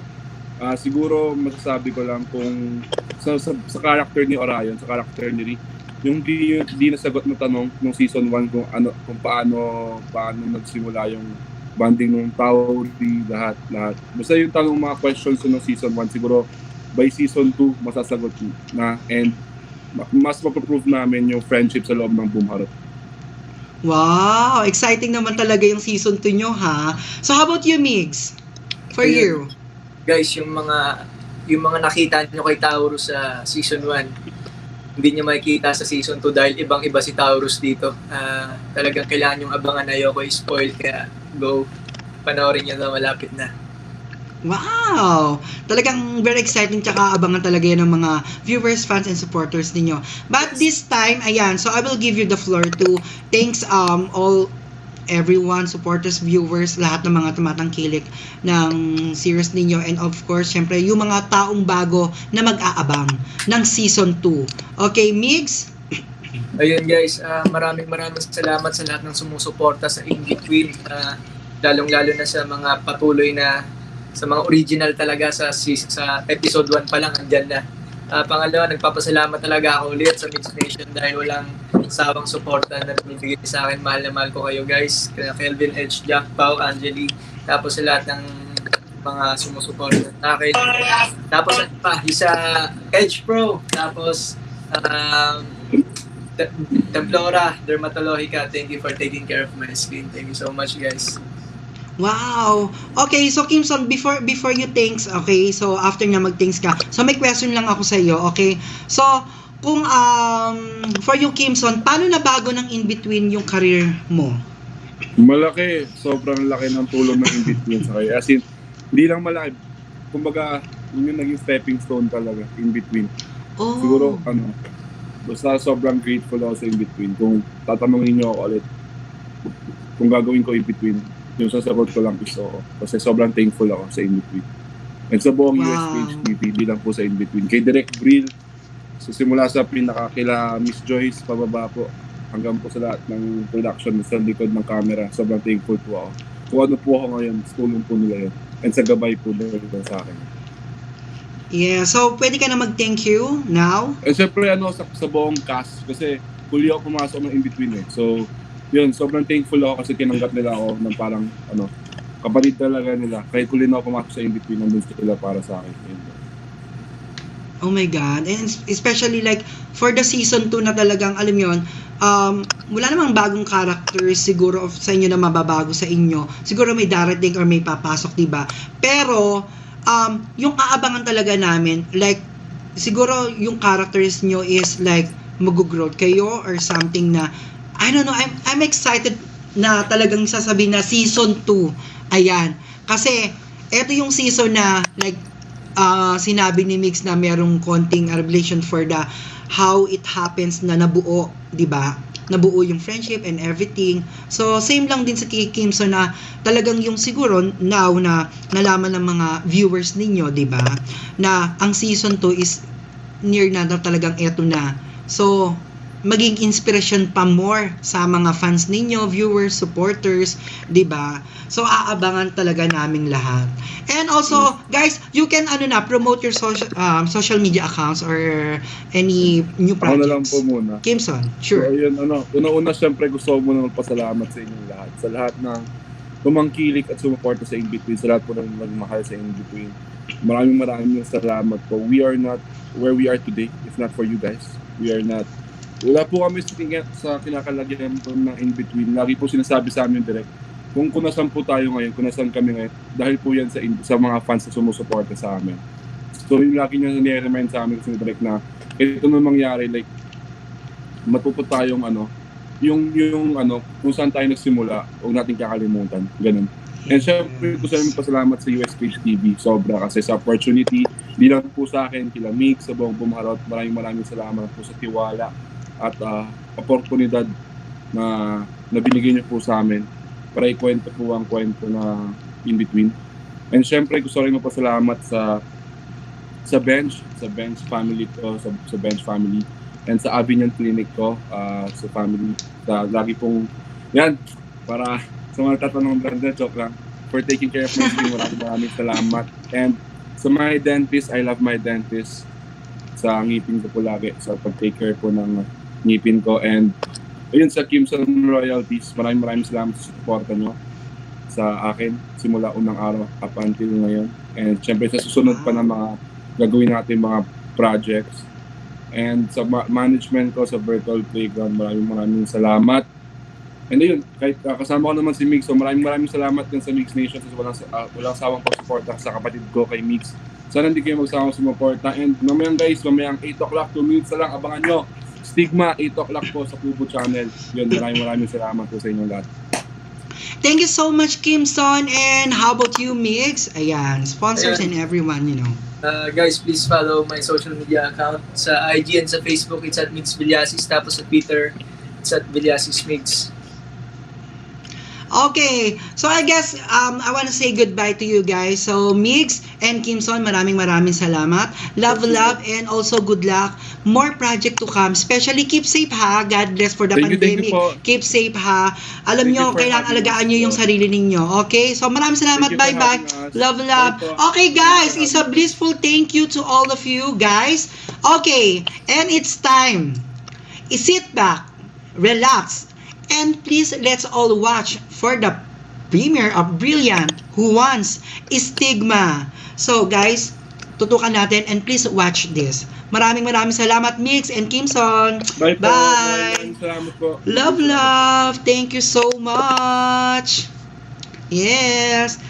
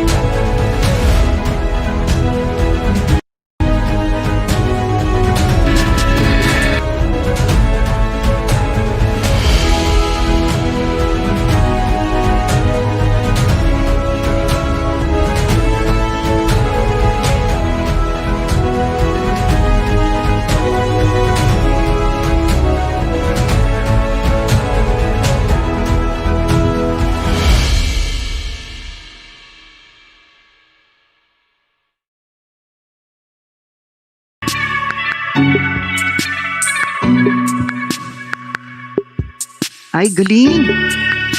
Paano mo? Kinat mo? Kinrap? Or kinuha mo lang sa video?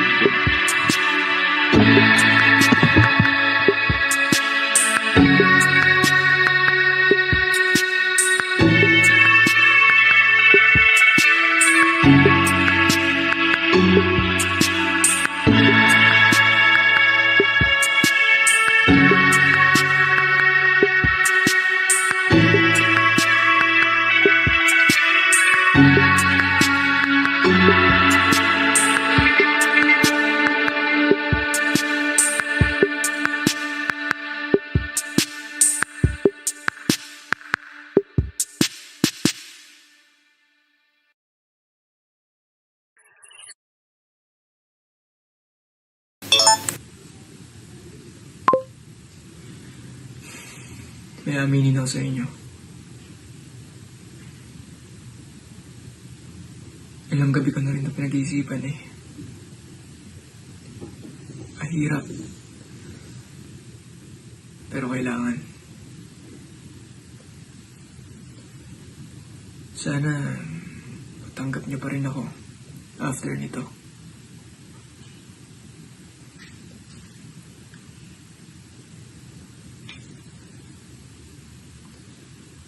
Guys, welcome to my vlog. Oo, magva-vlog na ako. Kaya, shout, oh, what? Paano? Wala eh, kailangan ko nang gawin to kasi naubusan na ang mga kanta eh. Kaya, papasukin na natin to. So, paano ba? Paano masimulan ito? Mga pala, may utang akong kwento sa inyo. Okay. Game.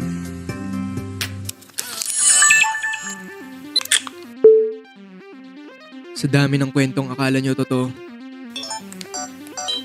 ngayon ko pa lang kayo papapasukin sa buhay ko.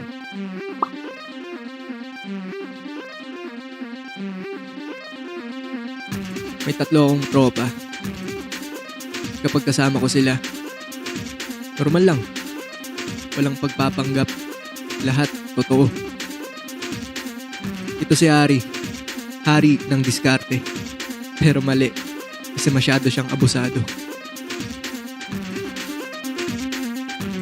Ito naman si Kian. Master raketero.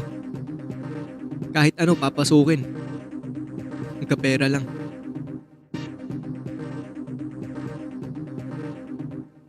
Yan naman si Nick. Kalad ka rin yan.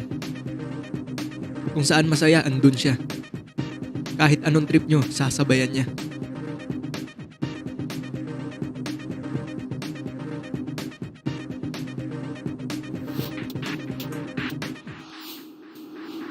Nagtataka ba kayo kung saan kami pupunta? Papalayo sa inyo mga gago. Kayong mga mapanghusga.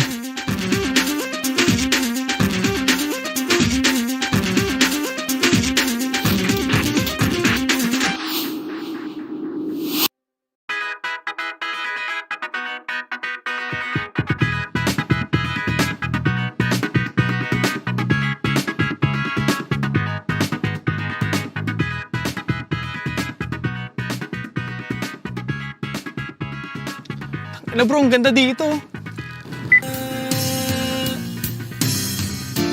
Kung wala ka, kakayanin ba ang mag-isa?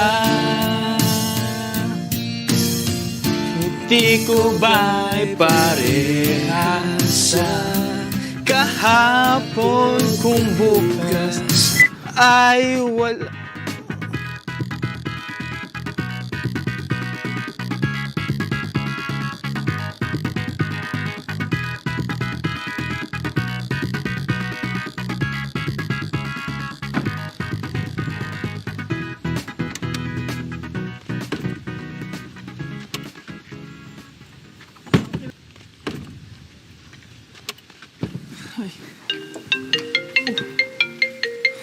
Ano naman paktaan to? Tawag pa rin na tawag. Hindi pa ba tinitikisan to sa picture na sinend ko? Sagutin mo na kaya. Baka mamaya importante yan.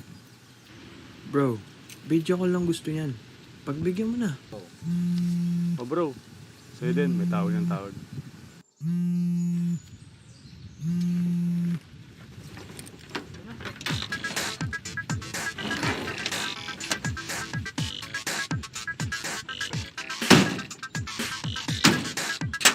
Tara na. Gusto nyo? Hindi naman siguro masamang umalis. Kahit isang araw. Yung malayo sa gulo. Malayo sa chismis. Tahimik. Yung hindi ko kailangang umarte at magpanggap kasi sila ang kasama ko. Kahit panandali ang pagtakas lang sa problema. Kahit sandali, makalimutan ko siya.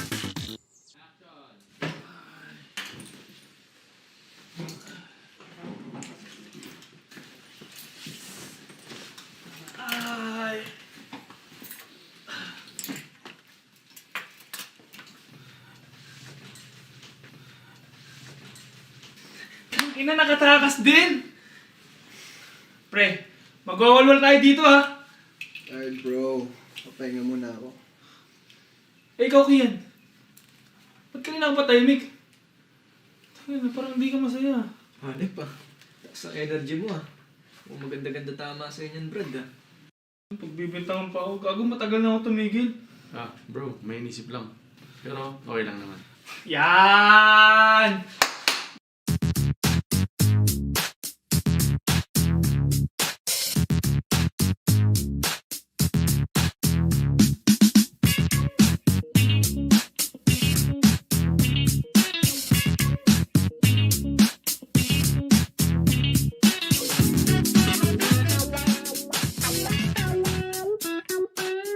Uy, kilos-kilos din! Mukhang napalaban ka agabi ah! Puta. Gago, sakit. Uy, mapikon sa yan ha. Gago, sinik yan! Game yan sa lahat!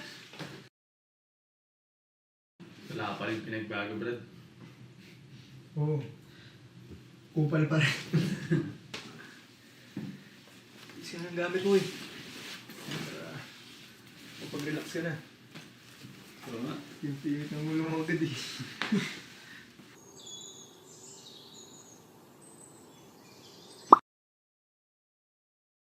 Brad!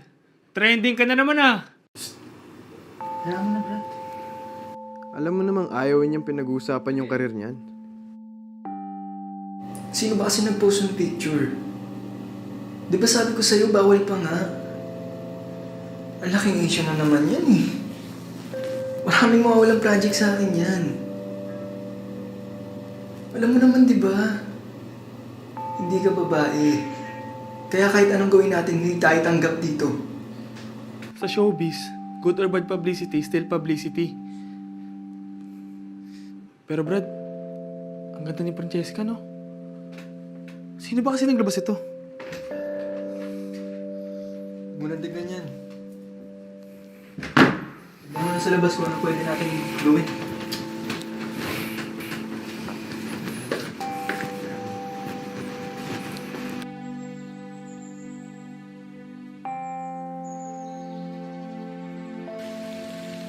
Hi, sakto. Walang tao dito. Mga pagwalwal si Kumag.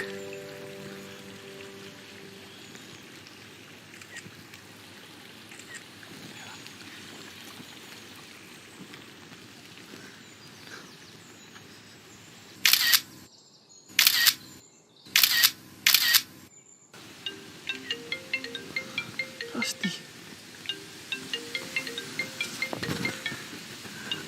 Gago naman, tang-ina. Gago, tawag ka pa rin ng tawag.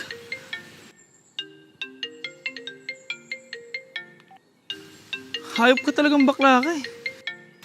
Tang-ina mo. Napaka-perwisyon mong bakla ka. Sumagot ka. Please. Hari, please. Tang-ina, hindi ka marunong makontento. Perwisyo ka na eh. Tang-ina naman. Gusto niyo bang malaman paano maglaro si Hari?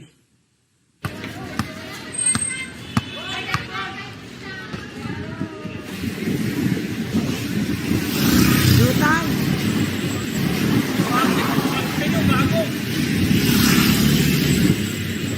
Hello, sige Marcus. Pumunta ako dyan sa kondo mo, alas 8.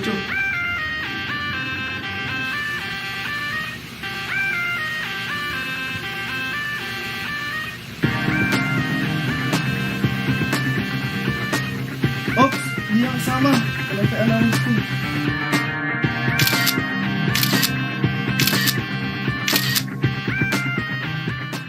Hello, Ras. Tulungan mo naman ako. Kailangan ko magbayad ng utang ko kay Max eh. Pakabugbugin kasi ako nun. Talo ko sa pustahan. Putang ina, tatanga kasi ng kasama ko eh. Sige na. Ano naman ikaw lang malalapitan ko ngayon eh. Baka naman nagsisinungaling ka. Oo! Di kita niloloko. Sisinungaling ba ako sa'yo? O sige, padala ko na lang sa account mo. Dahil dyan, may give ka sa akin. Wait mo lang sa messenger ha. Ingat! Sige, bye. Tang-ina, dali mo talaga mo itong bakla ka. Parang pang TV arte ko dun ah. Teka lang, ito pa. Tain na, sige pa, magsawa. Bakat na bait nag-post. Tain na po, ito pa oh. Ha? Sawa ka, tain na po.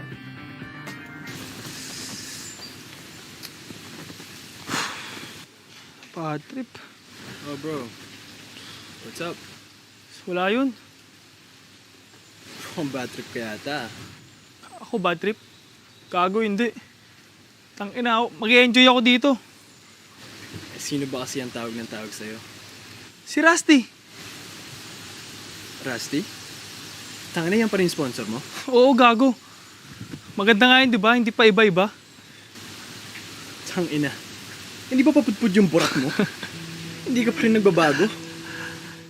Ano, makapagsalita ka. Parang ikaw. Adi ka pa rin. Asan tama nito?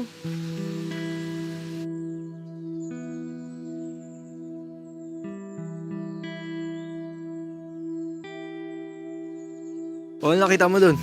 Dolphin. Gago, ano nga? Gago, seryoso nga. May dolphin dun sa pool. Ang guloy ka talaga eh. Maniwal. Oy, Nick! Tara! Ito na, bro.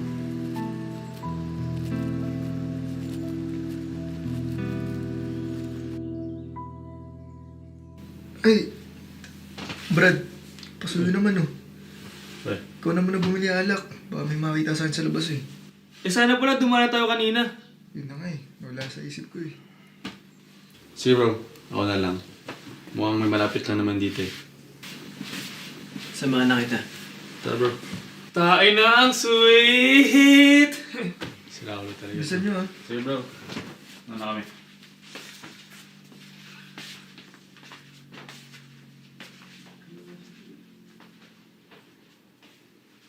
Tara bro, diyan ka muna.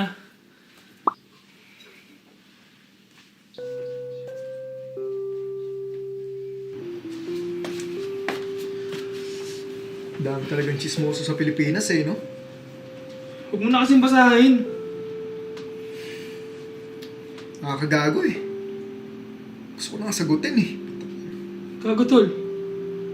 Artista ka. Ayun ang wag na wag mong gagawin. Gawa ka na ng troll mo.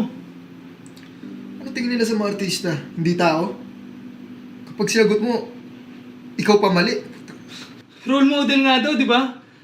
Kaya dapat, mukhang santo. Hindi ako nag-singer para maging santo nila.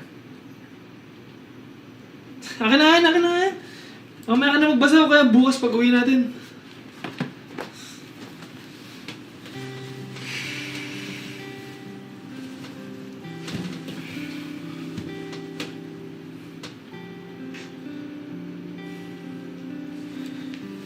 Kumusta nga pala kayo ni Rusty? Siya pa rin ba sponsor mo? Oo, gago.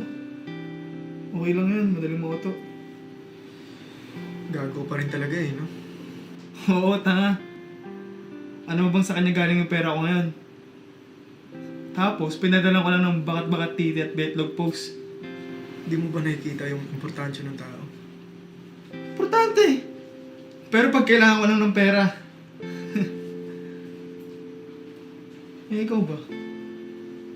Gusto kanya, Francesca?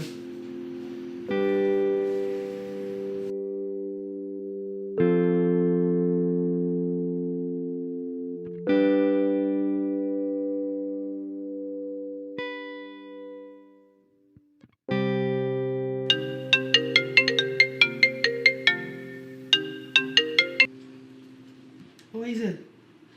Kuya! Hello. Si Mama na stroke! Ano? Asan kayo?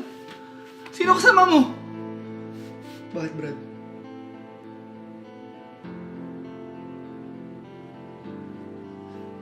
Stroke daw si Mama. Oh? Tara na! Sino kasama ni tita? Hindi yung kapatid ko. Kaya ba ng kapatid mo yun? Andun na doon si Rusty. Sabi ni Rusty, tayo na lang ako na Hazel hanggang bukas at nasa training ako ngayon. Kaya pala tawag kanina eh. Tangina, hindi ko sinasagot.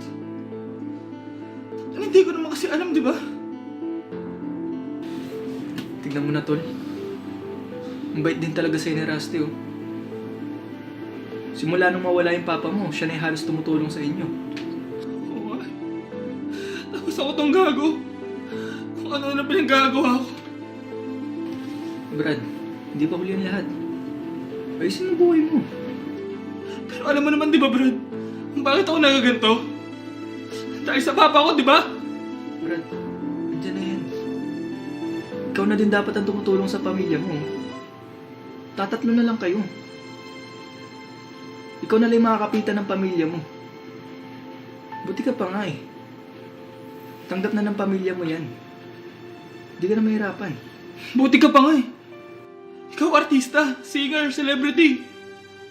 Wala kang problema lalo na pagdating sa pera. Hindi rin, Brad. Sa totoo lang, ang hirap. Ang dami mong hindi pwedeng gawin. Konting pagkakamali. Konting kipot.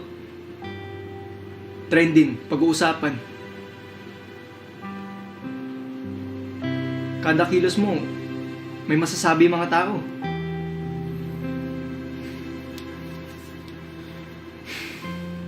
Alam mo, sa totoo lang, Brad, hindi ko nakakilala yung sarili ko minsan eh.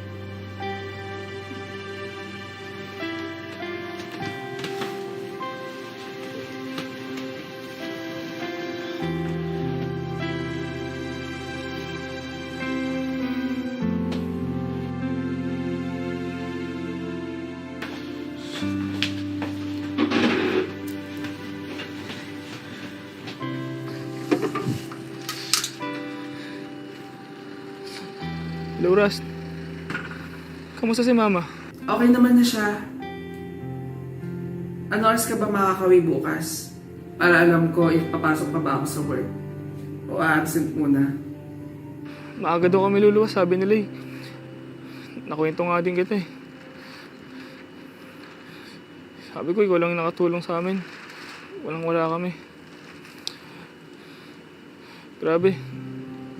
Salamat talaga, Ras, ha. Iba ka sa lahat. Okay lang. Naiintindihan ko naman. Ang stigma naman kasi talaga nila. Pero lang kami. Hindi kaya magmahal. At hindi pwedeng mahalin ng walang kapalit. Madalas nga maraming nanggagamit. Kasi marami rin sa amin ang dinadaan sa pera para lang mahalin sila. Gusto ko patunayan sa'yo na hindi lahat ganon. Hindi laging may kapalit. Salamat talaga. Naiiyaan na nga ako sa'yo eh. Baka talaga sa lahat. Pasensya kung isa ako dun sa sinasabi mo nag-stigma. Grabe, salamat talaga sa pagmamahal at pag-unawa mo. Promise, babawi ako. Ingat ka lagi. Bye.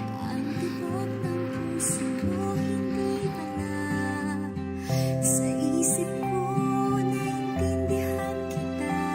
Ang puso ko pala ay malayo pa. Patawad na. Pangakong di ka na muling patawad na. Paluluhain ka.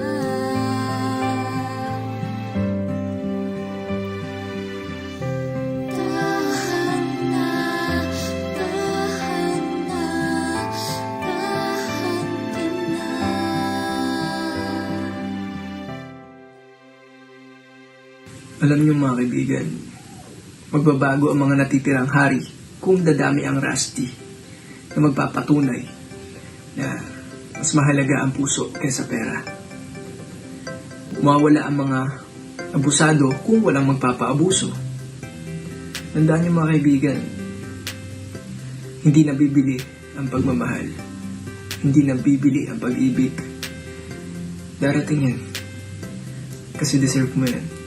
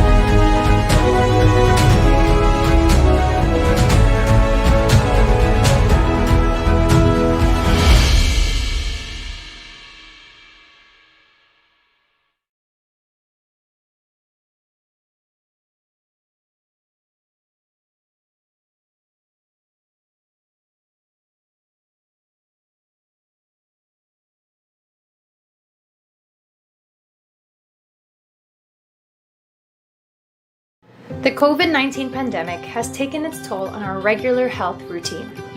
It slowed down how we can take care of our health and wellness. We need to bounce right back and get on our feet. Now more than ever, our health is our priority. We've known it since the 70s. In this time of twin pandemic, we cannot ignore the persisting challenge of HIV. Everyone is affected. Anyone can be infected. Hence, everyone should have access to knowing their status. Wait no more. Love Yourself Now gives you self-care. Self-Care is the pioneering HIV self-screening program in the country that supports your sexual health needs.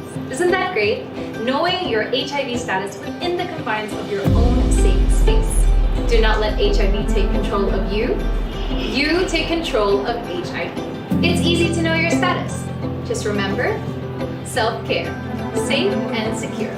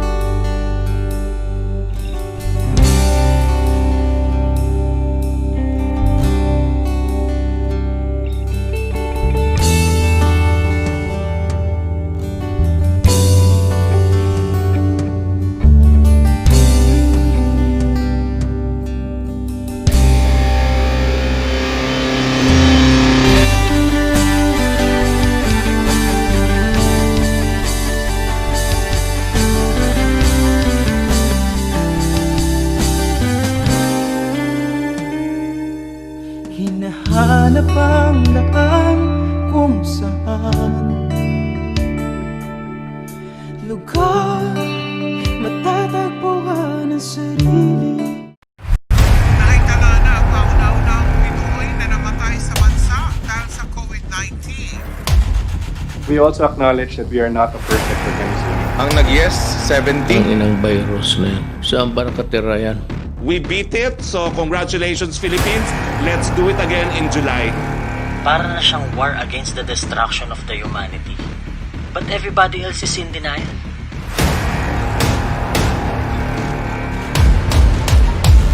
Nakita-kita kanina sa mall. May kasamang iba. I am in pain right now. Inabutan na tayo ng lockdown at bawal pang magkita. Paano na tayo?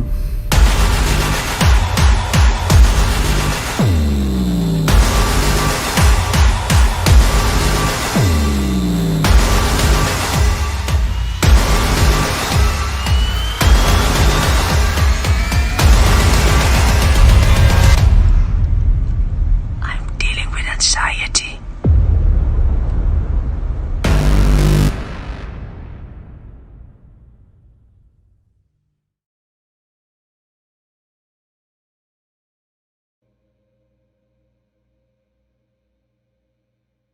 Hi, love! Alam mo, na-miss kita. Sobra.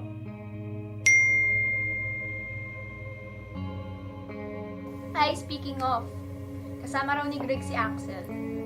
Ha? Teka, wait. Sino ba yung Axel na yan? Yun yung best friend ni Greg. Ano bang problema mo? Hindi ka ba naniniwala sa akin? Naniniwala? Lagi naman eh. Kahit anong palalaw at panggagago mo sa akin. Could you marry me? Kaya ano ko sa'yo? Kaibigan? Ba't hanap mo kaibigan? Mahal kita. Mahal mo bilang kaibigan mo. Inom na lang natin yan. Aba, speaking of alak, may dalawa akong case ng alak dito. Pero alam naman natin pareho na kaya ka naghanap ng iba dahil ayaw mo na siya makasama, di ba? Kasi nga, kinakahiya mo siya. And I'm HIV positive. Pusinin natin to. Hintayin mo ako dyan, ha? Papunta na ako. Kaya siya namatay. Dahil sa'yo. Dahil sa'yo.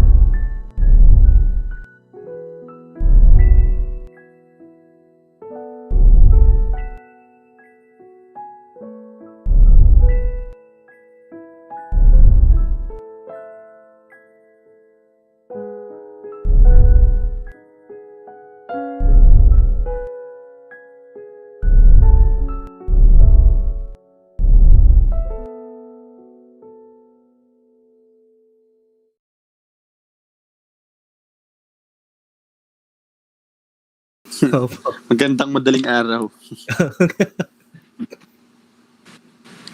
All right, I think we are a go. So we just got done watching the premiere. Congratulations, and oh my God, good, amazing, direct, brilliant one. Welcome to Bliss Academy our assembly, by the way, guys. And of course, we have our talented voice of Stigma here. We have Migs, we have Gio, and we also have Ivan with us right now. And of course, direct, brilliant one. Kamusta na po kayo? How are you guys doing tonight? All goods po sa amin. Okay naman po. Okay naman po. Fresh. Yeah. Congrats on the premiere. That was awesome. Thank you. Thank you po. Thank you po. Thank you. Yeah. So I have a question for for Direct Brilliant and Miguel or Migs. How did this project come about? Is there really an intention to take risks after introducing your audience in between? Maybe we can start with Direct Brilliant. Again, sorry. Nagcha-choppy po. Opo, Ano, medyo nag-feedback po. may feedback ba? Okay. Ano pa ba? Ayan po, wala na po. Ayun. Perfect. Hindi po Direct, how did this project come about? Well, kasi 'di ba after the in-between, medyo nag-rest kami. And then yung friend ko, before kasi nag-iisip na kami ng short film for Migs. Meron dapat talaga kaming gagawin. So, tapos nagkaroon kami ng mga iba pang actors. So, napagpasyahan namin sa management na gumawa ng isang mini-series na syempre gusto namin magbigay pa rin ng inspiration sa audience. At the same time is magturo or magbigay ng aral. So, kaya yan, ito yung concept na naisip namin na parang, syempre hindi na ako lalayo, no? Sana yung concept na naisip namin is all about the LGBT community. So, ano nga ba yung mga stigma na mga nararanasan natin?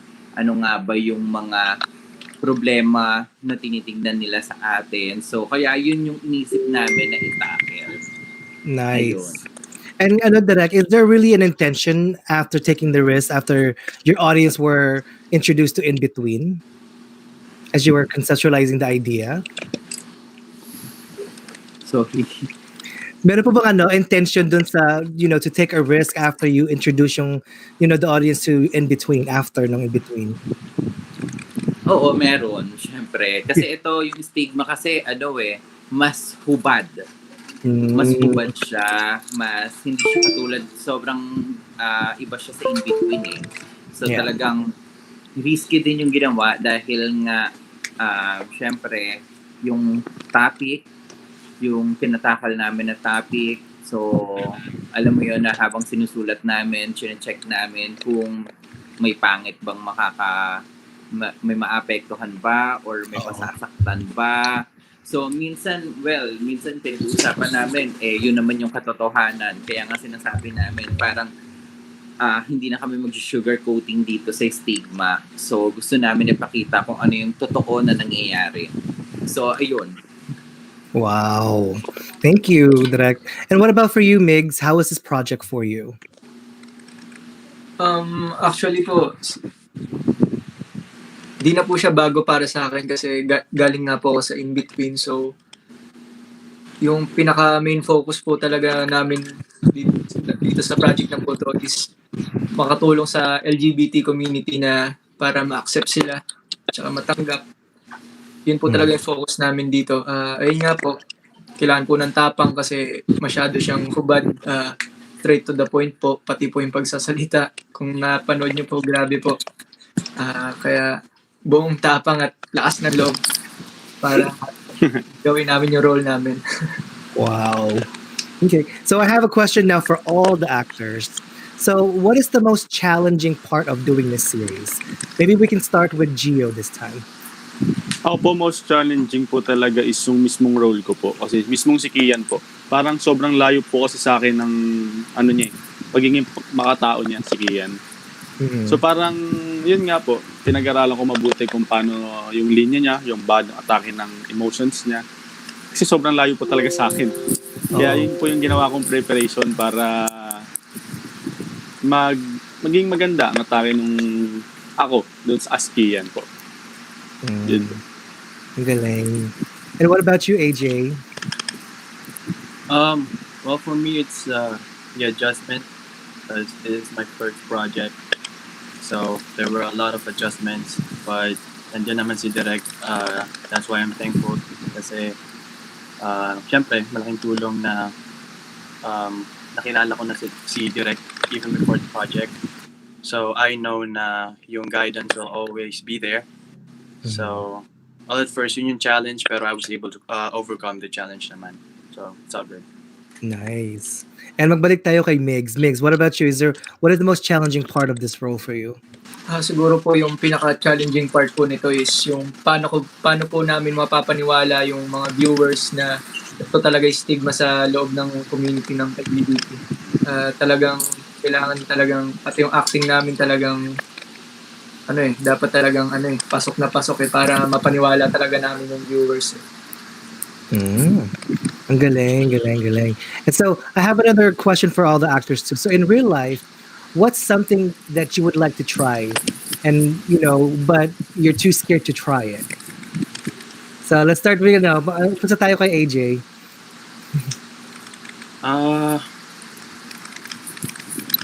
Well, that's a tough question. Pero if to make things easier, if I'm gonna relate to my character,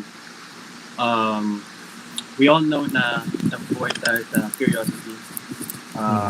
We like to try new things we haven't tried before. So if I'm in the same position, I would like to try, pero hanggang tayo lang probably. Pero not get addicted to drugs. Pero I think na I would try doing those if iba yung life, but like for myself na.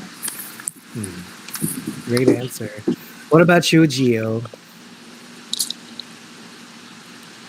Hello po. Hey, can you hear me? Hello. Narinig na ba, Gio? Nag-feed po ba kayo dyan? Or... Hindi na, not in my side. Okay. Maybe let's go to Mig muna. Migs? Yes po. Pwede po pa ulit ng question? Medyo nag-gaan po kasi. Of course. So in real life, what's something that you'd like to try, but you're too scared to try? Ano nga ba? Sa tingin ko,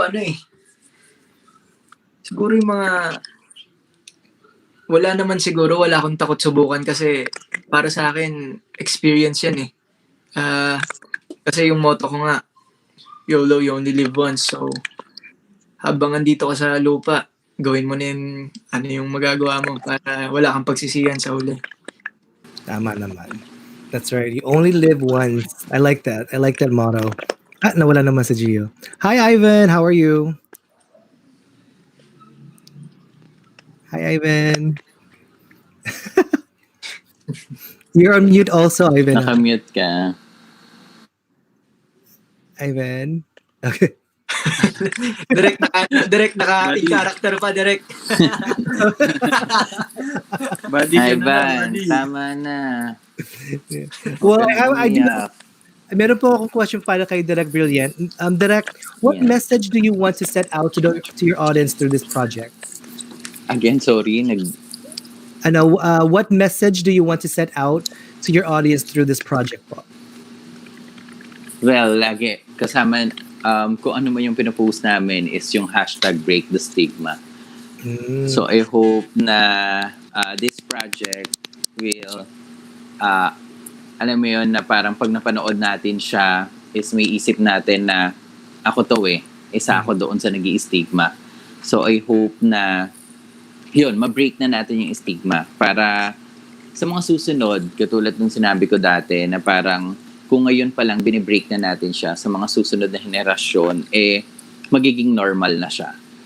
So hindi na siya issue, hindi na siya magiging ganong kalaking issue. Like for example, isang lalaki na may karelasyong trans, 'di ba? So parang kung ngayon kasi alam naman natin na ang hirap pa. 'Di ba? Ang hirap pang tanggapin, ang hirap pang may makita ka diyan, ang dami mo pang maririnig na issue. So, 'yun. So, sana itong project na 'to magturo sa atin na parang normal lang pala 'yon. Tapos ma-appreciate natin yung mga taong tumutulong talaga sa atin. Hindi lang dahil sa pera, kundi ma-appreciate natin na nandiyan sa'yo, na tumutulong, nagkikare sa'yo, di ba? So, hindi man yan, kahit na hindi na nga gay di ba? Parang lahat naman kung sino yung tao na nandiyan, parang sana ma-appreciate natin na tinutulungan tayo. Di ba? So, yun, sana kapag napanood nito ng audience is yung message namin is break the stigma. Breaking the stigma. Wow. That's very inspiring, direct talaga. Like it's as a person who lives in America and seeing the things that you guys do sa Pilipinas, especially sa mga Bila series stuff, and the message that comes across with that's very inspiring. And it makes me proud to be Filipino with like projects like what you guys do. So thank you, salamat sa Wow, inyo thank lahat. you. So Thank you so much. Opo. So we have another question here for the actors also. So what's one of the most adventurous things that you have ever done? Yung pong question natin. Maybe let's start with Gio this time. Hello po. So, siguro adventurous na nangyayari is yung magkasama kaming lahat. Talagang sobrang sarap kasi hindi lang kasi yung trabaho yung pinunta namin doon. Mhm. So parang yun po, yun yung pinakamasarap kasi kasama ko yung mga gusto ko ding maging makasama. Yung mga tropa ko din, sila Mig, sila AJ at saka si Ivan po. At saka sila direct, lahat po naging part ng stigma po. Yun po yung most adventurous sa akin. Yung connection and yung camaraderie. Yes po. Nice. And how about you, AJ? Well, I have the same answer because I've gone through lots of adventures before with my family, my friends.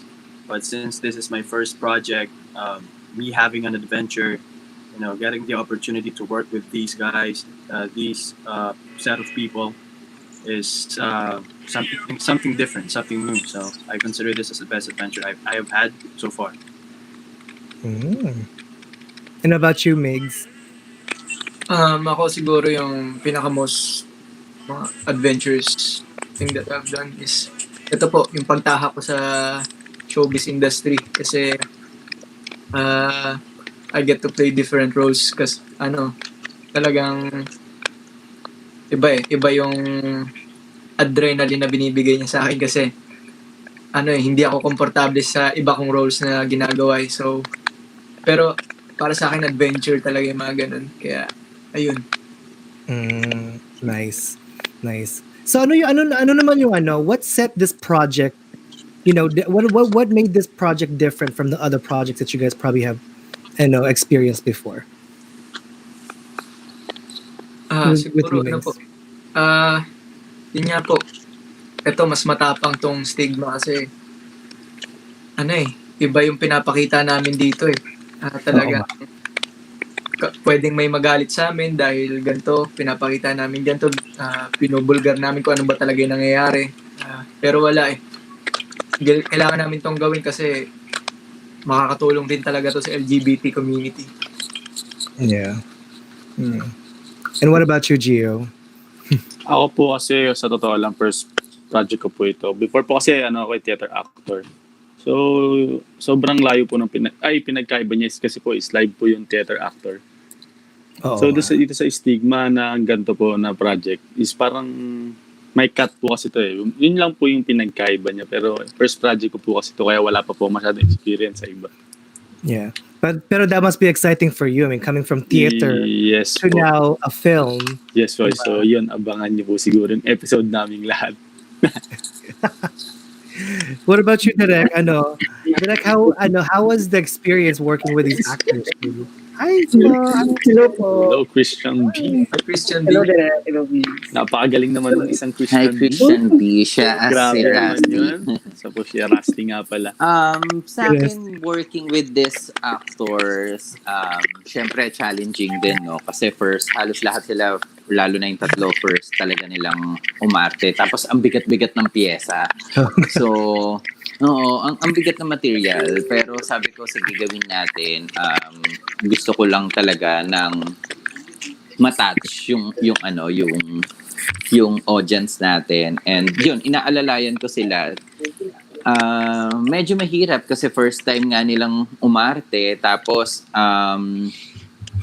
tawag dito, kailangan mo talagang tutukan. Tapos, konti lang rin yung time to shoot.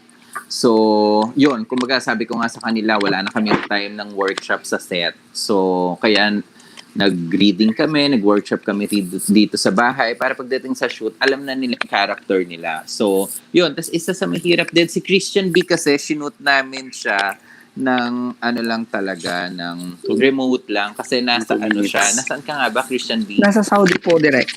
Nasa Saudi siya. Wow. So, yun, nung kailangan ko ng Rusty, naisip ko siya kasi sabi ko mukhang si Christian B mahilig magpadala. Charing. Just kidding.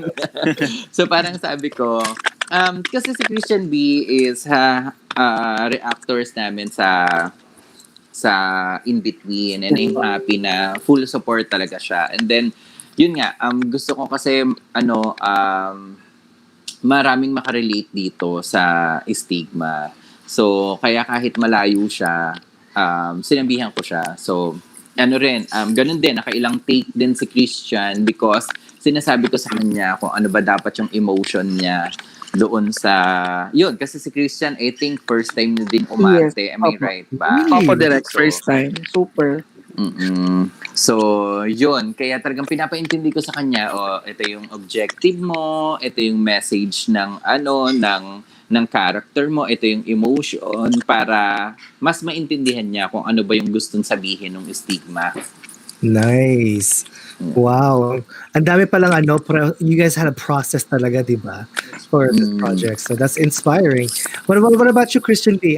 How was your experience with this series? Nung minessage po ako ni Direk, sobrang nagulat po ako. Tapos kabado, di alam gagawin. Pero yun nga po, dahil po sa love namin, mula nung naging family po kami sa In Between. So sabi ko, sige go para full support po sa sa family na buo namin. Kaya kahit ganun po yung nararamdaman ko noon. So try. Siyempre opportunity na po to diba? Sayang din po yun. Kaya sabi ko, itatry ko po. Kaya po yun, napapayag po ako ni Direk and sobrang thankful po ako dun sa yung tiwala pa lang na binigay sa akin ni Direk. Inano ko na po yun. So, apo. Sobrang thankful po ako dun. Nice. So I'm just wondering naman for all of you, if you what message would you want your audience to gain from this film? Diba? Let's start with Gio. Yes po. So siguro message ko is sa buong magiging manonood po ng stigma as Kian, pinakita ko po kasi doon na parang pinakita po kasi dito na hindi pa huli ang lahat at lahat ng kaibigan mo ay nandyan para sa'yo. So ayun, yun lang yung message ko na hindi pa huli ang lahat. Hindi pa huli ang lahat. Tama naman. Hindi pa nga huli ang lahat, diba? And what about you, AJ?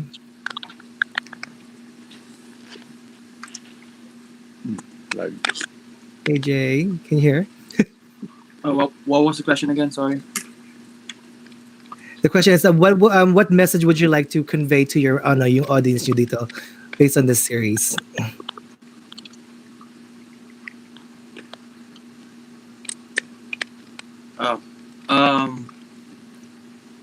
I just want to send a message that we need to be open-minded. It's not close just to a specific perspective. Because if we're gonna be close-minded, yung stigma, it will never vanish from the society to start somewhere.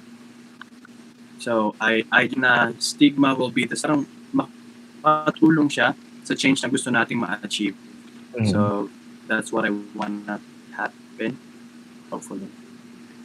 Nice. That's a good message. And let's go back to Migs. Ayun guys, kung ang message ko sa inyo, kung may gusto kayong gawin, kung may gusto kayong gawin isang bagay, ituloy nyo, gawin nyo. Kapag may sinasabi ng ibang tao sa inyo na, ay, di mo kaya yan. Wag mo paniwalaan sa sarili mo kasi basta yung gagawin mo, mabuting bagay. Kasi yan yung isa pang stigma na dito sa atin na nagpapahatak tayo pababa dahil lang sa mga tao sa paligid natin na nagsasabi na hindi natin kaya. Think positive lang. Think positive. Reframing and shifting the mindset, diba? Kahit anong negativity, just think positive. Yes. If you overcome it. How about ikaw, Christian B? Siguro po like nga yung sinabi po ni Direk kanina, parang nakaka-relate po ako. Nung nabasa ko po yung script, parang naiyak po ako that time kasi parang ako talaga, parang sabi ko parang life story ko 'to, parang gano'n. Kasi nung binigay sa akin ni Direk yun, nandito po ako sa Saudi and then na-try ko nga po yun yung nagpapadala yung nagaganon. And I'm not sure kung pag-uwi ko is makikita ko ba siya or mga ganon. Alam mo yung pinapakita ni Direk talaga na hindi lahat may kapalit. Alam mo yung, pwede naman ako maghanap dito, but bakit pa ako maghanap sa Pilipinas na walang kasigaruduhan? Yung parang ganon, yung pinopoint ni Direk dito noon na talagang sobrang naiyak ako na hindi lahat is may kapalit. Lahat naman tayo, lahat naman kami pagmamahal lang din yung hanap or naghahanap kami ng totoong pagmamahal. Na baka sakali may mahanap din kami na mga katulad nila, mga ganito. Kaya so proud ko talaga ako sa stigma na to. So sana lahat yung mga lalaki is mawala din yung mga stigma nila regarding sa amin. So yun po talaga. That's a very good message, Christian. So what you say that you can really relate to the storyline. Sobra po, sobra. Yeah. And about ikaw naman, Direct, Brilliant. Ano po yung message nyo sa mga audience nyo na nanonood? Direct? Direct, iba ko internet ko. Direct, nakikita ko. Yes, Direct. Yes, Direct. Direct. Apo. Naglalag tayong lahat. Yeah. Hello? Nandiyan, nakabalik na ba ako? Yes. Yes, Direct, nandiyan ka na. Opo, Direct. Hello? Can you hear us na, Direct? Yeah. Nakabalik na ba ako? Hello, Direct. Yes. Yung internet ko, nakaka-asar yung internet ng Pilipinas. Charing. Anyway, sa akin, lahat ng character na to ay may problema. Mm-hmm. So, lahat naman tayo ay may problema. So, I hope na kapag pinanood mo to is kailangan natin, alam mo yon, yung stay connected. Kasi lalo na ngayong pandemic, marami ang dumadaan sa depression because ang dami nga nating problema, ang daming pagbabagong nangyari lalo na sa mundo because of the pandemic. So, kailangan natin, alam mo yon, connected tayo sa isa't isa. Meron tayong masasabihan ng problema, meron tayong malalapitan, may handang makinig sa atin, kaibigan, pamilya, or kung sino pa man. Kasi dito, sa apat na to, lahat sila may problema, pero may handang makinig sa kanila. Yung bawat isa sa kanila. So, dahil sa may handang makinig sa kanila, kaya nilang labanan yung stigma. Kaya nilang labanan yung problema. So, yun. So, I hope na kapag napanood ninyo to is magbigay tayo ng inspirasyon doon sa audience na tanungin ko nga tong kaibigan ko kung may problema ba siya. Handa akong makinig. Instead na i-judge ko siya, is pakinggan ko siya kung saan ba siya nanggagaling. So, ayun. Wow, that's a very strong message. And honestly, Direk, as a psychotherapist here in America, I appreciate that you're an advocate for mental health. Thank you. Sobra. So, alam ko na, we're almost about done. So I want to take this opportunity to thank all the people watching on Kumu, on Facebook, on YouTube. Salamat pa. And hopefully you guys enjoyed the premiere of Stigma. But before we end this section or this segment, can you guys take some time to invite the audience to your show or to your series? So let's start with Gio. So ayun guys, ako po pala si Gio Ramos. Nagpapasalamat po ako sa nag-abang ng premiere night namin yan ng episode 1. Sana po is nandiyan pa rin kayo hanggang dulo. I-break natin ng stigma sa papanood nito. At nagpapasalamat po pala ako sa Vanessa Reyes Skincare Aesthetics sa pag-alaga ng skin ko. And don't forget to follow me on Instagram and Twitter. And Kumu na rin, Gio Ramos 07. Yun lang po guys. Hala, may Kumu na si Gio. Follow nyo rin po guys. Follow nyo kami sa Eddie Pusas 15 sa Kumu. Sige po. Hopefully we can get you there too and all that stuff. Yes po. Yeah. And what about you, AJ?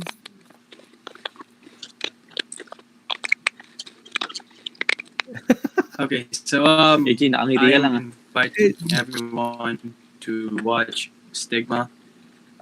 Not just because gusto natin makilala yung show. I wanna help everyone because we want to start a change. So this is not only for us, this is for everyone. So I just hope you guys watch the show and learn something off of it. And I just want to thank same VR Clinic for taking care of my skin, and Gio, IG, Twitter. You guys can follow Ruslan Official sa IG, sa Twitter FC, and sa Kumu AJ Ruslan. And yun lang po. So thank you for giving us this Nawala na internet. What about you, Christian? So, ayun nga po guys. So, ini-invite ko po kayo na panoorin, supportahan po ang Stigma hanggang sa dulo po. For sure ako na marami tayong matututunan dito.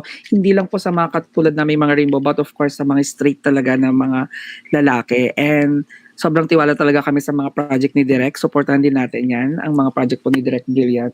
And yun na nga po, sana subscribe lang po kayo sa Kubo channel, sa Boom Reacts po, and sa Christian B po. Na sa aking channel, yun lang po. Thank you po. Nice, thank you. Direk? Ayan, thank you so much for inviting us, and I hope na sa lahat ng nanonood, subscribe kayo sa Kubo, and malapit na rin ang In Between Season 2. So, yan, maliban dito. So, ito po yung pa-Christmas namin sa inyo, yung Stigma, and then pang New Year namin ang In Between Season 2. So, sana po supportahan nyo po lahat ng projects namin, and by next year din, Sinimalaya Parol, pasuporta rin po. So, ayan. Yun yung isa sa malaking project na gagawin ko next year. So, ayun, may nagtuturo na ng isa. So, ayun. Thank you so much sa pag-invite, and I hope na makatulong ang Stigma sa ating lahat. Hindi lamang sa Rainbow, tulad ng sinasabi ni Christian, is sa lahat ng street, para maintindihan kung ano ba ang community natin. Ayun. Thank you so much. And lastly, Migs. No. Ay, nakamute ka. Nakamute ka, Migs. Ayun guys. Ano yan? Invitahan ko kayo lahat manood ng Stigma every Saturday yan, 8 p.m. exclusive on Kubo Channel sa YouTube. Ayun, nagpapasalamat ako unang-una sa Migs Nation dahil sa inyo naging posible ito, at sobrang salamat sa suporta na binibigay niyo sa akin. Love na love ko kayo, Kelvin, Edge, Jackie, Pao, Angeli, tapos syempre sa Edge Pro, sa Urban Smiles, and sa Templora Dermatologica. Thank you guys. Thank you. Hi, Ivan. Hi, Ivan. Can you hear us? Kamusta ka na dyan? Hello. Ivan, kamusta ka na dyan? Alright guys. In character pa rin. Thank you guys so much. And, we're ending this segment here, but thank you so much, and have a blissful thank you again, and love to all your shows and your series. Salamat Thank po. you so much. Thank you so much. Thank you po. Thank you guys. Thank you. All of you. See you guys on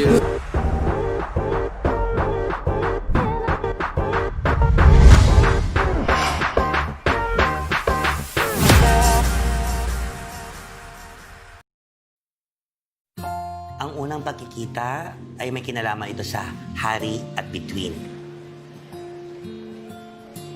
May kinalaman ito sa buwan at pag-ibig. OMG, sis! Sure na ako schoolmate natin to. Oh my God, talaga! Quiet, please. According to Catholic teachings, being a homosexual is not actually a sin. Timmy, can I borrow your pamaypay? Borrow talaga may pamaypay. Ang arte mo magsalita, Dominic. Mr. Cruz, alam mo namang bawal yung ganyan dito, hindi ba? This, sir? Pambaba ito. Sis, vice head ka, diba? Perfect chance yan to get to know him better. Tama! Oh my God, no. That's exactly the reason why people don't wanna join Journey, kasi feeling nila ina-abuse natin sila. Ay, nako. Katapat na barahang ito ang barahan ng hari. Sumisimbolo ito sa magiging soulmate mo. So, tell me, why did you join Journey? I just wanted to disappear for a while. Why? My girlfriend of 3 years, we broke up. Condolence. Gago, ano ako namatayan? Well, namatay ang puso mo. Sa baba na naman yung baraha ay ang baraha ng araw at ang tore. Ang ibig sabihin nito, may mabubuong relasyon. Nax! Grabe naman talaga yung kaibigan ko. Ang bait sa bading.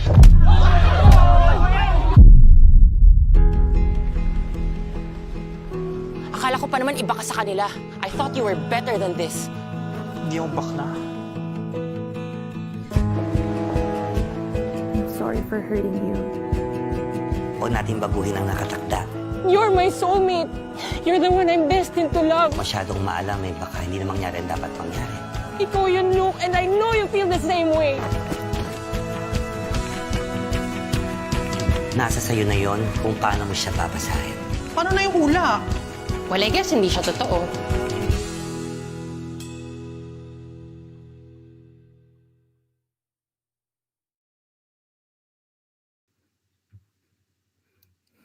All right. Oh, we are on.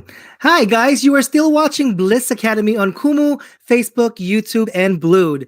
We now have the cast of the first Pinoy BL movie in the upcoming MMFF 2020, The Boy Foretold by the Stars, produced by Clever Minds Inc., The Dolly Collection, and Brainstormers Lab.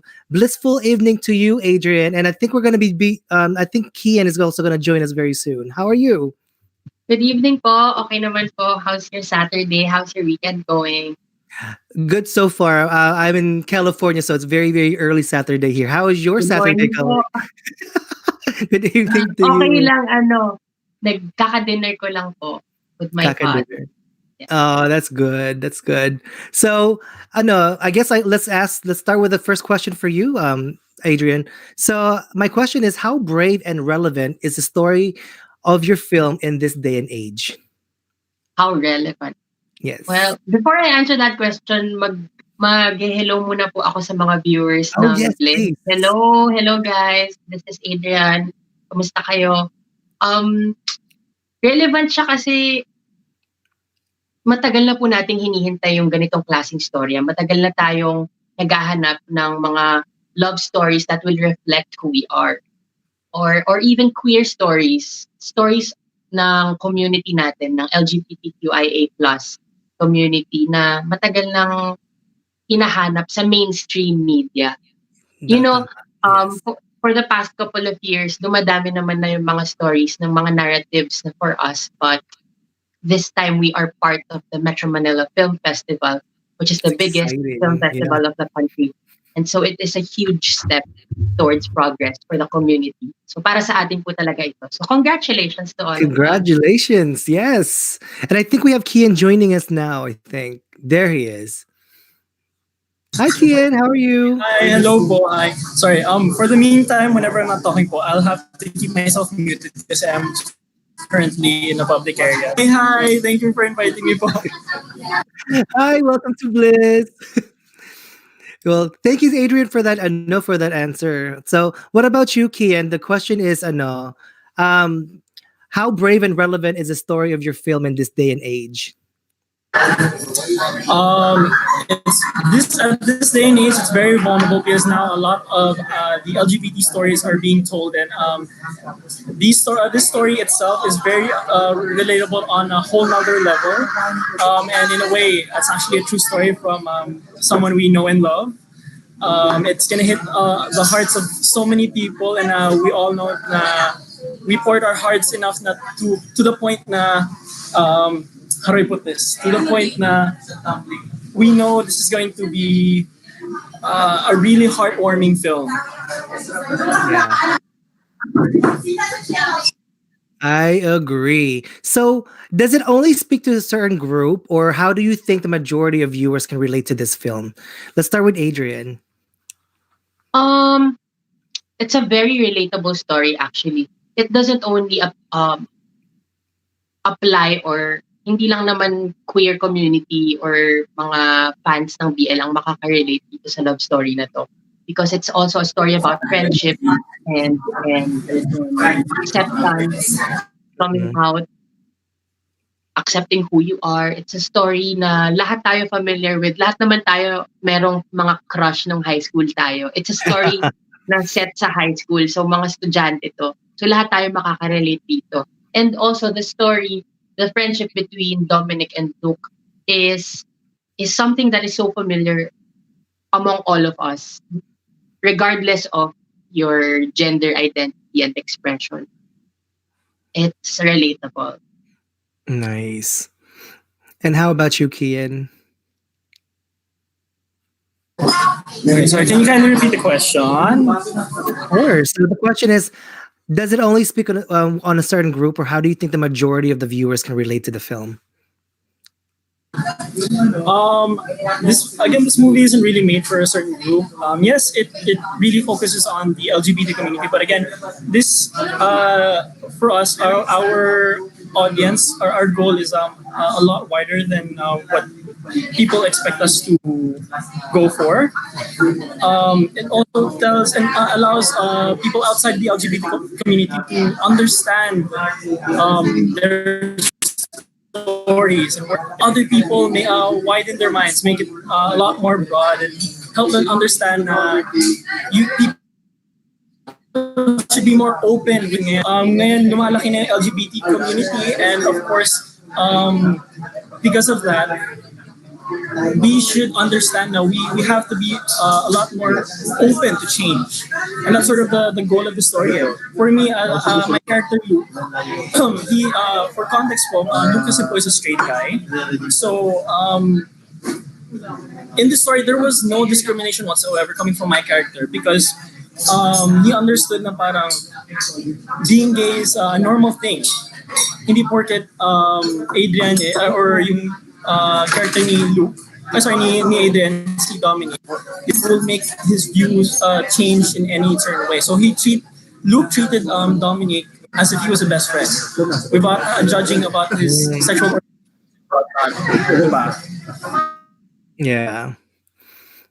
So it does really sound like it's something that will speak out to everybody, especially in the Filipino culture. And like what you said, Adrian, we all went through high school, we had our crushes and all that. So I think it sounds like this film is very heartwarming and also like authentic to the experiences that people may have had, diba? Yeah.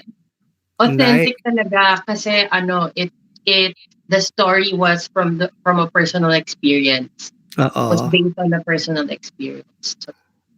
Nice. So, I guess my next question for both of you, if we are able to do faith versus faith, right? Do you think that there's an advantage, or what advantages are there to believing in fate in this film?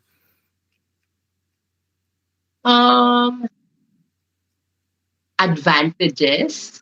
Yeah, like, do you think that there are any advantages in believing in fate?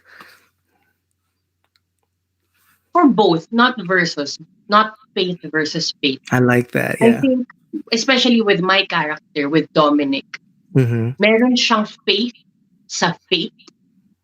Yung meron siyang unshakable na pag-asa at paniniwala, paninindigan dun sa kapalaran niya, sa kapalaran na para sa kanya.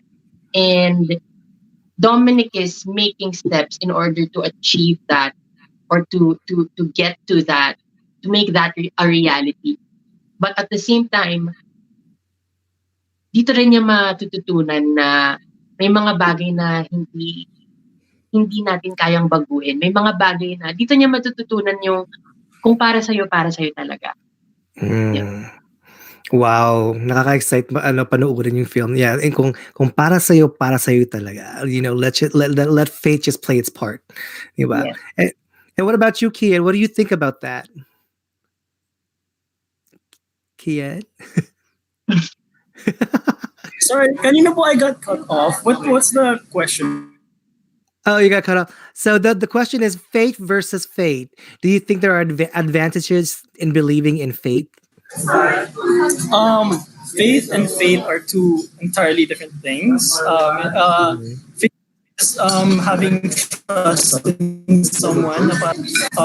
For example, I have faith in God na He will guide me in the right path. Faith kasi, iba rin yung parang God has set out a plan for you. You have your fate, your destiny that's set out. It's just all up to you if you want to follow it. That's true. It's all up. If we're comparing the two, that's my honest answer. They're entirely different things. Yeah. Well, thank you for that. And I guess for both of you, what have you discovered in yourself in the course of filming this movie? Na ako, na marami akong gusto pang ma-achieve. And I guess to let destiny do its thing. To let destiny do its thing. Yeah. That's a big, powerful message, to let destiny do its thing. Yeah. Don't struggle against the universe. I guess whatever life throws at you, you have the responsibility to I guess make the necessary steps to solve whatever it is that you have to solve, and to accept, Yeah. tanggapin mo yung mga bagay na kailangan mong harapin. May mga bagay na kailangan kang harapin. May mga katotohanan na kailangan kang harapin. And some of those truths are hard pills to swallow. But, Tama naman. Right? Kailangan matutunan na tanggapin yun.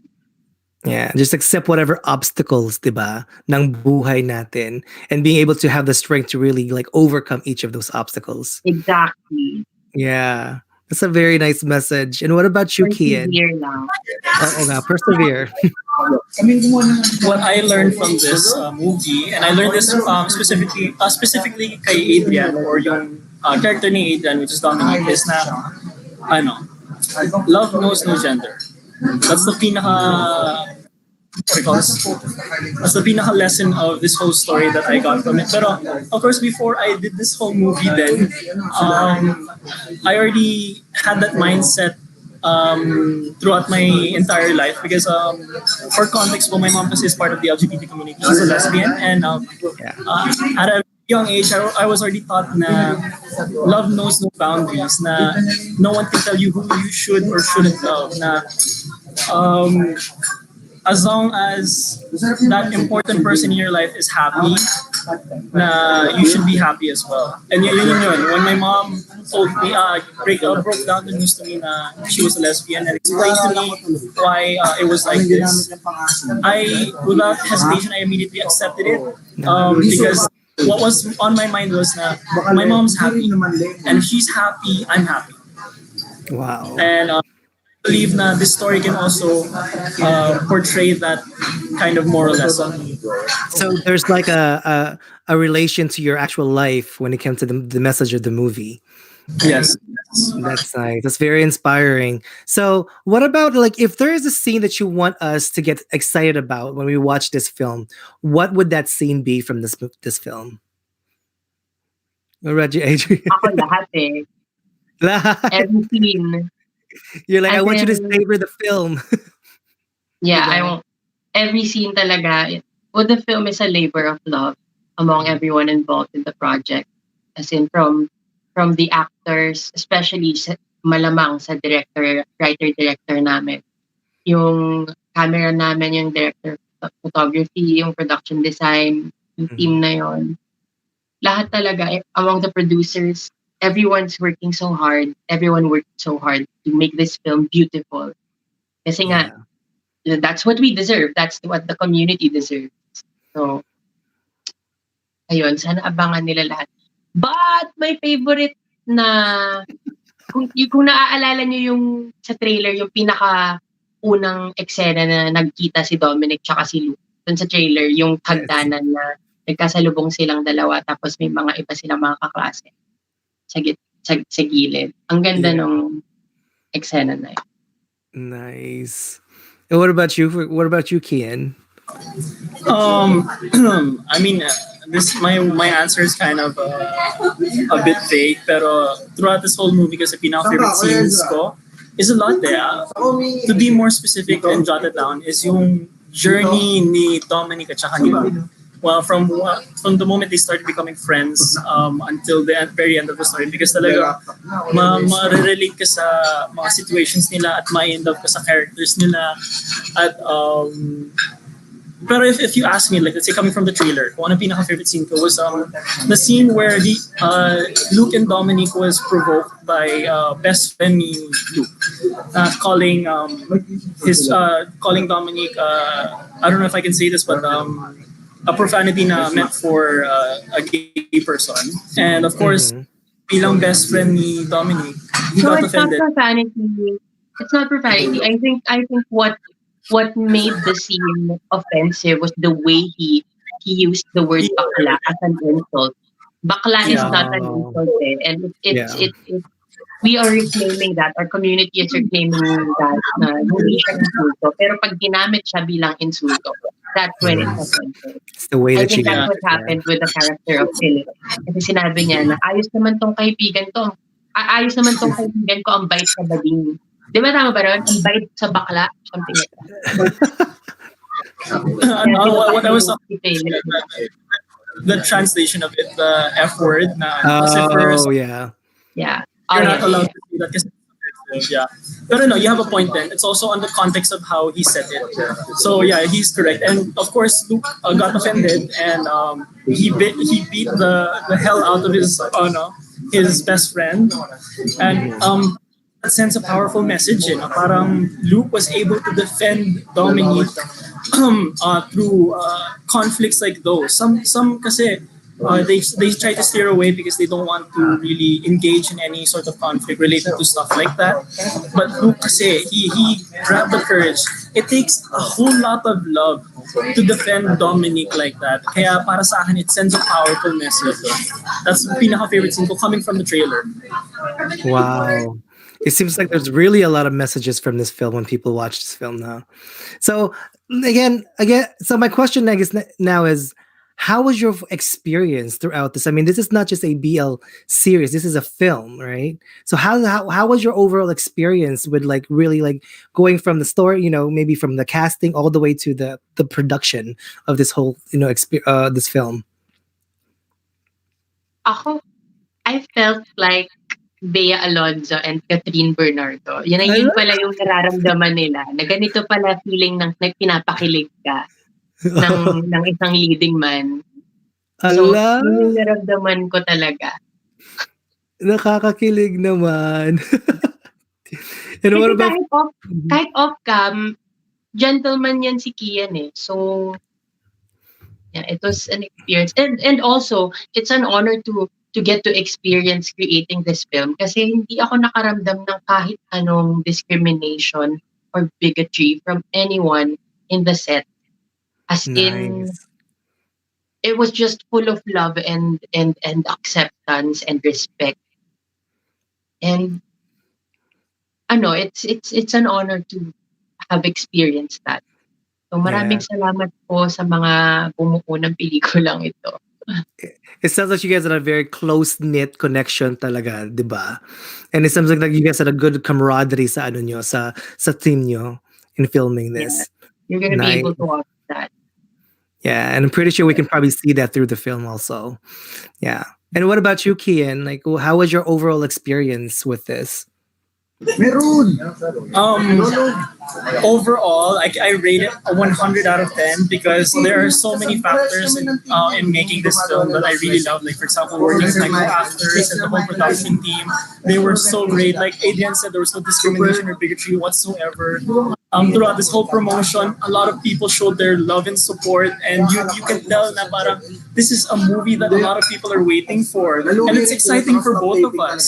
But to really name one favorite moment I have throughout this whole experience, it was working with Adrian. Because, for context, but this is my first BL film. This is my first ever working in a love team with another man. And totoo lang, if I were given a choice to, if ever work with another man, like let's say in the past, I was given a choice, I would still choose Adrian kasi talagang he made my first experience very memorable. I love him for that.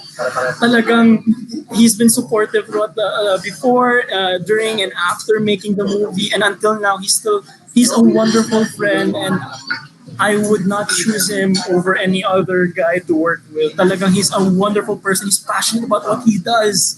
Talagang nakaka-inspire siyang katrabaho. Wow, nakakakilig naman.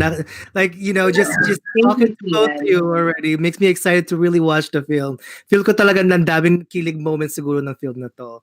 So, how do you get into that character though? Like the character that both of you played. I mean, like what you said, Kian, this is your first time playing in a BL, a character. And for you, Adrian, like how did you like what process did you have to go through to really get into that character? Let's start with Adrian. I dedicate the same amount of studying and pre working on it, reading the script. I do the same level of dedication sa bawat role na ginagawa ko, whatever the project is. And for this one, it's no different. I guess the only difference is with Dominic, I had to lose weight because I had to look much, much younger, as in high school levels. So Direct Dolly really told me and Kian that we had to, if we could, Mm-hmm. lose weight. And we did. We did lose weight for the film just because we are not in high school anymore and we had to look like we were in high school. And na-pull off naman. But yeah, getting into character isn't very difficult because magaling si Direk mag-guide and yung script solid. So, pagka inaral mo yung script, hindi ka naman din mahihirapan to get into character. Nice. So talagang dedicated ka sa, I mean, having to lose weight and really having to really play and really embody that character. I can see that you're very dedicated talaga for this role. That's nice. And very inspiring there. And what about you, Kian? Like, what was the process for you to get into your character? Yeah, so like Adrian said, we had to lose a little bit of weight, so at least we could look the part of looking like a teenager. And of course, the way I was able to internalize my character. Again, Lucas Sipo is a straight guy, so I didn't really have to getting to know Luke's character. He's an introverted, athletic boy next door type of guy, na very mysterious. So parang I just had to focus on those key frames, and then whenever we did those scenes, I just had to keep that in mind. When it comes to the intimate scenes with Dominic naman, I gave a little bit of studying on the BL genre. Like I started watching BL series and movies like Love of Siam and Together the series, so I could understand the BL genre a lot more. But when it comes to understanding the LGBT community, of course, like I said earlier, my mom is part of the LGBT community, so I didn't have a problem with the comfortability and the understanding of the situation. No discrimination then, of course. So overall, that was the process I had to go through. Wow. Well, you know what? I have to say thank you so much for both of you to really sharing your experience in the story. I think like both of you also use your experiences in life to really make this film powerful. So I'm really excited to watch this film. So with that being said, this is our the last question. Just what can you invite your audience to watch this film? So let's start with Adrian. What can how do you go ahead and invite your and promote your film? To everyone watching this live, to everyone watching Bliss, maraming salamat po for joining us tonight.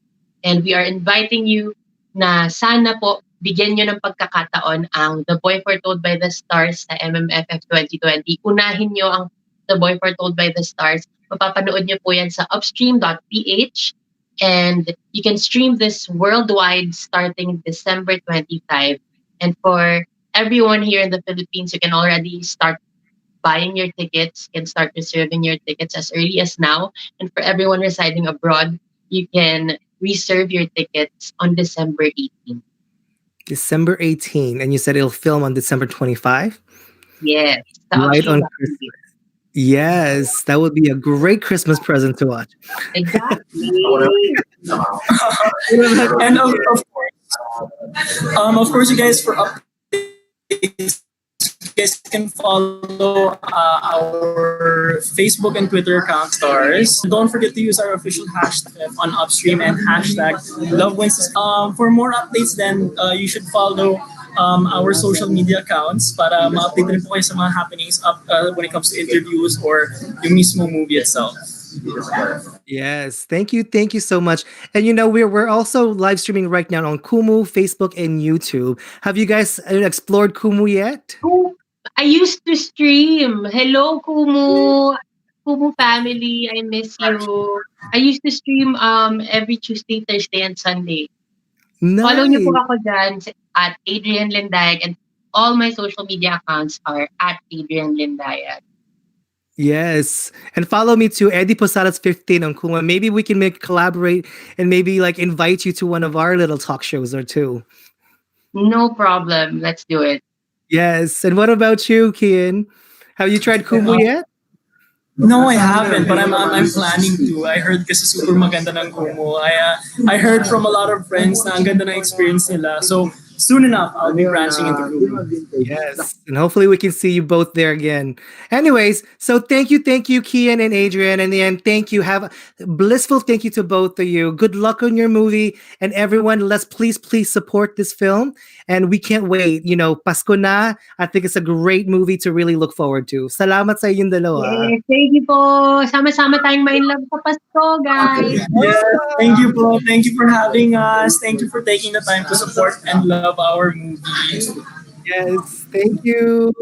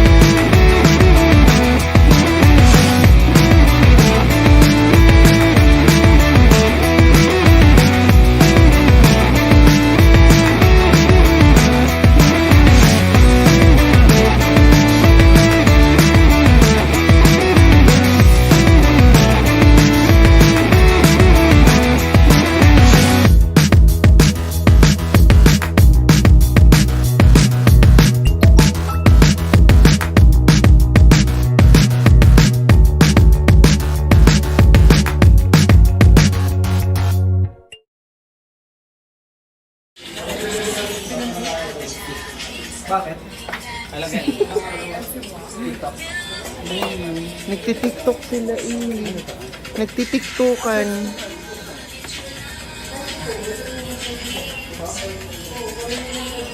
Parang zoom baka mamait sa akin. Nakabisado pa yun. Dalawa tayo, display ko na. Teka lang.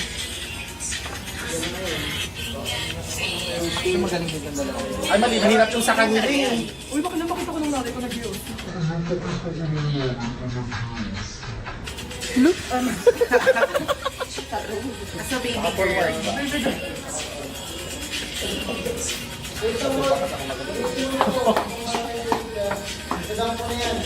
O si Kaloy, magpa-practice.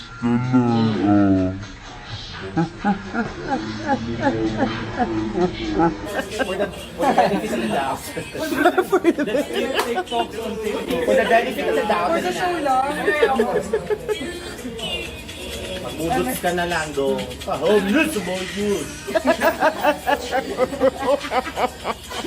Pagkahabit na ba ito?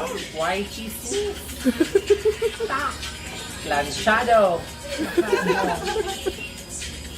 Magbudots ka na lang. Ganun na. Wait lang, sino ba? Apat tayo? Hindi, dalawa lang. Ay, madali yun, di ba? Yung magandang nila. Siyempre, magbumukha akong skill. Ang ganda! Gusto niya! Ay, nakikinig ko. Siyempre!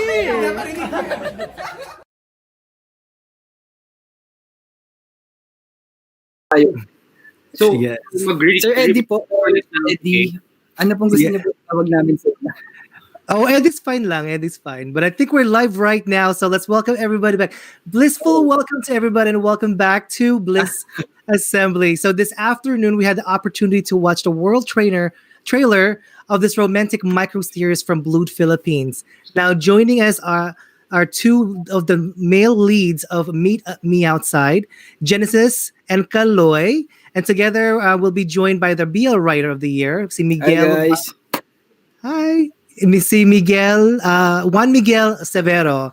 So thank you so much for being part of the Bliss Assembly here. How are both of you doing? Thank you. I'm doing fine. So far, my evening's been good. We just premiered our trailer, and so far the reception from the viewers, the supporters are really, really overwhelming. Yeah. Nice. And what about you? Okay lang yun. So, what was that? Oh. Nakat ba? Yun po. Same. Kasi Same, okay. grabe yung suporta ng mga fans po and BL supporters dito sa Twitter world. Grabe. Nung pagtanggap. Nice. That's so exciting. Yeah. So let's start with the first question for both of you. So my question is, how did you get this project and what's your role in this series? Who should Let's start with Kaloy. Yes. Okay. How did I get the project? It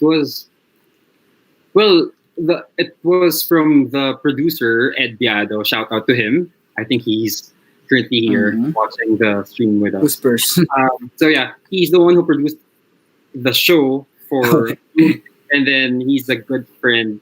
They're good friends with Gege, Juan Miguel Severo. So he personally chose Gege to do the story, and from there, Gege recommended for me to do the role and also Genesis because we had this recent shoot with a photographer.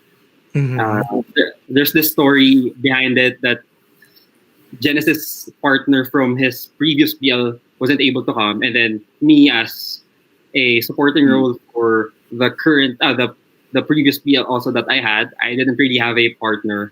So when we were there, when we had the shoot, out of nowhere they had us partnered together, and yeah, the rest is history.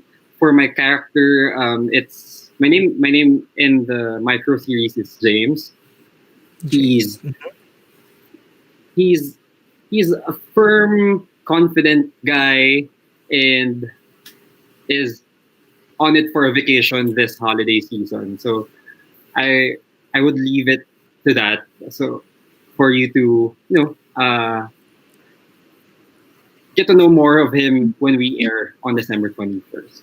Nice. And before we have you answer the question, Genesis, I think Juan Miguel Severo is here now. There he is. Yes, hello. Hi, how are you? Kalojen! I miss you! I miss you too. See you soon. Okay, see you soon. Hello. Hello po. My name is Eddie, by the way. Hi, Genesis. Hi, Eddie. Yeah. So going back to the question for Genesis, so how did you get the project and what's your role in the series?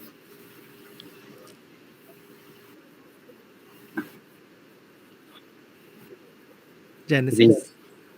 Ayun nga po, short story nga po yun yung kinuwento ni Kaloy kanina na sa shoot po, nagkaroon po kasi ng BL shoot before. So, yung mga BL actors, yung mga love team, then yung ako po yung in-between po is wala po yung partner ko kasi may commitment siya that time. So, yung pinag-isipan po namin ng manager ko kung pupunta po kasi mag-isa lang po ako. And then, yun, para to represent in between po, pumunta pa rin po kahit mag-isa ako. Dahil sabi naman po ni Sir Raymond, the photographer sa photoshoot po that time, na hindi niya daw po ako parang mau-OP sa photoshoot gano'n, na parang hindi ma-out of place, ganyan. So, doon ko lang po na-meet si Kaloy na siya pala yung ipapartner sa akin. Tapos may inaasar-asar pa po nila kami na, hanapan niyo na ng producer yan, ganda ng chemistry ng dalawa. Parang ganun po, inaasar-asar kami. So, yun po yung story na yung story nun kung bakit kami nasa project na to ngayon, kung bakit ko ako yung project na to, at yung role ko po sa series na to, isa ko po si Dale, isa akong receptionist sa resort kung saan nag-books na si James. And May booking na naman si Kaloy. Pero this time, literal na booking naman. Literal, hotel booking naman, resort. Booking. Hotel booking naman yun. So yun, iwan ko muna dun. Ako si Dale, isang receptionist doon sa resort kung saan nag-book si James ng hotel. Ayun. So yun muna para kasi maganda ng kwento. Wait lang. The story, sorry, Gege. That's the story we know, how we got the role. Pero I think Gege has his own side of the story. Yeah. Ito yung funny. Story. Okay. So when we were casting for Meet Me Outside. Yes. Tawag dito, Max. Sabi ko na kaagad, Kaloy ako. Kaagad. Grabe yun, ang lakas ko kay Gege. As sabi ko, kami dalawa ni Maul and Fadul, the production designer. Talagang team Kaloy kami. So parang, kunin natin si Kaloy. Tapos at the time kasi hindi pa ako nakanood ng In Between. Tapos, si Ed Biado, our producer, siya naman, Team Genesis. Tapos parang pinakita na sa akin yung photo, tapos nakita ko yung picture ni Kaloy at saka ni Genesis separately. Sasabi ko, pwede. Tapos, di ba galing akong gaya sa pelikula, pagkatapos syempre tinitignan ko rin kung kumusta na yung ginagawa ng mga anak ko ron, si Ian at si Paolo. So alam ko na meron silang photoshoot. Tapos, nakita ko na lang na partner sila dun sa photoshoot. Hindi pa nalaman ko na magka-partner sila sa photoshoot, hindi pa nire-release yung mga photos. Kasi nga, meron akong behind the scenes silip dun sa dahil nga nandun si Paolo at Ian. At saka yung isang editor ng gaya sa pelikula, editor din sa part din ng staff ng photoshoot na yun. So nalaman ko na magkasama si Kaloy at saka si Genesis doon. Tapos, so minessage ko si Ed. Kumbaga, nung nakapag-decide kami na si Genesis at saka si Kaloy yung kukontakin namin, hindi ko pa alam na may photoshoot ka na hindi sinasadyang sila yung nagka-partner. Yun na nga. So kami ni Ed, oh my God, meron ka agad tayong... Yun pala yung kwento doon. Oo, ganun yung Genesis. Tapos parang, hala, meron ka agad tayong libreng promo. Kasi parang, nung napili na namin kayo, bago pa lumabas yung photos na yun. Yun nga, namin, like, before you told me that story, kala ko talaga it's because of the photo shoot of that video. So, hindi pala. Hindi ko pala na-clarify kay Genesis, pero yun. Ganun yun. Napili na namin kayo, tapos tsaka lumabas yung photos. Hindi. Parang, uy, libreng promo. Yes, nice. So it seems like it was really meant to be for you guys to be in this role. Exactly, yeah, meant to be. So I have a question for you, Mr. Juan Miguel Severo. I guess my question for you is, like, can you tell us something that's exciting in this new series produced by Blued Philippines? Like, what kind of love story can we expect from this one? Okay, kasi parang, alam mo, ang Christmas season, it's a joyous occasion, di ba, usually. Pero the thing kasi with happy seasons ay kapag deep inside, hindi mo kasing happy yung mga nakikita mo sa kapaligiran. Yeah. Mas na-amplify din niya yung kung ano mang loneliness na meron ka, right? Yeah. The series is about two people who are both alone for the holidays for different reasons. So, ano yun? Parang, di ko alam. Bahala na kayo kung do you think na there is something real between the two of them or marupok lang sila dahil Pasko. Marupok lang sila dahil Pasko. Ayun. So, you have to find that out. Allah. All right, so let's go back. So I have a question for Genesis and Kaloy now. Like, so are you guys able to talk to us about your experience in working with direct JP, KIC, JMS, and for both of you, like being your first meetup or team up, like how was that experience for both of you? Let's start with Kaloy. Okay. Working with Gege at Direct JP. Siguro for sure, we've heard this a lot of times already. Now, working with them is definitely and absolutely a great honor to work with them, knowing and given the facts na they recently came from a very successful BL series, which is Gaya sa Pelikula, together with from the producers, the Mao as the production designer, and then their actors. They were really good, and it's an honor, and it's there was a lot of pressure. I told them about this. It's a pressure. There's a pressure working with them. Kasi nga, the credibility of these two is too much for a starting actor like me.